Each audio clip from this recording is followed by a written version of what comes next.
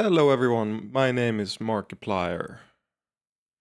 Today we're doing Game Doll.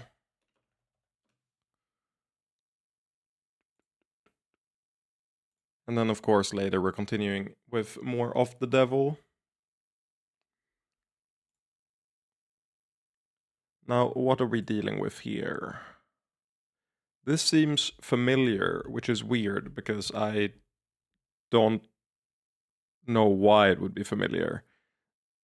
I feel like this is a fantasy game that incorporates modern elements like cameras and stuff like that. It's like sort of cyberpunky. I'm gonna do a Final Fantasy. I'm gonna do like a random Final Fantasy just to see if it's in the saga. It's not. Roller Coaster Tycoon? Or not Roller Coaster, or it might be Roller Coaster Tycoon 3.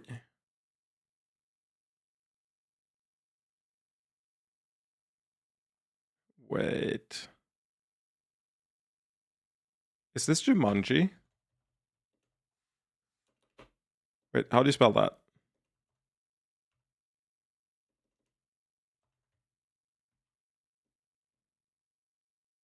Hmm.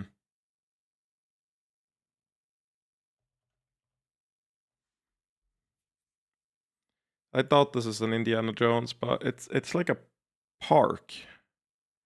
It's like Zoo something. Could be Zoo Tycoon. And then 2. That's what it was. You have to work off the information you have available. That one was very fair. This is Akira Toriyama. Can tell immediately. It's Akira Toriyama, and it's probably like Dragon Quest 1 or something. It's like an old one.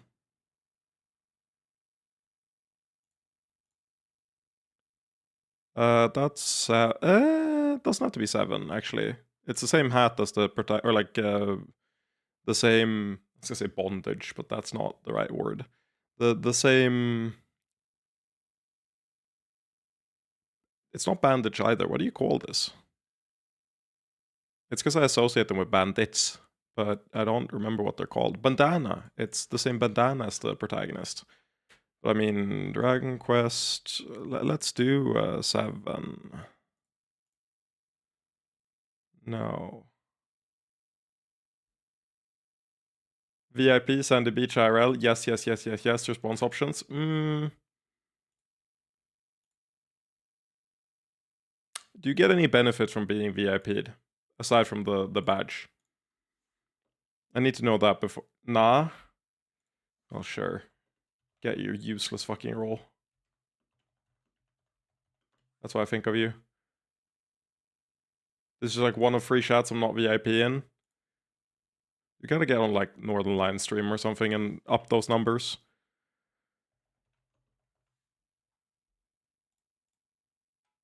Hey, I played this game a whole bunch.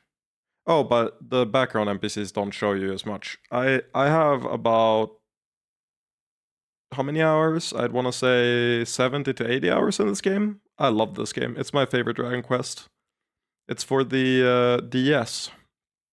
And it has the best post game out of any Dragon Quest, so I had a lot of fun with it. God, I remember the way the job system works in this game is when you max a job, you can regress it back to level 1 and or pick a different job, but you'll keep the skills. So and some of the stats. I forget how the like if you kept all of them or just some of them, but that meant that by the end of the game, I had like the most absurd like class combinations going on. It's a fun game. What do I get? I don't get any. Like I can't even pull up a bar here to skip anything.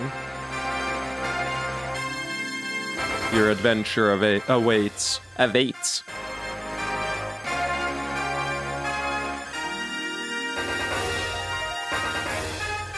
I'm gonna get DMCA'd if I keep playing this. It's a cool game. I never shouted in a stream. I'd die like a Victorian child drinking Cherry Coke. No, this is an insult, but you'd fit in perfectly. 2 average guess attempts. 2 average guess attempts.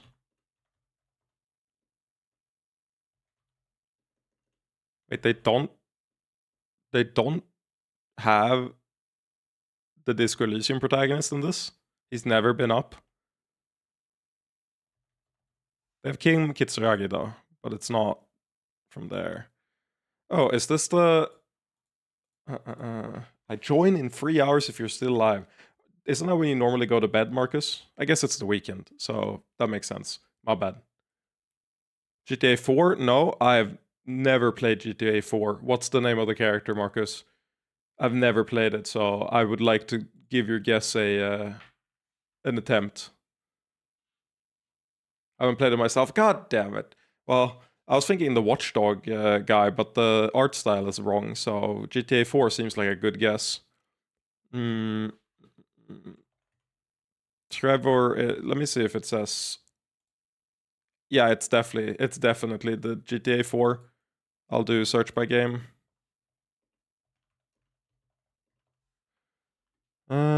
Nico, it could be... Nico's the cousin. Trevor is from 5. I think it's Nico. Yeah. Nico, it's your cousin. Why don't you take me bowling? I'm still catching up on the past VOD. Fair enough, fair enough. There'll be no one here. I'll just be talking to myself. That's fine too. I'm used to it. It's what I do in my own time anyway. We gotta turn on the banger though. I listened to this song as a teenager, and then I think I've hated it ever since, because I listened to it too much in like a short period of time. I watch between the games if it matters, thank you. Oh, Nico, it's your cousin. Why don't you take me bowling?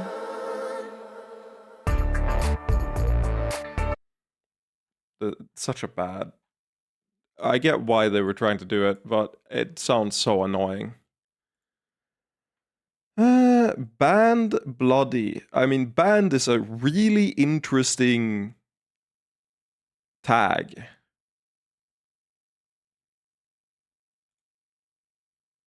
I don't remember very many banned games.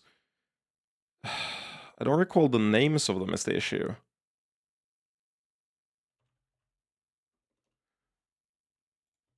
Banned video games.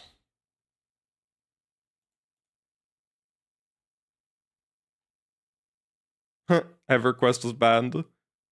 What? EverQuest was banned because the player is able to go on quests for both good and evil. The ban was later lifted. How long was it? 2023? Wait, that's when it got banned. The mask doesn't fit Binding of Isaac. I cannot believe they banned EverQuest.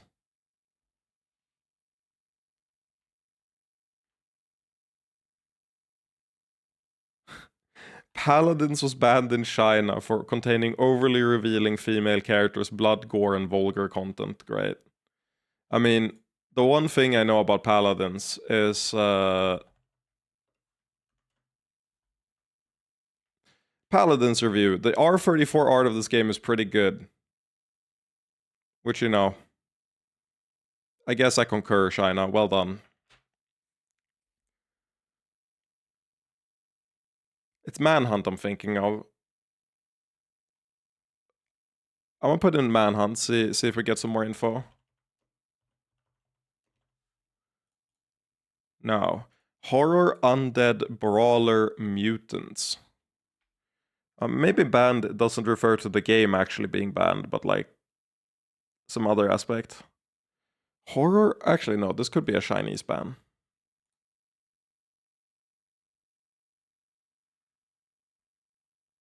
None of these sound like... Plague Inc?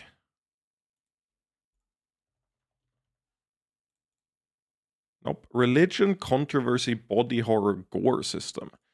Gore system? Religion?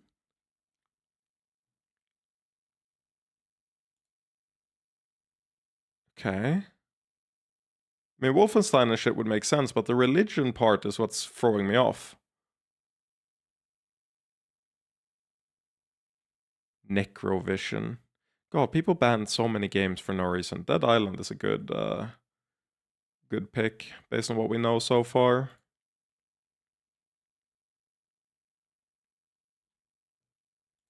Might do Dead Island.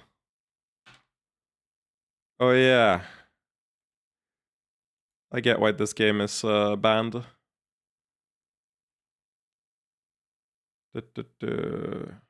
Free Sister Story. Uh-huh.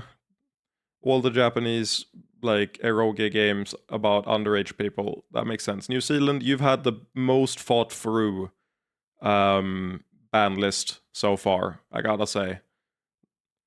But let's do Dead Island. Nope. Cold Classic. Oh, it's Harvester. What? It's not Harvester? I guess Undead doesn't fit. The rest of it kind of does, though. Can we get to the United States? Okay. None of this seem... Okay, none of this seems like it means they're banned. Thrill Kill?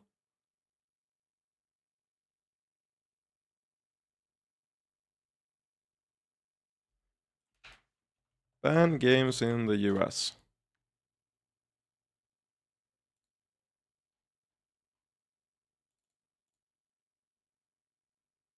Too Human. No, that's discontinued. None of this is banned, though. This is the hardest one I've ever done. I have no idea. 4 average guess attempts. How did you get this? Okay, let me see. What could the next one be? Side-scrolling. Okay, I feel like none of this makes sense. It's a fucking, like, Pac-Man? What do you mean? Haunted Mansion in side-scroller. Weapon pickups, extreme violence. Body horror. Is this some esoteric Japanese porn game or something? I know a few too many of those. What's the... I can only think of like one that maybe, but like none of them fit Haunted Mansion. What the fuck is Haunted Mansion? Regionally censored games. Has to be side-scroller. That's the weird thing. It's like, even though I'm cheating by looking here, I still think it's basically impossible for me to find what they're talking about. Carmageddon isn't a side-scroller, though. Carmageddon was one of the ones I knew about. Zombies Ate My Neighbor. That seems like it would be... Hand-to-hand combat rescue. What the fuck? Huh?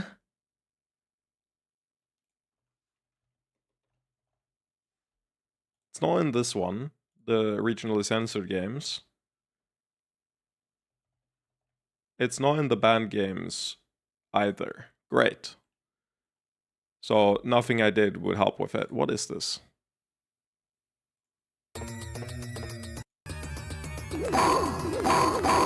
Dude.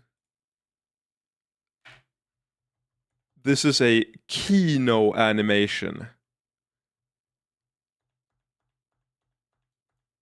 Dude, the follow through. Oh, look at him go. Dude, he hits both with the same slash. That's insane. Low-key, that looks really, like, good for the, like, easily, or rather, okay, wow, I just had like 4 thoughts and they all combined in my head at one time. That looks really, like, smooth to control. I was gonna say it looks good. It doesn't look good, but it looks really smooth to control for the time. The fact that you can, like, turn and still have the hitbox out on the other side seems really good. We should play Splatterhouse instead of Off the Devil, I think. What do you think, chat? Is that a better idea?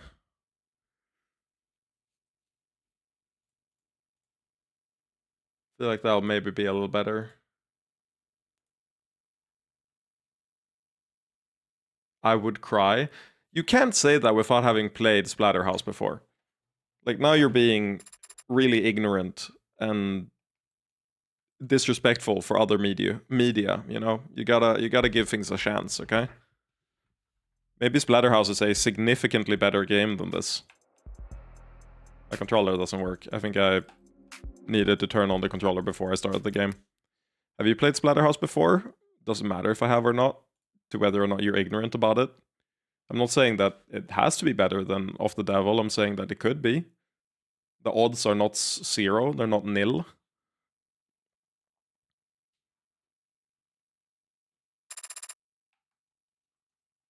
Okay, controller. Explain, why are you not working?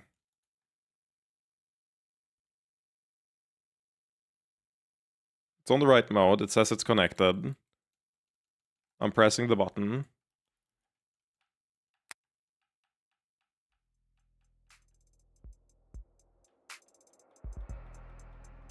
Okay, but like why?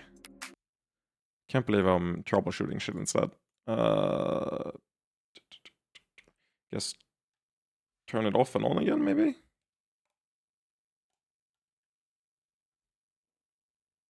Okay, it's connected to the PC. There, supports your Xbox controller. See, it says it's on. I expect my tech to work. And when it doesn't, I get very sad.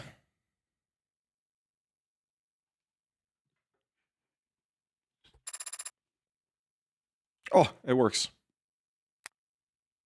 So I've forgotten everything about this game in the like 4 days I've taken a break, 3 days I've taken a break. So I think it's better if we start a new case and go from the start. I'm kidding, I'm kidding. Though I do want to double check. Do I have the log still? Please tell me I have the log. Yes. Let's go back a little bit. Now wipe the look off your face. Right, Mireille came to talk to us at the very end and told us about the really fucked up financing they're doing for fake future insulin. We can't be blamed if the website is poorly designed. That... I feel like that's probably true, and it tilts me. I feel like you should at least have rules on like whether you can access it without typing in like there has to be links to the place on the website, not a specific URL you have to search for on the fucking like a subdomain. Like that seems really silly. There has to be rules about that.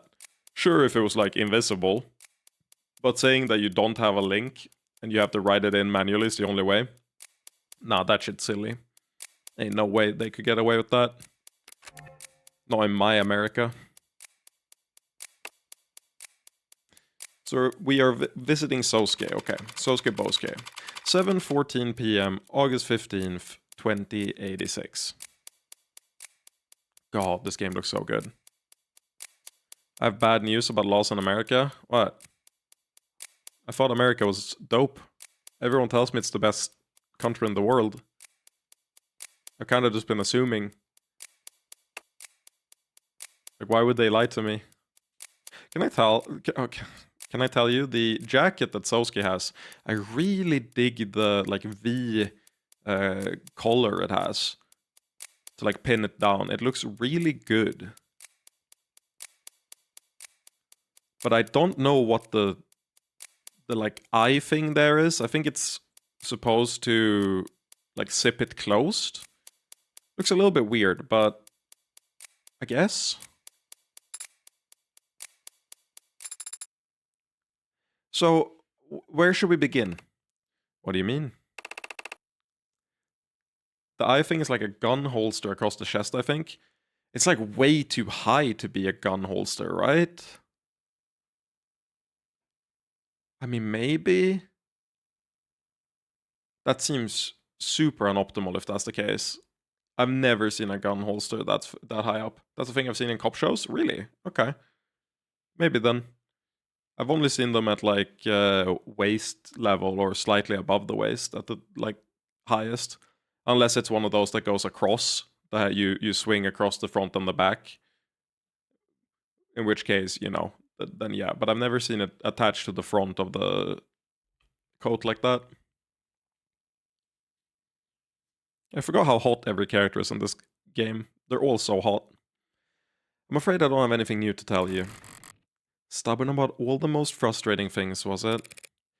I'm your lawyer, Sovsky Boski. We're sworn to always do what's best for our clients, their rights and their privacy.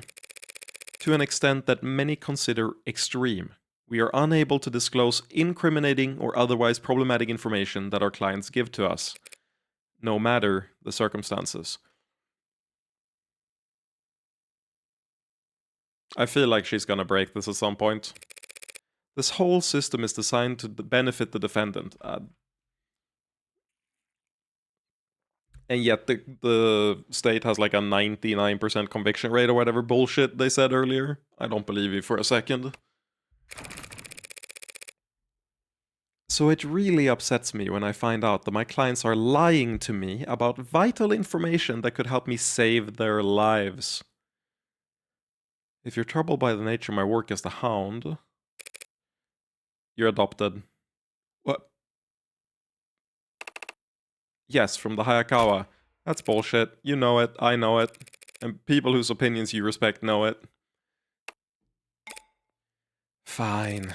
All members of the military have extensive DNA samples on record. If I subpoena... Alright, stop.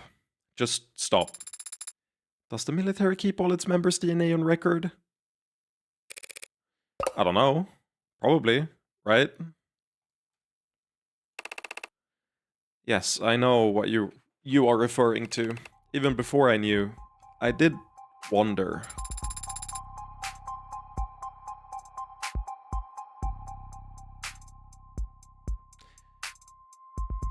I keep thinking that this plan, like I've been thinking about it on my own time off stream. I feel like it's such a liability to keep him alive. But this game has consistently shown that the villains are more human than they let on.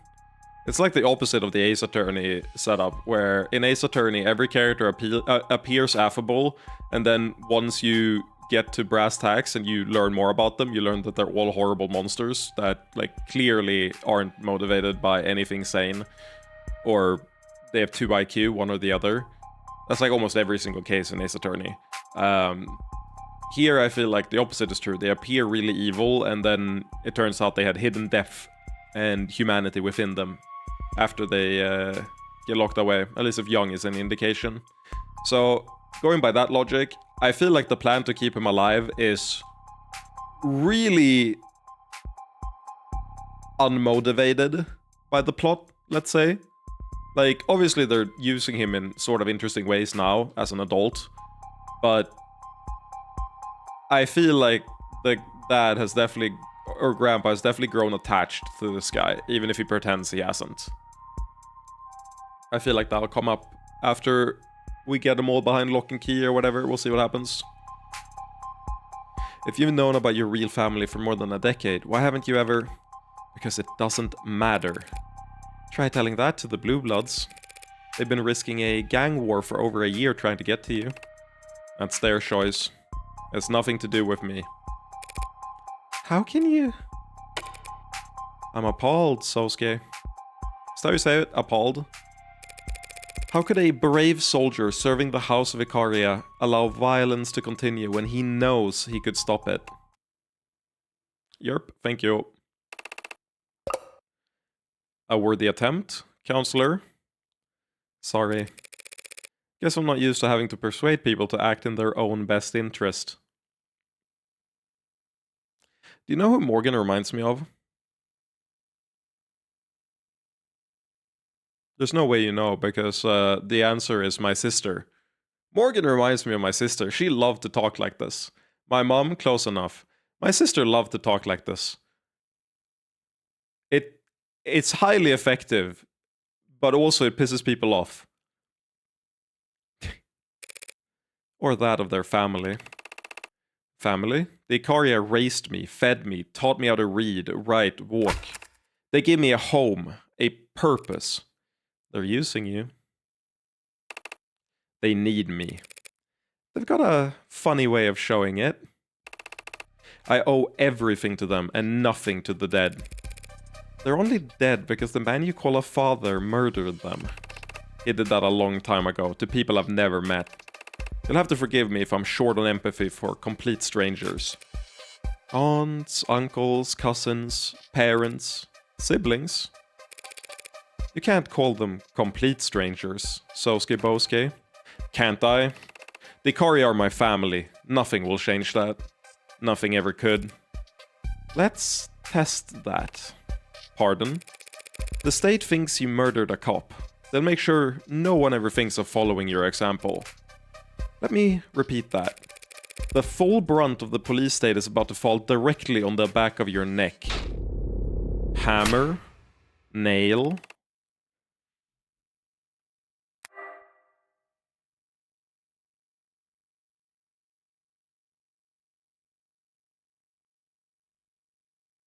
Isn't there a third thing? Don't you say, isn't it one more thing than just hammer nail? Isn't it like hammer nail wood or something? I'm not afraid of prison. You ever been in one? What? No, they shave you. I think hammer she's pointing at the door and nail she's pointing at Sosuke. Possible. I was looking at the text for narration purposes. I wasn't looking at the image. Hello, Kirby. What? When you're convicted, they shave you for hygiene. It's not for hygiene. Are you talking about that virtual work release thing? Do they fit you for skull caps? Not right away. They don't do that to people. Put a man in chains, strip him naked, sew his mouth shut, he'll still recognize himself in the mirror. He's still a person. But shave his head, give him a uniform, and make him sit in the dark with 500 others who've been treated the same. He starts to forget. Forget that he's a person. Happy to hear it, Kirby. I hope you caught the majority of the things in the last 30 minutes, because I feel like that was like the most important part of last stream. After you're so bored, you're seeing constellations in concrete, and after you're scratching your skin raw just to feel something new. That's when they ask if you'd like a job. After people stop being people. How could you even know any of that? I'm a defense attorney, Sosuke. Who else gets to see the inside of a prison and walk away afterwards? Makoto sent me himself, so you never actually took your one phone call, did you? Take my phone and call Hana Kim. And also, what we all called was Giba Goibib gonna happen. Did you get Giba Goabe from gonna happen? That's a funny typo. I thought you were doing full baby speak.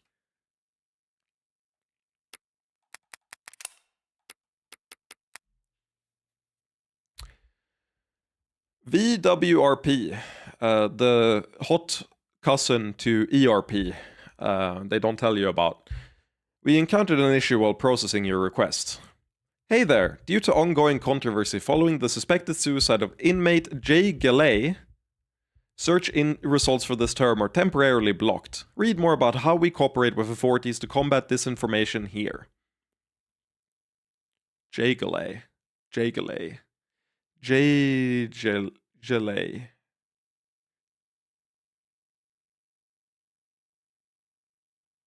Jail?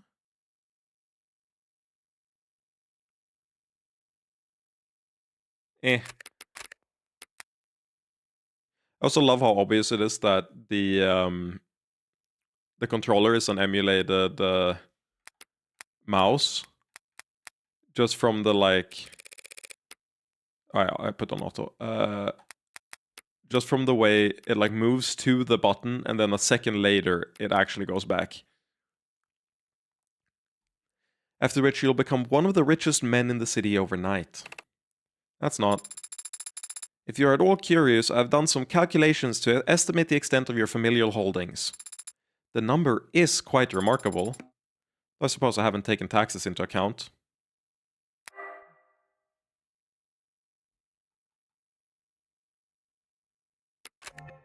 Wait, I went through and was trying to find it, but because of the way the scroll worked, I didn't realize that these two were new messages. So the Blue Bloods will volunteer a fall guy to confess to these crimes and you'll walk through free. I missed this land dialogue.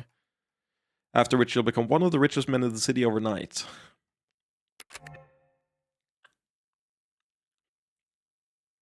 And I will still need to rewatch the VOD since like everything in the last 3 VODs were kind of fire. I agree. This case has been fucking fantastic so far. Like an insane heater, I gotta say. You know what else I gotta do? I gotta get my blanket, cozy up. I have a hot water bottle.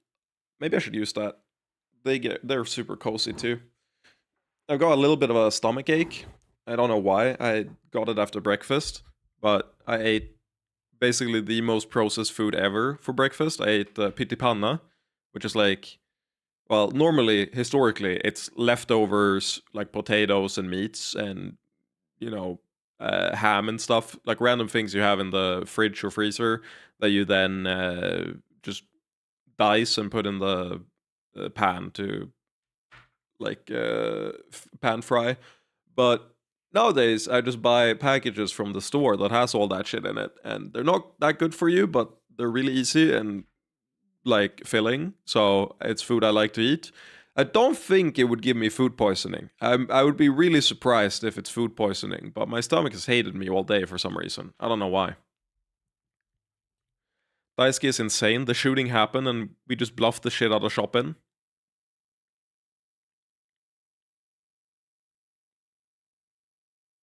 Was Daisuke? Wait, what do you mean that we bluffed the shit out of Chopin? Wait, I don't have Daisuke here. Wait, at the very bottom. Nice.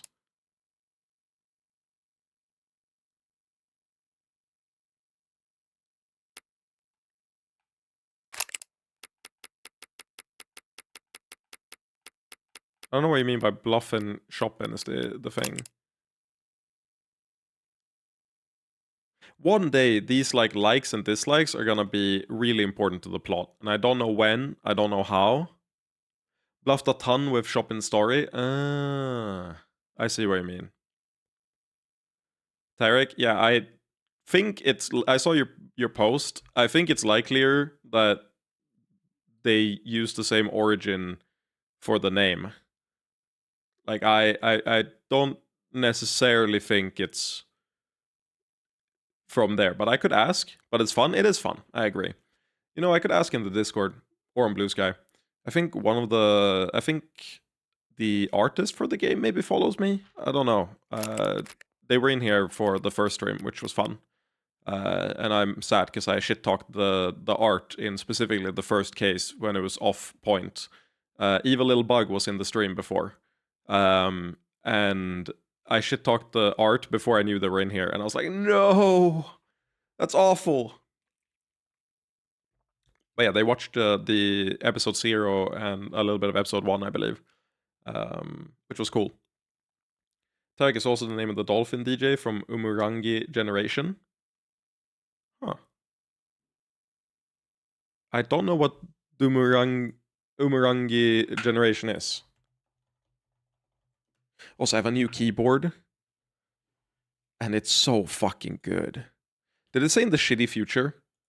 Umurangi Generation is a first-person photography game in the shitty future, set in Tauranga Aotearoa. Off the back of an impending crisis, you are a courier for the Tuaranga Express.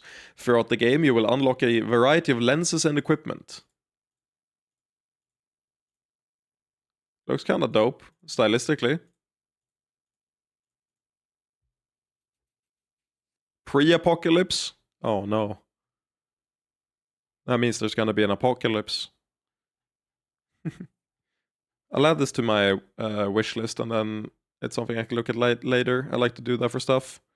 God, I went to it on the website, not the Steam client. So, Umurangi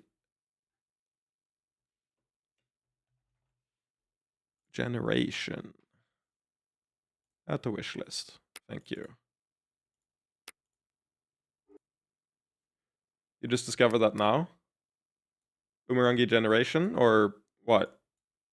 The wish list? No, I'm just mad that I went there on the website. That there's going to be an apocalypse.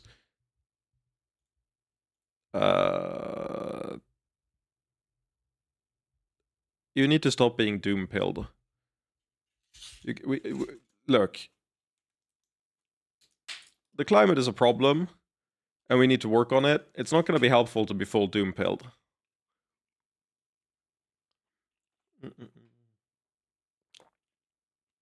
Not if you actually want to make a difference. Always bet on nothing ever happens, and human resiliency and community helps us survive and thrive. Well, the last part is looking a little rough right now, but yeah, I mean, eventually. Wait, I skipped through it. No one's asking you to abandon the Ikaria. You could become their greatest ally. Together your families would... I know exactly what would happen if I made that deal. I won't do it. Why the hell not? Why not, Sosuke? You're forgetting a few small details involved in this process. I think this might be my favorite or second favorite song in the game. I really like this song. Namely, disowning the people who raised me my entire life, and claiming myself before the world as the son of people I've been fighting since I was a teenager. How shameless do you think I am? Daisuke, that man raised me like his own son, and in return, I can't throw away the name he gave me just for goddamn money. Treat your men as you would your own beloved sons, and they will follow you into the deepest valley. Is that it? You would rather rot in prison as an Ikaria than live in luxury as a blue blood? Love the stylistic choice. That's fucking baller. Gladly.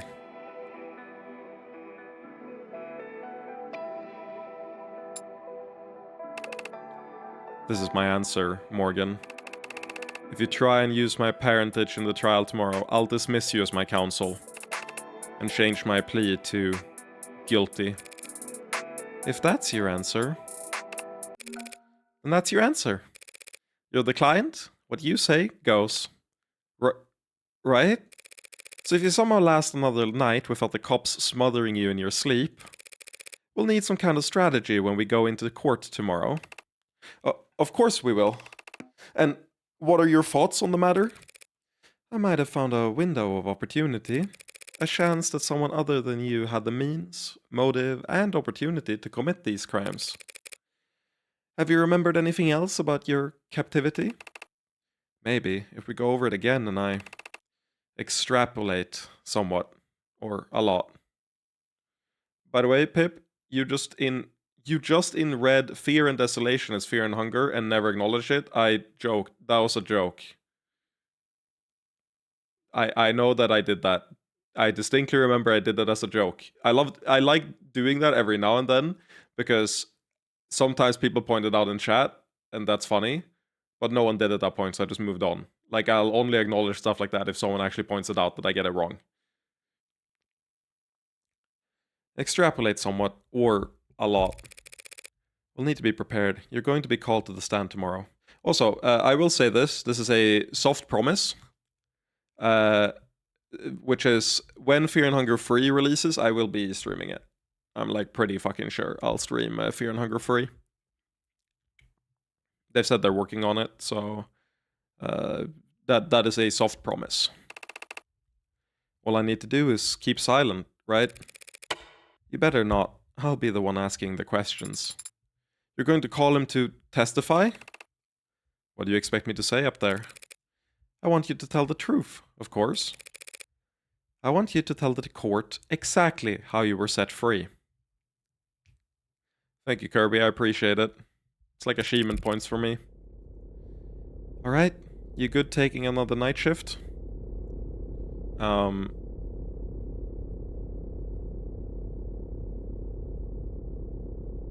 These shares look better than my office shares.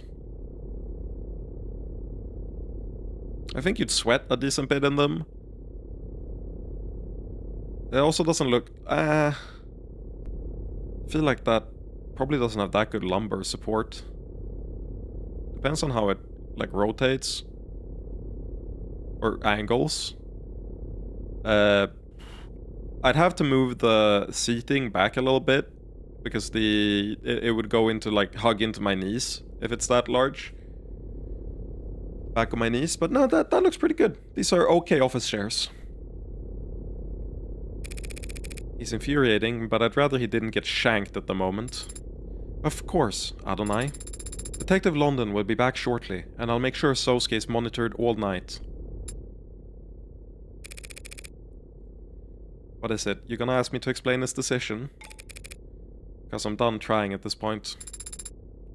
I don't think his decision is that confusing. Is this the first time that Sarah is gonna one-up us on, like, reading people? Or at least, like, attempt to? He wants to be loyal to the people who've shown loyalty to him. Shown loyalty. Do you need a microscope to see it? You spot any members of the noble house of Icaria around here? Are they hiding under a box somewhere? The people who've shown loyalty to him historically. His decision doesn't confuse me, but his choice of words. He considers the Icaria his true family, yet he again spoke of a debt to them. That seemed odd to me. God, this is...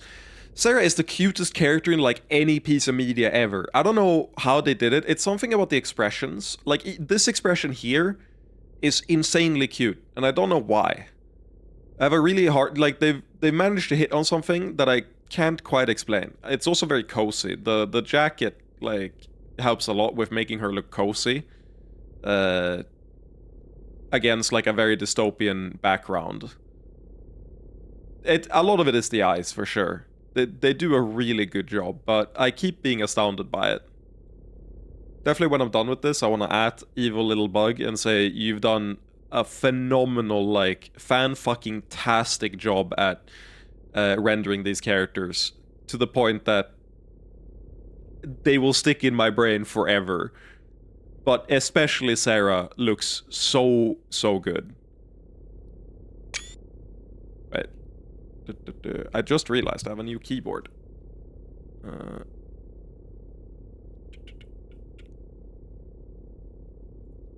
One second. I was gonna link that to Evil Little Bug, what I just said. At them with it. Because that's the type of thing that would make me happy if someone's told me. But I realized that my hotkey for saving a replay doesn't work anymore because I stopped doing, or I don't have the key anymore in this keyboard. It's a different format than my old keyboard. It's so much better than my old keyboard. I'm happy.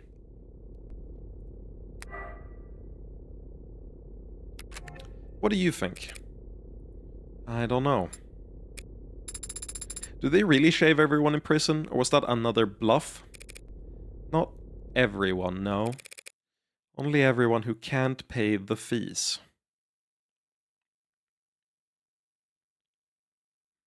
I feel like the Sandy, or not, I feel like the Icaria family would get them out there. So that he wouldn't get shaved, but who knows? Well, no, Daisuke did say that he'd prefer if he rotted in prison. Look, I'm betting on Daisuke's humanity. I'm betting on him not being that much of a psychopath. He'd at least prevent them from the worst torture, I hope. 8:44 p.m., August 15th, 2086. Morgan's apartment. Yeah, Mireille is also a good... Like, she can go under him for sure. Hey, it's the episode 0 menu screen. It might be episode 1 as well, but it's definitely at the episode 0 menu screen, I think. A good puzzle feels satisfying to complete. Like a good story, it maintains its appeal even when viewed in hindsight. A bad puzzle doesn't make sense after you finish it. The picture's there, but it's muddled, vague. And you feel like an idiot for bothering to piece it together. Sosuke Ikaria's that kind of puzzle. I fit every edge to every edge just so that the result wasn't satisfying. An infuriating client to cap off a frustrating case, which is why, in the third act, some bullshit is gonna happen. Having to keep track of what the cops know, what the Blue Bloods know, what the Ikaria are hiding, and what Emma is thinking. What I've learned, what I know to be true, what I can prove, and what I can actually say. And even after all that, getting kneecapped when my client refuses to play his best cards. I wanna clear my head, don't kill anyone. Or maybe empty it.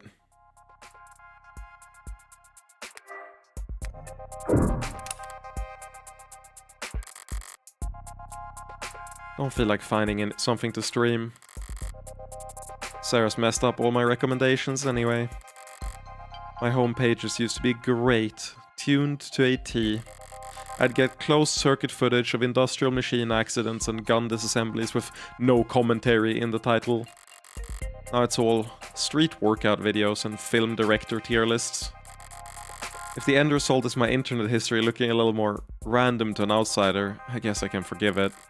But if she ever gets me added to mailing lists for diet supplements, I'm fully revoking her net access. Does Sarah have a complex about her weight? You can't be serious.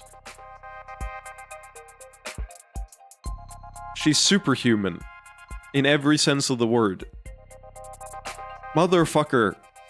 Don't let her develop a, like, eating disorder, Morgan. Or you're going to hell.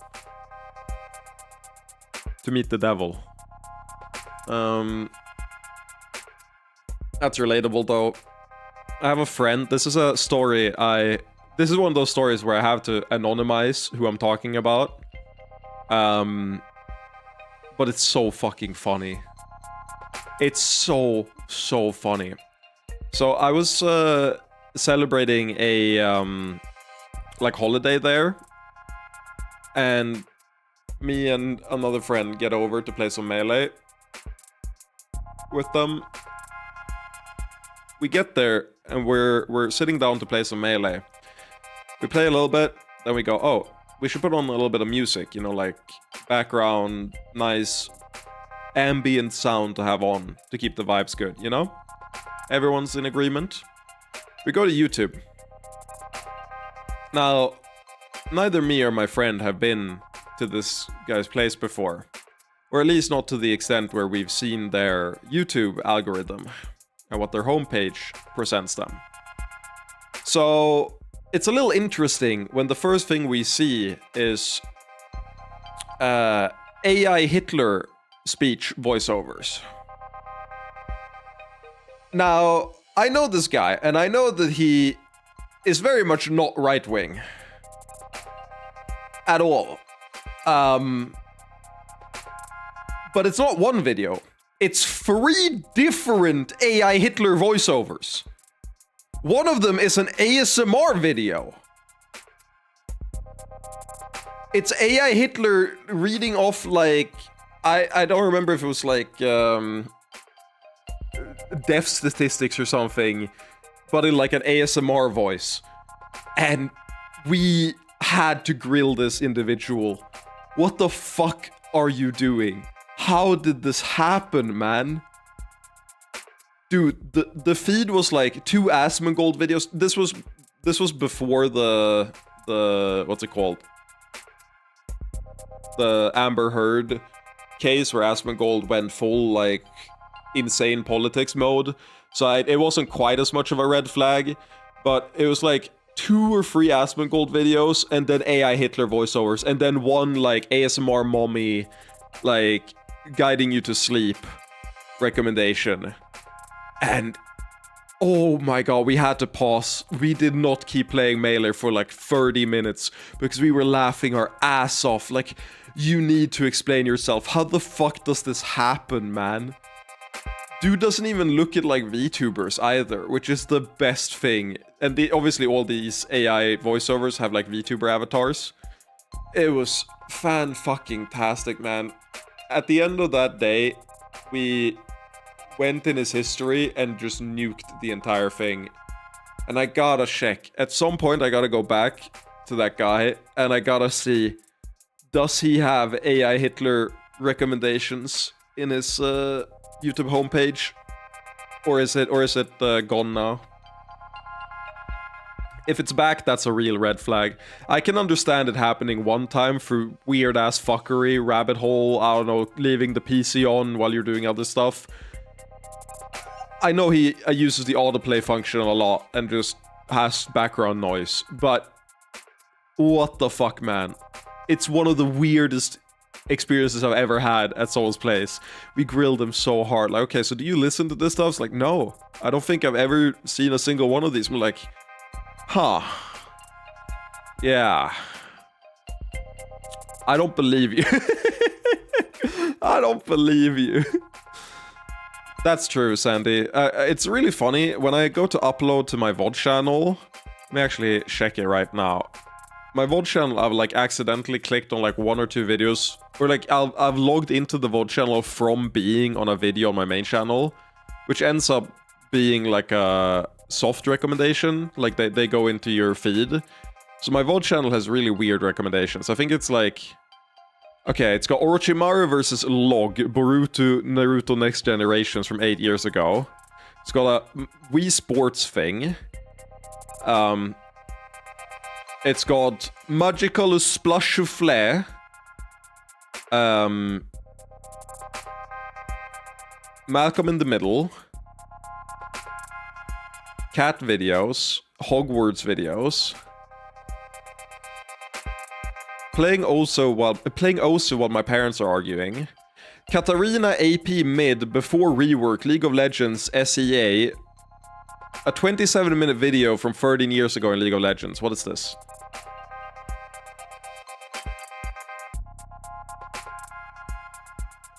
Why? So it's clearly gotten enough inspiration to not be right-wing stuff anymore, but it's still, like, fairly random. Compared to... also so many Minecraft videos. But when it was actually, like, completely new and I didn't press a single video by mistake, it was so...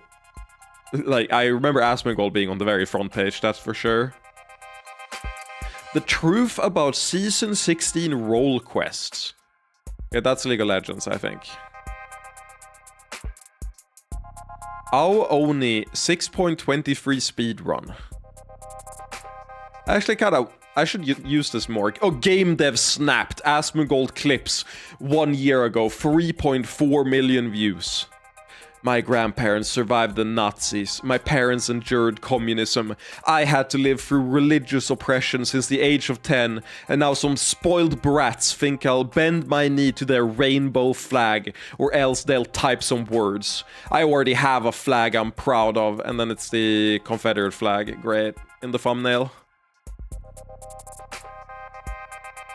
I should do this. This is good for the brain. You can see what people look at. You can see why people are brain damaged at this point. Chess, but you're horny. You can only take enemy pieces from behind.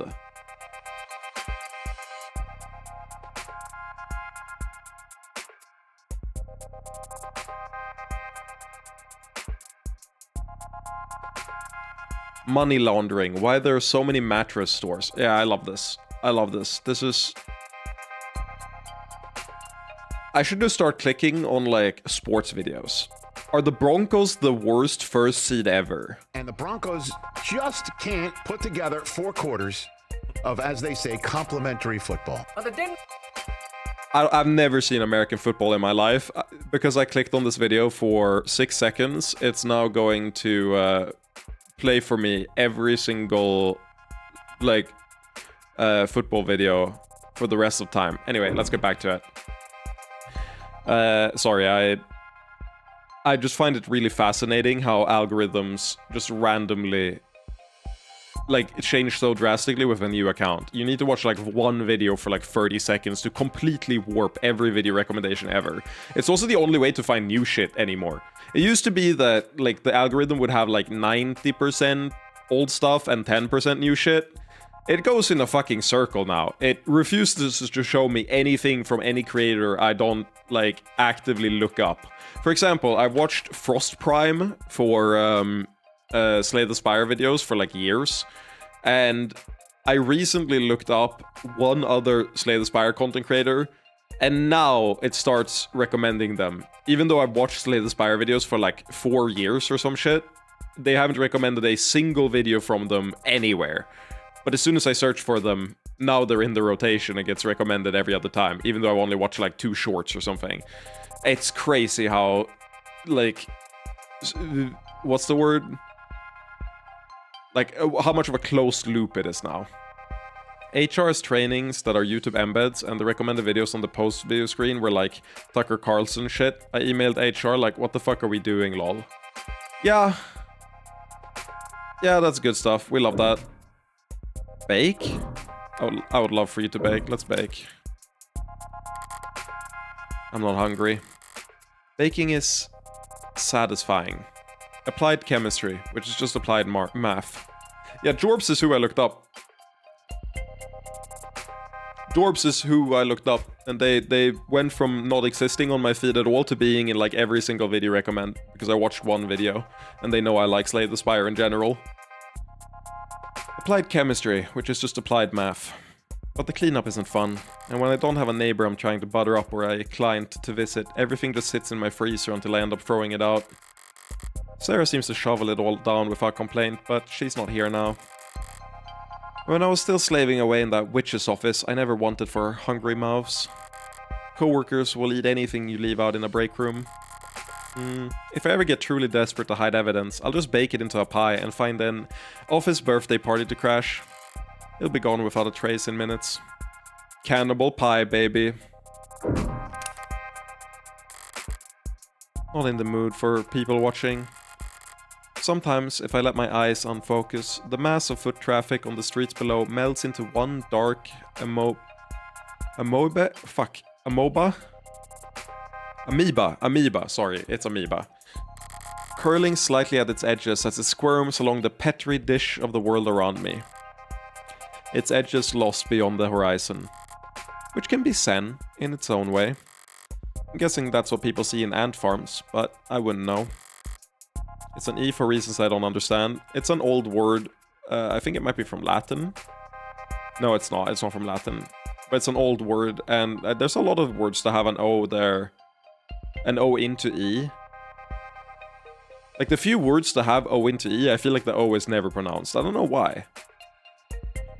You could probably think of a bunch of counterexamples, but it sounds Greek to me as well. But I think it's a consequence of, like, a different system than Ether, one of those ones too. Well, no, that's not one of those. The reason Ether is the way it is actually because of the a letter that exists in Swedish, Danish, or not Danish. Yeah, it is. Wait, no, Danish is Netherlands. What the fuck's Denmark? No, Denmark is Danish in English. What the fuck is the Netherlands in English? What is their language? I know what it is in Swedish. I don't know what it is in English. Wait, Danish is the Netherlands language. What the fuck is the Denmark's language in English? What the fuck? I'm tripping. Denmark language. That's Danish, right? Denmark is Danish. Yeah, that's Danish. What the fuck is the Netherlands language? Dutch. Dutch. Fucking hell, man. Can't believe I forgot Dutch. Yeah. Danish. It's in Danish, Swedish, Norwegian, and I think Finnish as well, but it's a different letter. It's the A and E together becomes A. So it's afer in like our languages would be what it is, but ether is the closest you get in English. So when you see an A and an E together, it's the same as like in... It used to be demon, which is... In Swedish, it's demon. Demon. And that's A and E together forms a new letter, which is the one they use in Danish. For us in I can actually show this. This is what the letter looks like in Swedish, whereas in Danish it's a contracted A and E. They're like fused together, which I can do on my keyboard, but I forget what the hotkey for it is. Who the hell would want more insects crawling around their house? This is pointless. Might as well close my eyes and wait. Even staring daggers into the backs of my own eyelids would do more good than this. Whatever this is. Let me grab one of my burritos. I'm getting kind of hungry, and they're smelling really good, so I will grab one here. I've got 6 of them.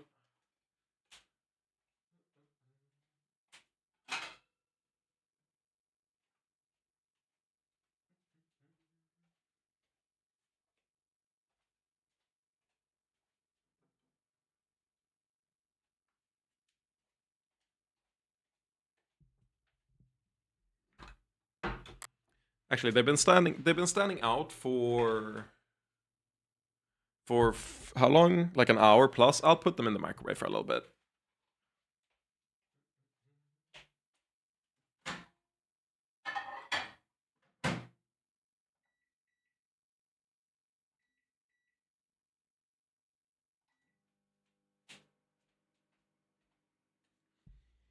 God, I did what's it called? It's called oh, I'm blanking on it. That's how you know I'm hungry. I start blanking on a lot of stuff when I'm hungry. I don't know if it's medication related. No, I think I do it anyway. It's just like my brain is way worse at indexing information when I'm hungry. But it's crunches, but it's not just crunches. What's the word for it? Abdominal crunches. That's it. I did abdominal crunches at the gym yesterday, and I feel it so hard in my chest. It's crazy. It's like I stand up and my core is like, motherfucker, are you okay? And I sit down, and like if I move slightly like back and forward in the same motion that the abdominal crunch motion is, it like it doesn't hurt necessarily, but it feels so uncomfortable. My core strength is so weak.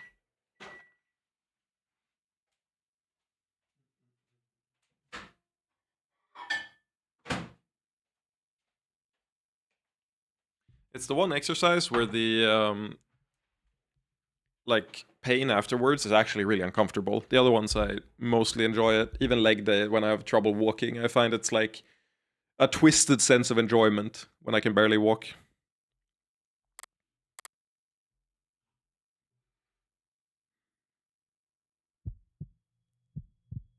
Yeah, what's up with this? Like, this has to be Emma, right? It's either Emma or a character we haven't been introduced to, but I'm like 90% sure it's Emma. Hey, cool kid. If you go to jail for starting this pyramid scheme of an extracurricular activity, does that help or hurt your chances of becoming a lawyer?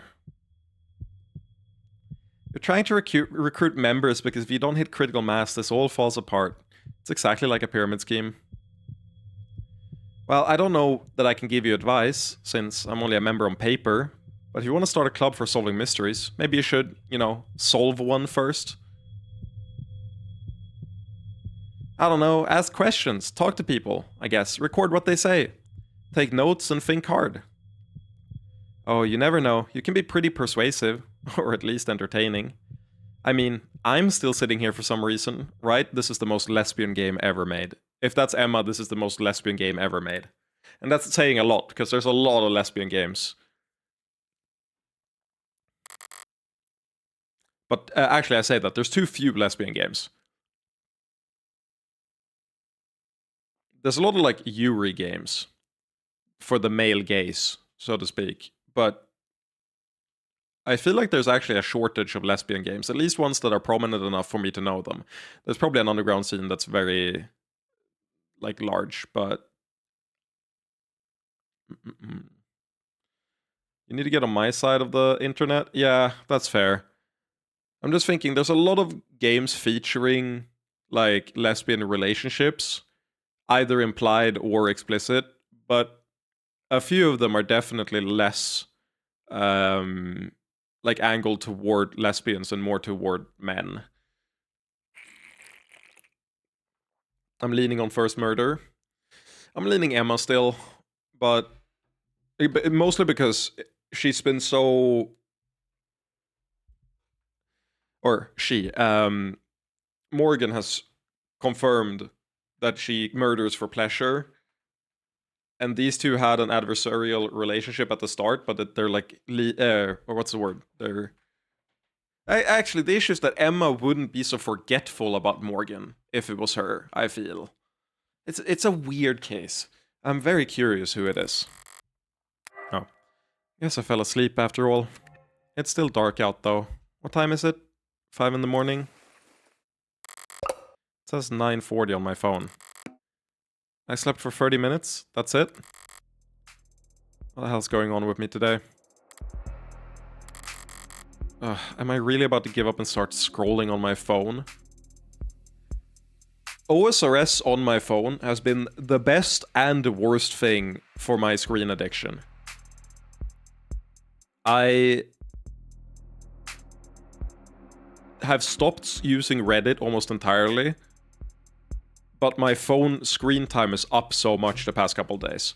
But that's mostly because I'm training fucking agility, and that skill is like the biggest pain in the universe to train, and I have 8 hours left of it, roughly, until I'm done at level 70 and I get full graceful, and then I can finally start playing the game. But I've done like somewhere in the range to like 14 hours of agility the past 2 or 3 days.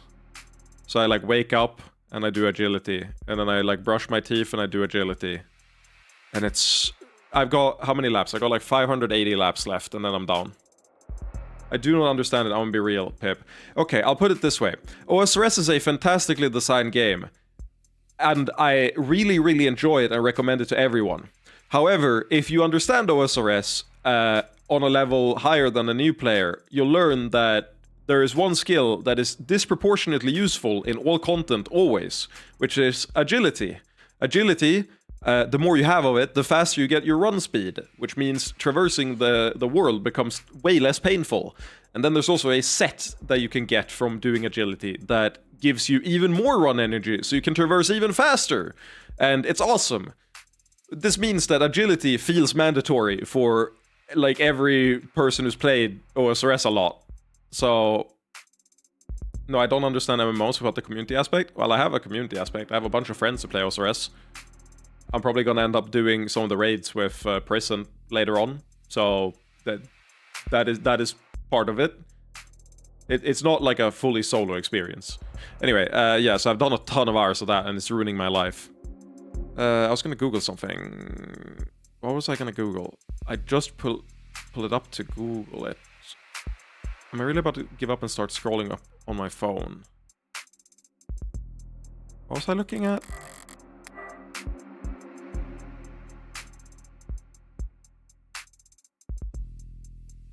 I got distracted.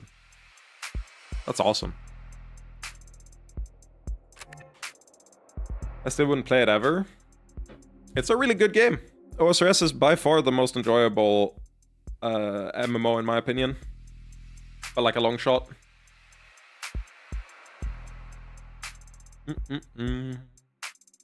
Oh, this is so tasty. This is the best burrito I've done.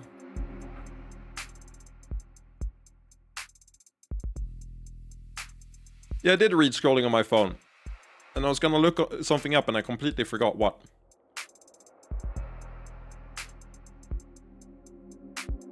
I throw a couple of burritos in the toaster oven.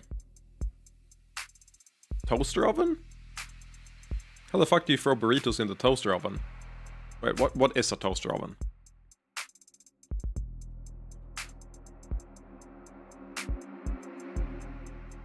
What the fuck are these? I've never... These are just mini microwaves. The fuck? I've never seen this before.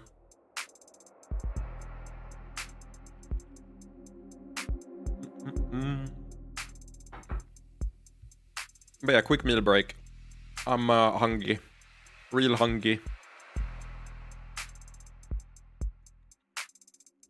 Let me see if I can window share.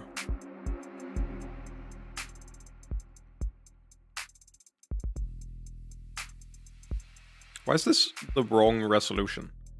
Oh, did I not full screen? No, it's full screen. Why is it the wrong resolution for the stream? That's really weird. Huh? It's the right resolution. Oh, it's because I hit the bottom for some reason. Why? That looks more correct.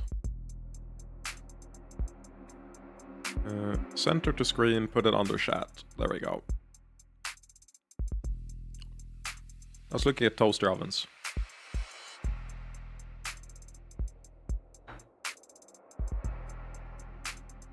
I was gonna look at something off the devil related, but I completely forgot. But this food is gonna save me, so it's alright.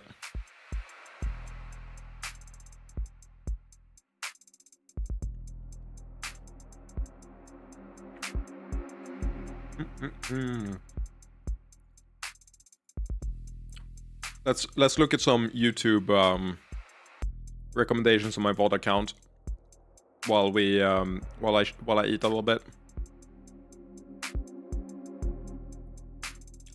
The anxiety around Japan being anti-immigration.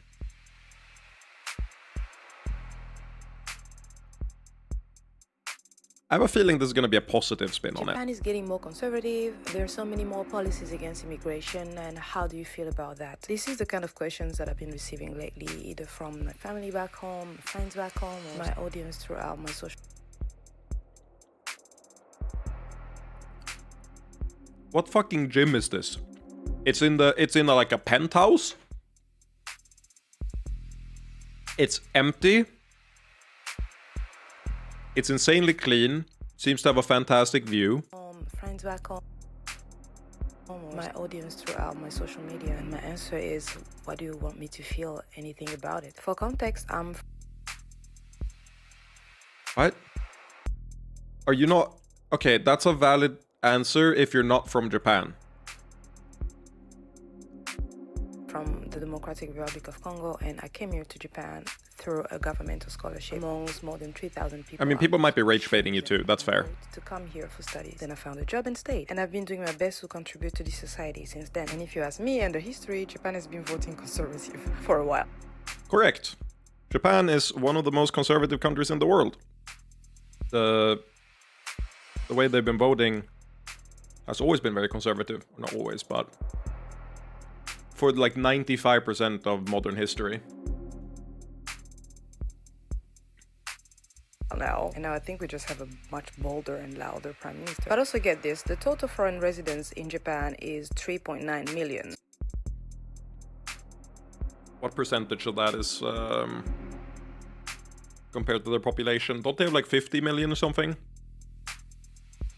What's the Japanese population?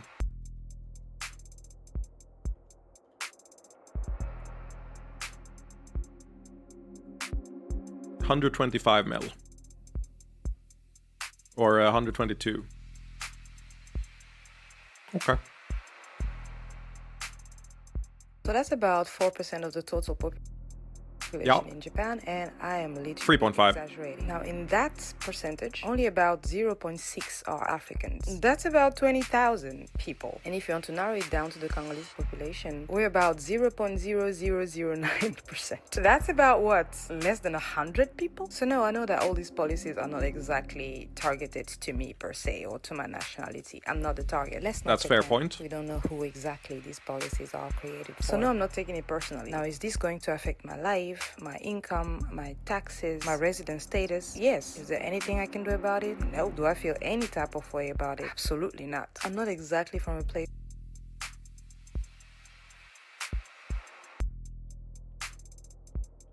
I feel like there's a specific policy that I don't know about that she's referring where to. politicians take the best decisions for population or even consult the population. So I'm not exactly surprised by the political situation. I don't understand this background footage. Why you do this? Oh yeah, no, I would never have gotten that individual recommended on my main account, ever. In 100 million years. Even though I actually watch a fair bit of Japanese content.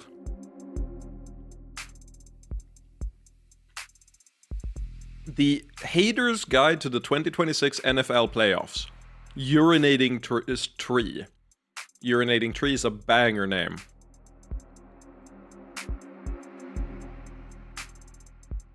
This is what you have? Yeah, this could heat a burrito, no problem. I always, what's it called?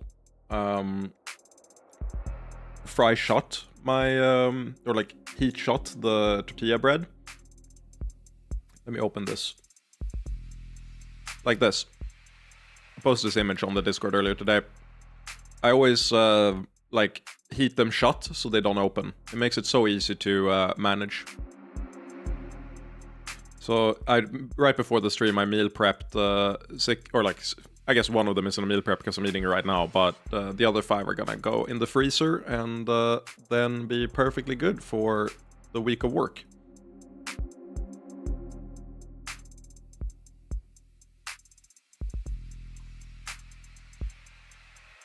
The fuck, there's a crypt in Megabonk?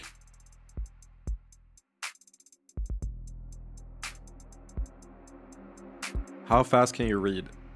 Oh yeah. This type of reading is really annoying, in my opinion.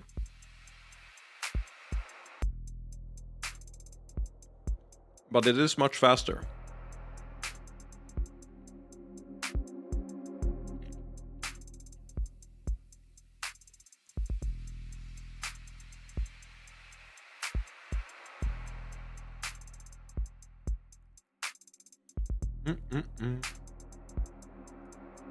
You can see it's already getting tuned to sort of what I look at. Dolan Darkest I've never looked at.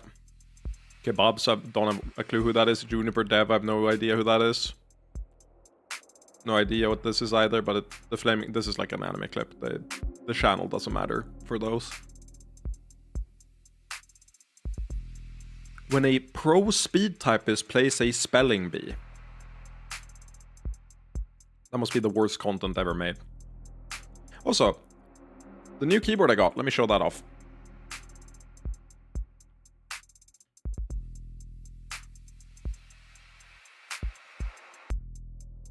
Huh?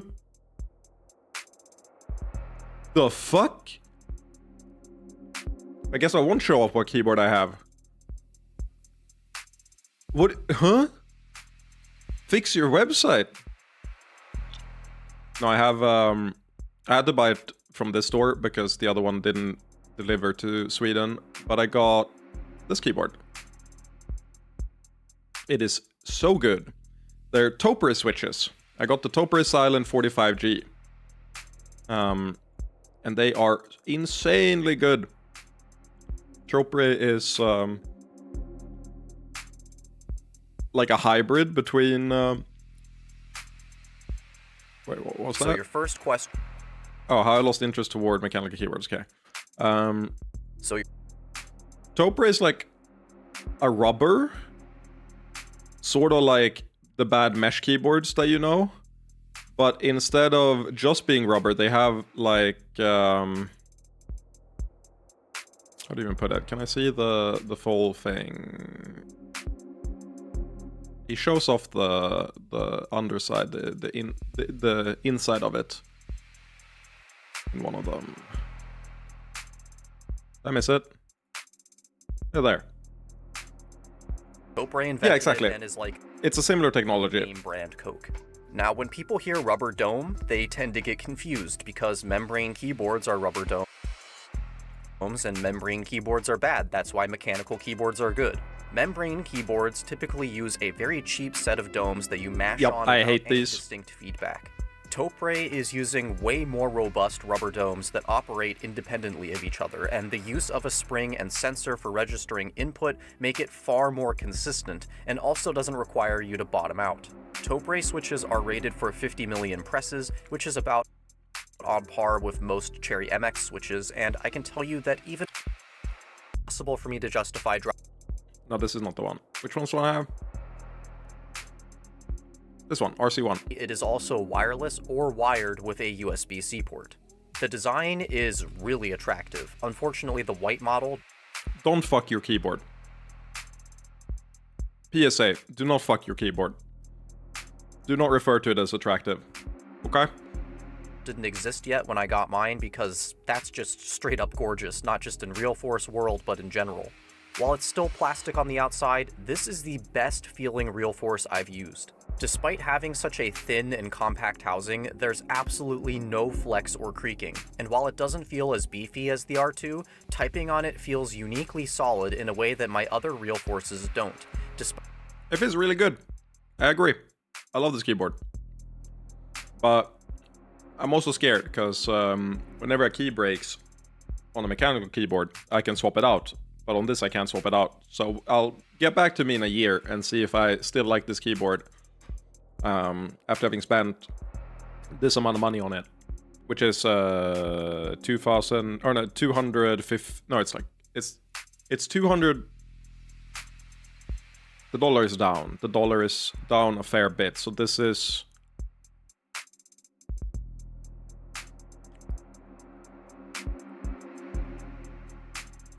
$240, I believe. No wait, I'm doing it in reverse. It's 300 something dollars.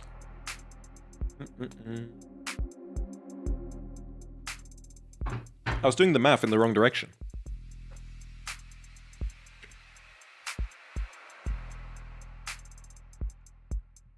Huh?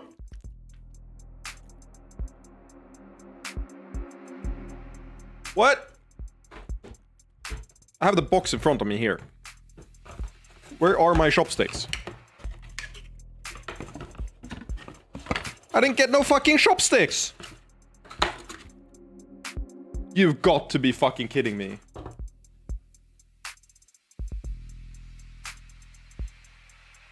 Dude. I should raise a complaint. What do you mean I don't get the chopsticks? Are they hidden in the case, maybe? The casing? No, this is all cardboard. Okay, I gotta double check my order. I'll stop screen sharing the window. And we also have finished eating the burrito, so we're almost back. But I need to double check my order. I need to go to my mail. It would be really funny if they have to send... I'm not gonna force them to send it from the US again, but it would be really funny. I get too much shit on this one. View your order.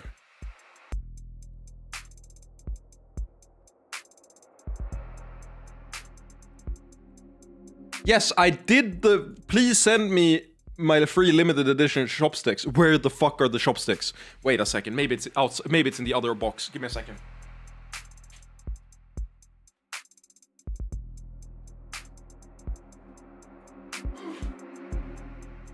They're here.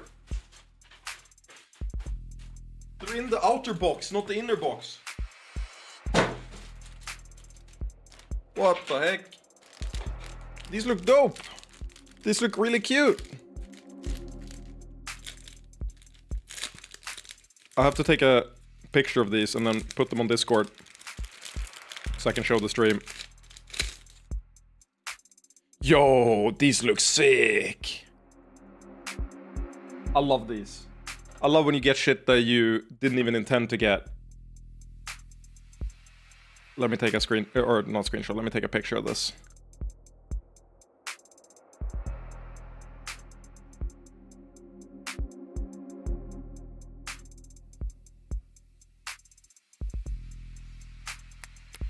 I've taken the picture. Open link and then show you on the stream. Look at this. They look good, right? I love these. They look like pens almost. They're pretty robust as well. Ooh, they have a really good feel to them as well. They're like coarse in a really good way. I like these. These are probably better than any chopsticks I've used. I like how pointy they get toward the end. Makes them easier to use. Nice! I got chopsticks. Thank you, Real Force. I was almost mad. That was a very productive, like, tangent. I learned I got chopsticks. But that said, I finished eating. I am back in it. My life is fixed. So now, nothing should stop me from playing the rest of this. Finishing the case tonight, for sure. How long could it be? Like another 2 hours until we're done? 3 hours max? Am I really about to give up and start scrolling on my phone? I should check my temperature. There might be something wrong with me. I can't believe I never acknowledged that line before. I mean, it's not the temperature that's wrong with you. It's everything else about you. But thankfully, you're so bad, you're good. And I'm so bad, my controller doesn't work. Don't feel like going to find the thermometer. How about a bet? 300 says the first article that pops up is an advertisement. There's always good news every night. Beloved school janitor given dance-off salute by students after having to postpone retirement for third time. Do you know why these hit in this game? Or like why the world building hits? It's because it's taking things that already happen and just tuning them a little bit more. Like, I've seen this exact headline, except it didn't say for the third time. It said postpone retirement. ... Like, I swear, I could Google this exact line. Let me do that. Beloved school janitor given dance-off salute by students after having to postpone retirement.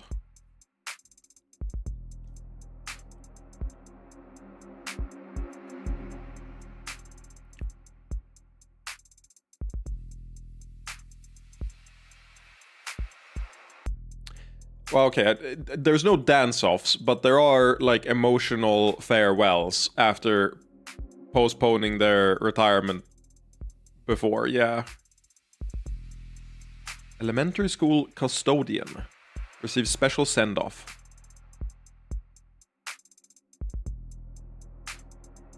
Neat.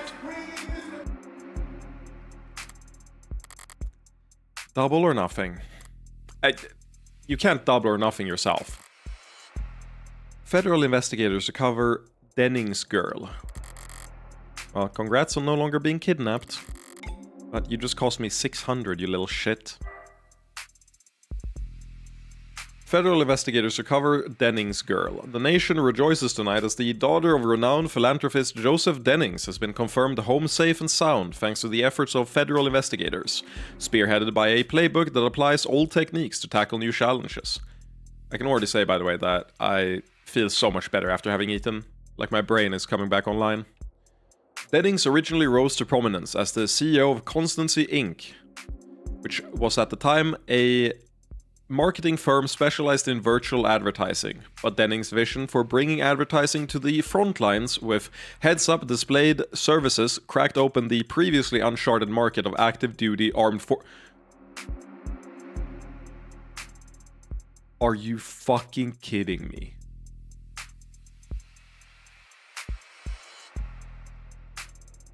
Serving them relevant, relatable, automatically generated content that informed them about the products they wanted waiting for them on their doorstep when they got home. Are you fucking kidding me? They serve ads to the army? To soldiers? That's crazy. After making Constancy one of the leading advertising agencies in the world, Dennings thought that he'd finally get to spend time with his family when he graciously stepped down as CEO to focus on his philanthropy, while also serving as COO in an advisory role. Advisory role. Sorry, not adversarial, but advisory. This is the type of shit my classmates wanted to do when I was in data science grad school. I've been told from a reliable source who went to school for marketing that half the people, or maybe even more, that go into marketing might lack a soul. But tragedy struck earlier this week when his daughter was kidnapped on her way home from school in an attack investigators describe as meticulously planned and flawlessly executed. When the vicious attackers contacted the Dennings family and demanded an exorbitant ransom of an undisclosed amount, a lesser man would have panicked, or worse, given in to their demands. Fortunately for his daughter, Dennings is not a lesser man. Those first 24 hours are essential. We need every minute we can get. It's really quite remarkable that Mr. Dennings was clear-headed enough to contact us right away, said one investigator close to the operation. Investigators sprang into action, of course, but here our story takes a curious turn. Instead of searching the map for the young Dennings girl, they mapped out the psychology of the kidnappers themselves. We wouldn't really describe this as a terrorist act, but the sick, twisted terrorists who committed this atrocity did do us the courtesy of communicating openly and often. From the way they spoke, the words they chose, we started to narrow down their possible backgrounds, and then we revisited the crime scene. Investigators credit their breakthroughs to footage of the kidnapping that indicated the terrorists had military-level training and discipline, carrying out the attack in a so-called quartet formation, considered a signature of the military's elite hostage retrieval squad. Anyone can read handbooks and try to copy what they've seen in military sims, but this brutal act of class-motivated violence was carried out without so much as a shot fired. Miraculously, skills like that, unfortunately for the suspects, are as unique as fingerprints. We had warrants to search all 4 suspects' properties within the hour. God, my digital footprint is so bad. It's so easy to track who I am based on the add-ons I have. It's kind of tragic, but I just hate not having a better experience on the internet. So I have way too many add-ons if we talk about privacy. Even though I have all the I have VPN, I have all ad blockers and all that shit. Do not track me, or whatever the new version is called. It sucks because I have too many add-ons, and digital fingerprinting is so good that it's probably max one other person on Earth that has the exact setup of add-ons I have. I don't know if they can check the configuration of add-ons. If you run Tamper Monkey, can they check the individual scripts you have? If they can check the individual scripts you have on a Tamper Monkey thing, then it's impossible for another person to have the exact same setup I do. So even if I VPN, if someone wants to find me online, it's not very difficult. At least not on my home computer. It's difficult on other computers, but not my home computer. But my Steam Deck is fine. I run an unmodified LibreWolf there. While some less dignified members of the press question the nature of this horrific crime, asking pointed questions about a possible relationship between Mr. Dennings' past work and the suspect's military backgrounds, Chief Director of Investigations Valentine avoided the mudslinging with a succinct reply of no comment. Mr. Dennings' business associations have no bearing on the value of his daughter's life, which I'm glad to say is no longer in any danger. For that, we have to thank the efforts of the brave young investigators to my left here. Special Investigator Ayase, Technical Analyst Solkov, Special Agent Greenfield, and Special Agent Beckham. Oh, so it's Shank's crew from One Piece. Together they...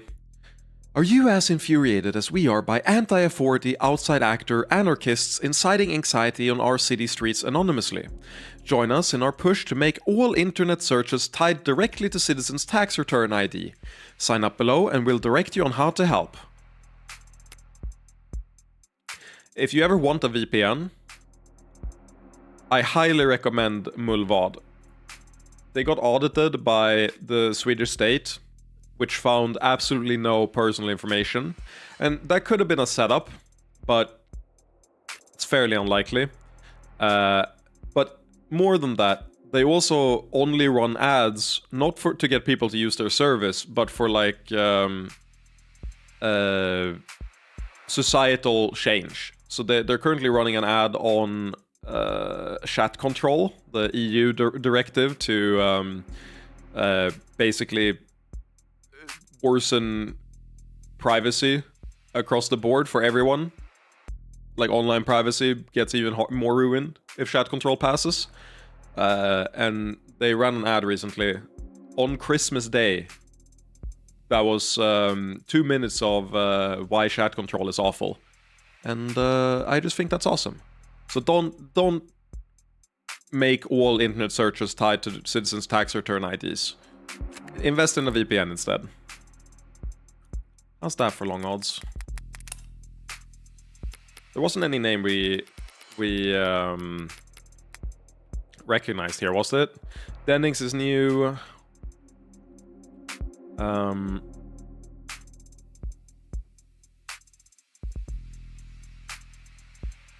His daughter, we don't know who that would be.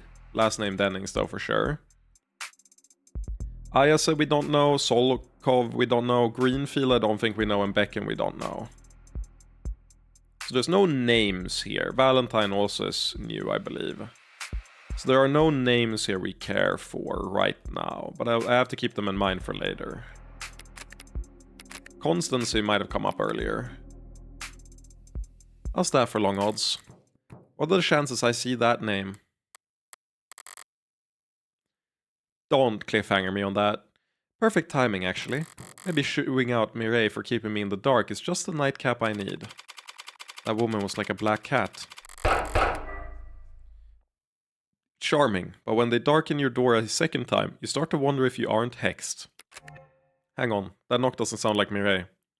Oi. That voice almost sounds like... Pen up already, you shit. Better check the door cam. Hello, baby. How are you doing? Detective, is that you? Open up. Pardon? I said, open up.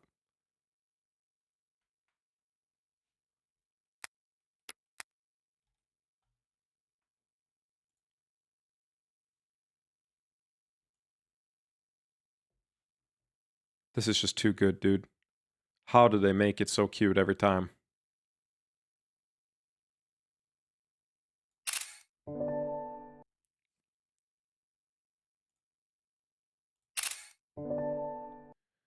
They really are yearners. You're so right. The designs go so hard.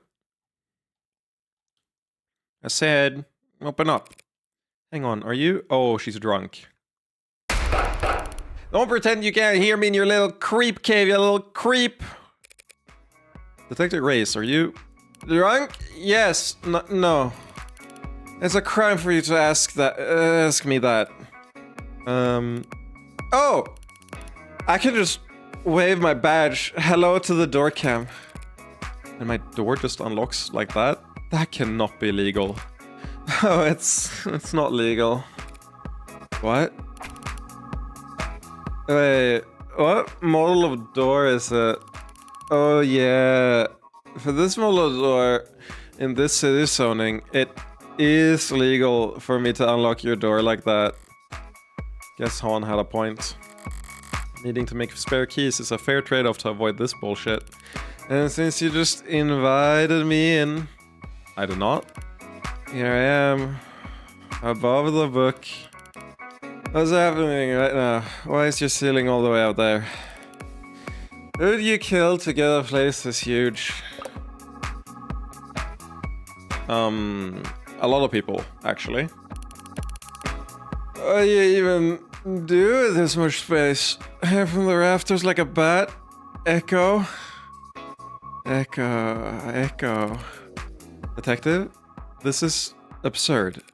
Does anyone even know you're... Does anyone even know you're here? Morgan. I know you're annoyed. Morgan. Morgan, talk to me, baby. Morgan, babe, you see reason, please. Morgan. What? Let me check. But she's bored. Detective Race, batch number 10806, reporting on all channels. Self-assignment, protective surveillance of suspected criminal targets. Fred assessed as medium to low target capabilities. Not a threat to self or others. Reporting in from... what's your address? Do not dox me to every cop in the city, Race. Reporting in from address withheld. Any copies? Over. Copy. Copy. Cam saw you enter the building. Copy. Reading your biomonitor. We got you. 10-806. Have a quiet night. Are you finished? Hey, where's the snowball? What? She waves her hands in a rough approximation of something cloud-shaped. Snowball. Porky ball. Matcha ball. Sarah's doing her job. A likely story. You'll probably make her sleep in a coffin in the parking rush. Going off of David's setup, she might be more comfortable if I did. Is this booze? That's water. Yeah, God. Can I do something for you this evening, detective? Or did you just come here to critique my interior decorating and knock shit over? I came here because I'm drunk. And I'm drunk because you're in danger. Not the way around. I drank because I was pissed. And Carson and Arion told me to go home. Even though I shot a guy a few hours ago, I'm the one who's too emotional and too useless. Useless. So I came here to catch a bad guy. Because you are defending that cop killer. Uh-huh. There's also an orca killer, a whale cop killer. Killer whale cop. Every goddamn idiot in the city wants to shoot him. And also you, because you're his stinking liar. Thanks. And I'm a cop. Cops are supposed to protect people. Even stinky lawyers. Thanks. So I'll park myself right here and catch the next assassin they send after you. And lock him up and throw away the key. And if I accidentally save your life, it's okay. Even if you don't deserve it. You could have just stopped talking. I can stop talking easy. You really don't have anything to drink. I'm not sure I want to drink with you, detective. Who invited you? You're the host, do whatever. But I am gonna do what I gotta do, and... where the hell's the screw top? If I have to host a drunk detective race for the rest of the night, as I evidently do, suppose I needn't force myself to go for the ordeal sober. I'll get a bottle opener, detective. Oh, shit. I said I'll get it.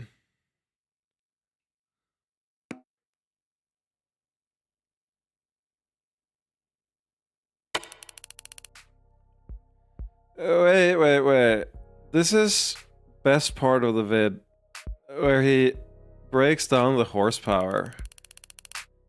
For years, they all abided by this gentleman's agreement, where their engines would have horsepower capped at 270 or so, to avoid this like arms race of engineering in a country where there's such a huge street racing scene. Right. But the crazy part is, it was only ever on paper. They were building and selling cars with 300 plus horsepower. And they all listed the horsepower as 270 domestically. Yeah. And God, everybody knew it. I mean, they were selling the same car with the same engine, with the same goddamn torque rating in 2 different countries. And they were saying, oh, I don't know, I think it's only 276. That's crazy. I was born in the wrong generation. I'll die without even knowing what gasoline smells like. Gasoline is odorless. What? It's odorless. They added a strong smell during refinement so that leaks could be noticeable. Really? The smell of gasoline I've always really liked, but it is very distinctive. I used to go on the, I used to stay at the train tracks when I was a little kid, back when the trains ran on actual fossil fuels instead of electricity. And when the train had just ran by, the smell was so potent, and I just loved that shit. It was like catnip to me. Maybe that's why I came out so wrong later on in life, but like that's a price I'm very much willing to pay to have that experience like locked in the bottom of my memory forever. Also, welcome back, Marcus. Yes, as you can tell, Reyes is super drunk. Super drunk! That's natural gas, you dummy. Scared me for a second. Jeez. If you're gonna try and ruin something for me I never even had a chance of experiencing, yeah, better get it right. Doesn't know the difference between gas and gasoline. So, you new shopping? You new shopping? God. We dated, okay? Happy?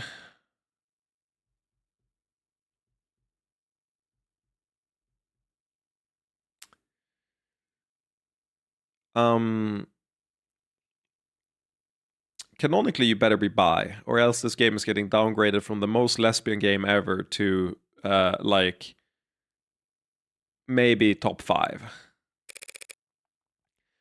I wouldn't have guessed that. For how long? Once. Which is not a lot. Duh, I know. It was such a shitty date. Wore his uniform like I was supposed to salute. And God, was he cheap. I said, what do you tip the bartender? And he got all confused. He just handed me 2 cans. Why would I tip? Because you tipped the goddamn bartender, man. That's why. I always tell when someone grew up with money. Maybe they just can't hide it. Maybe none of them ever learned the decency to try. I mean, Rockford's not so bad. I mean, it's obvious still. But the airhead part kind of offsets it.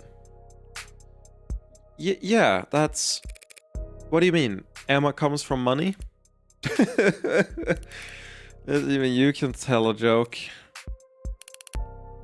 Worst date I've ever been on. Where it just looked like she was gonna stab him. You'd think he was allergic to salt with all the nitpicking he did. Fun fact, I made enemies when I first went to the US. I went to the US when I was 17 for my first time. I was there for 2 weekends, and I was in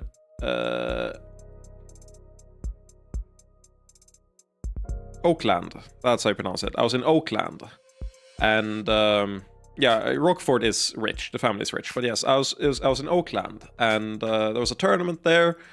No one had ever told me about tipping culture, Yeah, Oakland, CA, exactly. I also went to, I believe, San Francisco right next to it, right? It's San Francisco right next to it, I'm pretty sure. Sightseed there for a little bit, but I ate at like restaurants every single day, and the tipping culture had not been distilled in me. Wait, no, Oakland. Am I tripping? It's not Oakland, is it? Let me see. It's not in California, I don't think. Oakland.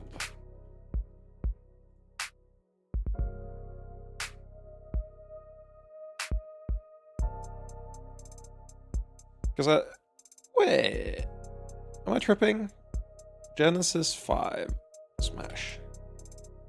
Is it Orlando I'm thinking of? No, it is Oakland. I'm stupid. I forgot that this was in California. I forgot that Oakland was in California. That makes sense. Of course, it's close to all the good cities then. Like 5 people got robbed at that tournament. One guy lost his car. It was great.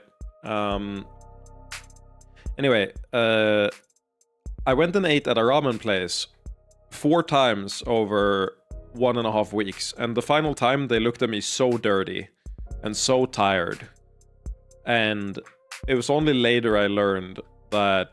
And also they treated me a little bit worse, because before then they gave me like free refills on lemonade the first 3 times I was there, and their lemonade was so fucking good. Oh my god, their lemonade was baller, man. But then the 4th time, they were like all so tired of me, and I didn't understand why. And now I know that it's because I just didn't tip.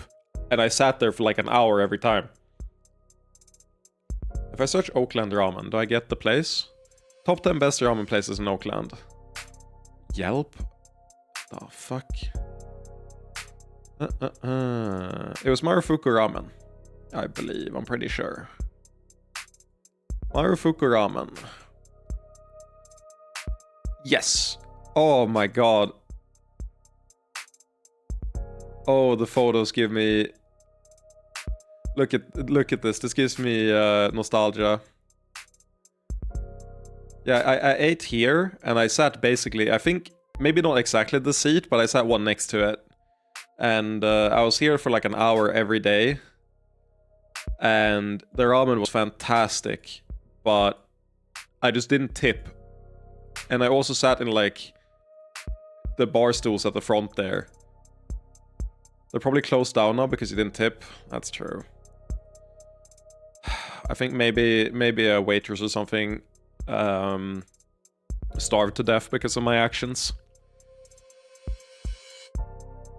But yeah, that's when I learned tipping culture.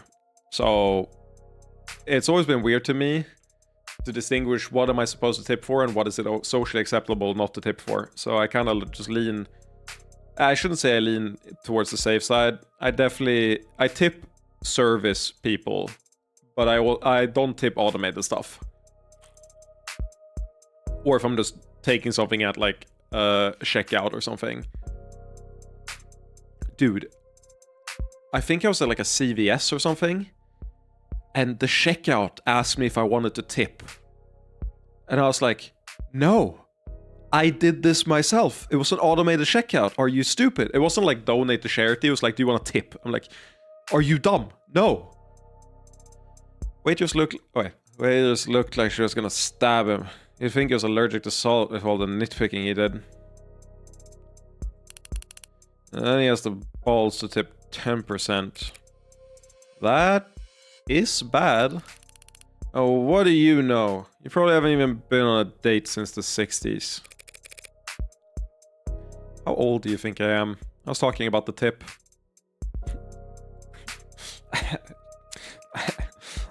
That's what she said. What tip? Oh, the tip. Yeah. But still, do you even have a dating profile? Do you just hang around funeral homes and castles and shit looking for other creatures of the night? I don't have a dating profile. You met Chopin through an app?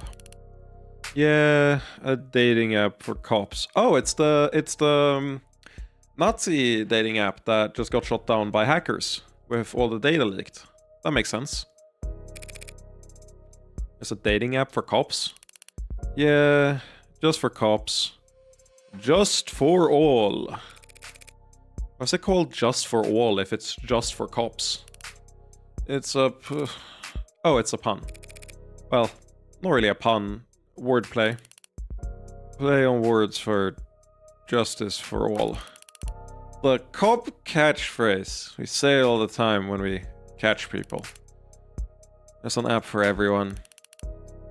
Probably even lawyers with sun allergies. I don't think there's an app for me. Hang on. Let me project a hologram of the world's smallest violin out of my eye socket. Apps suck anyway. This one I matched, she was terrible.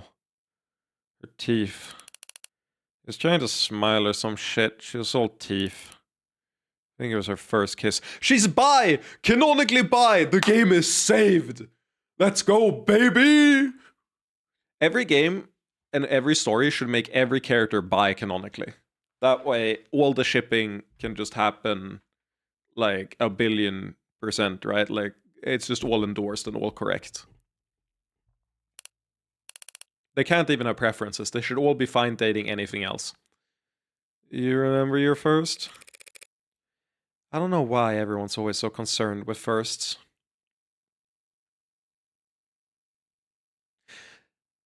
It's really weird. I've realized it in hindsight. As a young adult, it was... I definitely felt like a... I guess societal pressure to lose my virginity. But... I don't know where it stems from, because like none of my friends would have cared, but it's just like a silent or like ambient is a better word. It's an ambient pressure and expectation on guys, and also the amount of times that that it's like a red flag for someone above X age to not have been in a relationship, that type of deal. So I sought out a relationship the first time, or not first time, second time. Not necessarily because I felt very lonely or wanted to like fix anything. Mostly because I wanted to experience something new. But I think somewhere in the back of my mind was the pressure to lose my virginity as like one of the things there. Which isn't healthy. But obviously as soon as I did, it like disappeared, right? But it's still one of those things where I'm really stuck on how you would try to fix that in a way that would actually work. Because I think so much of it is like quiet culture that everyone just carries with them. And it's amplified by apps and all that shit and content creators that you're gonna have a hard time making young adults grow out of that. And I don't know if it's the same for women, but that's definitely the way I felt as a guy. But then obviously as soon as I did lose my virginity, I was like, this doesn't matter. Who gives a fuck? The hell does that mean? Don't worry about it. I've never once given a second thought to anything you say, so get that straight. Wanted to slap the guy's dumb face at the end of that date. And I didn't even recognize him. When Lana and I came in, he was face down. Whole floor, blood and paper. Couldn't turn him over, had to preserve the scene. Just had to leave him there. Sorry. Sorry? I'm not sorry, I'm angry. You seem to get angry a lot. When I was a little kid, I grew up in a abusive family.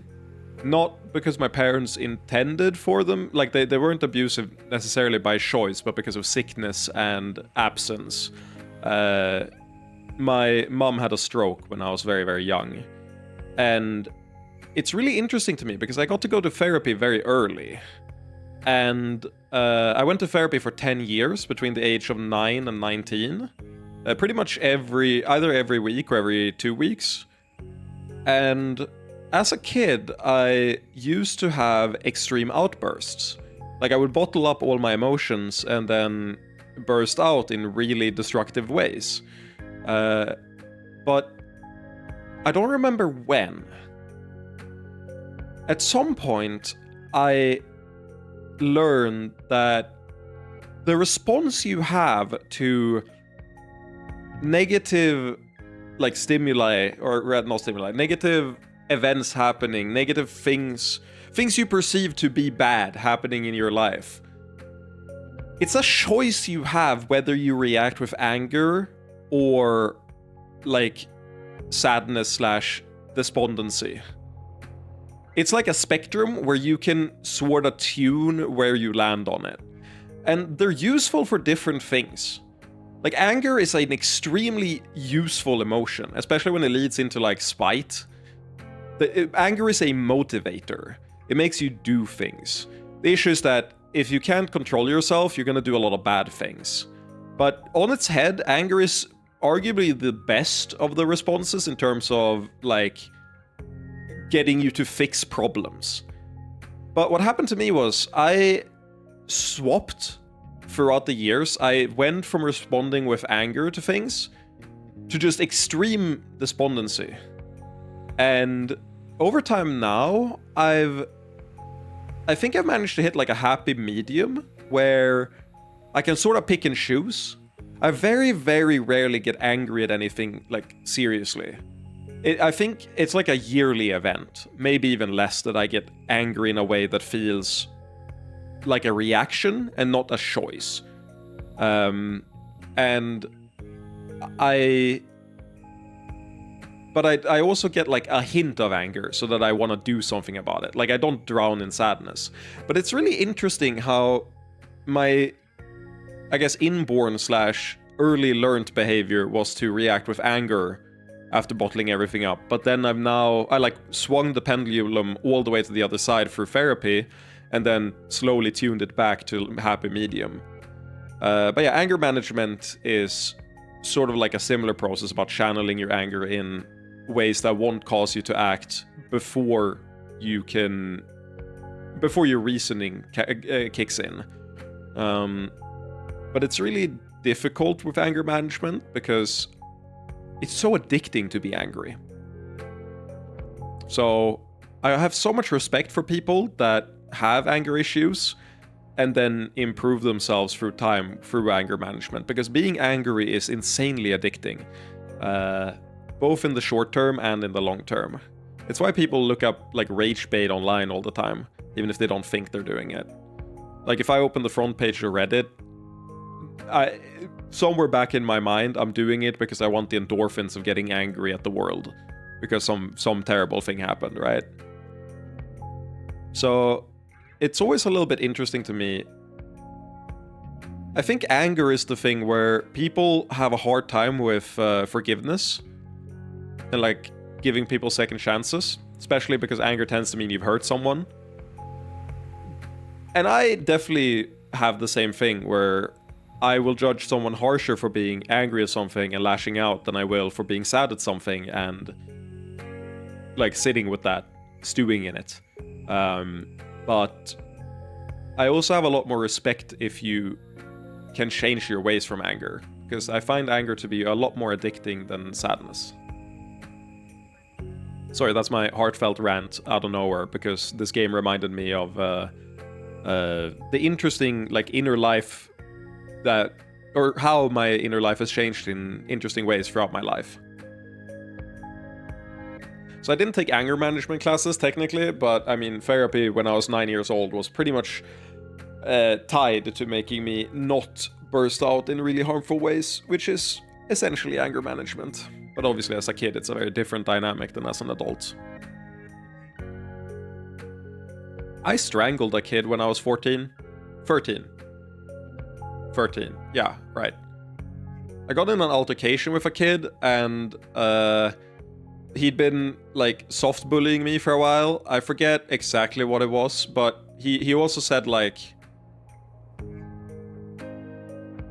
it wasn't even me he was shaming. He was shaming both a friend of mine, and then he also said something along the lines of like, you'll grow up to be nothing. You're gonna be like useless for the rest of your life. You should just go kill yourself or something to that extent when I was like 13, 14.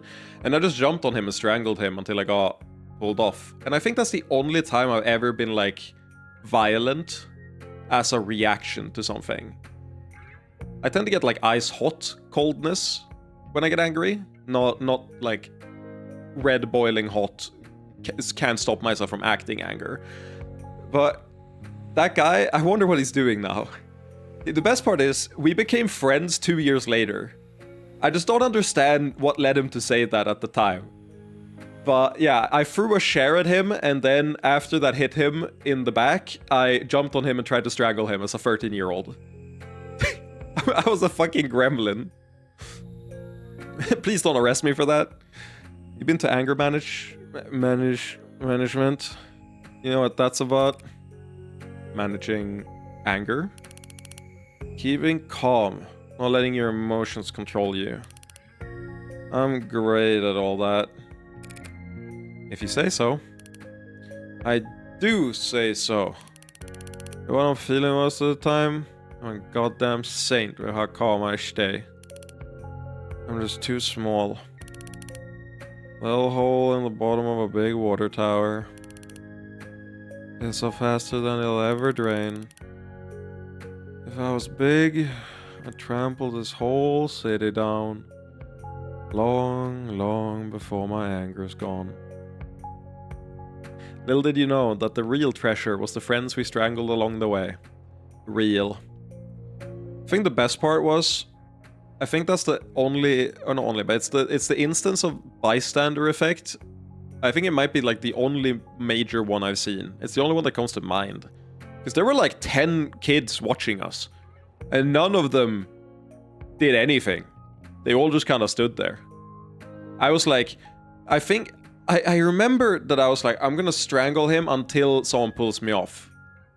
And then I think, he didn't faint. He didn't get that far, but I think I just stopped after a while. I was like, no one's gonna stop me. I guess I just gotta stop myself.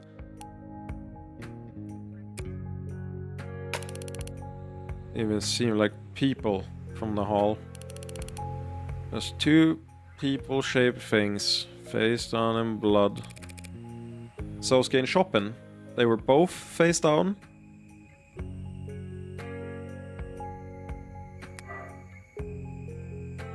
What?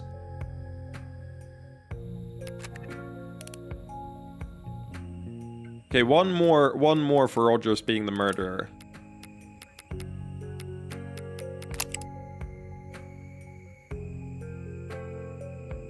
Can we translate his, wait. We got a... Is that an 8? Is that 18? Or 1B?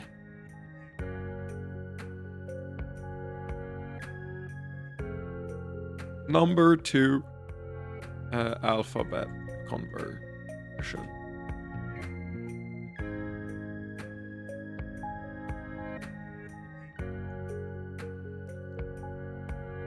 What are you doing? Because of how ADHD was, I just want to see if this is a funny prank where this becomes like a word. The numbers he has.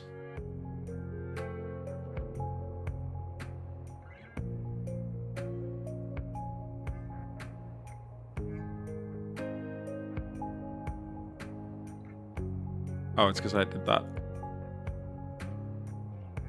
Huh?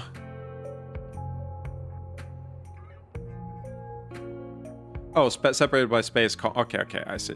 I gotta separate them. 1, 8, 1, 5, 7, 5, 1, 8, 1, 9. No, this is nothing. This is nothing. Aha, egia high. Yeah, that's nothing. I thought that maybe they'd put in something there. But what if we do a different one?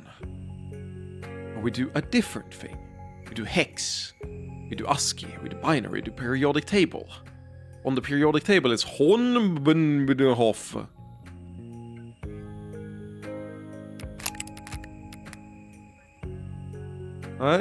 Yeah. Because Rogers was cuffing Soski on the ground. Rogers, what a klutz. That guy couldn't cuff a cow. A cow? Oh no. Something that would cuff easily. A dress shirt. Oh, what do you want? A round of applause? Everyone clap for the world's greatest wordsmith. Just shut up.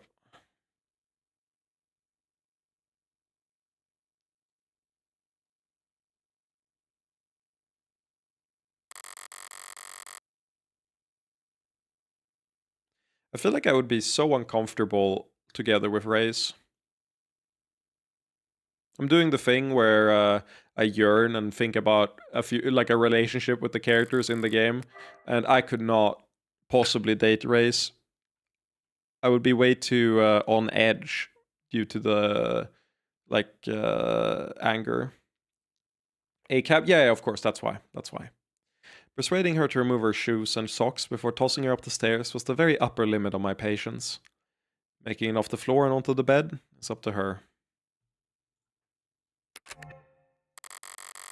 I don't care. I can sleep on my couch. I could sleep in my chair too, if I had to.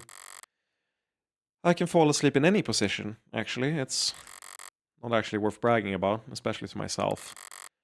So now a homicide detective knows where I live. Over or under on her being able to sleep in any position coming back to in the game sometime. Guess the address is on the business card, downside of a home office. At least it's fun to imagine how sick she'll be tomorrow. Can't remember a time I got that drunk, thankfully. Can't remember a time I got that mad. The last time I cried. Screw this, introspection's a scam. Morgan, you're very fascinating. I would want a diagnosed psychopath, sociopath, to read and compare Morgan's experiences to their own experiences. I think that'd be interesting.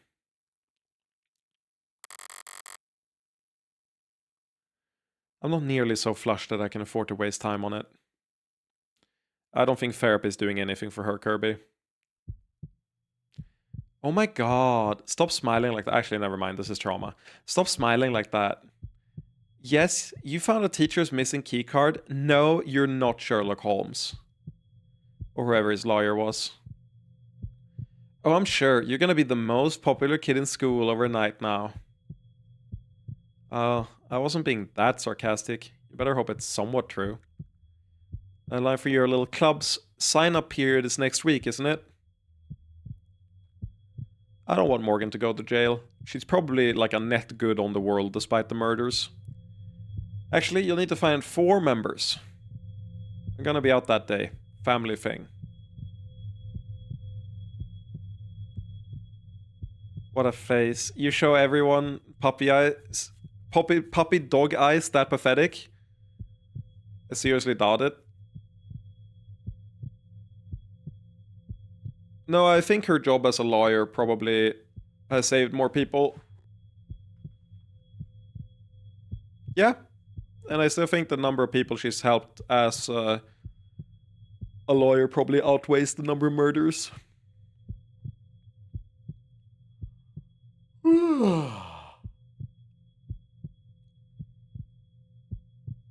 Look, if you're gonna be a lawyer, you'll need to get better at reading fine print.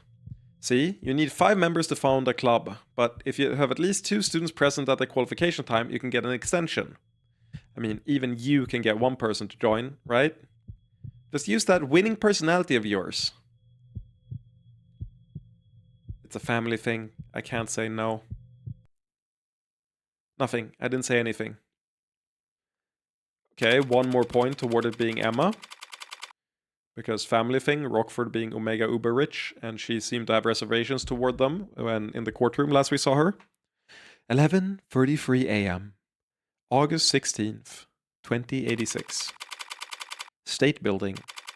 Floor 48. They must have weighed me down over 5 times. I've been in private banks with less active security than this. Were they? Private banks that had recently had a shooting? No. And the comparison seems flawed. Armed guards in the halls, drones outside the windows, androids standing firm in the streets, triple spectrum scans at every entrance. They really rolled out the red carpet for you this time. If they were this concerned, why didn't they just move the trial outside of the city? The district attorney said as much, but the city council overrode them. The district attorney? You mean Miss Rockford? Miss Rockford's boss. Word of the attack yesterday is already trickling out. They can't afford to delay, or it'll look like they've been successfully intimidated. There's such a thing as overcompensating. Not on the stage of security theater. Why am I so yawny? What the fuck? Ugh, I'm not even tired, is the best part. Not that I feel, at least. But I randomly got super yawny. I'm just relaxed, I guess. Were you able to look over the DNA analysis that Cyanus completed, Adonai? The report on the bindings? Yes. Hardy cloth bindings found inside the room where Sosuke was held, stiff with dried blood and clearly cut with something sharp, Bosuke. A summary of forensic DNA analysis conducted by Cyanus follows below. Sweat matches the DNA of subject A, Ikaria Sosuke. Skin matches the Bosuke DNA of subject A, Ikaria Sosuke. Blood matches the DNA of subject A, Ikaria Sosuke Bosuke, and subject E, Smiles Heaven Miller.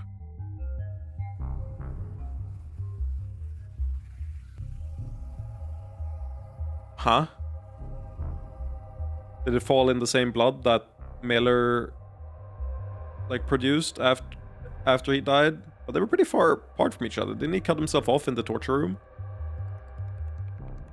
What the fuck does it have the blood of Miller on it? What if he actually did it?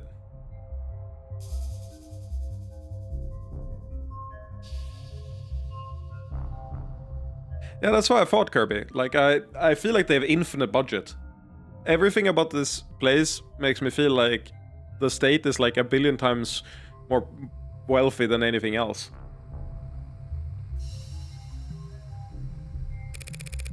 Gave me a lot to think about on the ride over. You're looking much better. I don't feel better. They gave me some sort of injection last night. I woke up in much more pain, but they still insisted on taking off all of the bandages. Some sort of injection.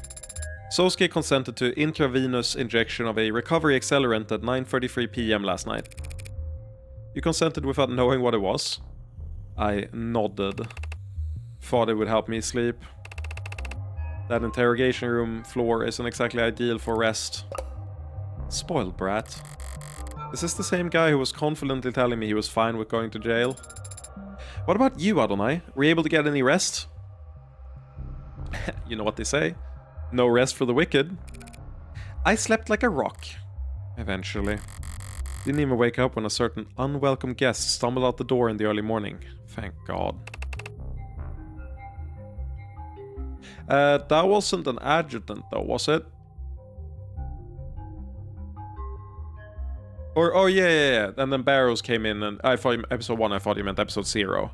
What happened in episode 0? They weren't androids. What did they do in episode 0? Because it wasn't just us talking to them, right? There was some legal process, I believe.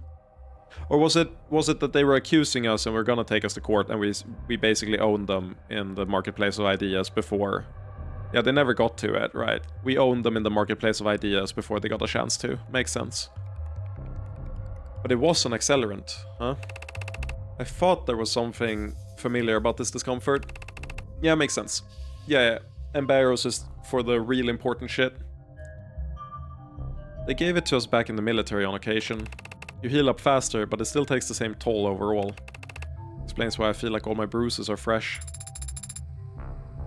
Why'd they wait until now to start giving Sosuke medical attention, Bosuke though? Emma must have realized it was getting a bit silly. Trying to accuse you of murdering 5 people when you looked like you had been thrown through a windshield. Don't worry. Don't worry, Sosuke.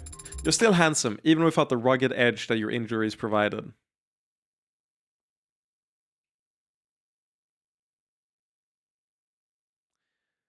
I'm getting jealous of this guy for all the attention he's getting. And he ain't even real, man. Hearing that doesn't make me happy. Baka. Konobaka. Or Konobaka. This Baka.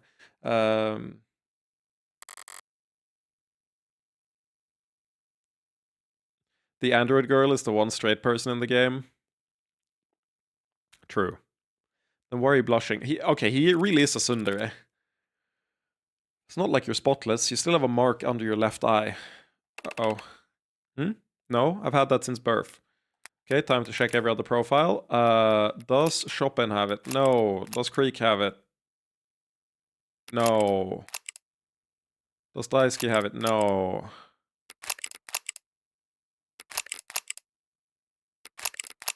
Where are you checking that? Ooh. He's related to London.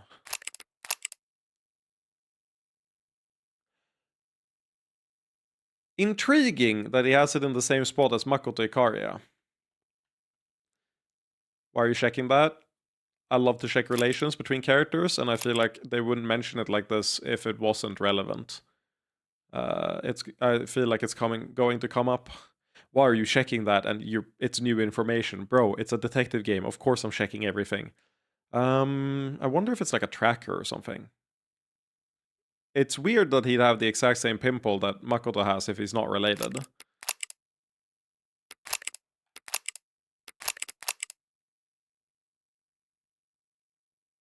I can't tell if that's a pimple under your eye or if it's the edge of the glasses.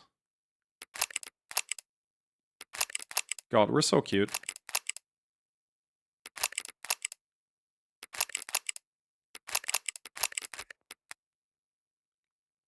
I don't get why you were checking it on Creek. I was checking it on everyone.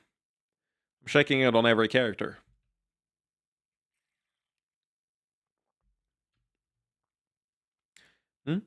No, I've had that since birth. Oh. I was told once that it's charming. Why do you bring it up? Is it not charming? Don't bait the fucking android. So needy. This game is insanely horny. I struggle to explain it, but this game is insanely yearning.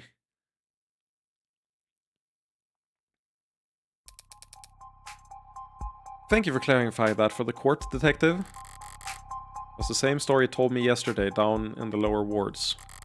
He and Reyes were the second on scene, so they focused on clearing the lower floors before meeting with Rogers. Good to have it on the record so I can look it over.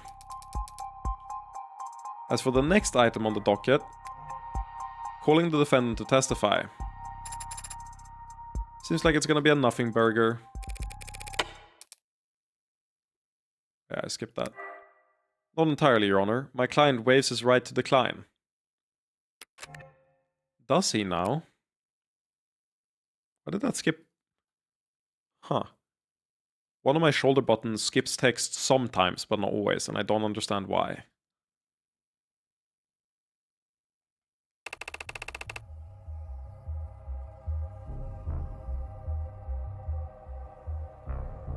Sosuke Ikaria. I'm a head of personal security at the Bosuke Ikaria Financial Group. And the IFG. That's a family-run small business. Mom-and-pop operation, I take it. Family-run.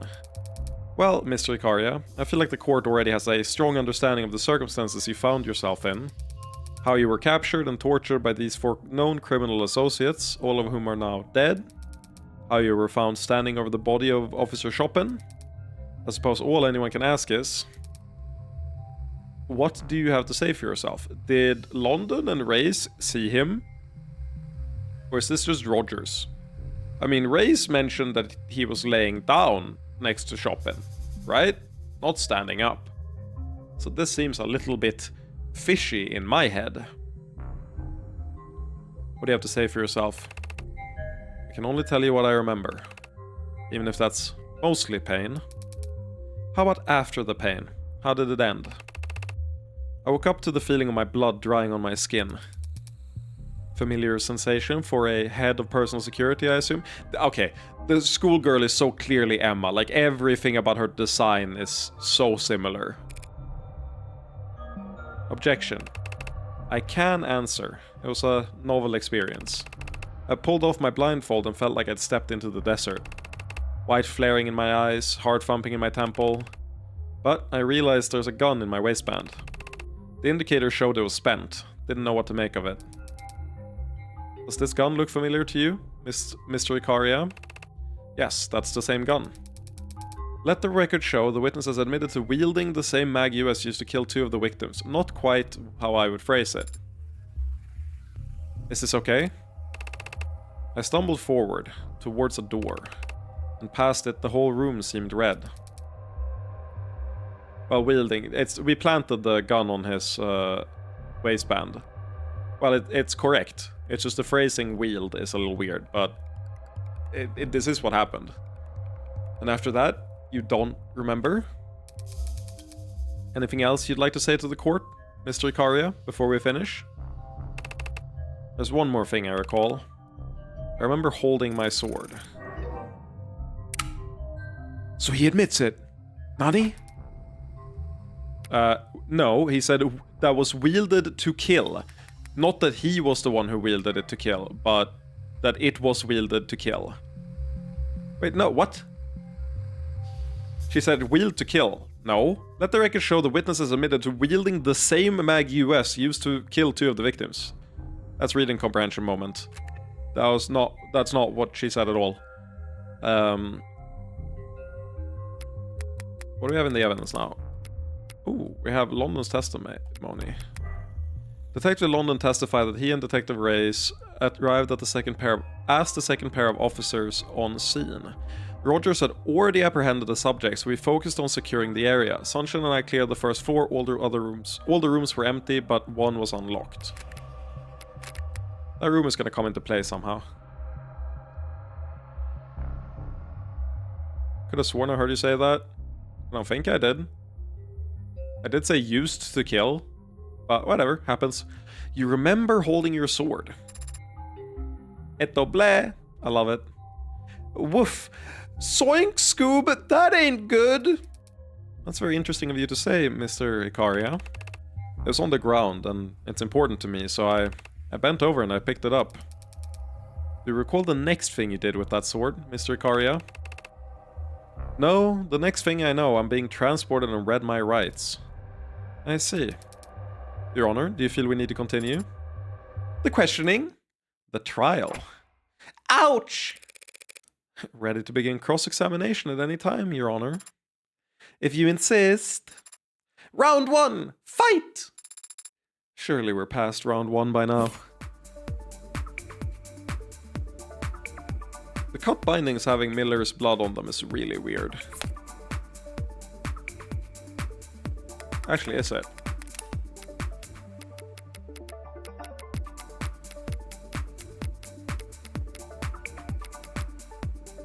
Oh my god, there's so many. Oh. I scrolled past it, I think. Where the fuck is it? First of all, we have the whistle here. I didn't even realize we had the whistle. A whistle of unusual make discovered not far from where Creek's body was found. Pressing in amidst the frequency and audible. Yes, I mean, we knew that, but... Where is the sword? Do we not have the sword here anymore?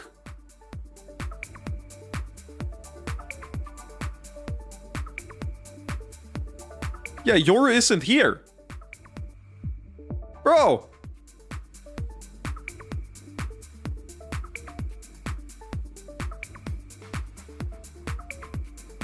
Oh, I'm searching for Yoru. I'm sorry. I was searching for Yoru, not Sosuke's sword. I'm sorry. I'm blind. Bladed weapon found at the scene of the crime, impaled in the torso of victim Tarek Chopin, steal his ship to several points, especially the tip. Blood residue at various points of the blade matches the DNA of victims Chopin, Miller, and Trey. Does the bindings have Miller's blood on them? Because that's the part of the blade that was used to cut them. But there's no way that would transfer the blood.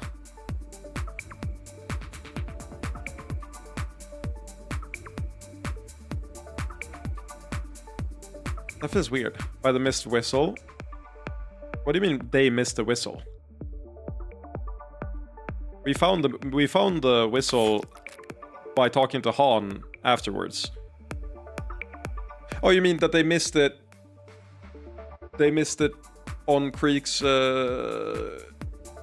corpse, right? Because he had it under him. That makes sense. Yes. Yeah, I'm also kind of shocked that they didn't just lift him up and find it. I feel like that they should have done that, but I guess they didn't want to tamper with the crime scene. But that's why they have the fucking arc, so they can do whatever they want with the crime scene afterwards. So yeah, that is a little weird. I woke up in that room, blindfolded and in pain. I managed to untie my bindings and stumble forward. Not quite true, you cut through it with the sword, so I could call that. That's when I noticed the gun sticking out of my waistband. I was alarmed, but the ammo was already spent. Can you tell that? Can I see my... When I stepped through the door, everything on the other side was red. Everything on the other side was red. All I could think to do was bend down to pick Yoru up off the floor. Yoru... You should have needed your sword to untie your bindings. The next thing I know, I was in an ambulance, having my rights read to me.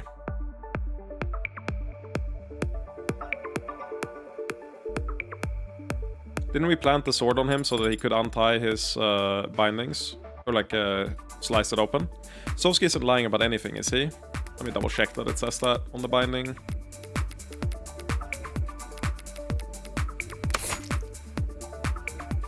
Clearly cut with something sharp. Yes, that's probably what I have to go on. No, he's just subconsciously glossing over a certain key detail. All the trial prep in the world can't undo multiple concussions, I suppose.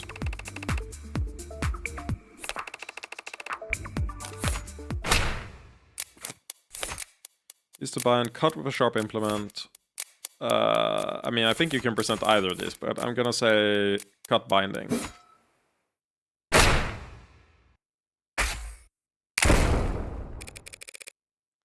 Sosuke couldn't have untied his way out of his bindings, not when they were very clearly cut by something sharp. Wait, could I have gotten more points from that? Is this the... No, this is not the one where you can max out and get more points, right? Objecting to a statement from your own client now. What do you mean, Morgan? These pieces of cloth were recovered from the room where you were held, Sosuke, and they've very clearly been cut. You didn't struggle your way out, you cut your way out. Yes, now that you mention it, that's right. But if I cut myself out first...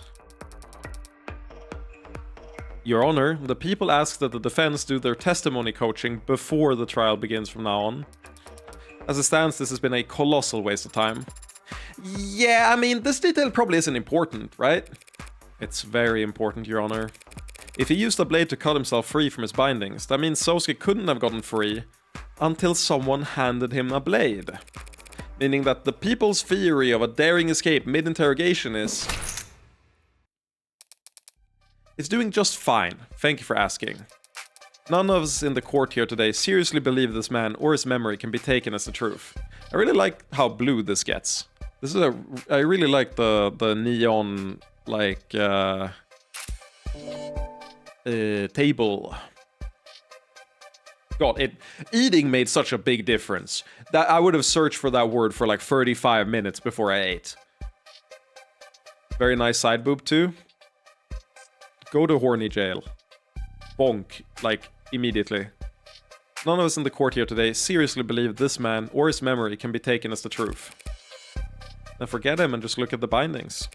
They're hard physical evidence and they had to have been cut. By something sharp. What do we know that fits that description? And we already hear, I am not horny prison. even the horny game I play isn't particularly horny. This game is arguably more horny than the horny game I play. You think it was Yoru?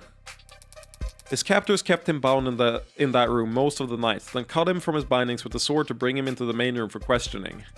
Why the fuck would they do that? Where he turned the tables on them before slaughtering them all. Badass. Why the glitch animation? Well, counselor, are we done here? Could the katana have been used to cut those bindings? Looking at the actual bindings themselves...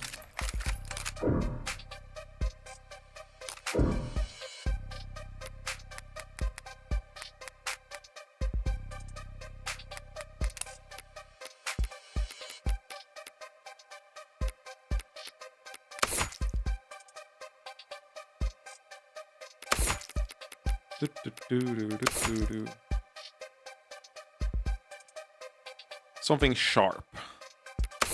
How sharp is Yoru after all this bullshit?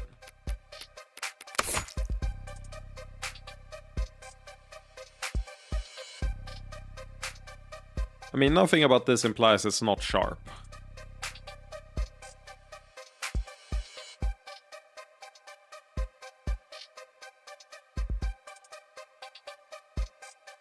But he says he had to go outside in order to get the sword.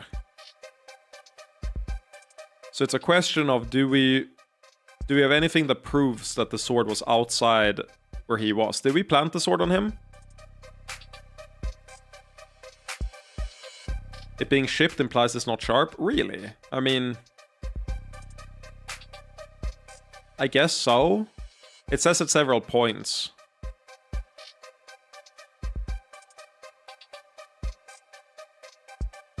Must have gotten Miller's blood on the blade tip when I dragged it across the floor.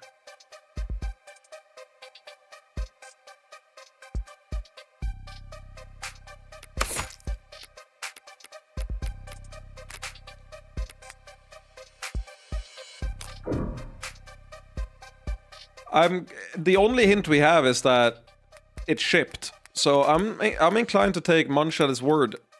I would argue that that might not be good enough to go on, but if it's confirmed it has to have been sharp and the sword is shipped and not sharp enough, then yeah. Oh! I misclicked. It's very funny if I'm right. I'll admit it is possible that the sword cut those bindings. But anything's possible.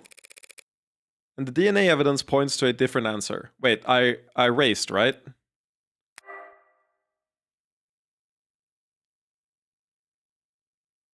No? Okay, so, nice. Because you stayed. Okay, good, nice. Yeah, I meant, yeah, look.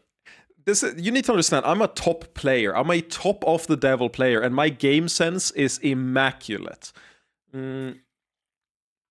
Reload and take your L? No, you just want me to end with fewer ships than you did, you motherfucker. And the DNA evidence points to a different answer. Your Honor, if we could please... Actually, I was just baiting Munch into thinking that he was useful, which, you know, I could never let Munch take a W. Your Honor, if we could please draw the court's attention to the forensic analysis of the bindings. You'll notice your client's blood, obviously. Yes, obviously. But upon closer inspection, you'll also see the blood from Miller was found as well. The poncho guy, who was stabbed in the throat, as the court may recall, by your client's sword, as is no doubt still fresh in the jury's memory. Well, how can that be, Your Honor? What do you mean? Is it not sharp enough? What a piece of... How can Miller's blood have ended up on the bindings that kept my client from leaving the room in which he was held? Unless Miller was killed before my client was ever cut free. Yeah, that's what I was thinking, Munch. But I was like, it's the only thing we have to go on. So, I mean, it's better than just going on vibes. So I guess I'll go with that, even if it's a weak argument. It's really funny that I fell and then unfell for your bait. I love that.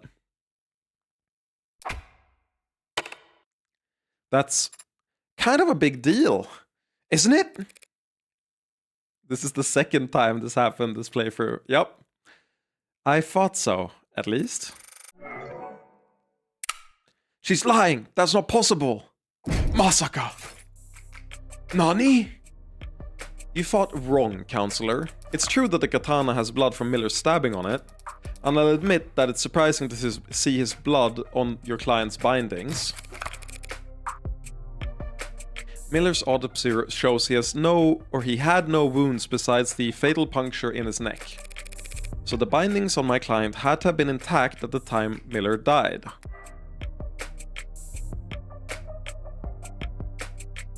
Makes sense. But those bindings didn't need to be cut before your client could kill him. Huh? What? If your client's wrists were left bound for questioning, he could have stolen the gun, killed Tanks and Creek, then picked up his sword, as he just stated in his testimony, and set to work. You think my client was drugged and beaten before killing 4 men with his wrists bound? You should have seen. I should have had a camera for that moment. The way I looked around the room with like the monkey. You know what meme I'm talking about? Or actually, it's like SpongeBob monkey or whatever. It's caveman SpongeBob. The way I looked around like fucking caveman SpongeBob. Just like, what the fuck? Yeah, this was my exact expression.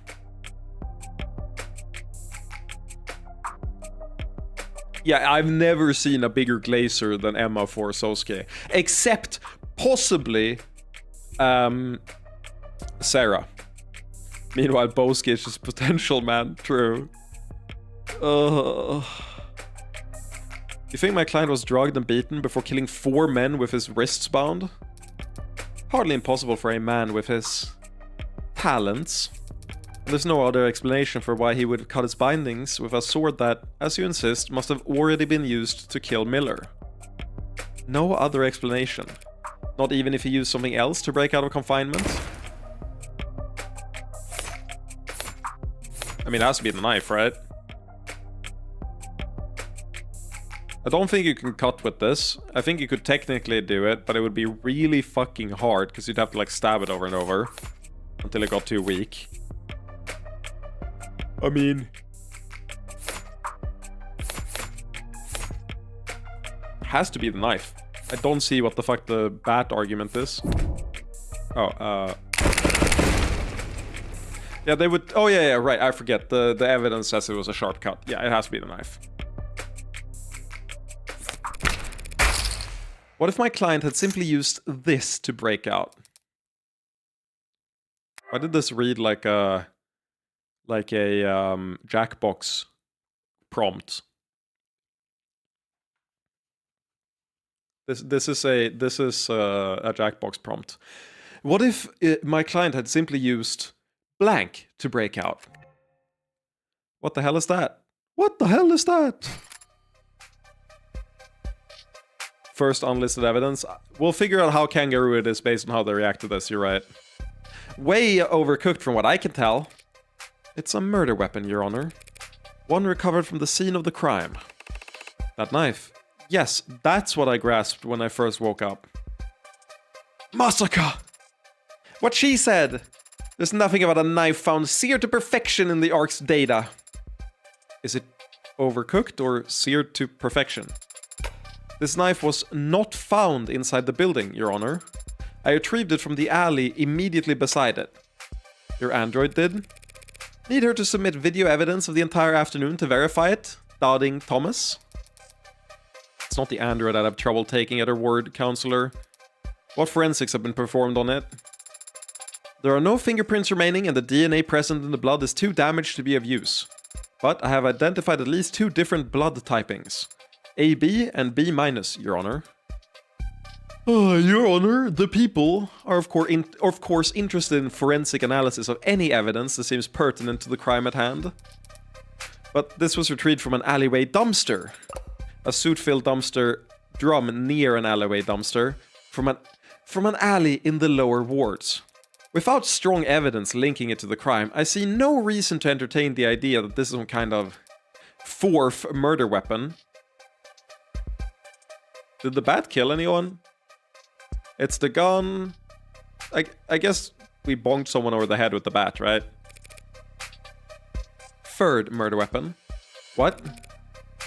The bat was post-mortem. The point still stands. Does it say that in the evidence? It'd be really funny if we outed ourselves as the killer like that, just to one-up her.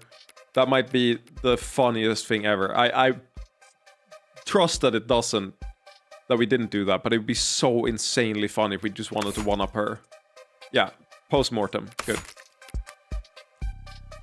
The point still stands. Well, how about it, Morgie?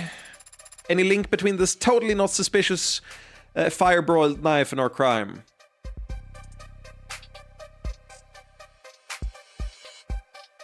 She's really doing Damon Grant fucking bits right now. Ridey, Morgie, same thing. Yeah, she called Morgan Morgie. It's exactly the same thing that... Dude, I know what this game lacks.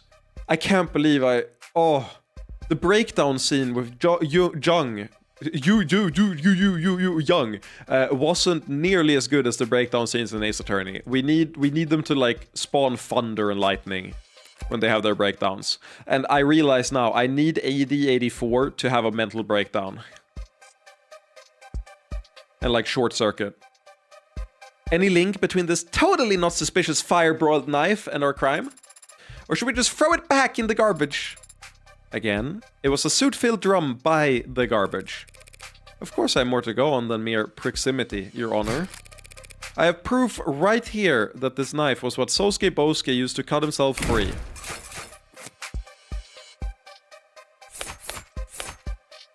Arrested with numerous injuries, cut on left hand finger, bruises and welts. Otherwise, can I not read the rest?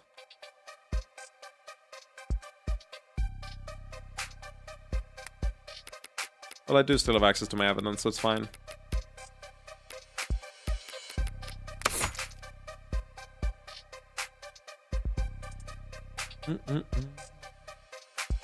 Slight lacerations found on left hand.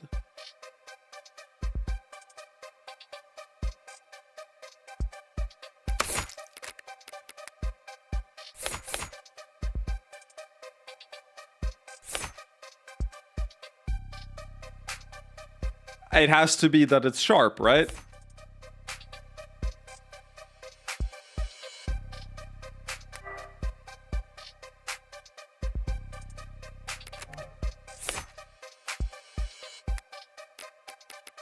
I want to double check. First of all, this says sharp.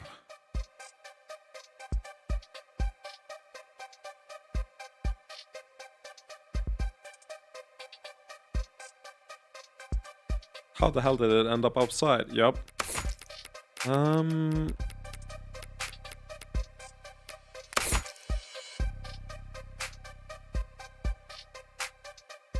Bones in left hand broken as if from impacting a hard surface. Slight lacerations found on left hand.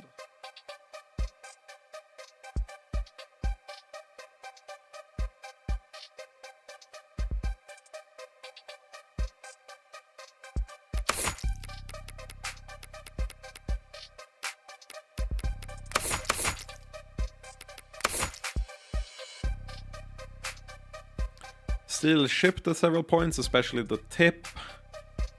The right hand, no other prints found.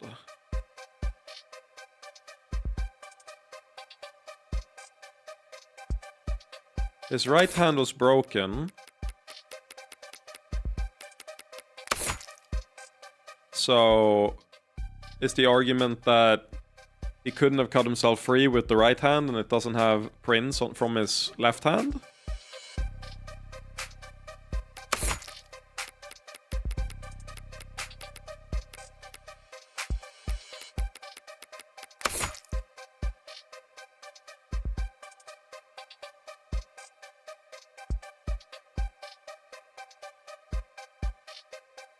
This is the first time I felt fairly confident on what the game wants me to tell, or like say, but I've been so confused at which piece of evidence reinforces that specific point. Cut on left hand finger. Cut on left hand finger. Right hand prints on the handle, blood from Chopin, Tray and Miller. Cut with sharp implement.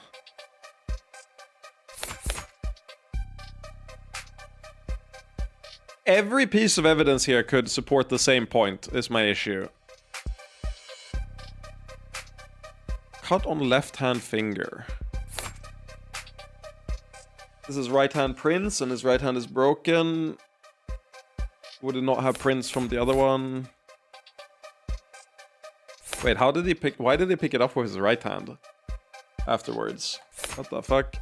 Why would he pick it up with the hand that's broken? It's very silly.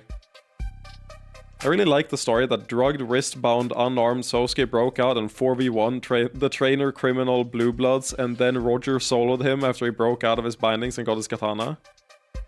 Can I add an info that you have? Sure. Yes. I don't mind if you correct something. Right now, I just feel like right hand was broken. Or left hand was broken. What? No. Right? Did I misread that 3 times in a row? Really? How the fuck did I How did I misread it as right hand 3 times? The fuck? Did I want to read left hand? Or, I mean, did I want to read right hand and so I read right hand? Huh? Yeah, you're completely right. That is the left hand. XD Lamau. Okay. Funny. 7 TV emotes have broken you, dude. I don't think that's what it was. Okay. I mean... Then this stops being relevant, because his hand isn't broken. Right hand prints make sense. The cut on left hand finger, etc. doesn't matter. I think the only thing that makes sense is that it was cut with a sharp implement, and the sword isn't very sharp.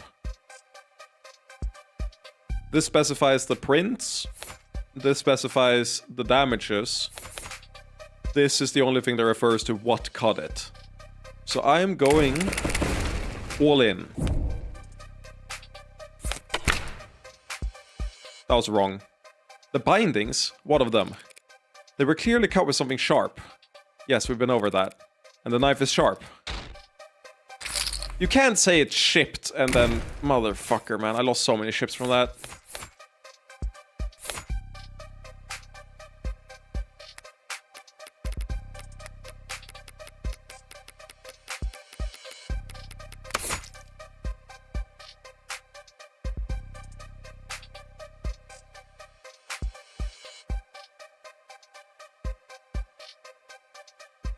Well, it said various points, not just the tip.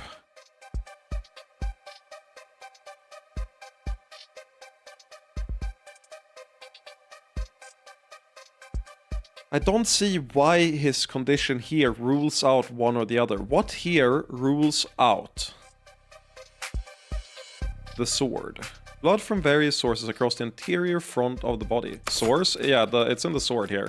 Bladed weapon found at the scene of the crime, impaled into the torso of victim Tarek Chopin. The steel is shipped at several points, especially the tip.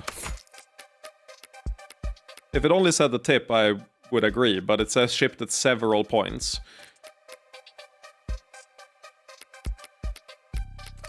Okay, so the way to think about this is, what in this would rule out the sword? And my answer is like, nothing. Wait, actually, why is it shipped at several points? I've been asking this for like 2 days, Kirby. It has been one of my bigger questions. I think it's because he used it to deflect the needles, like the needle guns. And I think it shipped the blade then, but it was never confirmed in story. But that's my guess as to why. It was never confirmed why it was shipped.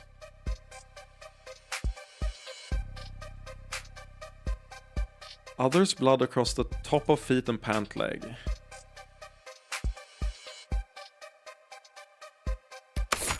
Okay, so this doesn't rule out anything. I don't think. What on the sword?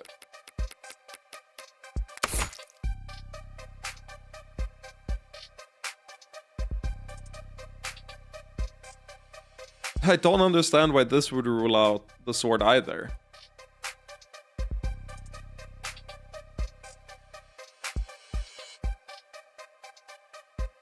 Yeah, he did that with the sword. He has like a temporary enhancement thing that boosts his reflexes, kind of like the Cyberpunk 2077, like Sandevistan.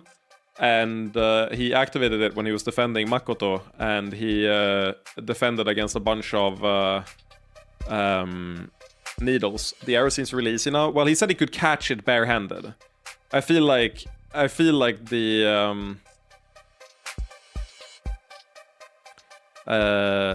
catching a arrow barehanded is harder than deflecting with a sword. He one-handed picked up the sword, which means his non-broken hand was free from the knife.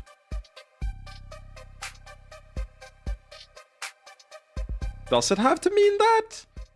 I see your argument.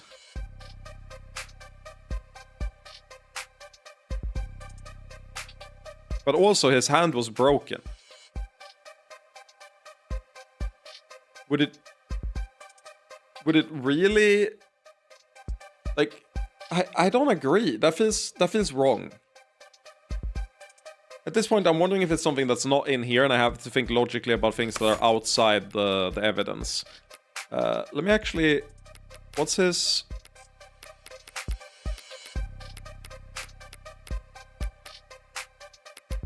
testimony?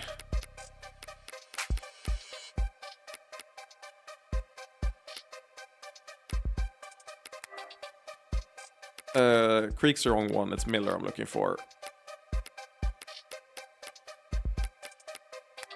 That's London.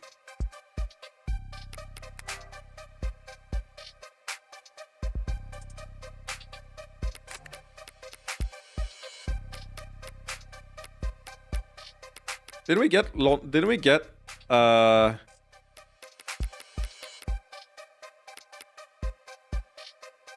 Sosuke's testimony?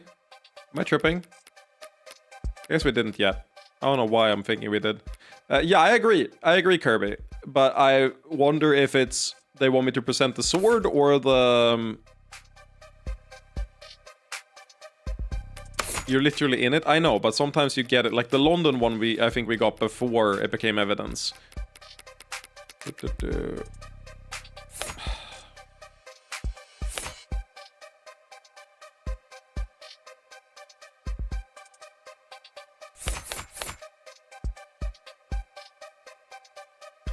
We might just be arguing he was so injured he couldn't have done it with something this heavy and big, and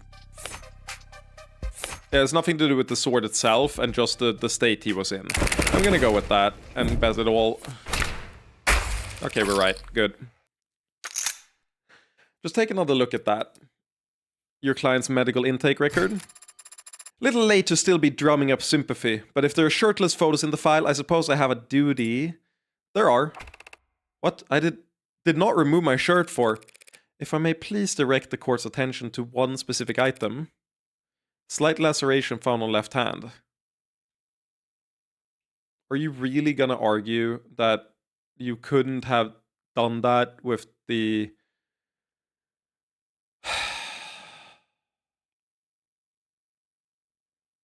Really? Why?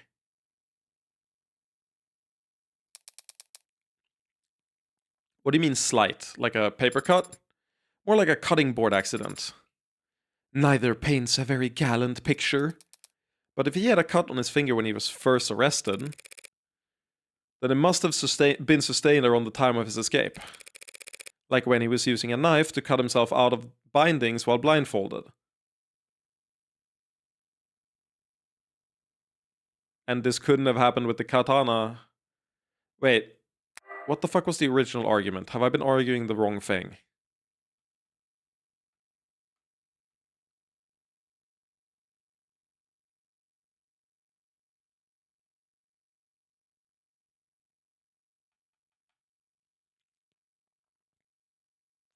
I have proof right here that this knife was what Sosuke used to cut himself free.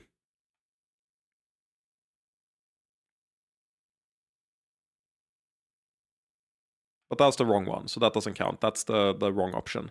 Of course, I have more to go on the mere proximity. Any link to this totally not suspicious fire-broiled knife in our crime? But... okay, so Emma was still arguing that he didn't cut himself out of the bindings beforehand. I was under the assumption that what I was picking between was did the Sosuke use Yoru to cut himself free, or did he use the knife to cut himself free? And how could I prove it had to be the knife? But the katana was outside, if I remember correctly. So he couldn't have used that one. So it makes sense that the reason I found that so confusing was I was arguing a different point than what the game was trying to argue. No, I don't think the katana wasn't in the room. He found the katana on the floor outside. We murdered, or like that's what he said in his testimony, I believe, right? That he like undid his bindings and then leaned down and picked up the katana. So I think that he that the katana wasn't there, and that's why he couldn't have used the katana. So we needed to prove that something else was used. Okay, but then why didn't you select katana for this? Well, I didn't make that point. I'm saying that that's what I think the game was arguing.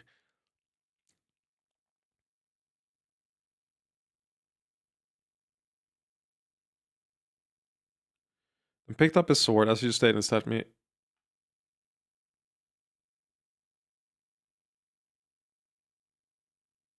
I think there's a lot of reading comprehension going on here. I'm trying to comprehend exactly what they were looking for, like what the exact argument is. And I don't want to argue about it. I want to read through this and see if I can figure out exactly what angle they're doing. Because I hate feeling like I did this wrong. There's no other explanation for why he would have cut his bindings with a sword that, as you insist, must have already been used to kill Miller. Not even if he used something else to break out of confinement. What if my client had simply used this to break out? Yes, so we are arguing he had to have used a knife.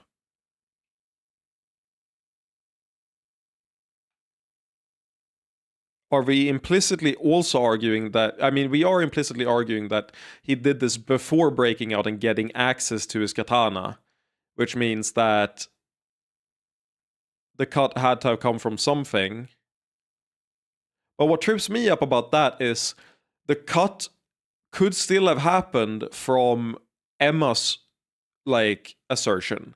If he beat everyone up, killed them with the gun, and then cut himself out after the murder, like a fucking superhero, he could still have cut himself with the katana, just nicked himself a little bit.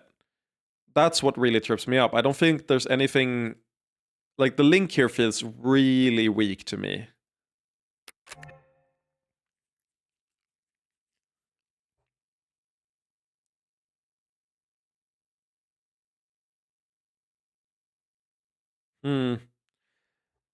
I feel like I'm still missing something. I might ask on the Discord later and see if someone has an explanation for what the like intended argument is here, because I have trouble following it. I can explain, sure. What is the exact argument that's happening? You don't have to explain what happened, but just what is the exact argument we're making here that makes it so that it has to be the knife that nicked it.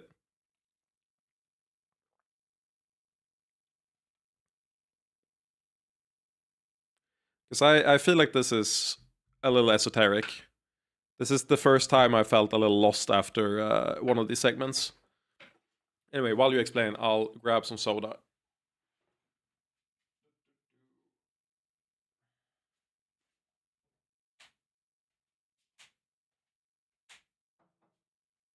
Oh, I should also freeze my burritos really quick. So give me. You should all stand up and take a little bit of a break, and I will be back in like 2 minutes.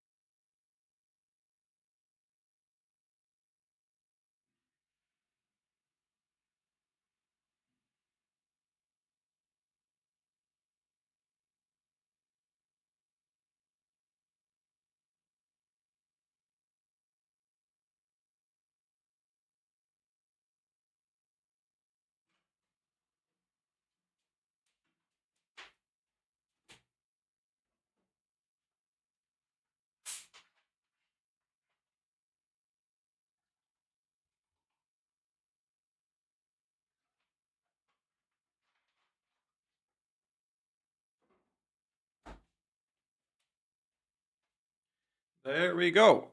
Sorry it took a while. I went to go piss as well. So I've now gotten 5 frozen meals for later for my work week. And I've got soda and I went to relieve myself. So life is good. So the bindings have Miller's blood. Why would they not have the blood of Trey if cut with katana? The knife only had Miller's blood at the time Sosuke was given it, as far as I know. It's not in the evidence. We don't know that the knife... the thing is, the knife is incarcerated, right?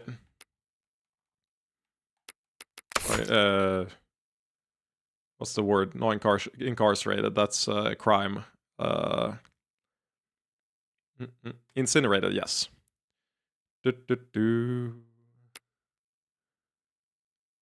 Also, it very much depends on where it's cut with. I don't think that's what the game is gonna go with, but maybe. Sosuke mentioned nicking his hand when getting himself free in the investigation section. That doesn't disprove the fact that it could be the sword. My point is exactly what Munch is saying after, that our argument doesn't stop Emma's story. Like, my impression was what we were trying to do was disprove what Emma was saying. And none of what we said so far does that. But that doesn't mean it's... Like, it doesn't feel like a clear-cut argument where I go, Singer, this beats your argument, if that makes sense. So, yeah. We'll figure it out. We'll play it further, but I'm mostly confused about the evidence I was given there, because they kind of like if it's only the one line about being nicked, I find that a little weird in that specific spot. Like, the argument doesn't feel very strong, and in every other time I felt like immediately there's like 4 or 5 strong arguments I can make, and it's likelier I'll make a strong but wrong argument than not having one at all. Whereas this time I sat here and I was like, I don't know what the game wants from me, which is rare. I think it might be the first or second time that's happened. Yeah, that makes sense.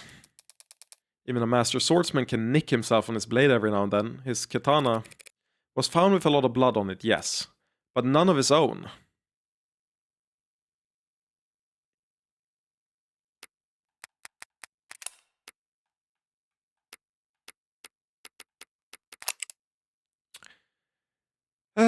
Fair enough. Doesn't what's it called? Yeah, that too. I feel like then the... Oh, well, that's fine. B minus. So it has IC. So that's how they link that. It has AB minus and B minus. So it has both their blood on it. Yeah, fair. If the katana's fine to present there, I have no qualms at all. Do we want to go back and test that? I actually really want to see if that...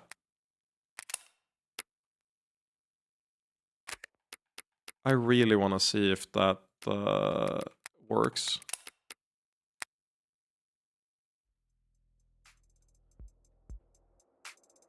Do.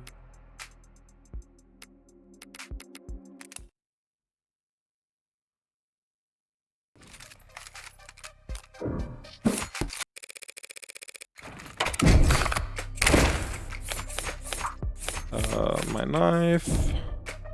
Oh,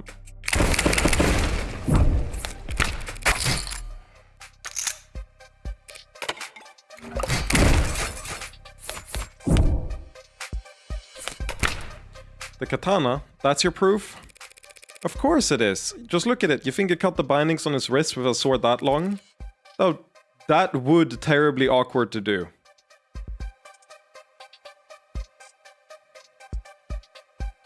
This has diffused all the tension and all the anticipation. That has diffused all of it and made this absolute comedy that not only does it not work, But it also has a minor spelling mistake. That's so funny.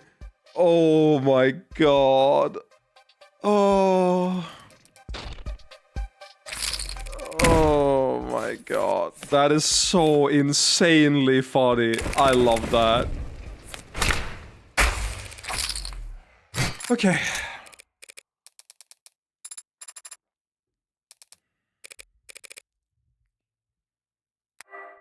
But if he had cut a finger, if he had a cut on his finger when he was first arrested, then it must have been sustained around the time of his escape. Like when he was using a knife to cut himself out of bindings while blindfolded. Yeah, that makes sense. Even a master swordsman can nick himself in his blade every now and then. His katana was found with a lot of blood on it, yes, but none of his own. Adonai is correct. Yor was thoroughly tested and found to have blood residue matching Miller, Trey, and Officer Chopin. But not one drop of Sosuke's.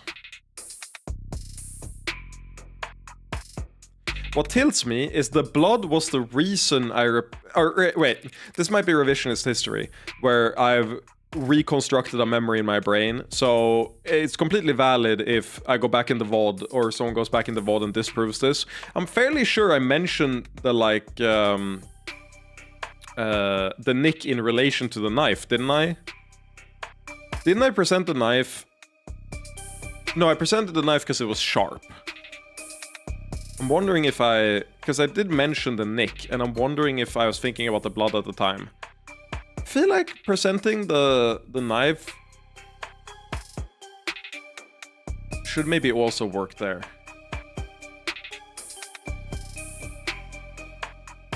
Well, whatever. Meanwhile, we have a knife right here, ready to be submitted into evidence and studied under every microscope the state can find.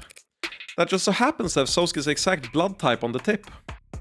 AB-, that blood type doesn't match anyone in this case's full file except for Sosuke's. Is that true? Well, it doesn't match people in the file, but doesn't it isn't Roger's blood the same? Yes. I'll say if there were some small details you immediately got, and I feel like this was one of them. Yeah, so Rogers has it, which I feel like might come up. There was one other guy that had it. Was it Chopin? I think Chopin also had... No. Who the fuck was it?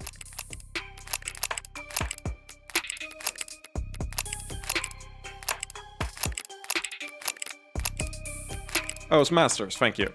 Thank you very much.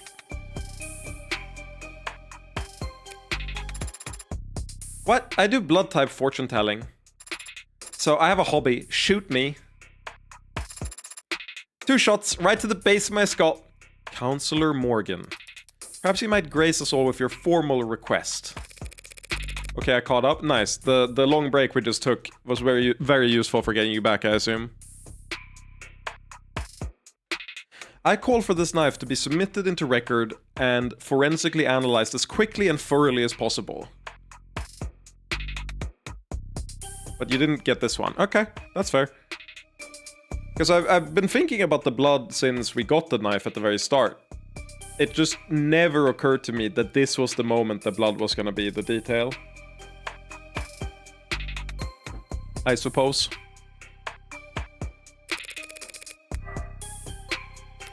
Because I believe it is the murder weapon that actually ended Miller's life. I never did the like, oh, the sword doesn't have his blood or the knife has his blood. You're completely correct there. I think it might be because a nick feels like such a small amount that, like, I guess... I've nicked myself with a knife before, but I don't recall if it gets, like, bloody.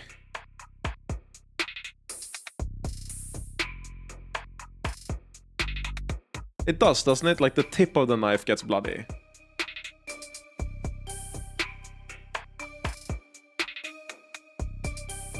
The tip of the blade would have blood at the very least. Yeah. A knife to the neck. would be much easier to pull off than using the very tip of a sword. I'd hypothesize. Nice recovery. Perfect, Ukemi. Ukemi. Dude, his scar on his, like, lips is so pretty boy-coded.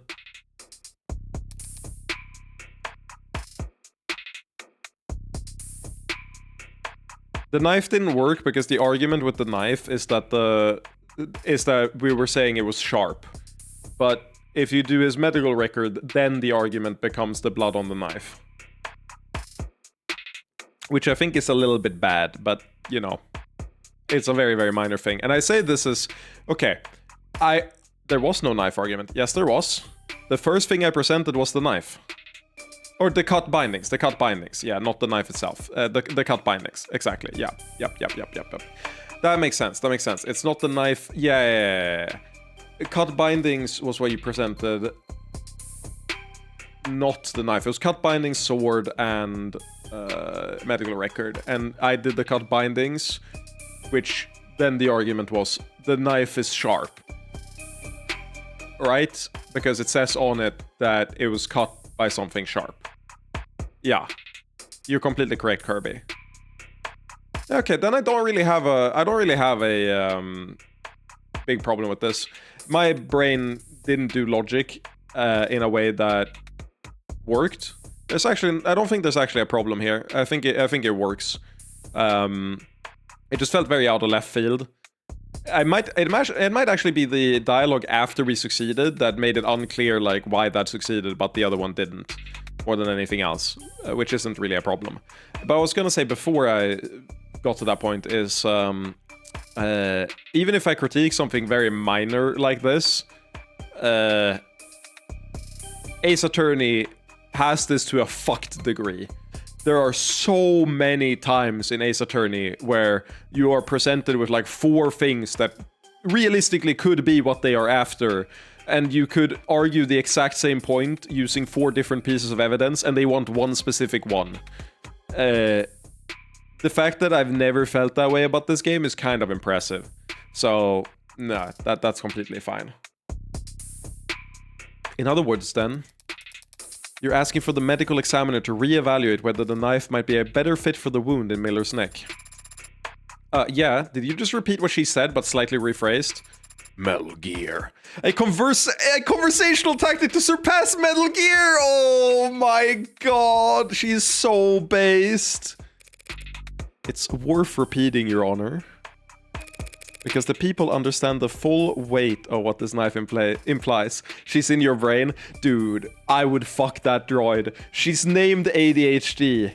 I think I might be attracted to my own ADHD now. I didn't know it was possible to what's the word?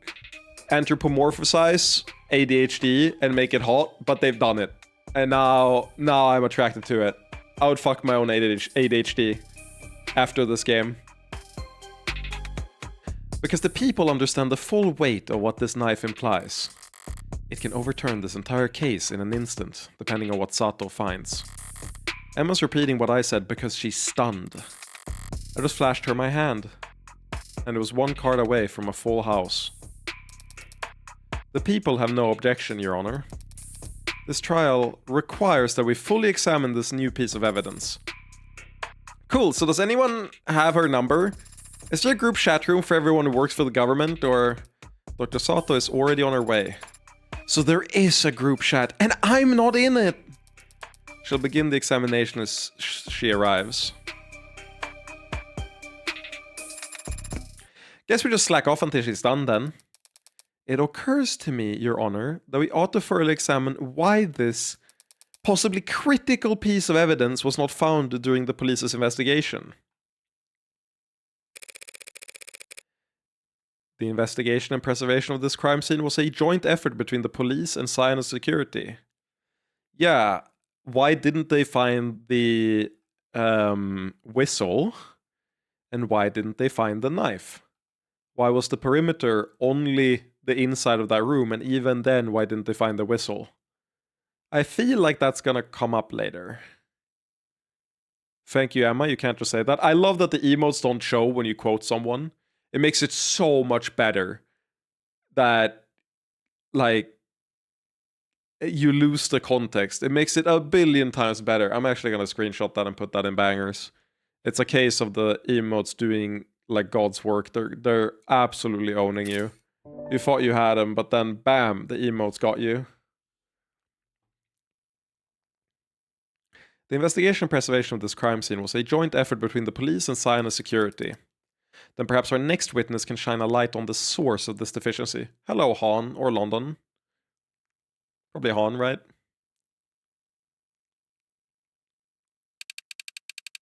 Adelaide Han. Han. Is it Han or Han? Adelaide Han. Site manager at Cyanus Security. I served as supervisor for this... Oh, wait. I thought it was the Emma talking. Adelaide Han. Site manager at Cyanus Security. I served as supervisor for the scene of the crime in case 356319B. Wow. Wow! Can I call you lady?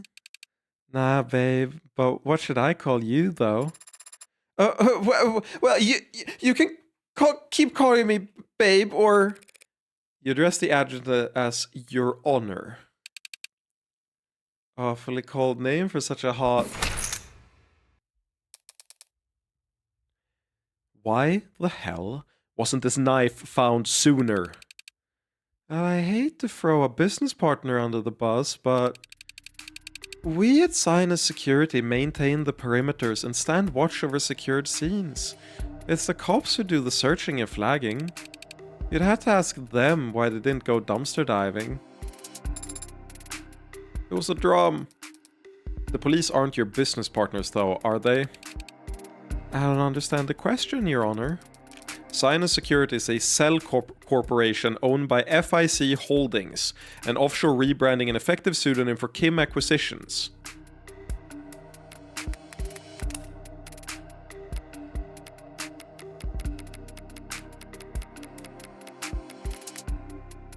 A corporation structured such that its employees have no knowledge of its parent orgs. Ooh. A cell corporation is an informal rather than legal label for a business that operates without any clear or explicit knowledge of who its parent or sibling companies may be. The name comes from late 19th and early 20th century covert cell systems, often employed by terrorist or paramilitary organizations. As there is no technical definition of what constitutes a cell corporation, the experiences of employees operating within such companies vary greatly. But it is commonly reported that individuals are expected to complete their work without full information about how their jobs slot into the greater corporate structure. While many consider the comparison inappropriate or even libelous. Is it libelous? I know it's libel. But I don't know. It has to be libelous. Libelous. Weird. Because you don't say libel, you say libel. There is nothing illegal about the organizational structure, and some consider it a prudent measure to reduce the risk of trade secrets leaking to competitors. Users also frequently search for, "What is my job?" Real. Kim Acquisitions, aka the heart of the criminal organizations operating in the lower wards that is commonly referred to as the Blue Blood Mafia.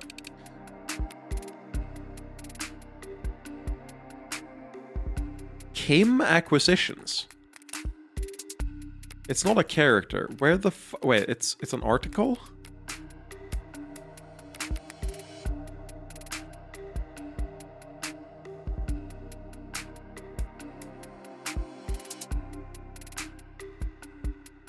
Is it an earlier case we've heard Kim? I don't know if we've heard Kim Acquisitions, but I feel like I recognize the name Kim.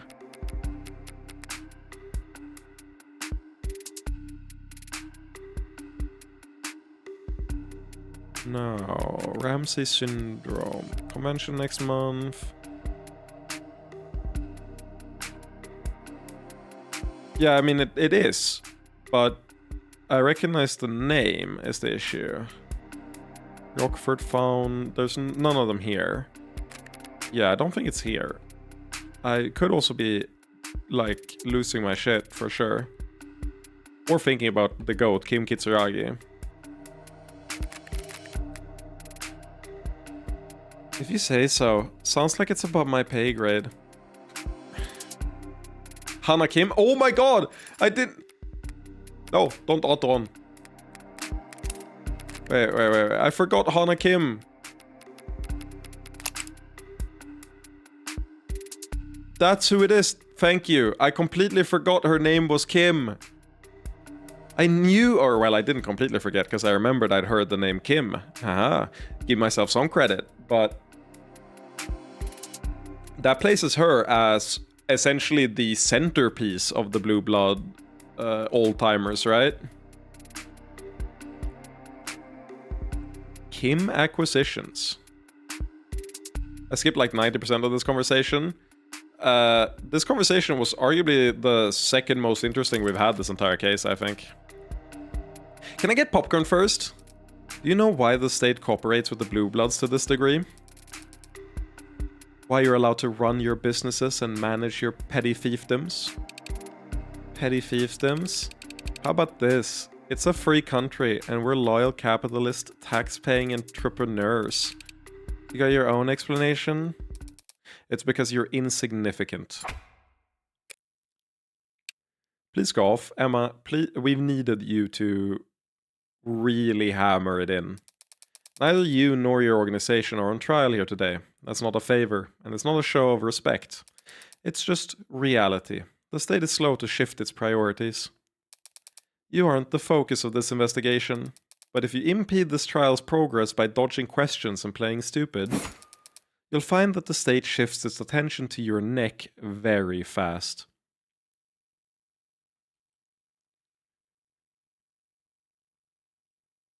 This is the image that I felt was weirdly, like, off-key in case 0/case 1. It has to be case 1. But it looks better, I think. I think maybe the shading is changed. Or the fact that it doesn't have the, like, eye thing down on both of them. Something about it. This looks good. But I'm pretty sure this close-up is one of the ones I complained about in episode 1, that this looks really bad. And now I think it looks perfectly fine, like pretty good. Sufficiently menacing, I can say. So that's interesting. I don't know why, but it definitely looks really good now. Yeah, this is really good.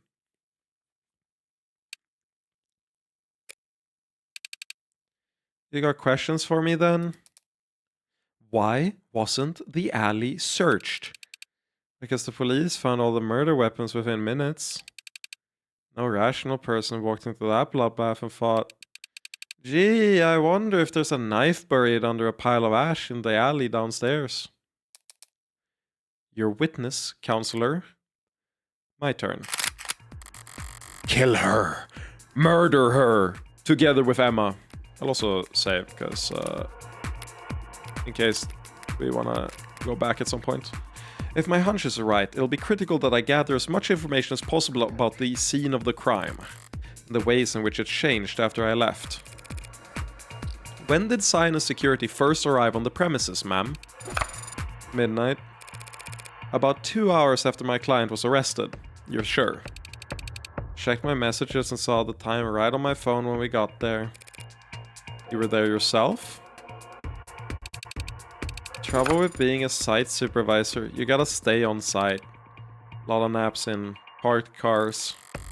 Hand let slip a few details about the building's setup when we first met. Time to get it all out on the record. Do you know who owns the building that these crimes took place in? I don't.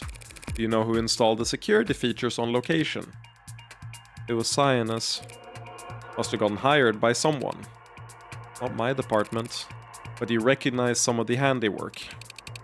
The front door was Sinus, the individual vault room locks too. Ooh! Ooh! Okay.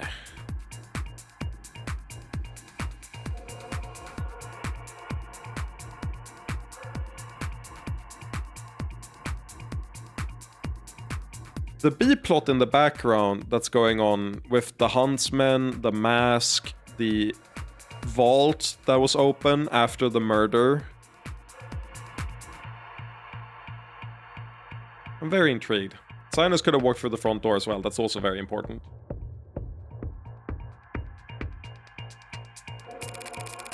That front door was locked when officers arrived. They had to shoot it open.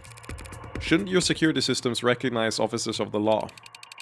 Our doors use physical locks. A lot of folks in the lower wards don't trust a fob scanner that can be hacked.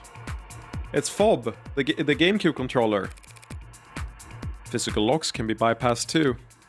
Sure, but at least it takes time. Say that to lockpicking lawyer.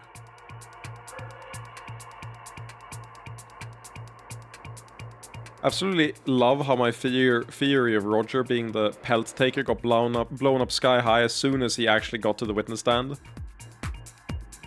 Yeah.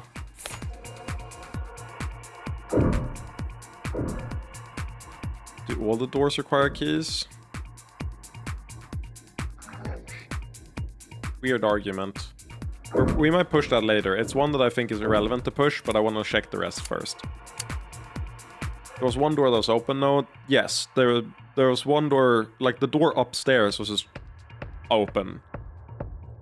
Yes, London did mention it was open. There's a warm night, I bet. Oh, hello, Nicholas. Welcome. Binding a 1. Let's check pin 2. I love the April Fool's lockpicking lawyer videos. They're great. It was a warm night, I'll bet. You asking me about the weather? Not exactly grade A small talk.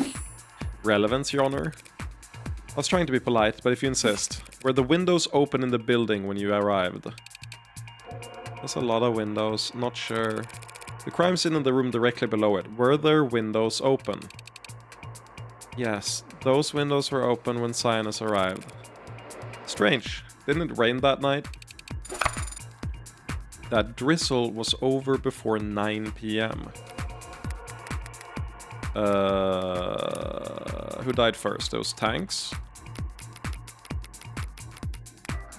9:44.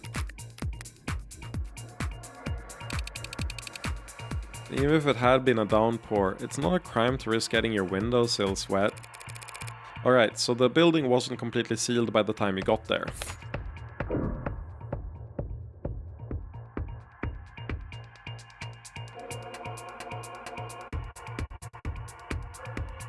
I'm more inclined to ask about that than anything else.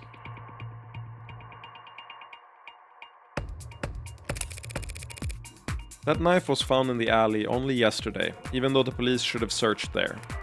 Oh, my bad, misclick. Yep, seems like not everyone did their job. Did you do yours? Was the alley monitored around the clock? It was. Any disturbances to the scene in the alley? Wait.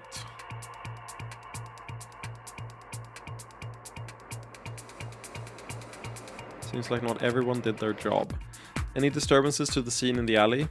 No, none.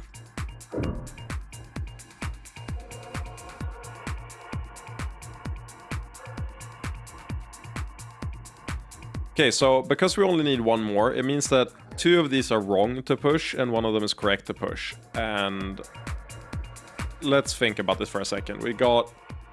Was the doors inside locked? Which I don't think is pertinent to the exact question we're asking here. The soundproofing is the most interesting question. And at the start of this questioning, we said we wanted to get the things she's told us beforehand on record.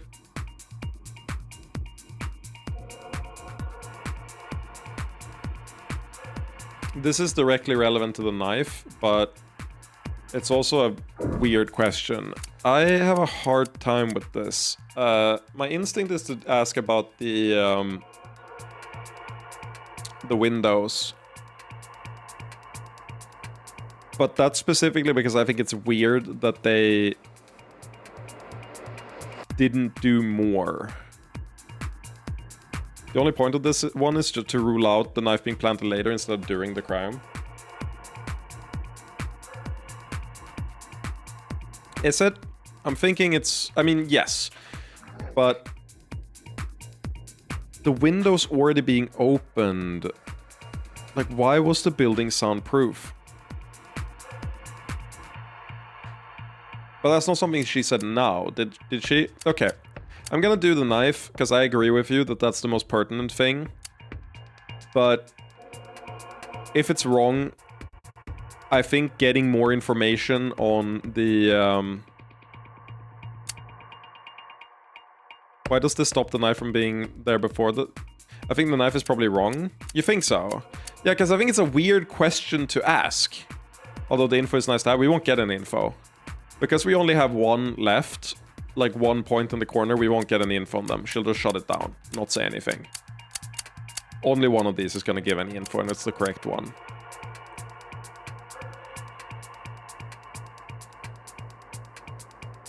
Why does this stop the knife from being there before the crime? Well, it's specifically that the blood match is what makes it relevant. What I really want to ask is, why didn't they check the alley?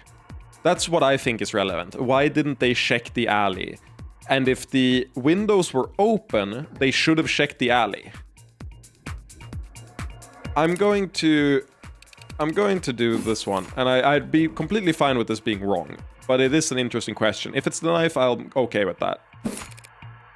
Was the building made soundproof? Oh, that's not what I thought the question was. No. I'm loading that. That's not what I thought the question was at all. That's not what it said.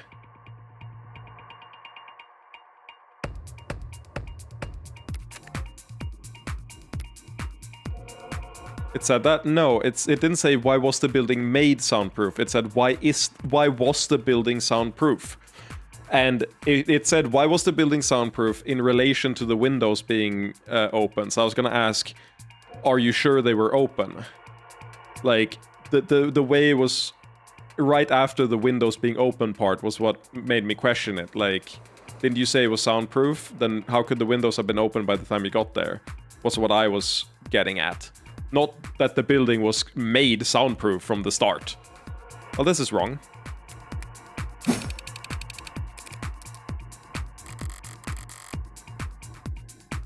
Oh, it didn't. Oh! It didn't penalize me. So no, I'm not a building inspector, and I got the impression this wasn't a place that cared about certifications. Really? It didn't penalize me. I'll take that.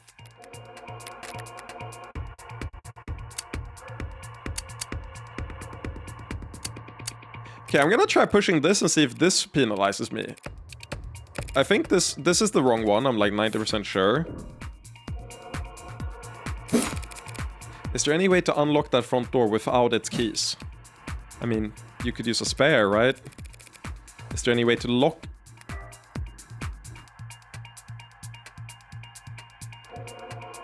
Is it just me, or was that not what the prompt was? Didn't it ask if any of the other doors were locked?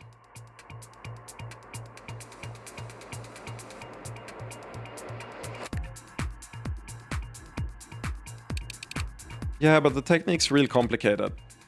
I don't know, you went too fast for me. I'm gonna double check that. I'm 90% sure that said, were any of the other doors locked? My reading comprehension must suck, because I was like pretty sure that's what it said.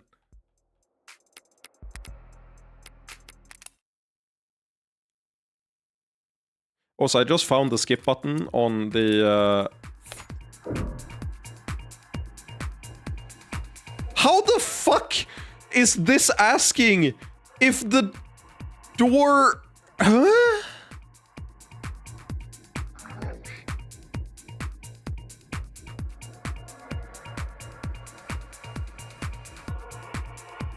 This... Okay. Yeah. I swear the other one... Also, like, I was asking in relation to the thing, like, it said, why was the building soundproof? And to me, why was the building soundproof means, hey, the windows can't have been opened, right? Because it was soundproof. But then it went, why was the buildings made soundproof?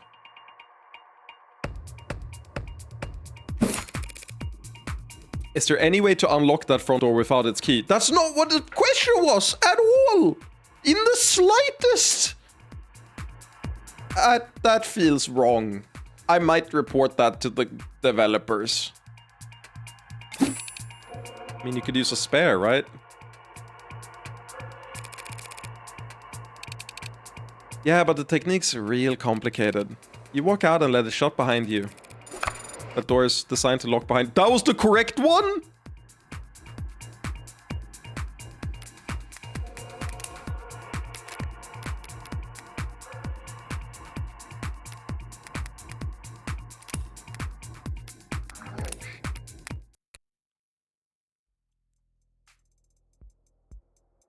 Not surprised, to be honest. I mean, after the question came out, I'm less surprised, but...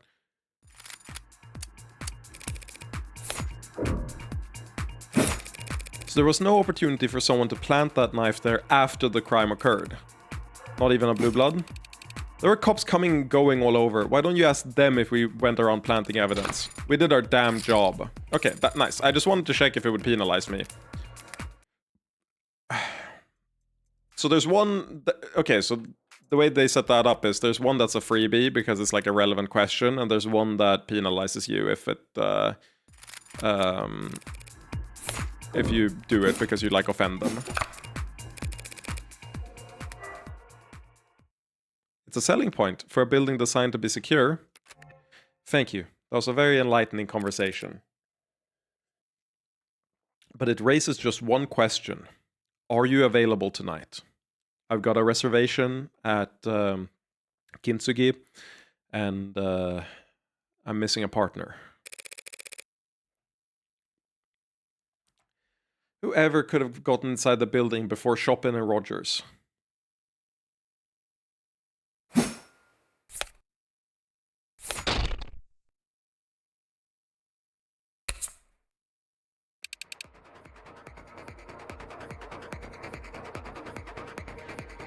So she's running with Rogers didn't kill them.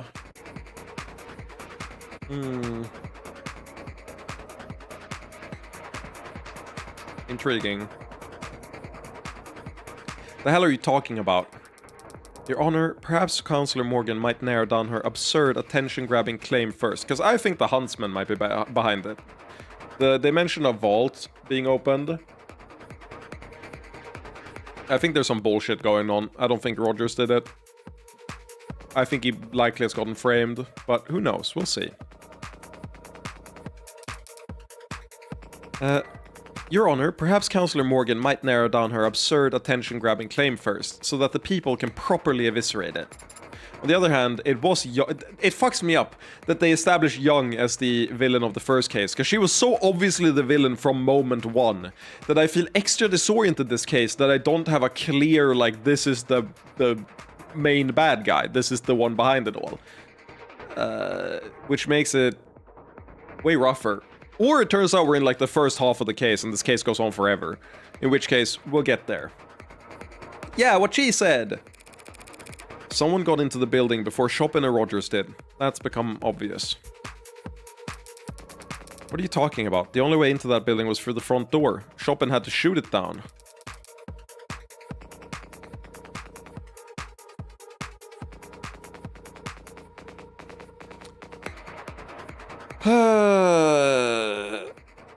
Okay, I need to reconstruct my sequence of events in my head, because what's been bothering me about this entire time, since the very start, is the fact that the dumpster was moved.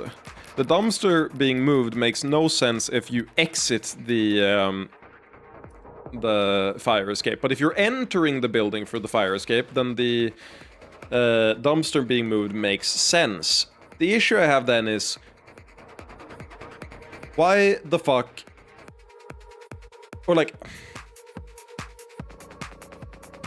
We didn't open the windows. Right?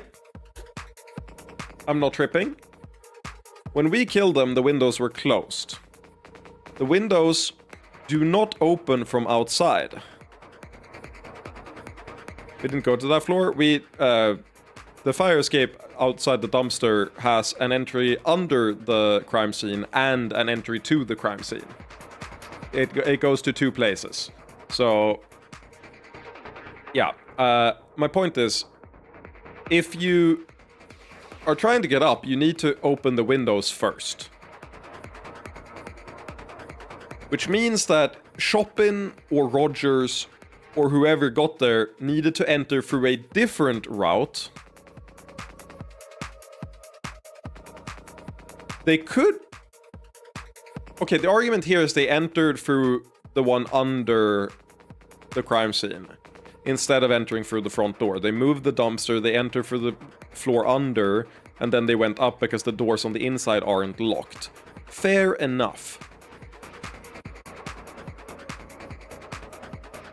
I guess that does answer the question of how they got there. And then they exited through opening the windows before Chopin and Rogers got in.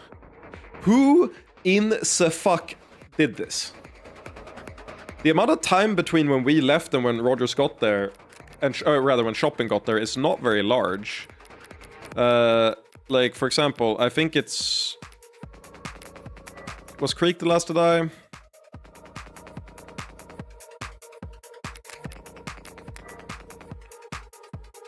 Chopin died 10-14. Like, what I'm imagining happened would be... If I was 20-minute gap, I thought it was slightly less than that. Can I check the... Which would it be? It would be... 9:44, 9:45. It only took like a... Creek died like 9:47 or something like that. Chopin died 14 over. So that's about... almost 20 minutes. But... Oh yeah, we did leave immediately. It's almost a 20-minute gap. You're right. When did... That's almost 30 now. Oh, it's at 40, not 50. Yeah, you're right. It's almost 30 minutes. You're right. But what I was thinking is, when did they get the... Didn't they say when they got the...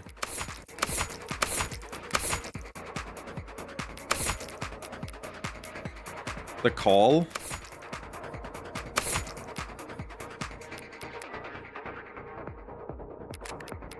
Not so that it's a... so that it's timed here.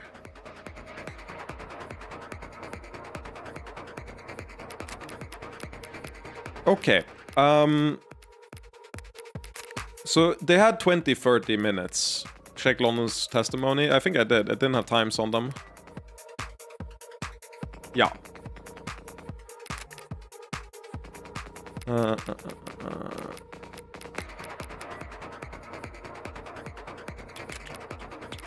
So don't know times, but 20 to 30 minutes. Okay, that's a lot longer than I thought it was. I'm imagining what happened is this person... Okay, let's assume it's the huntsman. Let's assume it's not Rogers. It's the quote-unquote huntsman, okay? Here's what happens.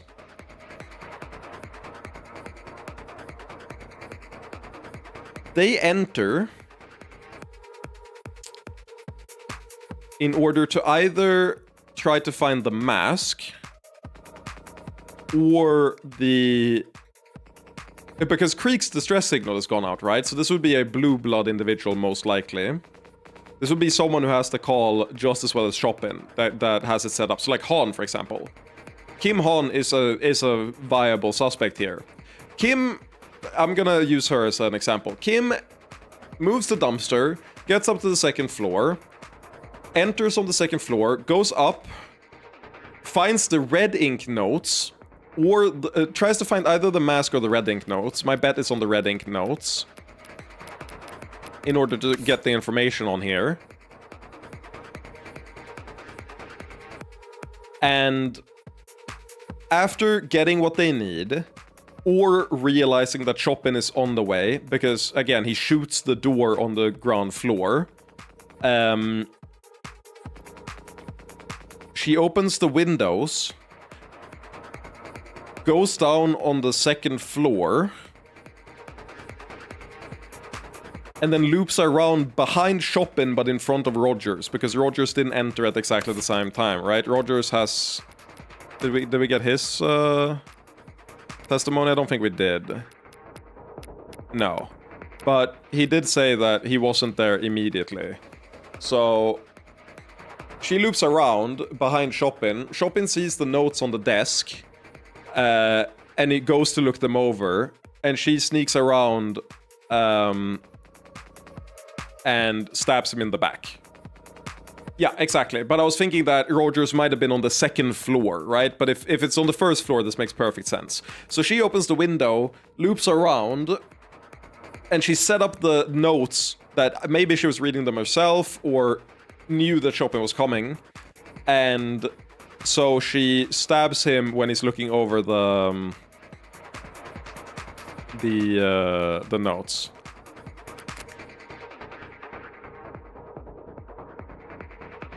But it gets weird that Sosuke was supposedly hovering over Chopin if Han was there right before. I don't think that's correct. Who was it that we talked to?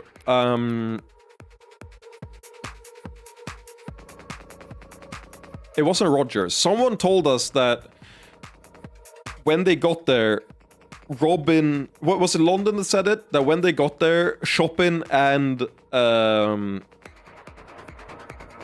Sosuke was laying on the ground, knocked out, both of them.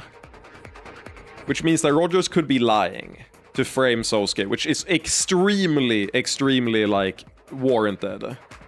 Rain did, I think? Oh, yes, you're completely right. It is Reyes. Reyes did say that. The drunken bit, yes. So Reyes did say that they were both knocked out. Which makes me think that Rogers is lying. And Sosuke was not hovering over Chopin. That's just an attempt to frame him. They were both knocked the fuck out.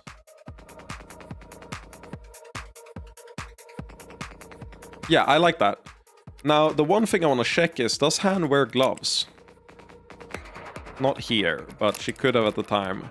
But it could have been basically anyone that would get the signal. So any blue blood would have gotten it, most likely. It couldn't be London. London was with Reyes, so it can't be London. He has an alibi. But it can be a lot of characters. But my guess is on Kim Han here, actually. Are you suggesting that he didn't even try turning the handle first?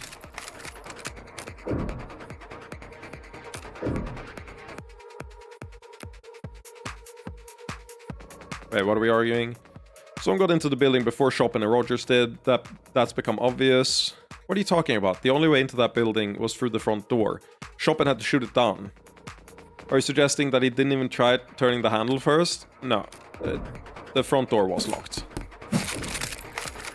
No, the door was definitely locked when those two arrived. This witness has testified that the door is designed to lock itself automatically. So it's impossible for the door to have been left unlocked. As you say, but in that case, if we know that the front door was locked all night, and we know that the master key was found on Creek's body on the 3rd floor, then where do I even... What the hell are you trying to say anyway? Just that they used the spare key. My thing is... That wouldn't explain why the dumpster was moved, but Han also has a spare key, so she could have just used a key to get inside as well. But the dumpster being moved makes it a little weird, but fair enough. Also a valid argument. She does have access to it. This points more towards Han than I am comfortable in saying.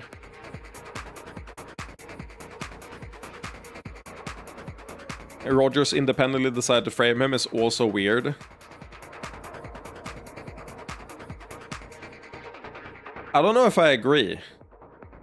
Did you see how much he exploded at Sosuke and wanted him dead in the trial? I think that's perfectly in character. He seemed absolutely fucking, like, out of his mind angry the entire time. Oh, a spare key. How convenient. But completely unfounded. The witness just testified that a spare key is the only other way in. But there's no proof that a spare key even exists. Probably not. No. Probably. So how about I show the courtroom where it was hidden instead?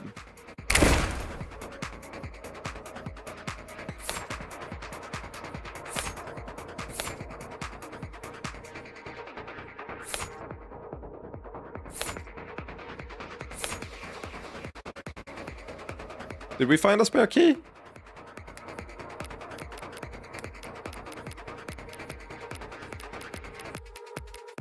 Don't think so.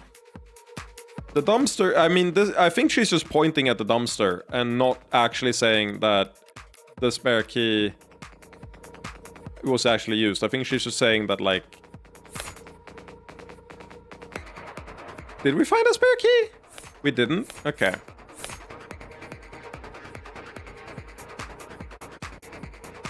Connects crime scene. I'm being advised by my lawyers that it is Shut the Fuck Up Friday on this Saturday. Makes sense. Dirty rain marks around it. Signs of being moved. Found in alley. That's all, frankly not a bad argument. She's saying that this is where it could be found.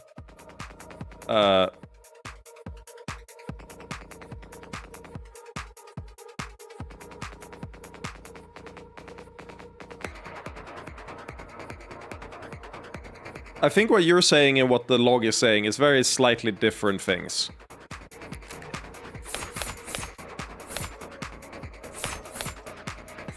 It's not the sound system. The fire escape doesn't really make sense, I don't think.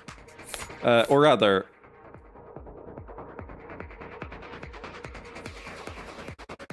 Wait, is it just telling us to connect it to the room below? Because the room below we could enter however we wanted. We didn't need a key to get in there. So, my argument is that it's the fire escape because it connects the crime scene to the room immediately below.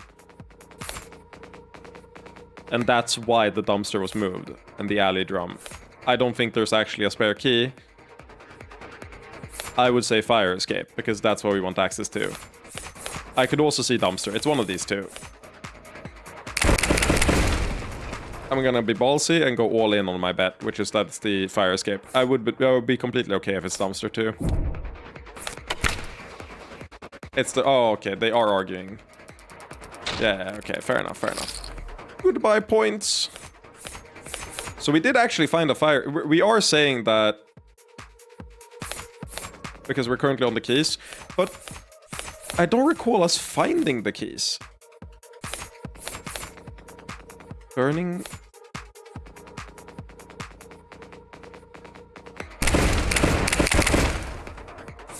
Okay, it's... We found the knife in here.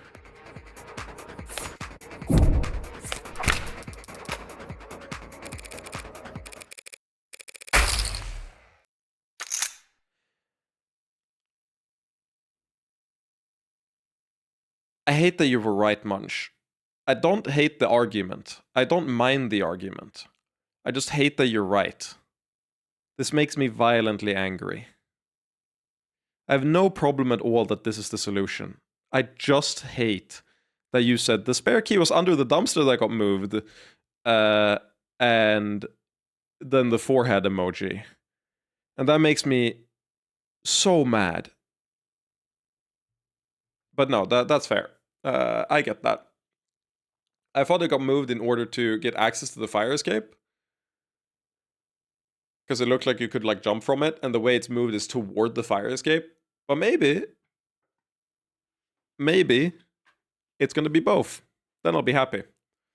Game doesn't necessarily throw away a piece of evidence after it's been used.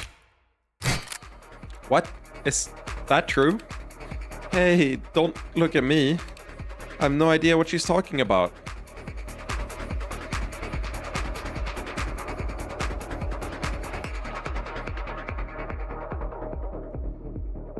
Move dumpster, enter through bottom door, go up to third floor, take whatever you want, or search for whatever you want, eye mask / the papers, open the windows, go out, hide on the second floor, spook or stalk Chopin going in. You could probably even hear them barking their orders at each other. Like he said, stay here on the first floor, whatever, something like that. I forget. Anyway, you could probably hear that Rogers was staying on the first floor. Stalk him, kill him. Go around outside. It's exactly the same thing, but a slightly different setup. I have no idea what she's talking about. The dumpster has clearly been moved, as indicated by the markings left behind from dirty rain in the lower wards. We can all see those marks, Counselor, but it could have been moved at any point after the last time it rained down there. The witness just testified that the last time it rained was 9 PM on the night of the murder. So what? Your claim is that a spare key to the front door was left underneath the dumpster? Not so dissimilar from leaving a spare key under a potted plant. Or a setting stone, or a Biwa statue. I need to look up what a Biwa statue is. Please don't be a VTuber, please don't be a VTuber. It's an instrument. What? Never mind, if I search Biwa statue specifically, I get Uma Musume. But they're referring to the Biwa, the instrument, so like a statue of someone playing the instrument, I'm pretty sure, because I do get a lot of those results. But I get Biwa Hayahide.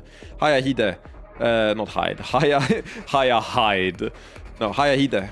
Fucking baller ass design, though, I gotta say. Look at this. This is a baller character. But Biwa is a instrument. I did get that. It's the instrument they're playing here. I didn't get any other result than just that.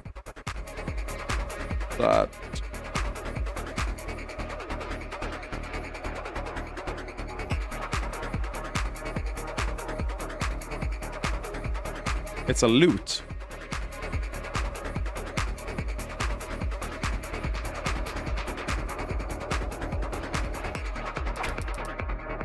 This isn't anything like either of those examples. That dumpster is massive and its wheels are long gone.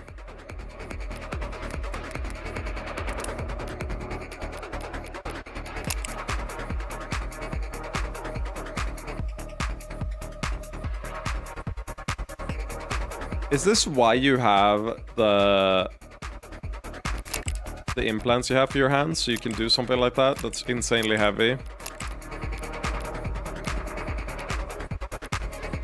Legitimately, I think she might be the only character I've seen that could feasibly do something like that. Correct. So if anyone had moved it after police had arrived, the cops definitely would have heard it. If it was moved after the rain stopped and before Chopin and Rogers got there, that narrows it down to somewhere between 9 and 10 PM. And of course, someone would only bother to move a dumpster that heavy if they knew what they'd find underneath it.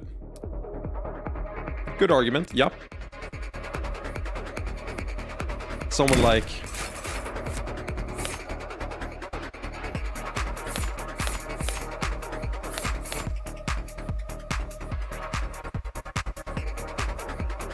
Makes no sense, I feel, right?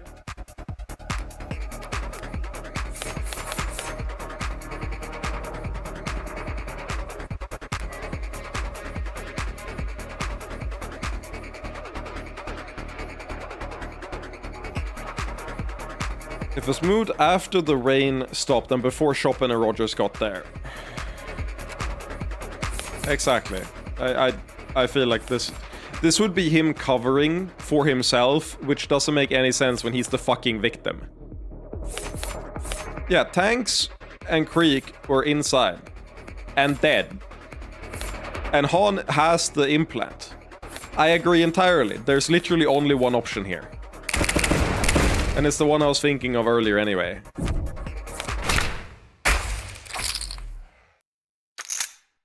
It had to be Han, of course. Counselor.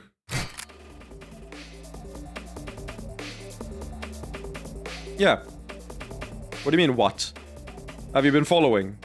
She's by far the most suspicious here. She has perfect view of the crime scene. She's the only one that would get the distress signal in addition to Chopin. She was already in the area, whereas Chopin was further away. We know that she has a setup, so she got the alarm from the dog whistle. She has these implants that seem to like dig into her hands and shit to make her stronger. And she is a security specialist there that would have had prior info about where the key was.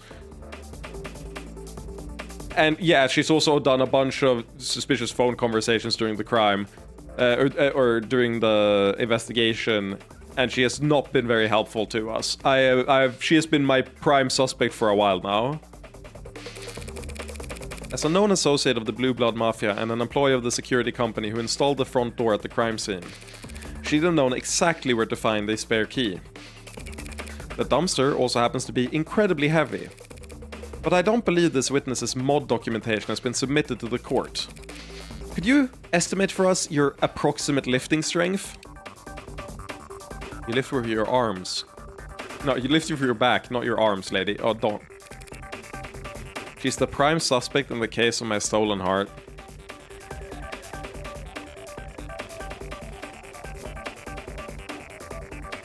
I'm not continuing this case until you say sorry. Until you apologize. What the fuck are you talking about? Go to horny jail. You are apologizing for the shit you just said in chat. I have my hands behind my head right now. On my headrest.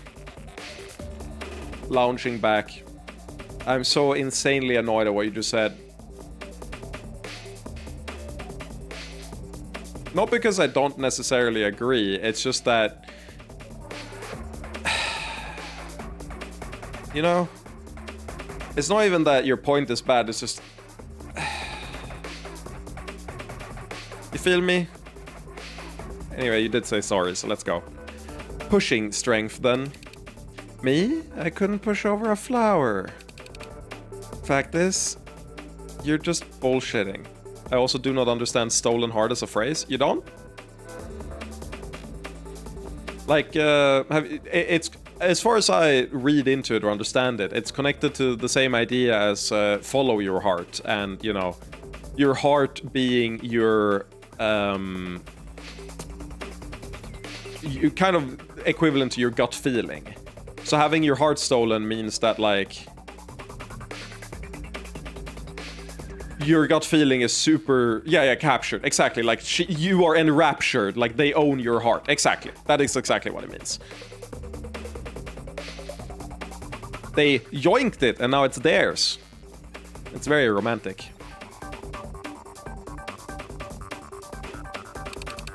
There's no proof of any of what you've said. We could check for your fingerprints on the front door.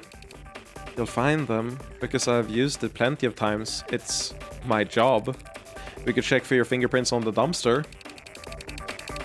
That thing's filthy. You'd get nothing but partial from a bunch of unlisted and addicts and whoever else stumble around in that alley. Would we? Don't know. But after you do, I might just recall how I nearly puked when I saw that crime scene. And how I might have stepped out into the alley to catch my breath. Clever, bitch, man. Clever. I like that. Would you believe that I rested my hands on the dumpster then? Yeah, on the side. Not on the top, but on the side that you would push. This line of questioning is unproductive, Your Honor. Counselor Morgan cannot substantiate her theory because the fact is, there's nothing strange about Hans' prints being on any centimeter of that building.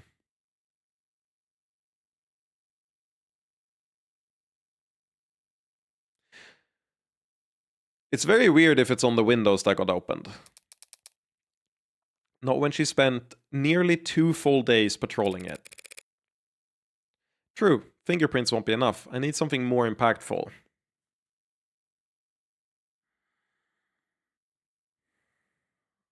We have the fact that the dog whistle was there and not found, and that it alerts her phone, which means that she knew that it was used. Yeah, that is immediately extremely suspicious. Your point is to clean up and control the crime scene, and you left and didn't identify the dog whistle that was used, which alerts your phone to everything that has happened there. So that is immediately suspicious. And I've got just the thing. What? Han was there that night. She was there before the police ever were, and she was there long before Zionist showed up at midnight. And I can prove it right now. Right, meow? How? Exactly. What? I'm going to prove how she got there before the police did. Couldn't you warn Sarah beforehand? What the hell was that? Adonai, did you really have to do that again? What is happening right now? I feel like if Han was intelligent, she would have removed this app from her phone. And then just pretended that this never happened. This isn't proof that she was actually there, just that she got a notification. Disagree, because she said that she is in the lower wards, like, all the time, and that's where she was. So that's why they could answer so fast. Or something to that effect. I don't remember the specifics, but she was in the area, and Chopin was not. So, given that she was in the area and got notification, whereas Chopin was out of the area and then got notification, tells me that she must have arrived before Chopin, or had the possibility of arriving before Chopin, at the very least. This is a simple whistle. Every time I press it, every ad in the courtroom picks up a rather nasty frequency, as does any phone with the proper receiver app installed. So, should the witness be excused so she can answer her phone, Your Honor? You brought that shit into the courtroom? Where exactly was this whistle found? At the scene of the crime, of course, near where Creek's body lay. Police must have disregarded it as a keychain or toy. Didn't anyone ever teach them that when you find a button, you should press it? That's the exact opposite of what you should do at a crime scene. You should at least document it, even if you don't press it. Yesterday, Dr. Sato testified that Creek was alive for several minutes after being shot. If he pressed this whistle even once in that time, the witness's phone would have started getting alerts. As I've demonstrated to the court just now. Wait. XD, that was Morgan saying it. Never mind. Anything to say for yourself, Miss Han? Did someone install the app on your phone as a prank? Its reception has limited range. The lower wards is a tight-knit, high-density community. How far could you have been? Far. I wasn't even in the area that night. It doesn't matter what range she was at, Your Honor.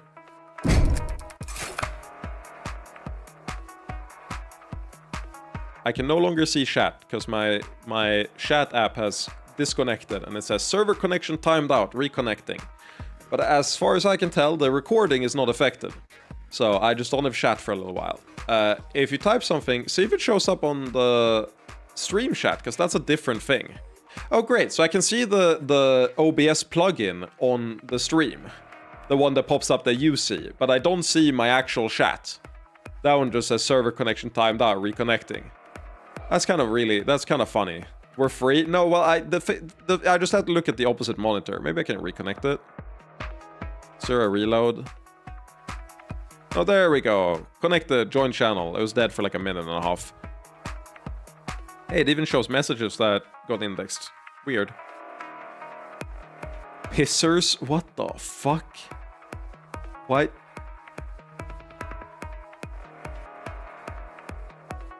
Okay.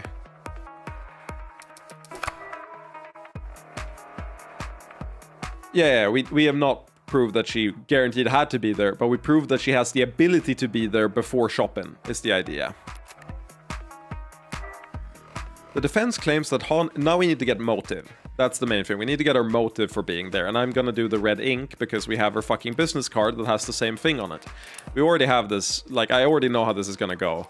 We have the red ink, which has her company logo on it. Wait, no, it doesn't. Which one's the one that has the... Is it a scrap of paper? Yeah. Scrap a red ink document with a common type of boot print left on it. Room directly below the crime scene. Oh, okay. Oh, I never made this connection. So, what she did was remove this piece so that they can't tie it together to Cyanus. Why she would leave it there on the room below instead of incinerating it is fairly interesting. but it's unreadable anyway. So I guess maybe she thought that they wouldn't make the connection that it's tied to her company.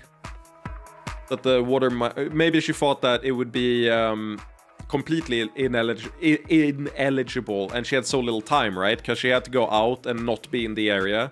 So assuming she had like almost no time at all, she probably accidentally dropped this one and burned some others. Yeah, that's very fair, right? Because she burned the knife. So it's very reasonable. It has her boot print on it too, right? She wouldn't step on it intentionally. So this definitely feels like a dropped it moment. Maybe it went back for some other notes or some shit. Can be a lot of reasons, but yes, this is definitely part of the other red ink at the top. And we are going to connect that to her her card with the same watermark on it. Letting the front door lock behind her to block Chopin and Rogers. But yes, that makes sense. She was trying to burn all the evidence, all the papers before Chopin got there, but she didn't have time. So that's why she had to kill him, because she needed to get all the evidence away from there. And, you know, all the blood going on it is effectively the same thing. So that worked, and she had no time because Rogers was right under, but she couldn't let Chopin see what was on there. And that's why she killed him. Yeah. I'm interested, though, in why the katana was shaken around the way it was. I wonder if no, there's no reason that Rogers would have, like, twisted it with his arm that has, like, Parkinson's, whatever they mentioned, that he can't keep it straight. Interesting. That's a discrepancy, but I think the rest of it is starting to become fairly clear. But those two officers did enter after they shot the lock. At which point, they didn't run into the witness. Freak was shot at around 9:45 p.m. Considering the time it would have taken Han to arrive and retrieve the spare key, she would have only been a few steps ahead of Chopin and Rogers. After coming so far with your brilliant spare key deduction, are you now going to claim that she simply ran away? No, at that point she would have had to hide.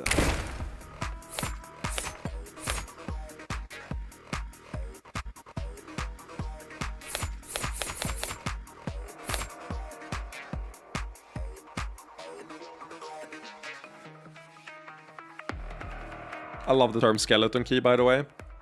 But yes, she's the only one who would have had access to this vault.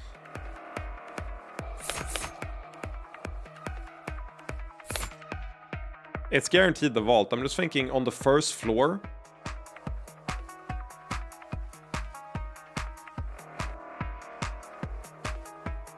Oh, wait.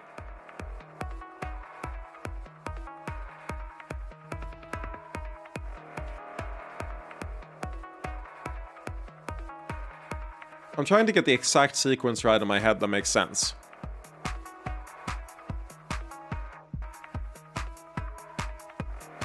Is it this door? It's not this door. The slam... Or was it? I don't think it's this door. We'll see. But I'm thinking here right now. I'm trying to get the exact sequence of movement here. She picks up the key. Heads up to the third floor from, you know, opening the front door. Grabs a bunch of red ink documents. She...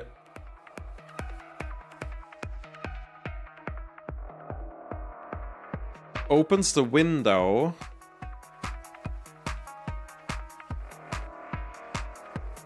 And takes them downstairs. To burn them.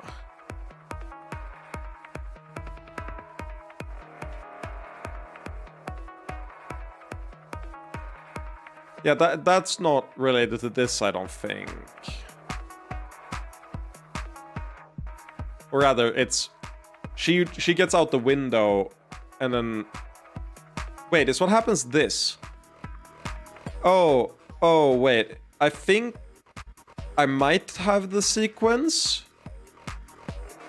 But then we should find her prints on... it wouldn't matter. Her prints would be on the door anyway. So I guess that's fine. I was gonna say, my sequence is this. She enters, she grabs documents, she goes down to burn them. But again, as we've learned, actually, I don't even know if she goes to burn them. I legitimately don't know if she does. Because she wouldn't have time to.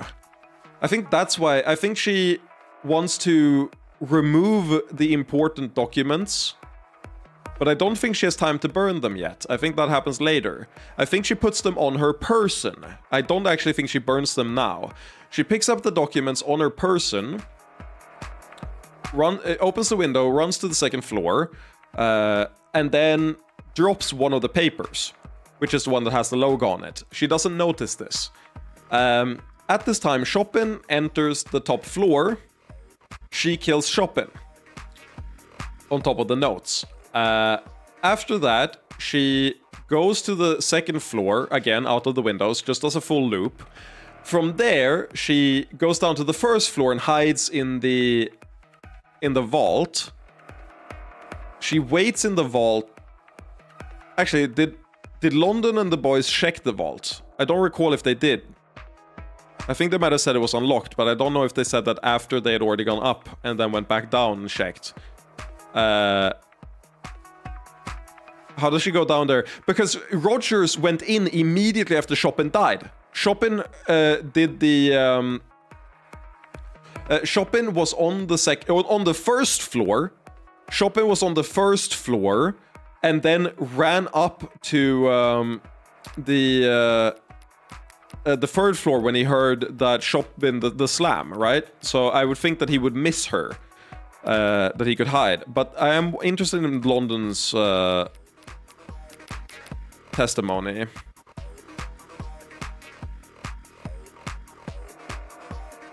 Yeah, this kills it.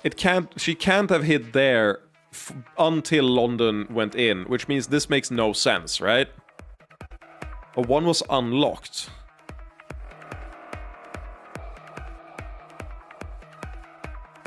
Yeah, so London did check, so she can't have hidden in there, right?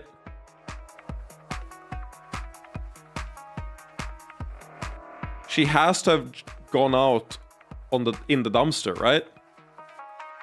Wait! Didn't we hear the dumpster? Or am I tripping? Didn't they say they heard, like, the dumpster close? And I thought it was because someone jumped off the windowsill. But then I was like, yeah, we didn't. Roger did. Yeah, Roger said he did. But then I was thinking... Because what I was thinking was, if someone was escaping and, like, jumping off the fire escape thingy, why would they hear the lid close? They wouldn't. Because you would just land on top of the lid that's already closed. But if they're hiding inside the dumpster, that makes way more sense. So it should be the dumpster. Because first floor vault is locked out because London checked it and she wouldn't have an opportunity to leave. The dumpster was not checked. And we heard the noise, so it should be the dumpster. What is with you and garbage receptacles? They're pretty handy places to hide, don't you think? I hate chat.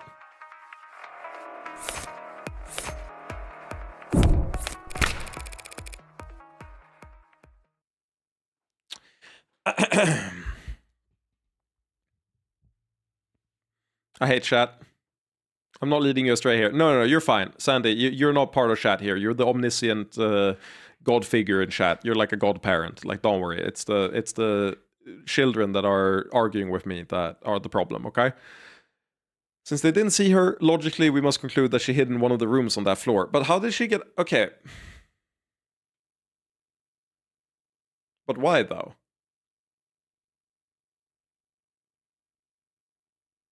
Oh, she had the key.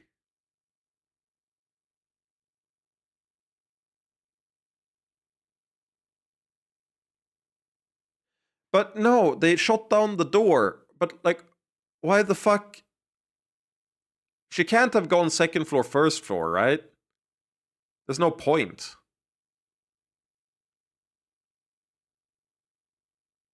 Or did Han say she arrived before London?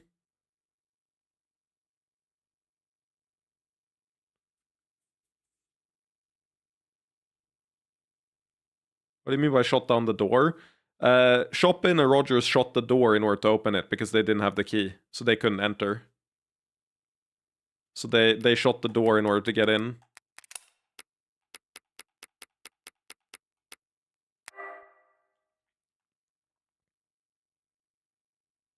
Yeah, and my point was, like,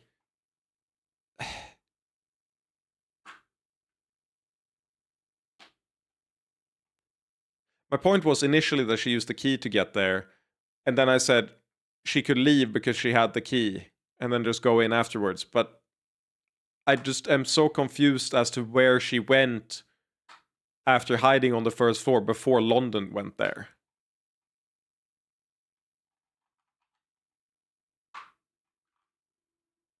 There's yes way that they're that corrupt, Marcus. Oh my god, wait, London... Erase other body cam on, never mind. Yeah, thank you.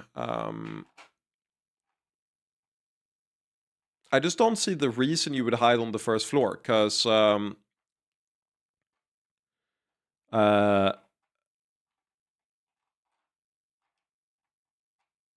like you said, she arrived after London. She arrived at like midnight, right?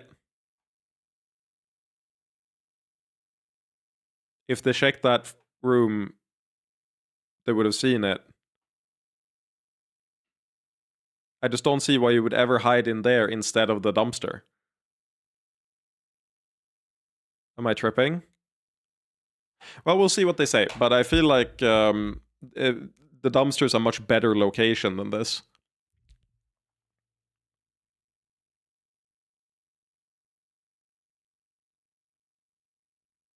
Or is it?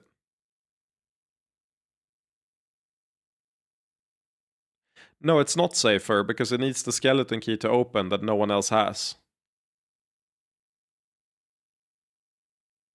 Which means that even if London and anyone else got there in the time immediately, she could have just kept the vault locked and they wouldn't have been able to enter. I guess that would be the reasoning. But my issue is, you killed Chopin. We know it was open. It was open when London got there, not when Rogers got there. And I'm saying that she might have thought it was safer because it says it needs a skeleton key to open. So if she went in there to hide, she would have obviously locked the vault so that no one else could get in there. And then she just chills in there, and there's no risk of anyone getting there because it's locked and she's the only one who has the key to open it. But then obviously she left before London got there. But what I'm wondering is, you already killed Chopin. Wouldn't you want to just like get out of there? Especially when you still have to get out there before the other cops arrive. Like again, London did a search. So like, did you hide there for 5 minutes?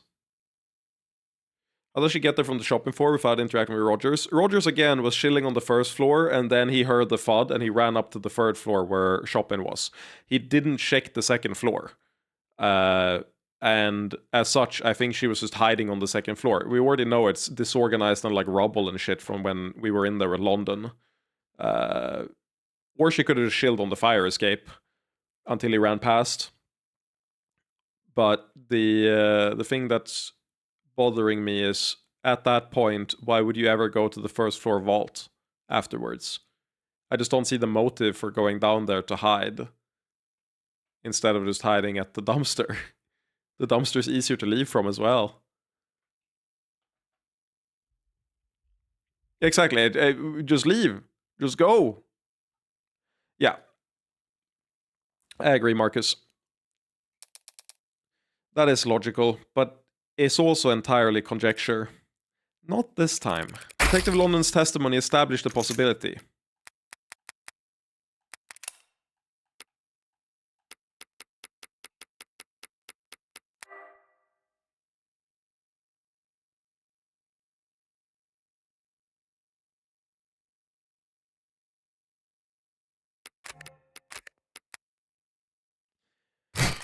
Remember what the good Detective London testified earlier?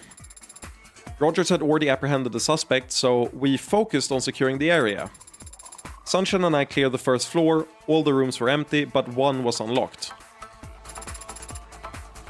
Can you teach me how to speak brackets out loud later? 2 police detectives have sworn that one vault on the first floor was found unlocked.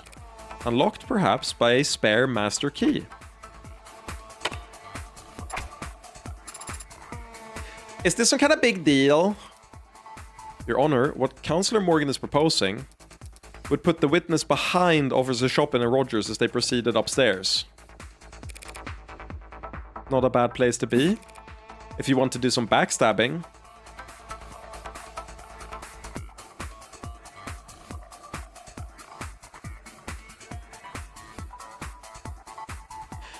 What if she doesn't have to dodge Rogers because Rogers is in on it? You've got to be shitting me. That's some creative geometry you're employing, Counselor.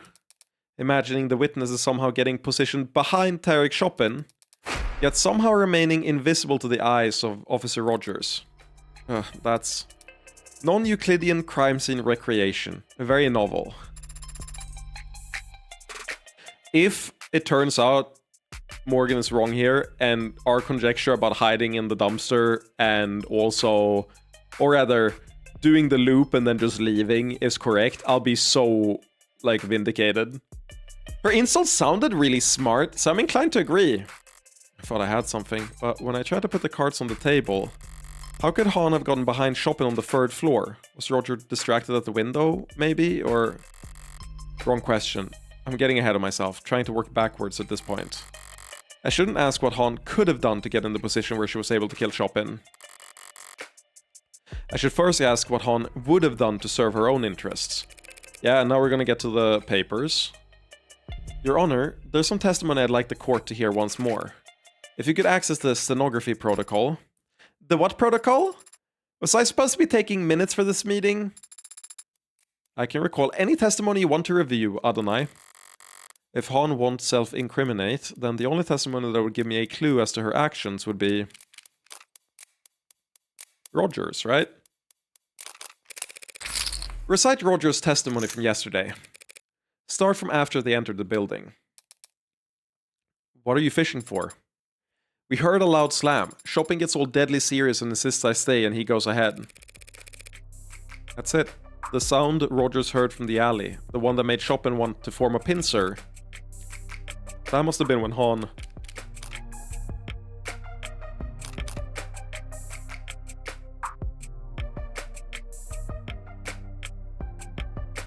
Like, I thought it was landing on the dumpster.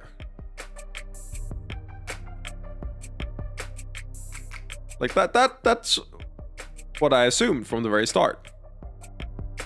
Knife, she burned it, and that wasn't at the dumpster, it was on the other thing right next to it, like Sarah's been saying over and over. The sound the officer heard was that of someone fleeing the scene.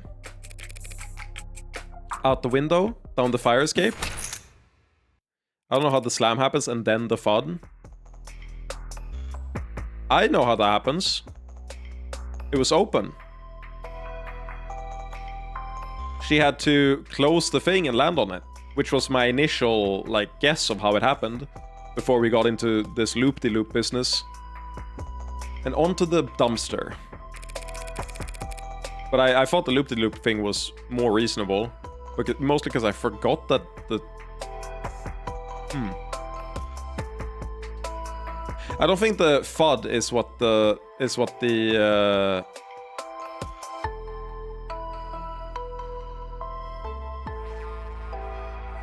Oh, I was thinking the slam was the lid closing and the FUD was her landing on it. But he did hear something up where when Chopin got stabbed, right?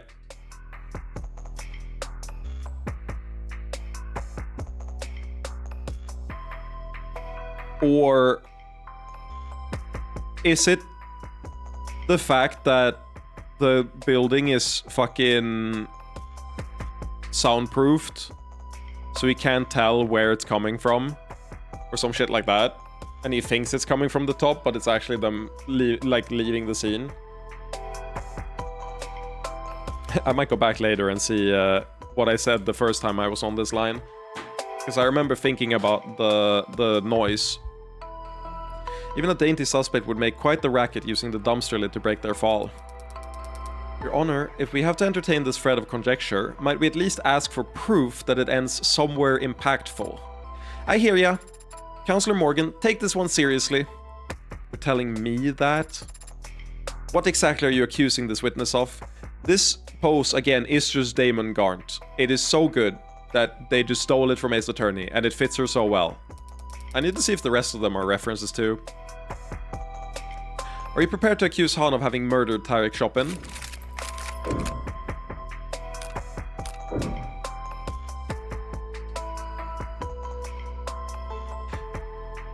Oh. Wait.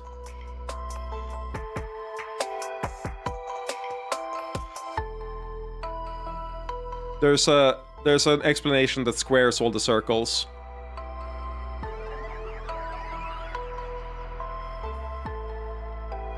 Okay, here's the deal. Han didn't murder Chopin. Han got in there, grabbed the papers, and tried to leave. What Rogers heard was the dumpster and her landing on it. He then runs up to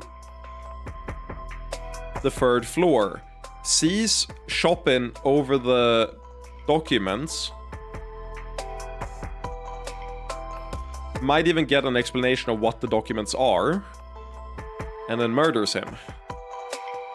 And this works as a fantastic alibi for him, or like a way he couldn't have done it if the thump he heard was Chopin's body falling. But if it's her escaping, and then he takes the opportunity to kill Chopin, who's been cozying up with the Blue Bloods. That too, Han could have heard them shooting the door and hide instantly. I have been thinking about that from the start, that like, she can time this really easily, I feel.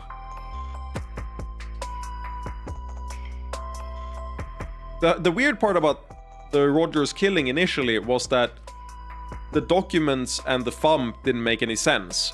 But if we assume that it's Han going in first and then grabbing the stuff, it all squares. That was the part I was lacking before. It didn't make sense for Rogers to kill and like all the documents to turn up the way they were. And the incinerated knife. But that's a problem. Why the fuck did she take the knife? That shit makes no sense. Why would she take the knife from the crime scene and incinerate it?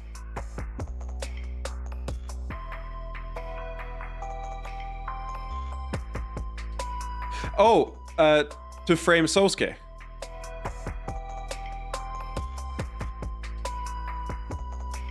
Rogers could have used a knife.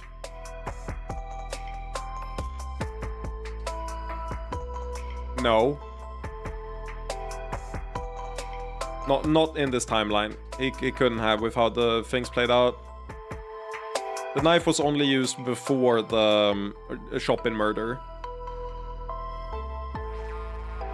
But I was thinking, why would someone take the knife if they didn't use it for anything? Which they obviously didn't, because he died with a sword impaled through him.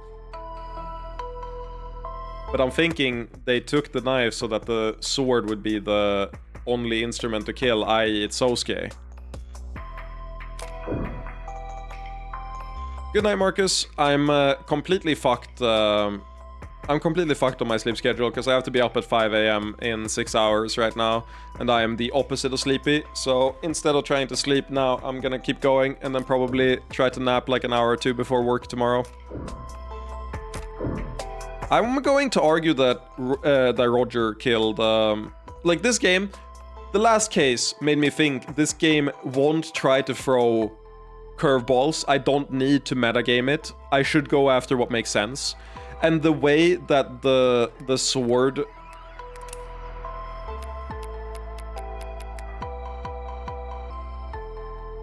Wound shows unusual pattern of aggravation, as if blade was jostled within the wound cavity post-mortem. No other injuries of note. Because of what Roger, the problem he has with his, like, physical, I think that Rogers killed Chopin, but Han stole the documents. If my theory is right, then it was the sound of Han fleeing the scene that caused the cops to split up. I'm so mad that I did the dumpster and it was wrong, but she didn't use the thing that was right, the vault. It was the dumpster she fled with. That tilts me somewhat enormously. In other words, at the time she left, Chopin was still alive. No, she's been uncooperative and has lied on this witness stand, but she didn't kill anyone. Woof! That was anticlimactic. I mean, perjury? Who even cares? Perhaps now, Your Honor, the court can get back on track and bring this witness's testimony to a close. Yeah, I'm pretty sure this squares most things. She has an incentive to steal the knife from the scene as well, even before Rogers gets there. Rogers might as well, but I think it's a little weirder for him to steal it than for Han to steal it. Considering the fact that she may very well have perjured herself, I think it might be a better use of the court's time if we cleared the room for the remainder of this witness's testimony. No objections, Your Honor. Okie dokie! Bailiffs, clear the gallery and remove the defendant to a holding room. They're forcing us out? What the hell? Hey, tag along, would you? Wysoski? Can't let someone with a concussion fall asleep, right? I'm certainly not still concussed at this point. See? He's delirious. Trust me. Very well, Adonai. Good luck.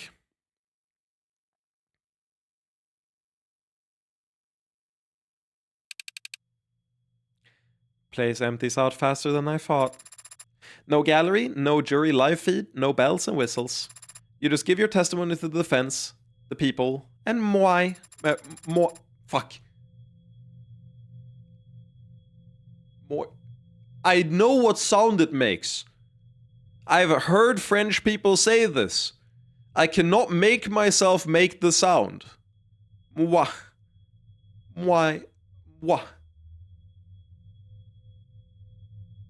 Whatever.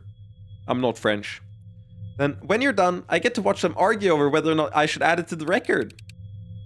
So, you think I got something contentious to say?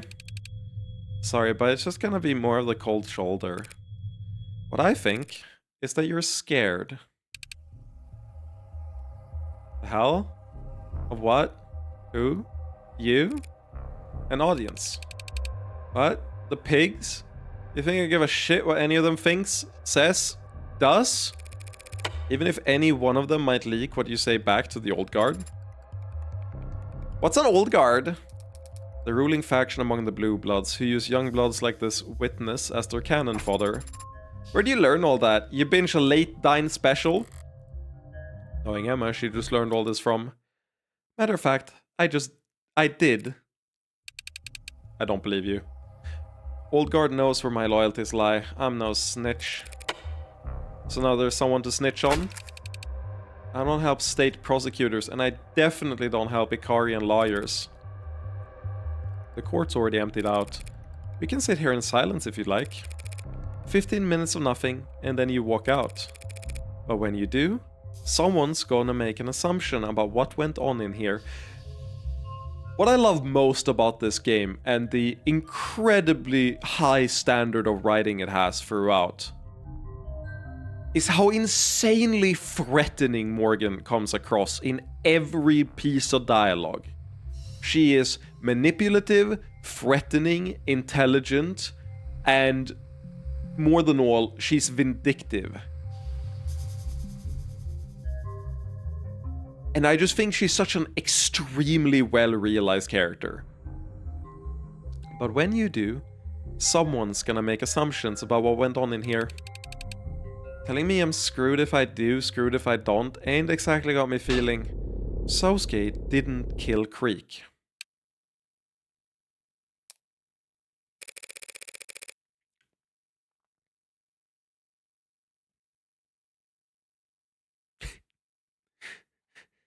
I didn't even consider the fact that if we're saying that she didn't kill Chopin, we still don't have, like, we're still on the track of framing ourselves.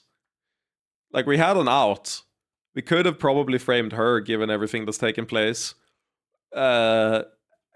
Maybe this leads to a game over. That'd be really funny.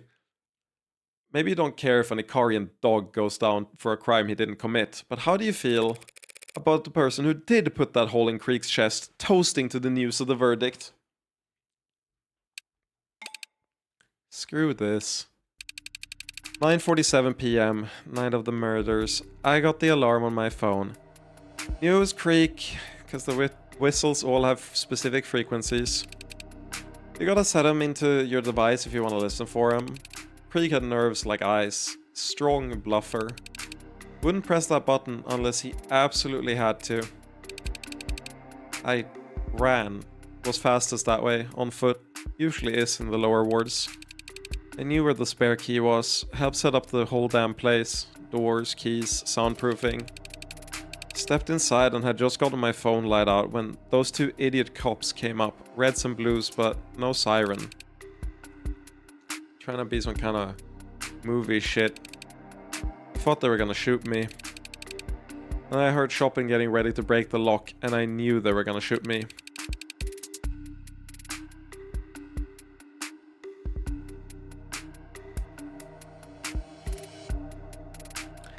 Used the spare key on the nearest vault, dipped inside and prayed they would just head straight upstairs.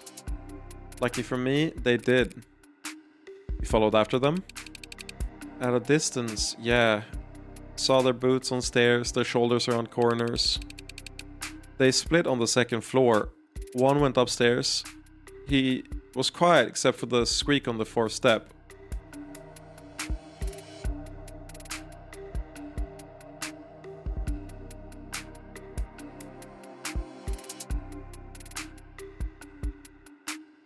Nothing about this sequence of events tracks with what makes sense in my head. With the, or rather, specifically the evidence found on the second floor, the scrap of paper.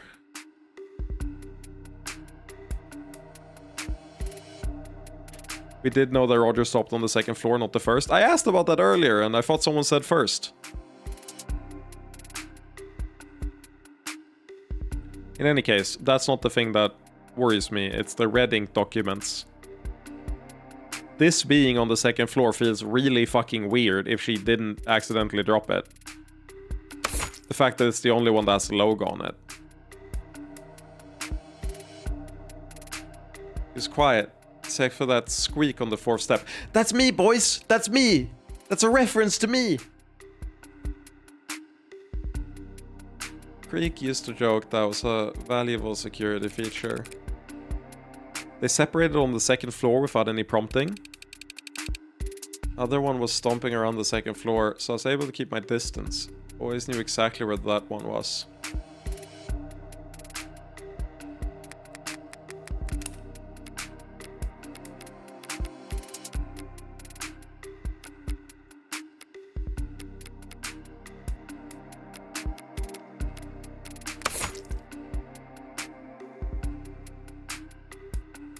Okay, but why was this on the ground, ripped up for him to step on? That just seems really fucking weird. And one shouted down. He shouted, saying that everyone was dead. There must have been Chopin, just before Sosuke snuck up on him.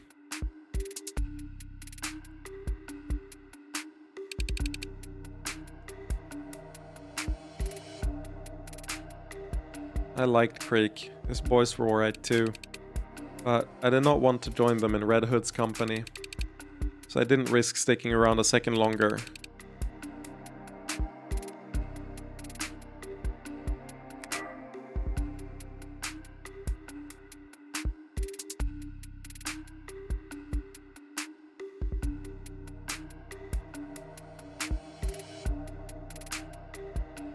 So the second floor is big enough. You're claiming the second floor is big enough that you could avoid Rogers while on the same floor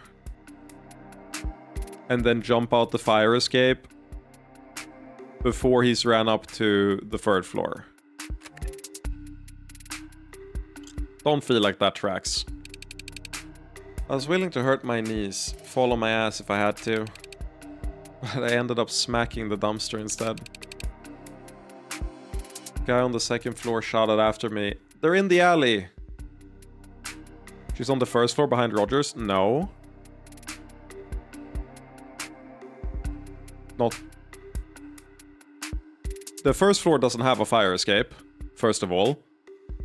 And then it says, other one was stomping around the 2nd floor, so I was able to keep my distance. Always knew exactly where that one was. The fire escape does not exist on the 1st floor, it's on the 2nd floor.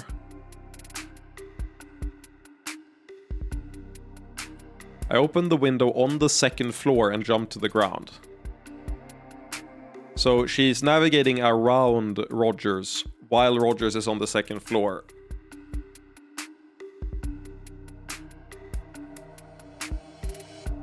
No, Rogers is still on the 2nd floor here.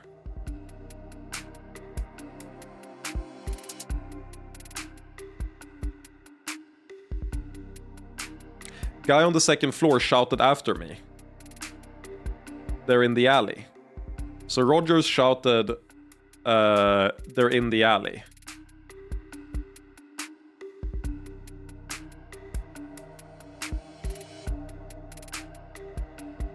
So no, Munch. What's happening here? This is... No, none of these were in the testimony. He omitted all of this. Like, I'm fairly sure he's the murderer. But... I'm thinking about the knife then.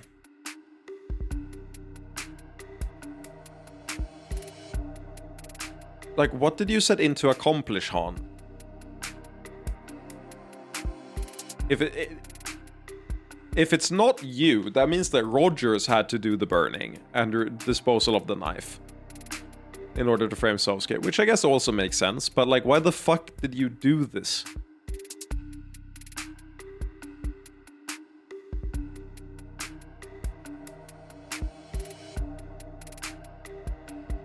I guess if you're that scared, I can see why, but you're essentially a victim of the circumstances because you get in, you hide, and then you sneak out. But then I want to ask one very simple question. Why the fuck did you exit the vault on the 1st floor?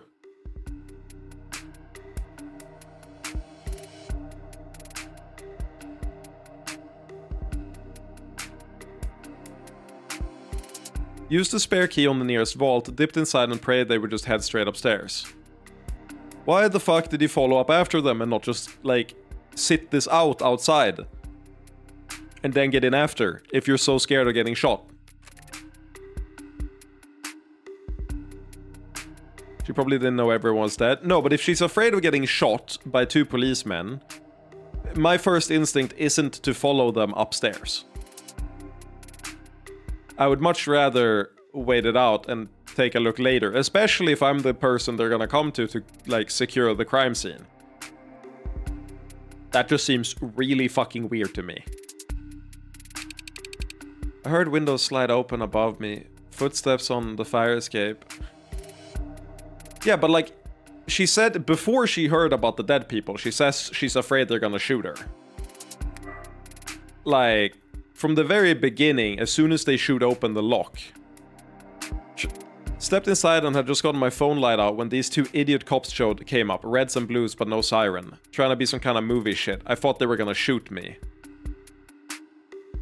Then I heard Chopin getting ready to break the lock and I knew they were gonna shoot me. Used the spare key on nearest vault, dipped inside and prayed they would just head straight upstairs. Why would she risk going up to verify any of this? She doesn't have any force. Like, even if they were alive and in distress, I don't see how she could help in a meaningful way. It just seems so weird, but, you know, we'll see. I heard windows slide open above me, footsteps on the fire escape, but my knees had stopped shaking and the fog was with me. They never saw me. I don't believe this. You're saying you never even set foot on the 3rd floor? Not until I came back hours later as a sinus rep. Nah. Where's the spare key now? Bottom of the bay at the moment. Hell of a throwing arm, as you can see. I ain't gonna help you go snorkel around for it if that's what you're asking. Well then. The people thank you for your testimony. You've cleared up a number of oddities surrounding this case, though none of the answers you provided have changed the fundamental facts of what the defendant is accused of. Not quite.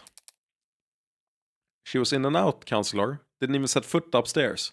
It'll be so funny if everything I'm talking about here, like none of this makes sense. And it turns out that my theory of the loop-de-loop and her, like, navigating around them and taking the knife and everything turns out to be correct. It'll be so funny if I'm like, no, this doesn't track, lady. I know, not until she came back to secure the scene, right? Out with it, counselor. This is where, what's gonna happen now is we're gonna bring up something she said while we were securing the scene that implied that she had prior knowledge or some shit like that. That's what's gonna happen. She's gonna have said something that hints at her already having been on the 3rd floor by the time that she got there to secure the scene. That's what's gonna happen here. Out with it, counselor. There's no need for theatrics without the jury or gallery here. I'm still here. I do appreciate the witness being so forthcoming about her first visit to the scene. Now I just need her to explain why she started covering up evidence when she returned. What are you talking about?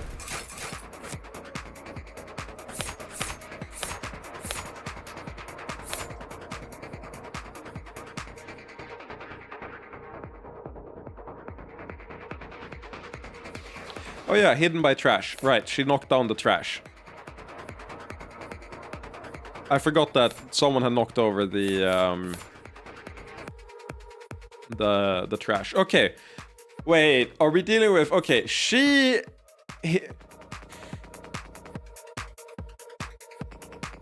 Bruh. So Roger stomps around here. And the arcs makes it so you can't, like, remove a piece of evidence, but you can move shit around. So instead of removing anything, she just knocks the trash can over to hide this. And it has the stamp of Roger's boot on it already. The knife, instead, is probably Roger's, who hid it on his body or some shit, and then burned it in the fire outside afterwards. But I'm gonna say scrap of paper for this.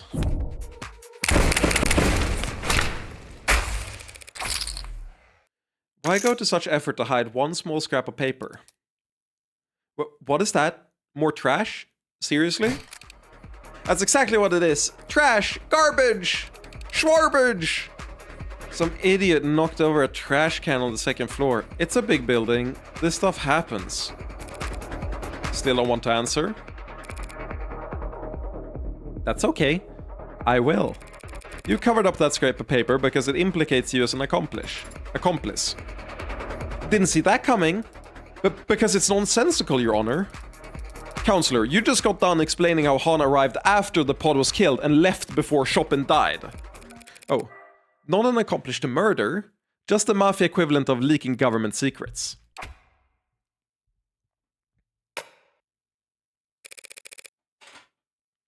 Even though the papers were almost entirely illegible, it only took 4 characters for the P492 plan to blow up in court yesterday.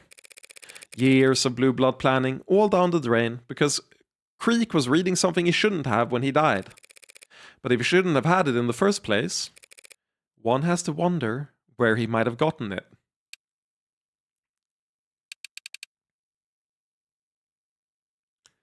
All because of one goddamn watermark. Identical to the one on your own business card. Sign of security?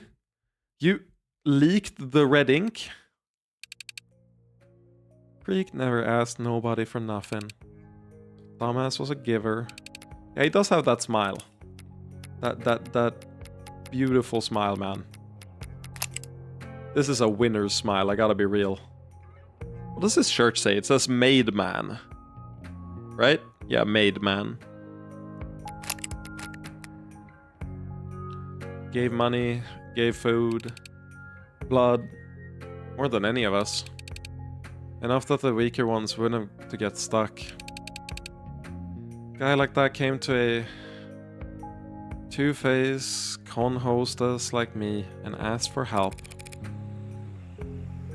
That red ink is radioactive. Radioactive! Anyone caught with it, why would he ask you for it? Olgard knew Creek was charismatic, brave, smart. Everything they feared in a young blood. But they also knew Creek made them too much money for them to just off. So the old guard decided to wear them down instead. More jobs than any other crew, more responsibilities, less downtime, no sleep, keep them too tired to have time to rebel, then wait for them to screw up. So you can make an example of them when they do. Managers would do the same thing when a host got too full of themselves. Started thinking they were the ones bringing money when they were the ones who should keep it. Just put them on the grind. Grind them into dust. One old bastard had him trying to grab that Ikaria kid, or whatever. At the same time, another expected them to do some kind of arms handoff to a big shot. At least that was the rumor. Look, point is, Creek knew they had a target on their back already, so they wanted some kind of deterrent. They could have dropped that red ink into any inbox in town like a tactical nuke if they had to. Maybe that's why they fired their missiles first. You think the old guard killed Creek? I don't think it was that pretty boy hound nursing those broken bones. I can't believe I'm jealous over a fictional character for how much risk he has that these people during a court hearing want to get in his pants this badly. It is ridiculous how every single woman except Morgan and Emma in this case just want in his pants immediately. Did he off the shopping guy though? I mean, I'd kill a stuck-up, spoiled prick like that for no motive, so... Did that answer your questions, counselor? Oh yeah, the judge is one of them too. Not the most burning one. When did this scrap of paper arrive on the second floor? Wasn't there when I ran out that window. I think Marcus might be right, and there has to be one more person. And I think I know who it is.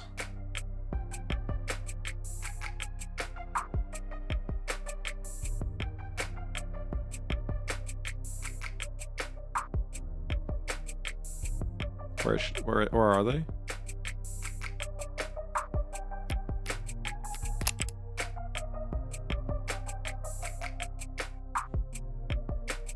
It's you! Now we'll see.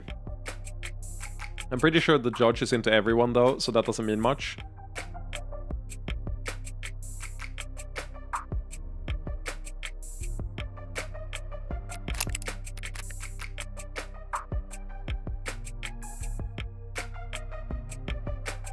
I'm just stuck thinking about the knife.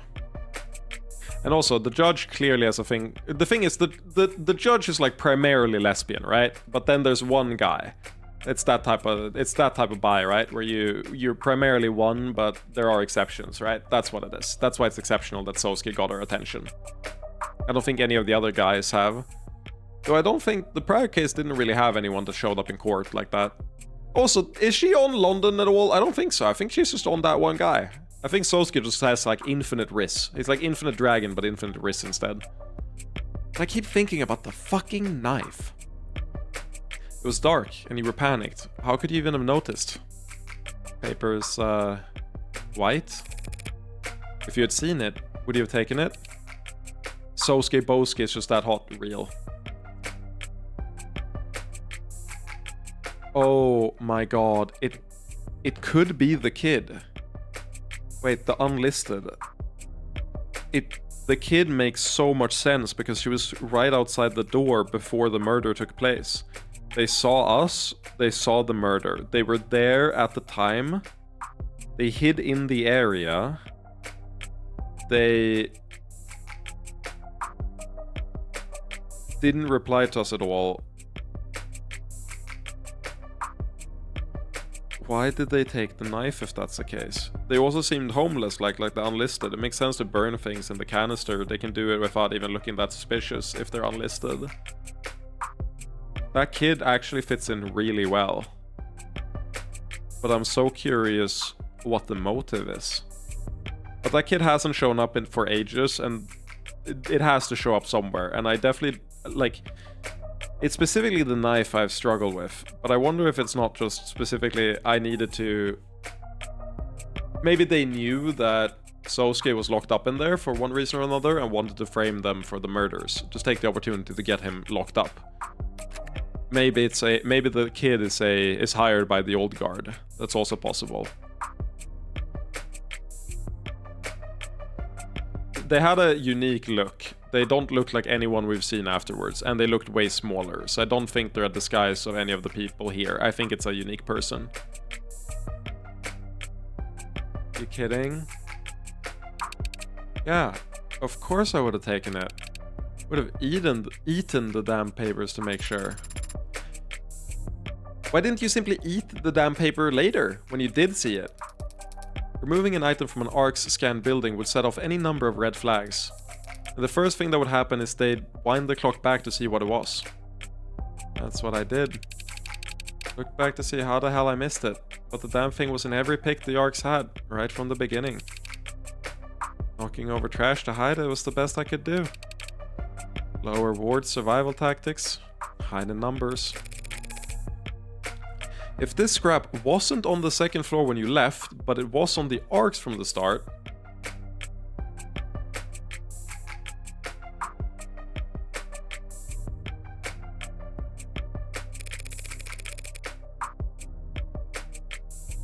That's so weird. That means Ray's body cam saw it by the second floor windowsill, the one that connected to the fire escape. Maybe David Asher was really into Sosuke's type and hard-coded it into all his AI, which is why Sarah and AD84 are into him. Given my theory that AD84 is one of the 300 AIs that ran away, unironically, not the... Like, that is on the level where I could see that being a hint in the future. Like, if you take it on the tiers of abstract bullshit hints, let's just say it's a few tiers below half the hints in Umineko. So I would take that. That's fair. Your Honor, I believe we're done with this witness, even though all we managed to establish is that someone went from the third floor to the second floor without taking the stairwell. Someone circled around. That's what I've been saying, bro! This is what I've been saying the entire time! You got all that from one paper? Am I stupid? Just because those papers originated on the third floor? If that scrap was found by the windowsill, someone couldn't take in the fire escape. Exactly. Could have. Someone could have. But obviously they didn't, because then they would have run right into... Dr. Sato! She has some evidence or DNA or whatever. Maybe even an updated autopsy report, if you even care. Hey, that's a Ace Attorney reference. Should we let her in? Hey, dumb fuck. Or did dumb fuck not tell you? What does he say? It's like doesn't he say dick fuck? Or dumb shoe? I forget what he says. Has everyone seen that clip? Does everyone know what I'm referring to? It's one of the best memes. Gumfuck! Did Gumfuck not tell you? That's what it is. Did Gumfuck not tell you? Not at all. Okay, this is a 20-second clip, and it's what they were referencing. So you need the culture. When they say maybe even an updated autopsy report, it's this clip. Oh well, this is an edit of it. The original it happens in an early Ace Attorney case. Did Gumfuck not tell you? I mean, I can also just search updated Odyssey report. There. This is the meme.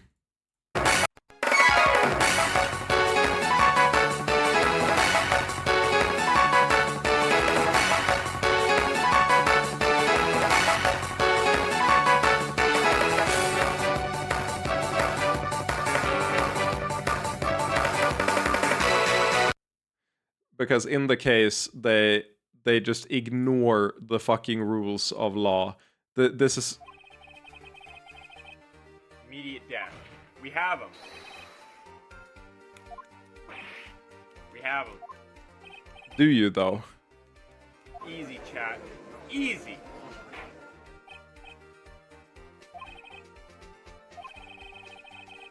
Mm-hmm. Makes sense. Makes sense.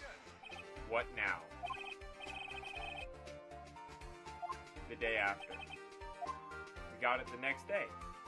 I love how confident he is.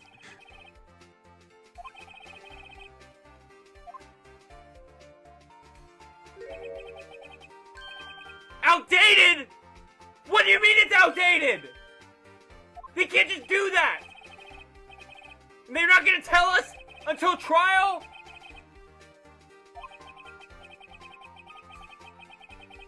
What kind of kangaroo court is this?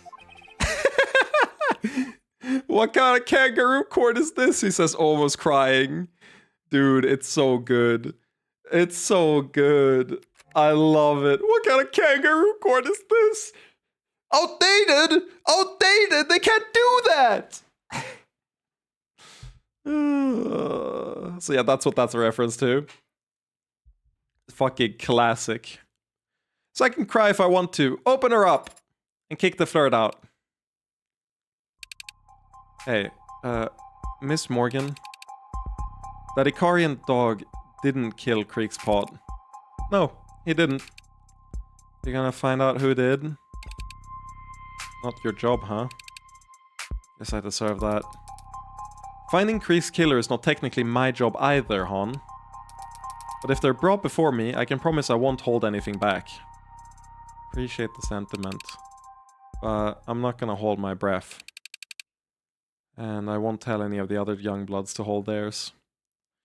Well...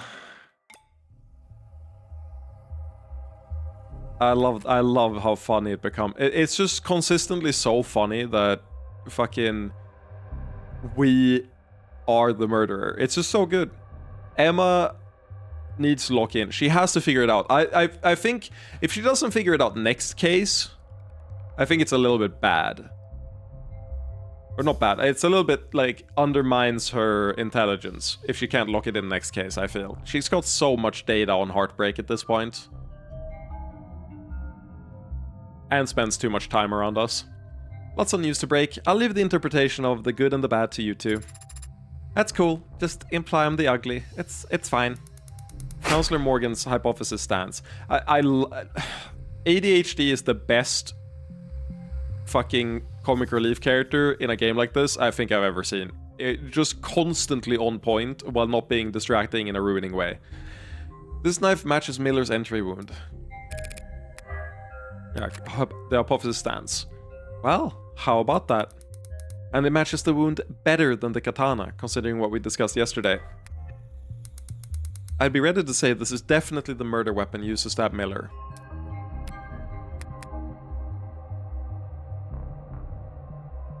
How do you feel about the last remaining Charm at Magfest being Sarah? She was released sold. I think the LGBT community that has rallied for this game and make up the majority of the player base are wrong and uninformed, and they just have bad taste.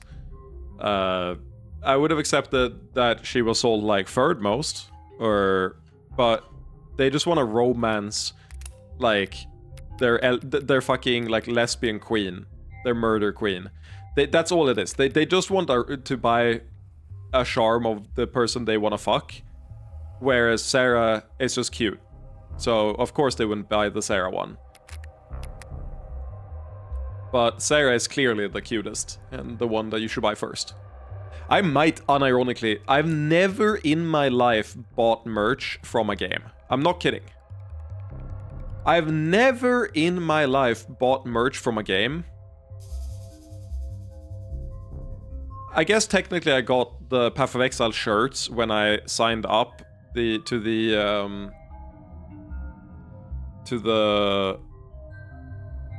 beta. So I got 2 Path of Exile shirts, but those weren't me buying the shirts. They were a reward for buying stuff in-game. You have no melee merch. I have a single... Oh, I guess I have a shirt that I can't wear because it's too small for me now. I guess I did buy a shirt. That feels a little different though, because it's like third-party sellers. I guess that's fair. Yeah, I do have one CRT shirt that I bought. And then I actually got a bunch of shit from Summit for free. Shit they threw away because not enough people bought them. Like the L plus ratio shirt or L cancel plus ratio shirt. I did buy one thing. I bought one thing. Aside from the shirt. I bought a shirt and I bought a... keychain charm of Fox, like a Vaporwave Fox charm. Let me see if I can actually find that. Vaporwave Fox SSBM. I think it was the first result back when I searched for it. Can I do charm? If I do charm, I'd find it immediately, I think. Or keychain.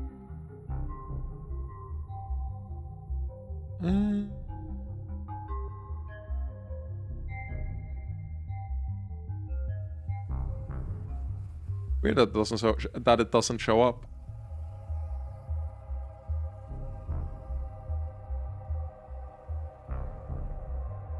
Wait, Melee Fox keychain.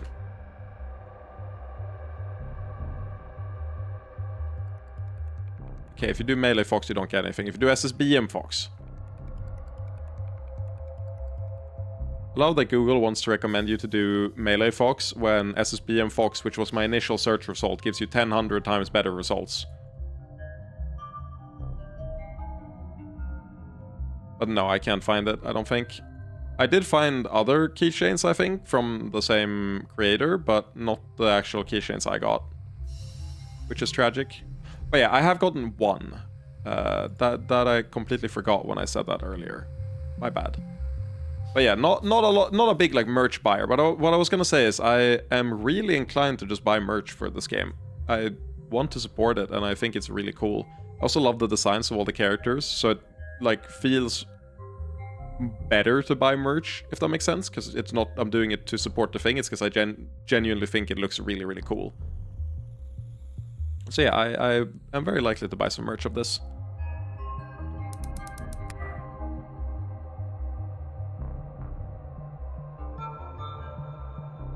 I still have the normal sweater from Summit, goes hard as fuck. I love the normal sweater. I'm sad, that was one of the ones that sold out, so I didn't get that for free. So, but I got the, again, my wardrobe was such a meme. I think in one of my early YouTube videos, I wear it for the memes, like 1 or 2 of them. But I had, how many? I got 10 the Roast of Hugo Gonzalez shirts, because they were throwing them all away.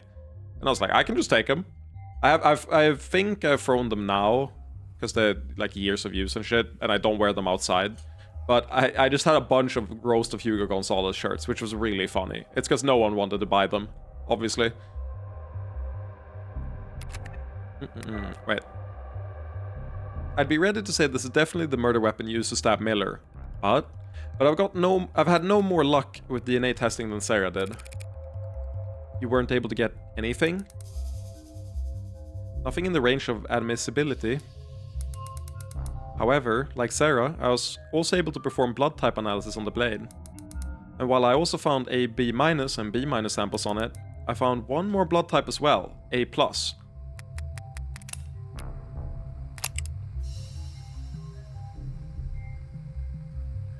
I didn't mean to just check you immediately. I don't think you did it, but it would be really cool if you did. That would be a twist and a half, but if I recall correctly, you were tending to the bar with Sarah. I can't believe Melissa Barrows did it.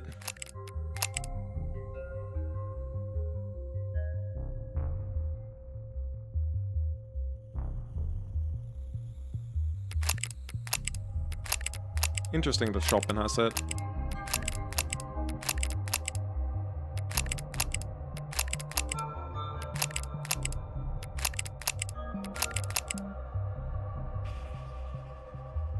That makes no sense. I think.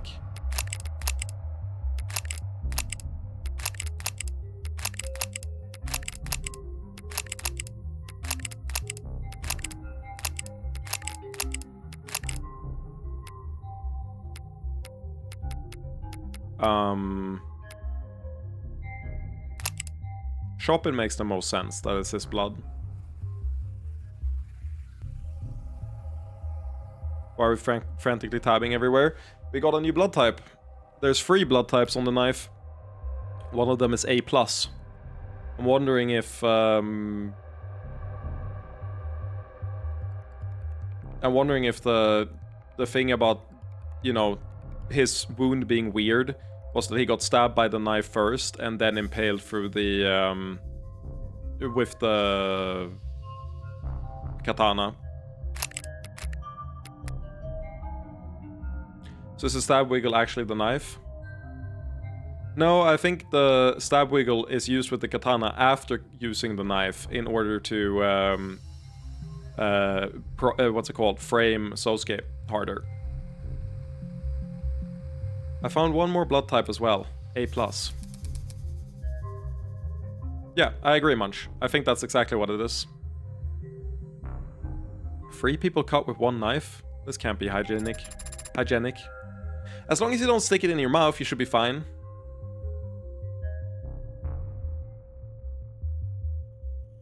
If you turn out to be one of the AIs, and you've got, like, you've hacked the entire surveillance network, and you saw us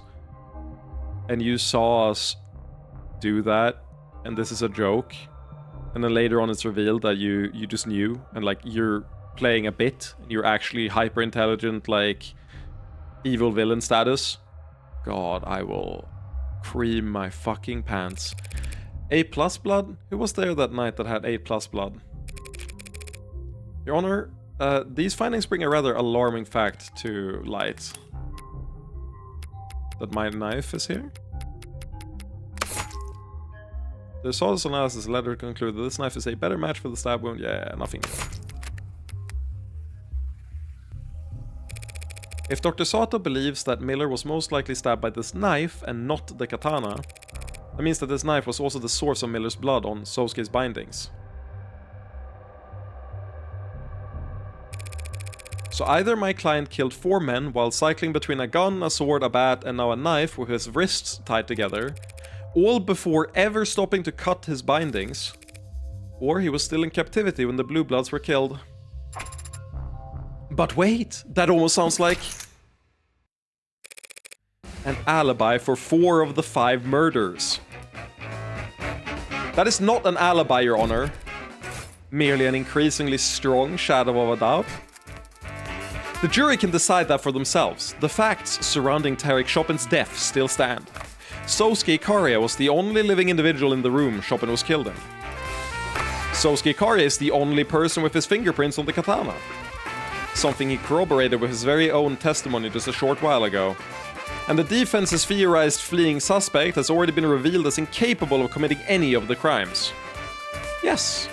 But unfortunately for the people's case against my client, there's evidence that completely overturns our understanding of how Chopin died.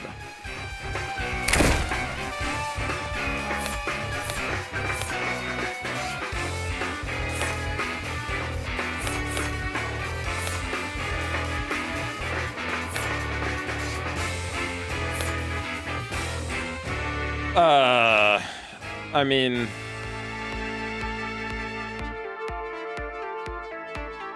it has to be the A+, right? The only thing I'm thinking is that this is gonna come up later. Because how he died is the knife. He got stabbed by the knife, 100%. Like, that's what it is. I'm just thinking if this is gonna come up later. But yeah, it has to be the knife, right? Nope.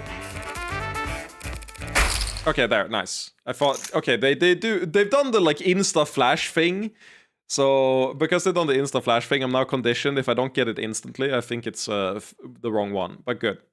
I'm happy I went all in on it. But definitely used to kill Chopin. What? What are you going on about? Blood typing. Chopin is the only victim with A+ blood. Even my client, Sosuke, has AB- blood. Yet, Dr. Sato just told us that A+ blood was found on this knife. That blood could have come from nowhere but the single fatal wound identified on his autopsy. Chopin's blood was all over the scene. The knife could have fallen into it at any point. Not at any point, no. This knife was removed from the crime scene and never seen by the Arcs. God, this song is so good, dude. I love that they got the... I'm not sure if I've told this on stream. I've said it maybe on stream, but this song and the other one that's Emma's theme are both from the composer of Celeste's soundtrack. And God, she's good at it. This knife was removed from the crime scene and never seen by the Arcs. That means it had been moved into the alley before Detective Reyes arrived on the 3rd floor. But Chopin was impaled by the sword. We've all seen it. Yes, but not fatally. How could that stab wound not be fatal? Because it was post-mortem. It's so sick, Munch, that you were on top of so much of the case from the very beginning. I don't remember if I had the same theory, if you prompted it, if we just figured it out at the same time. I think you might have said it in chat, and I was like, yeah, that makes sense. But it's crazy how many things you just had on the nose immediately. And it makes me mad, because I like when you're wrong. Now, you said I was probably wrong and then changed your mind? Didn't I say that... Oh... I was thinking... Was it after the bullet thing that I said that I changed my mind? Because that's what I remember, that I was like, yeah, it was used to hide the bullet. But I don't remember what you... If you said it before we thought about him getting shot. Because I know as soon as we looked at the bullet, I was like, yeah, he got impaled after getting shot, was my thought. In any case, oh yeah, I was saying that you couldn't do that to hide the bullet because the like fragments that get stuck and the trails and how it rips wouldn't be able to be hidden by just doing this with the wound. Which frankly might still be the case. It's way easier to hide a knife wound by making a bigger knife wound than it is to hide a bullet wound by making a knife wound. Like, they look different. So I think I could have been correct on that. I just didn't consider the fact that it could have been hiding the knife thing.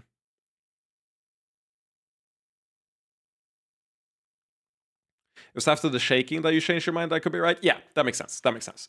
Before then, it wasn't on my radar really. But as soon as the shaking thing came up, I forgot that you mentioned it before then. I thought that you mentioned it after the shaking. If you said it before, that's insane that you called that.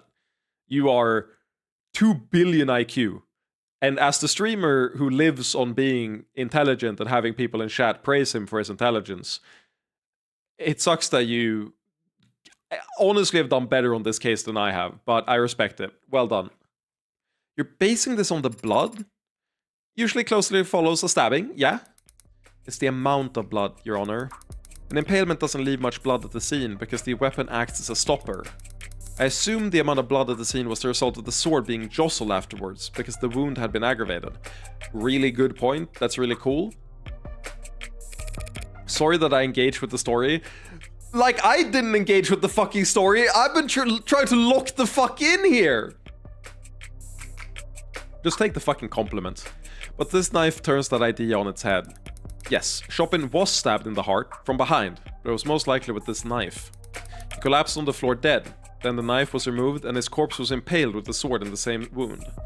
And because it acts as a stopper, he could frame the thing and then hide the red ink in it. Yeah, okay.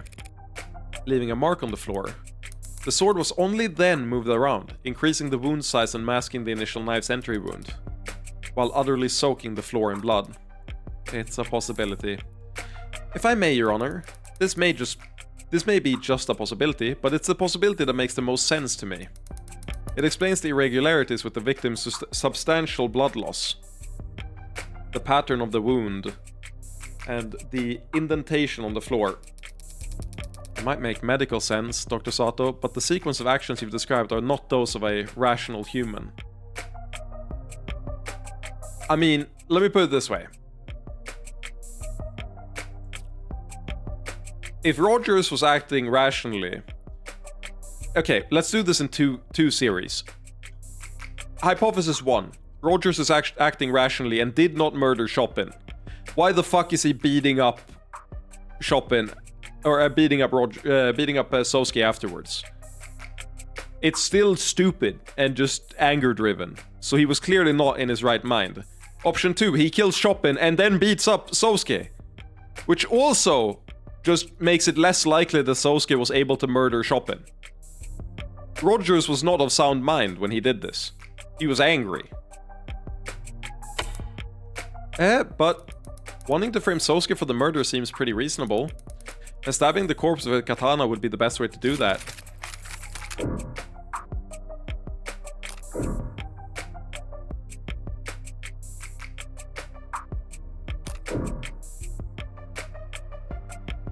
Huh? Why is this the race? I feel like these are reversed. Am I wrong?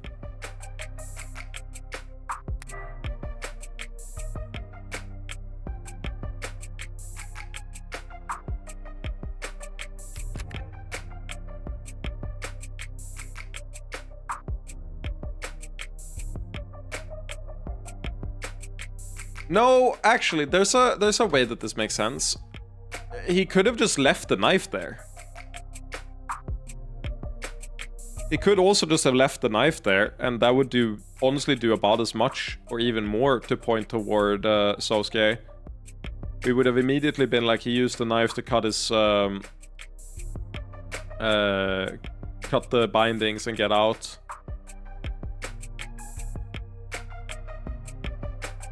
But what other method could he have used to frame Sosuke? Or rather, is there a reason he couldn't leave the knife? Is the question.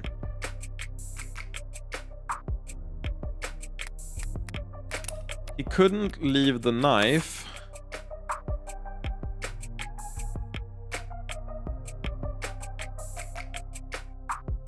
A mass-produced medium-sized combat knife sold at a wide variety of outdoors or hunting vendors, recovered at the bottom of an ash-filled barrel in the alley just outside the crime scene, bears clear signs of blood on the blade despite being significantly charred by flames.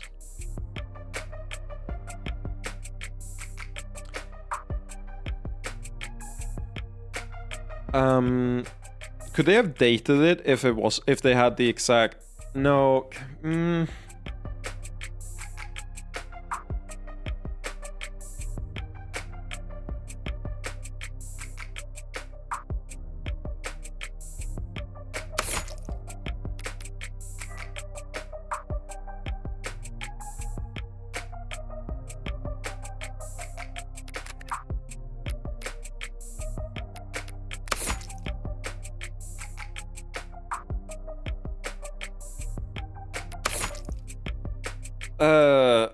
I am inclined to just stay here and say that, or rather,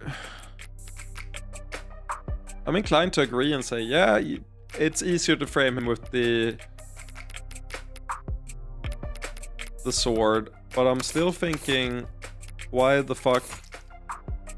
Oh. It's because he needed to hide the red ink stuff, I assume. Because if the idea is that he was posed afterwards on top of the table, or rather the blood, you know, so that the papers are under him. He was stabbed to death first, and he didn't start bleeding out because the knife acts as a stopper. And then he was moved so that he could bleed all over the floor and cover the red ink papers. You would need a katana to do that. But that's not framing Sosuke, that's doing something else. So my question, I feel like they didn't need the katana to frame Sosuke, they needed it for the red ink. So I'm inclined to raise here and say that they did it because of the red ink, not to frame Sosuke. Framing Sosuke could have been done with the knife, but they couldn't have done the red ink. Nope. I'm sure it occurred to them that the sword would point to Sosuke. But if their primary goal was framing him, all they'd have to do is put the knife in his hand. That's exactly what I'm saying. Fuck yeah. That's true. Swapping out the murder weapon and disposing of the knife is 2 to 4 times as much work. That many more chances to make a mistake. It's nonsensical. Stabbing Chopin's corpse with the katana didn't help them frame Sosuke. So, what did it achieve? It made a big mess some poor schmuck would have to clean up. Yes, that's... Chopin's blood nearly destroyed all the red ink docs at the scene. But who says that's a coincidence? What if Chopin was stabbed twice, just so that his blood would cover up the red ink docs? This is insane. Makes sense to me.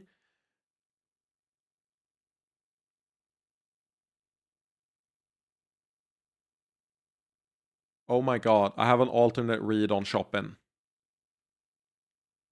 He didn't have to be a double agent. He didn't have to be a double agent at all. Rogers just needed to lie. Chopin wasn't the person who got the signal. Rogers was the guy who got the signal on the phone.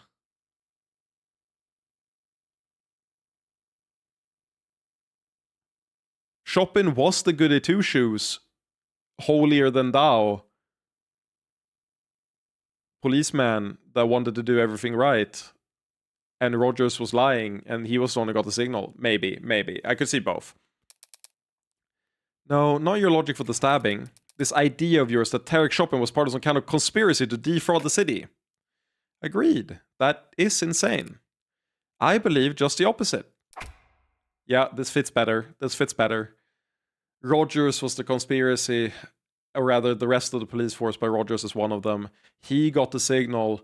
Chopin was reading the document, or like Chopin would have seen the documents, and it all fits way better.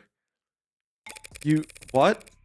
Tarek Chopin was an unpopular, straight-laced political aspirant working as a cop only to improve his electability.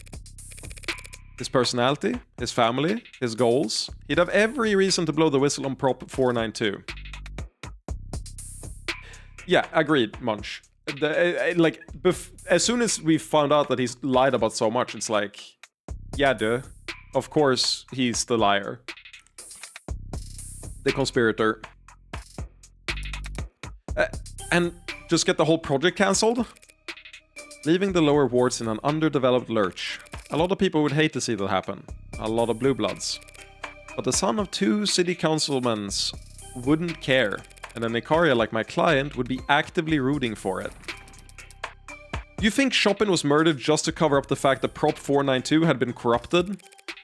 Just? All that money left on the table?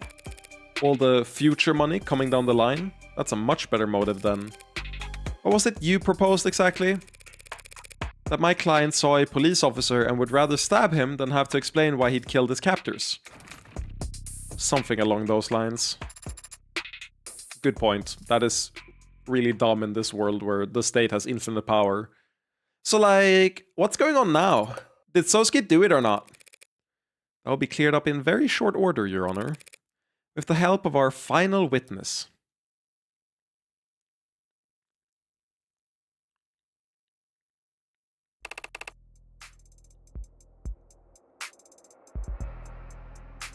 Who's the final witness?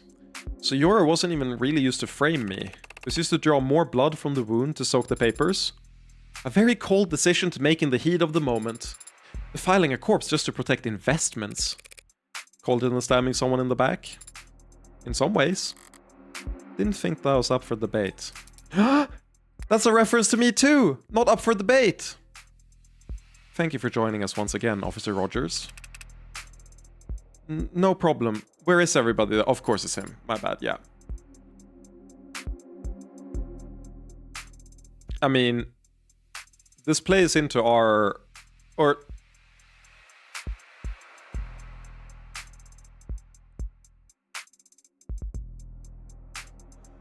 Oh my god. Oh my god. I've made such a blunder. I've made such a blunder for why I haven't gone harder on Rogers. I forgot their body cams were off. My reasoning for why we couldn't go on Rogers as like not the fact that he didn't kill Chopin, but why their body cams weren't off. Are you sure? They were in repair, but like they weren't. They didn't have them on. Is what I'm saying. They weren't recording everything.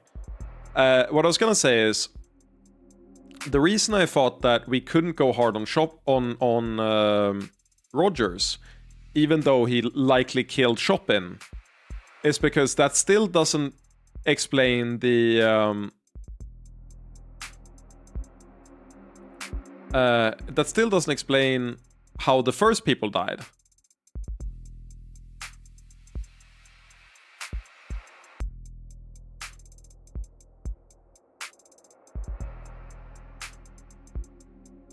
Yeah, exactly. It's only Rays. So here's the thing. My argument for why we couldn't go full in on Rogers, even though I thought he could have, committed the Chopin murder, like it was one of the prime suspects, was the fact that if he did, how the fuck do we frame him for the prior murders? But if he didn't have his body cam on and Chopin is dead, there's no one to testify that he wasn't on the scene and was the one doing the initial transactions. Nothing about this clears him. He has no alibi. My initial thing was we could get him on Chopin, but then we still need to get someone for the prior murders in order to walk away scot-free. But he doesn't have an alibi. We can frame him on everything.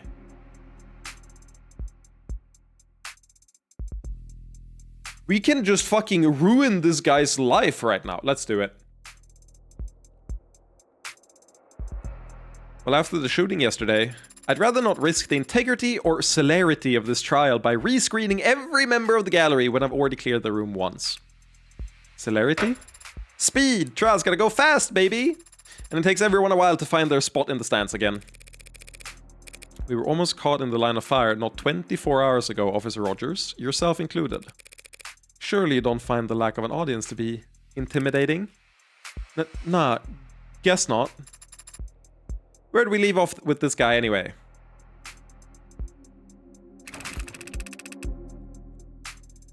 I believe that lawyer over there had just accused my late partner of being on the take for the Blue Bloods. I was merely exploring a possibility raised by the witness's sworn statement, Your Honor, that he never heard any gunshots in the area himself. And I stand by that. Good. Does the defense have questions for this witness, Your Honor? Or should we all continue to glare at one another for the rest of the day? Tempting, but I guess we'd better not.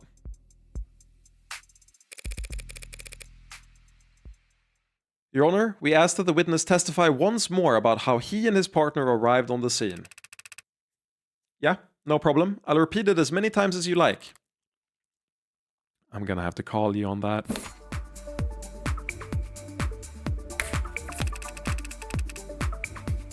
It's a quiet night, but then my partner heard gunshots.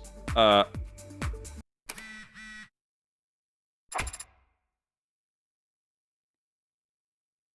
didn't think we were... I didn't...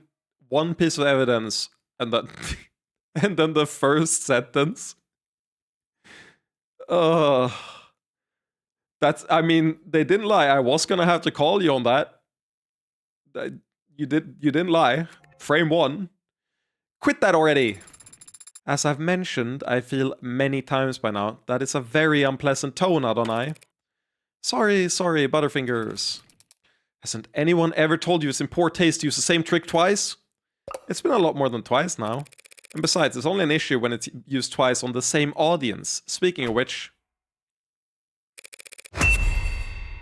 You gonna answer that, Officer Rogers? Okay... What's with your fucking hands, bro?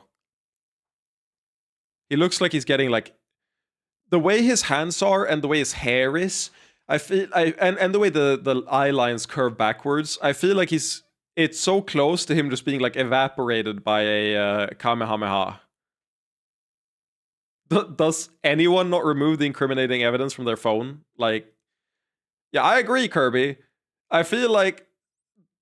this guy could very much have removed the phone app and been completely fine. Or at least we'd have a harder time getting him. But this makes it so easy.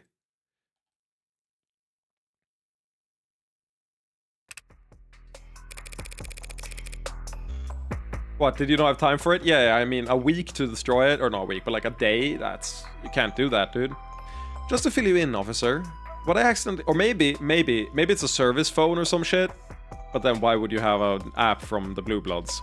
I was gonna say, maybe it's tracked. Like, they could see if you add or remove programs or whatever. But even then, that's still preferable to this shit. Just to fill you in, officer, what I accidentally pressed just now is a whistle found at the scene of the crime. Weird coincidence that my little slip-up coincided with your phone vibrating. Can you read us the notification you received just now? Or should the court computer simply force open all your devices and splatter your data across the walls? Yes, the silent whistle was only after the media blackout, but he got the call from the, like, place, right? So I feel like clearing it from your phone, especially because they did specify that they're keyed to specific individuals. So that one was specifically for Creek. So if you know the Creek is dead, I would clear the whistle that ties you to Creek afterwards. The fact that you heard the whistle to go get there with your partner. Exactly, yeah. Officer Rogers, you have a so-called receiver application installed on that device, do you not? Yes, I do. Is that in line with department guidelines on use of third-party software on states-provided devices? It's not breaking any regulations. Doesn't need to earn you any demerits to make you look guilty as sin. You and your partner, that is. Did Chopin also have the app installed? We can go check. If having that app on your phone makes you guilty of something, you'd have to arrest half the cops patrolling the lower wards. What do you mean? It's common knowledge that orcas use unconventional tactics to talk to one another. Flags on buildings, clothes left out on lines, smoke signals, probably even messenger pigeons. Where? Don't jump scare me like that. When you gotta figure the statuesque, every pigeon is a disaster waiting to happen. Anyway, whistles like that one aren't uncommon.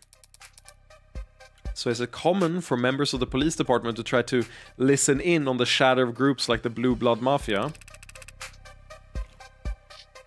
Lower wards aren't a place a cop walks into without every weapon they can carry. And that goes double for information. So there's nothing suspicious about his phone reacting to that horrible, horrible racket. Adonai, have I had to put up with that noise for nothing? Not for nothing. The witness is correct, Your Honor. There's nothing suspicious about having a receiver installed on any of your devices, even if you aren't a cop. What's incriminating is the fact that Officer Rogers' device responded to the specific frequency of this whistle. That's what I was gonna say. That we have the information that is tied to Creek's specifically. So he needed to have correspondence with Creek in order to do this, which is what's incriminating.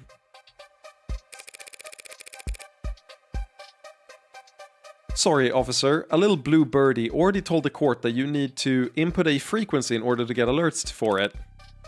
Yeah, I know that. So does the whole force, in fact. What? I see. The hell is she reading over there?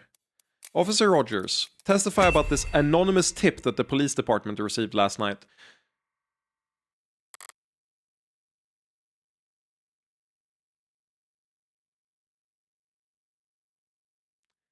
So, an old guard spy has intervened in the final seconds to give Emma information that the police department got a tip-off before anything happened. And it included Creek's signal. Easy peasy. He got it from the police report. They got a tip-off. They put it on their phone. It's that simple. Motherfucker. Haven't seen the submission myself, but it came through the department network straight to everyone's inboxes. If you haven't seen it yourself, why do you have the thing?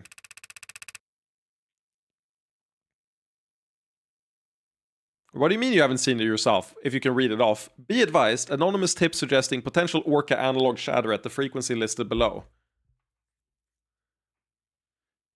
Well, Creek doesn't have to know that. He was probably trying to call any Blue Bloods, like the fucking Old Guards or Han or whoever. Whoever has his code. Patrol officers in lower wards, use this information at your own discretion. There's a problem with this. London and Reyes would have brought this up. There's no way London wouldn't have brought this up. So this is clearly not true.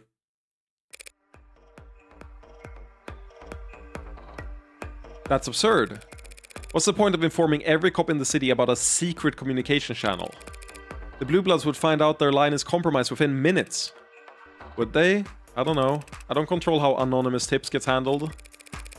But as soon as you got an email telling you there might be criminal communications occurring at a random frequency, you tuned into it right away.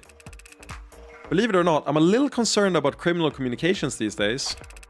Having seen my partner murdered by an orca right in front.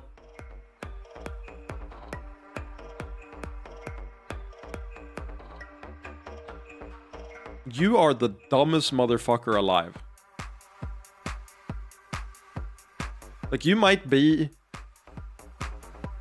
the single dumbest in... You got an insane updated autopsy report moment that saved your ass, and we had to work so hard to pin you on this shit. And now you establish the sequence of events as the murder happened before the tip?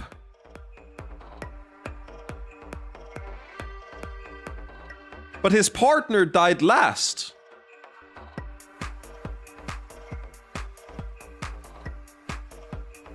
His logic is that to frame Rogers for all the murders, he need to get to the scene without the signal. That's not what we're doing right now, though. We're not framing him for all the murders. We're framing him for the shopping murder. We're still not framing him for the rest, I don't think. I think we're moving there. But we'll see. Or, I will say, by the way, welcome Grak Nork and Enyo. I'll say this. If you've played this before, I was replying to a shatter. Well, okay. If you played this before and have future information, please don't, like, I guess, argue. It's really easy to get, like, pseudo spoilers. It's the type of thing where, at least if you point me in a direction, if you already got prior info, I know that something relevant is going to happen there with that piece of evidence or whatever, stuff like that. So be a little on the lookout if you already played the game before. But I see what you're saying, but I don't think that's... I ain't saying shit to guide you, don't worry. Fair enough. Respectable. He pressed the button because half insistence... Yeah, that's fair. That's not your story, Rogers. His logic is that the frame... Yeah, okay. I see what you're saying. I see. Or rather, I think I see what you're saying. Having seen my partner murdered by an orca right in front of me, barely 24 hours before nearly getting shot myself.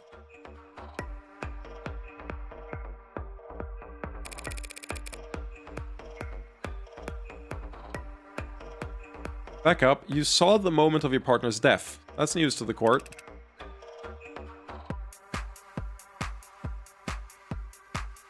That's not the only thing that's fucked up. You saw him die, which, yeah, there's multiple things wrong with this. You know what I mean? Your Honor, the tip was submitted and the frequency was spread throughout the police department network. Likely because the Blue Bloods believed it to be compromised, having already been used at a scene where 4 of their members died.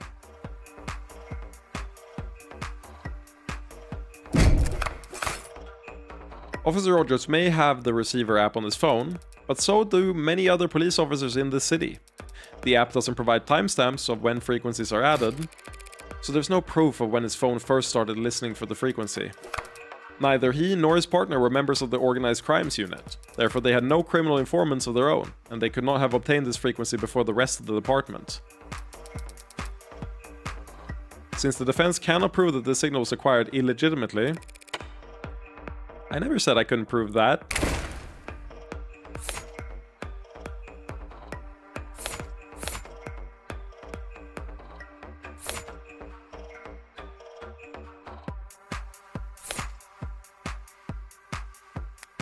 What the fuck is on Creek's data pad?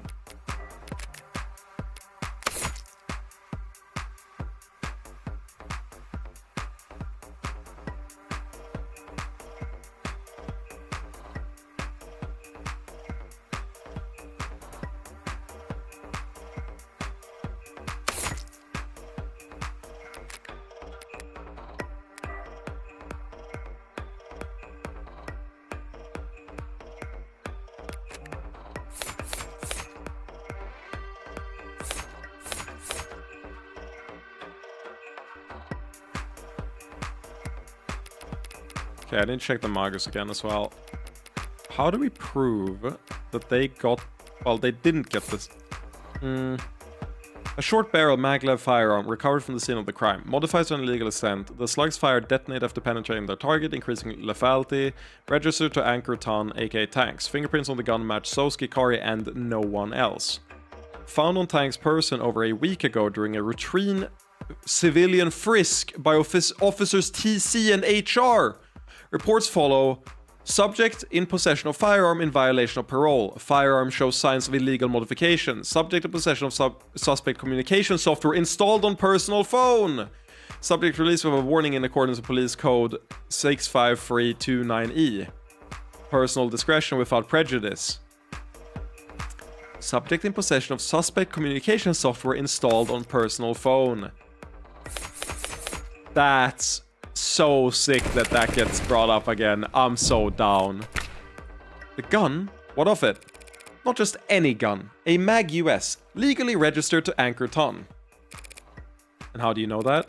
Because this gun was identified and scanned over a week ago, when Tanks was briefly detained by some well-meaning officers on patrol. I cannot believe that's what ties it together. That's so sick. God damn, these cases are good. That report? Officers TC and HR reports the following. Subject in possession of firearm in violation of parole. And subject in possession of suspect communication software installed on personal phone. He wrote all of that in the report. You and your partner found the emergency frequency for Creek's pod over a week ago by skimming Tank's phone. And sat on it until last night when you kindly dropped it off in the tip box. The hell are you even saying? Why would we frisk a perp, get good intel, and keep it to ourselves?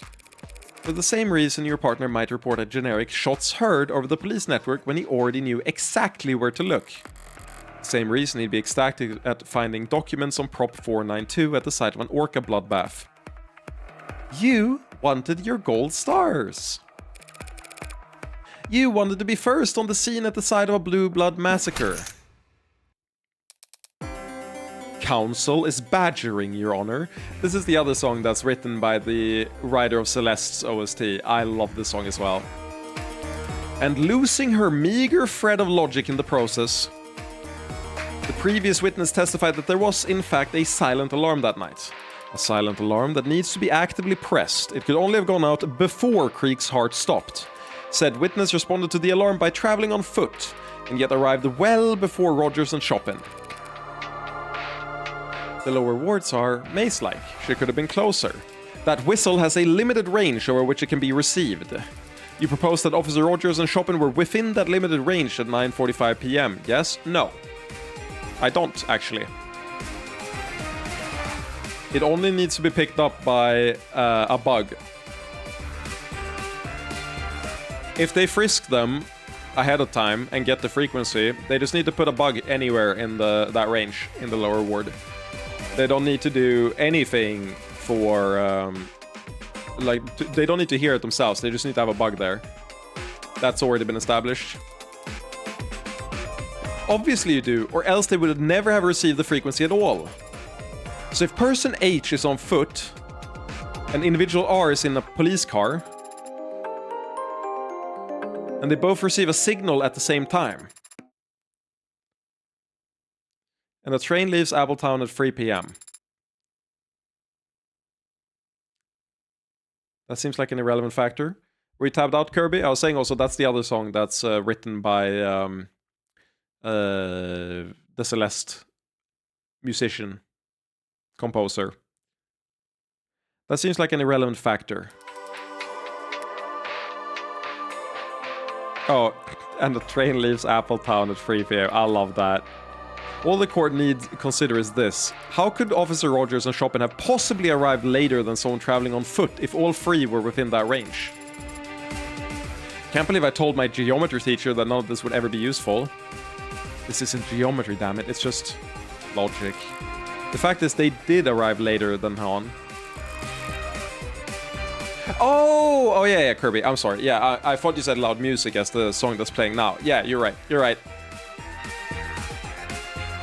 If I'm right about the motivation for Chopin's action that night, if he was sitting in his police car and suddenly got a notification telling him some blue bloods were having a life or death emergency, how would he react in that moment? Oh, that's another thing. That's the other thing. He could tell him to wait. Rogers could very well have been trying to stall.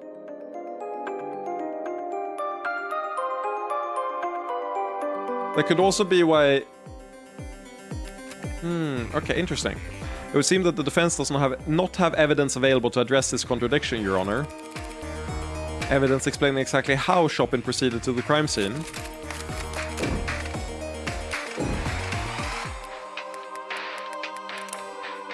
I love this theme. Okay, let's get into it. Did their body cams break right after the frequency? That's insane if so.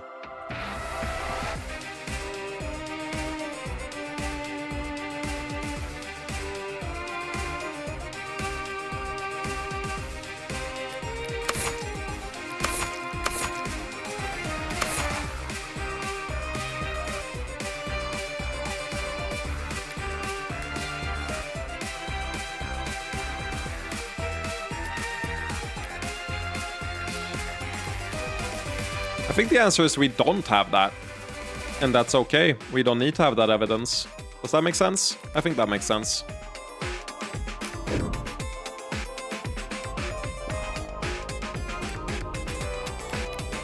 Also, did I miss Sandy Beach leaving and I just forgot to say goodnight? I guess I did. That's sad.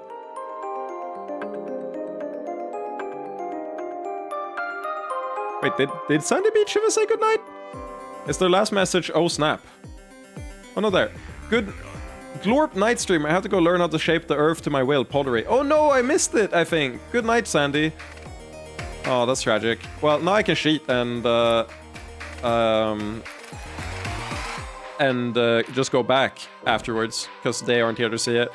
No, I don't think we have the evidence, but I don't think we need the evidence, if that makes sense.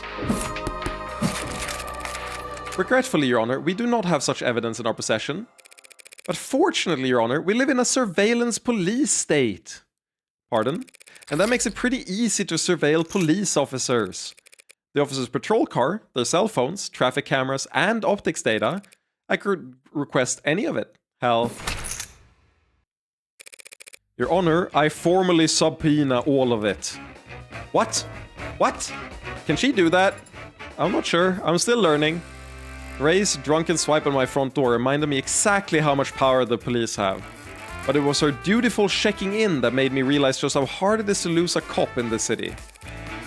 Whatever it takes to answer this question for the court. After Officer Chopin reported that he heard shots fired at 9:45 p.m., exactly how long did he and his partner do donuts in the parking lot before actually driving off to the scene? I told you, he just had to stall! He didn't even need to. They could have been in the area. I feel so on point about this. Kind of a big ask from the defense, but it's entirely doable. Do the people object? The people, of course, object to any data collection effort that would be a waste of taxpayers' money or a violation of their privacy. So we would prefer that the range of this request be narrowed somewhat. Narrowed perhaps from everything to something. Happy to do that, Your Honor. I promise not to act like a kid in a candy shop when browsing through. If you do this, if you subpoena that data, you'll just see me driving like a lethargic moron. Officer Rogers, he seems different. Hardly recognize him. Agreed, but I recognize his type. Soldier.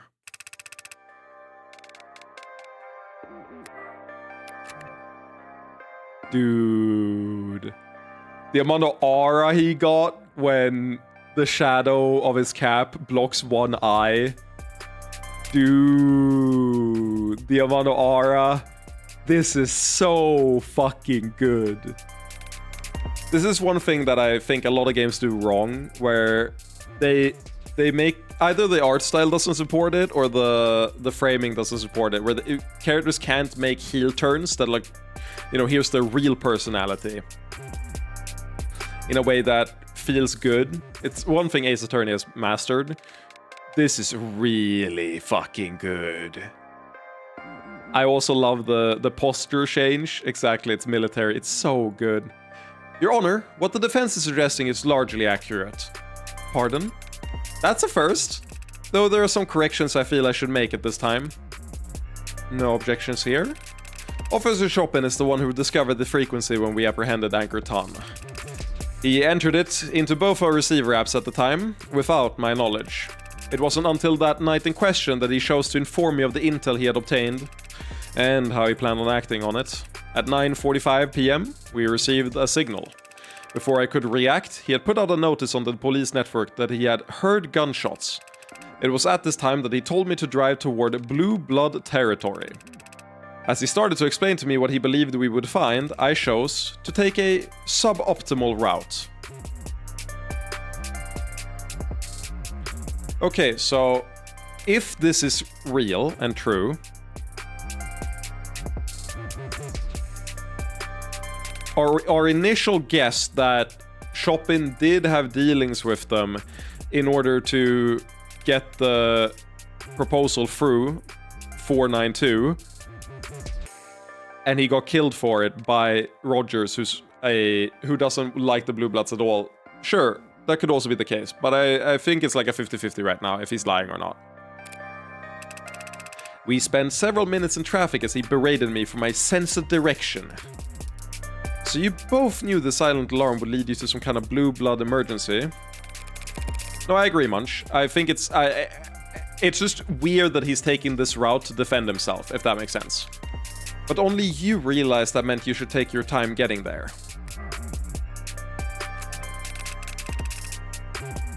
Logically, a silent alarm is triggered during a confrontation, not afterwards. I slurred over my words there. Confrontation. I had no desire to walk into the crossfire of an Orca gunfight without backup. You could have had backup, easily. My partner had no desire to share our intel, or how we obtained it. I apologize to the court, Your Honor, for being evasive or misleading during these proceedings, and I intend to take full responsibility for doing so. But I was not eager to admit the role of my own cowardice played in these events. Nor would I ever want to imply that Officer Chopin was responsible in any way for his own murder. Very warm sentiments from the officer. Delivered with a voice as cozy as ice water. Fuck you. So you're telling the court that you and your partner arrived at what you expected to be a bloodbath, and you still shot the lock of a door and started stomping around inside while separated from one another? Dude, I love how Emma doesn't even look accusatory. She's just like, huh? Really? Respectfully, ma'am, with the route I took and the time it took us to arrive, we expected to find all targets neutralized. And that expectation was reinforced when we arrived on the street and found the whole vicinity dead quiet.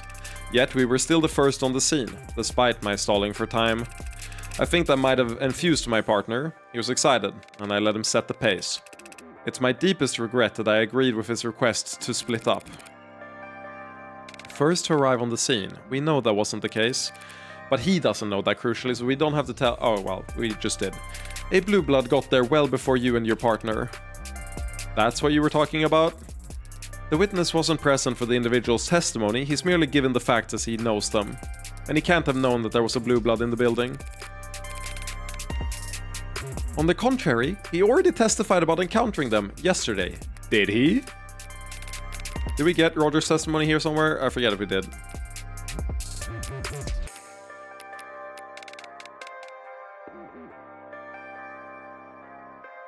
We didn't, right? No, it never got added into evidence. As they made a not-so-silent retreat down the alleyway. Okay, so they're talking about the exit outside. Okay, given that we moved past it, I am kind of mad about the dumpster being wrong. Why the fuck was the dumpster wrong? She went into the vault for 0.1 second and then went up and then into the second floor to jump down the dumpster. How the fuck was I gonna know that she had like a fucking beauty sleep in the vault? That made no sense. It makes 10 times more sense that she just had their audio because they're loud as fuck and like walked around them. Especially when she still had to do that to leave through the second floor through the dumpster. I'm mad about that. That's stupid. That was a blue blood making all that racket. She actually just stood in the vault for like 1 minute and then left. Exactly! And she left through the dumpster, which was what I pointed out and what was wrong. I'm kind of mad about that. That's fucked up and evil. She was in the vault so that the cops would go ahead of her. Yes, but they were loud and abrasive, and she still had to go through Rogers on the second floor in order to maneuver out to the dumpster. She was up on the third floor before them. Like, she went there before they did. So it was more that she didn't want to leave through jumping off the dumpster, which she did anyways when they were in the building.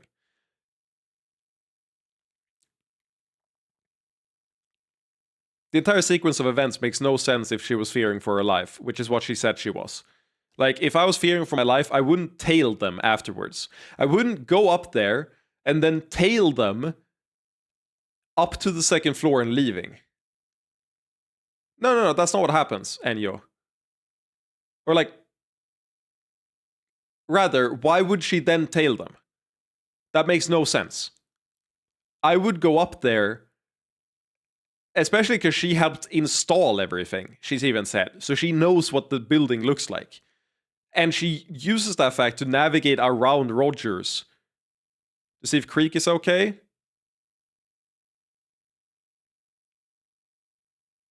But the thing is, she can't do anything to, like, save him. Well, she did, Munch, because she heard from Chopin that everyone was dead, neutralized, which is the same thing, that Krieg is not okay. So that's true. But here's the thing that fucks me up, is if she's legitimately fearing for her life, as soon as the cops come in, I think it's much safer to just leave immediately. Alternatively, stay in the vault and instead, like, I wouldn't have a problem with it if what she said she did was she saw them come in behind her, she hid in the vault, and then exited through the front door after they shot it open. Because again, we already established that it should have her, like, handprints and everything on them. So the fact that she went upstairs and heard Chopin say it, and then went, oh, let me escape through the second floor and jump down the dumpster, is so weird to me. I feel like it makes way more sense to, as soon as the officers arrive, she doesn't have a weapon on her either. So what the fuck is she gonna do against two officers? And also on the note that, like, we see what happened to Sosuke having, quote-unquote, attacked an officer, killed an officer. So she wouldn't want to get in an altercation with them anyway. And she's the one who's gonna, like, what's it called? Set up the crime scene afterwards. So as soon as the cops get there, what's logical is she hides in the vault, they walk past her, she leaves through the front door. And after she leaves through the front door, she's in the area for a while until she has to, like, secure the area. I agree that she should get in there before them, and then it makes sense that she would hide in the vault when the cops arrive. That part I don't have a problem with. It's her actions afterwards that makes no sense. And makes it so that the dumpster should have been the correct decision. I just think it's really silly how she navigates the inside there. Anyway, we're way past it. That was a blue blood making all that racket. I see. My partner Chopin, he shouted that there was someone scrambling around down in the alley not long before he was killed. He must have opened the windows on the third floor to check.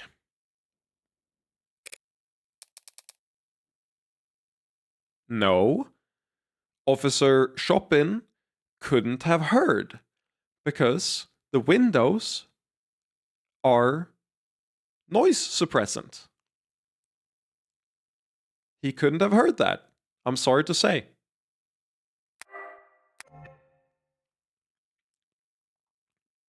That's a new detail, Officer Rogers. Pardon me if I failed to mention it yesterday. But yeah, Enyo, I agree with the reason for why she went into the vault. I just think that the actions after getting into the vault are really weird and silly. But yeah, you're completely correct about the reason that she wanted to get there in the first place. It occurs to me that you weren't present in the courtroom when this other curious detail was brought to light. The fact that there was another weapon at the scene of the crime.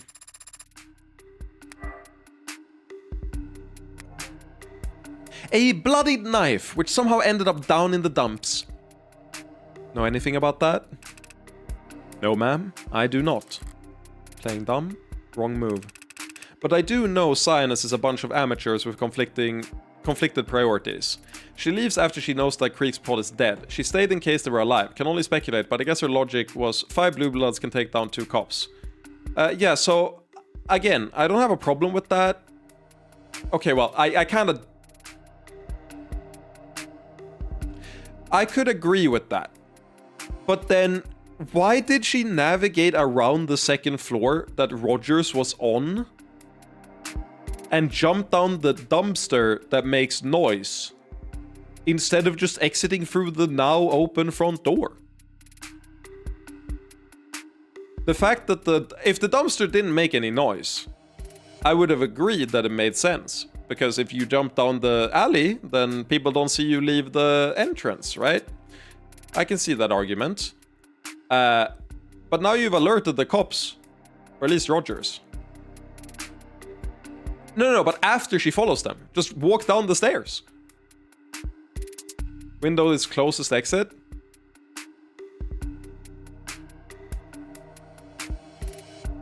Okay, that's a good argument. That's legitimately a good argument. If up on the second floor after she's followed them, she deems that the risk that other officers are arriving on the scene at the bottom and she needs to prioritize getting the fuck out fast as fuck boy, I agree that exiting through the window makes sense.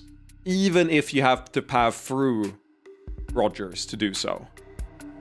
I also think, yeah, so that...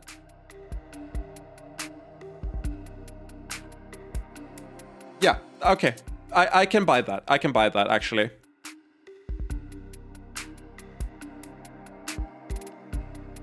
That makes sense. But I do know Cyanus is a bunch of amateurs with conflicted priorities. It feels like such a small time difference, and the noise is, like, so obviously gonna happen. Rogers was on the stairs, so she wasn't all the way on the second floor. Rogers has been lying through his teeth. Yeah, but this is her testimony, not Rogers' testimony, is the thing. But maybe Hahn is also lying.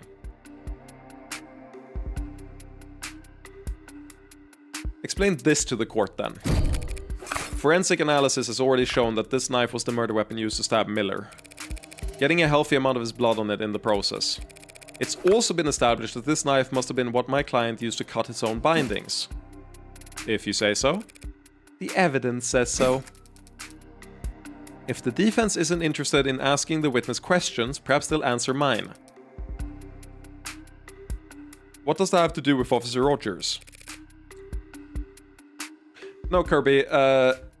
Hahn testifies that she has to walk around Rogers in order to... She says he's stomping around on the second floor. And then she has to walk around him in order to get out. Which to me feels like such an insane risk to take if you fear for your life that you're gonna get shot, when you could just walk down the stairs again to the front. I think that's insanity. But if it's faster and you also aren't sure that people are outside, I guess.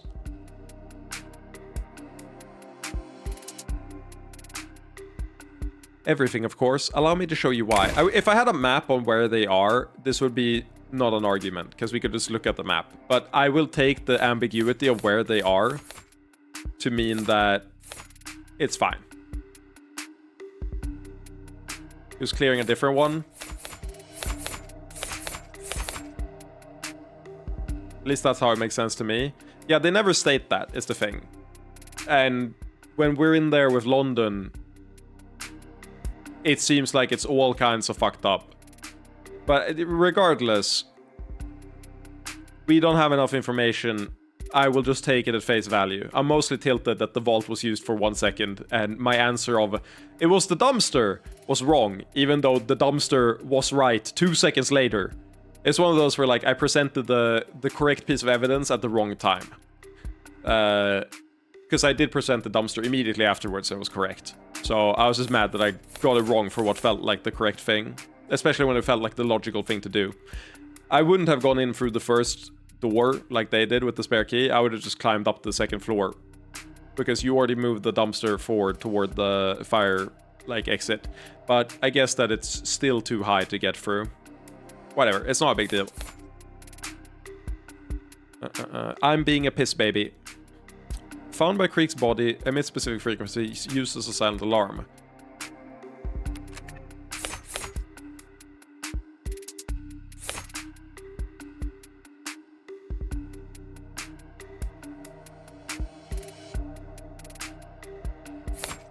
It's the med records, right? Because it's the fact that he was beat over the fucking head, right?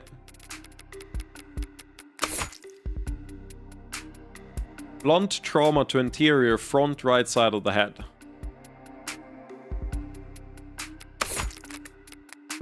Like, he had to beat him up in order to,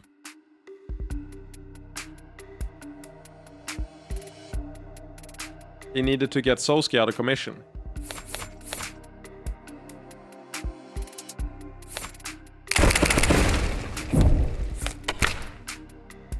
Your client's medical data. He cut himself on his fingers with that knife trying to get out of his bindings. Oh, that was not the argument that was not the argument I was trying to make. I was trying to make the argument that he needed to, like, I guess it's the arresting Sosuke thing then.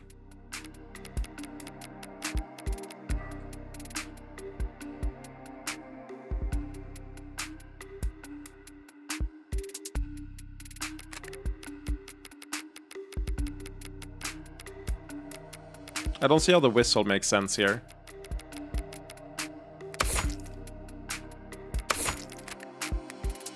What is the knife?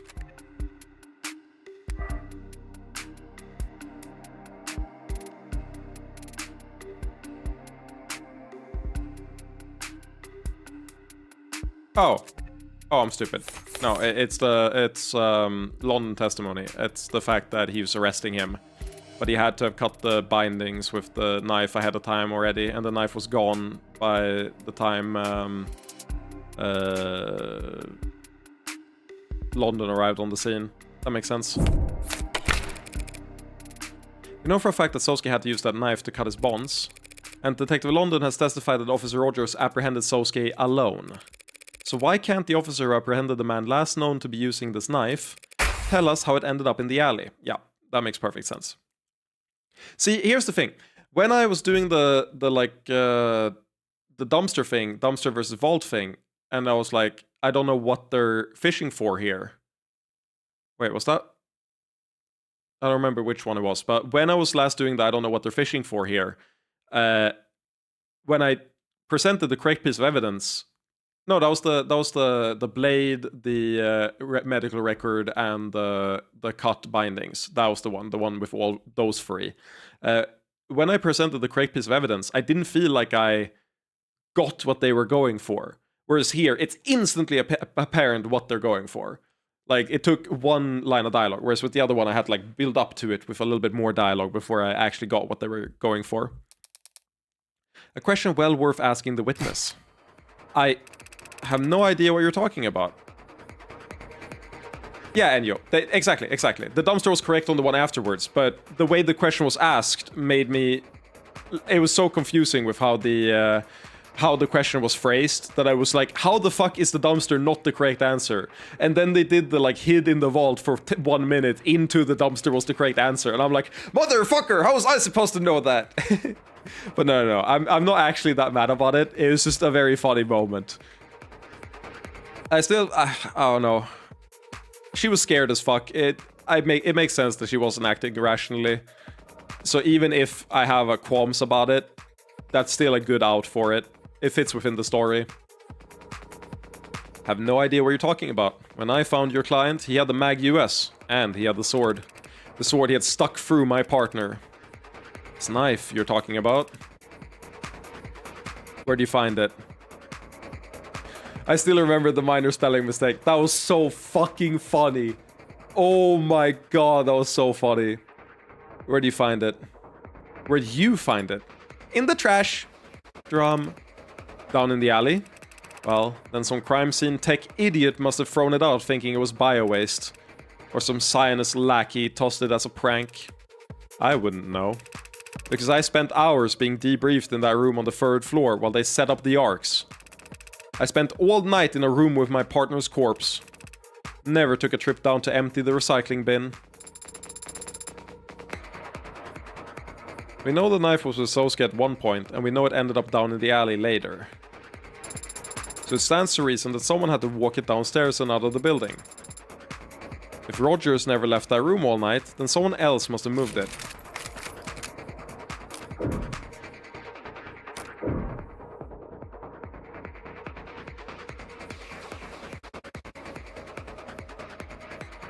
The little girl, right? Hey little girl. Hey little girl. Please take this knife.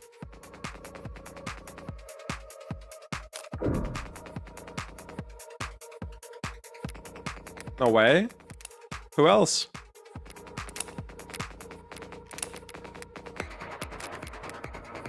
I mean, I guess he... Did he have time? I guess he technically did have time. Oh yeah, wait, I'm stupid. Yeah, he had time. He had time, because he just knocked Sosuke out, right? Sosuke medical record. Yeah, Sosuke got knocked out. So what he does is very simply just that he stabs Chopin, bashes Sosuke over the head, swaps the knife wound with the sword wound, sets up the scene, goes out and he didn't knock off Sosuke ammo, but he did. It's in his fucking medical file.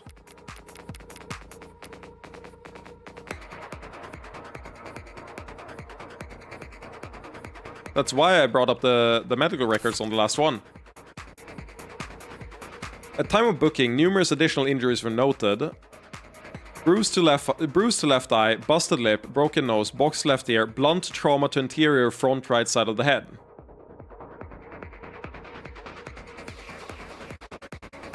Oh, wait, no, that happened after he was on the transport. Not while he arrested him.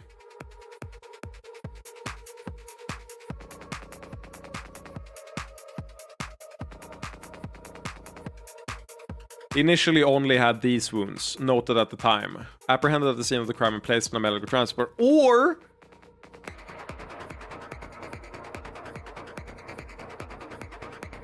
Did Rogers write this?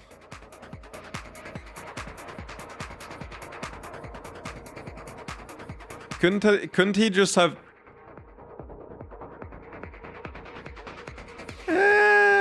Interesting. Okay, so either...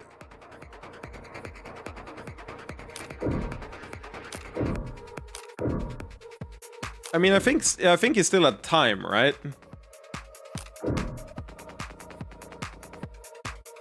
I asked this when we were on the body cam stuff, how seriously we should take this injury report. I thought London wrote it.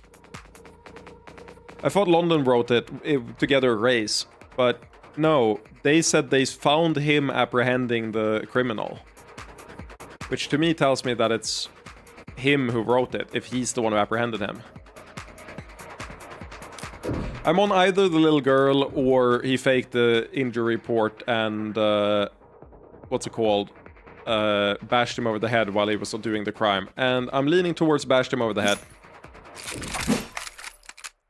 0 points for you. 0 points again. All that processing power and you can't even manage to think in 3D.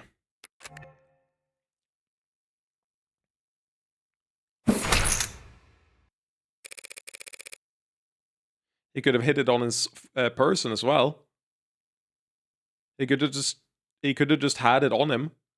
I just realized. No one's gonna check him.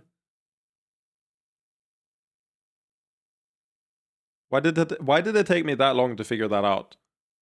He could have literally just had the knife on him the entire time. And then burned it like the night after. It doesn't matter if Officer Rogers stayed in that room all night, Your Honor. All anyone needs to do to dispose of the knife was step out onto the fire escape and... Oh, drop it into the... I didn't know that was already on fire. If he didn't have to go down and set the fire, then yeah, that... I mean, they did talk about how the homeless people, or unlisted people there, were huddling... Is it huddling? Huddling around the fire? Yeah, that makes sense. Just dropping it there, yeah, that works. He doesn't have to do anything. No need to leave the 3rd floor. No need to leave the crime scene at all, Officer Rogers. What kind of trick shot bullshit are you talking about? That is a long drop, Your Honor. A straight drop. Rabbit, it's convenient like that. The target was a small drum in a dark alley that was lit up on fire. Said drum was burning when the police arrived. The target would have been plainly lit and... I've taken both of your arguments into consideration. After much deliberation, I've come to the conclusion that the proposed method of removing the knife from the 3rd floor is not actually that hard to do. Assuming a modicum of hand-eye coordination and a basic understanding of Newtonian physics. Well, obviously, couldn't anyone manage that? Practice martial artists who are masters of every muscle in their body. Individuals like yourself. Sarah. And me. Might find it hard to relate. Oh my god. She has such a teenage crush. It's insane. Dude. She is such an insane teenage crush. I love her so much, dude. It's crazy how uncomfortable it makes Sosuke as well. It's so good. But there are some who would struggle with the task. Yourself and I. Wait, hand-eye coordination? Eloquently put, Your Honor.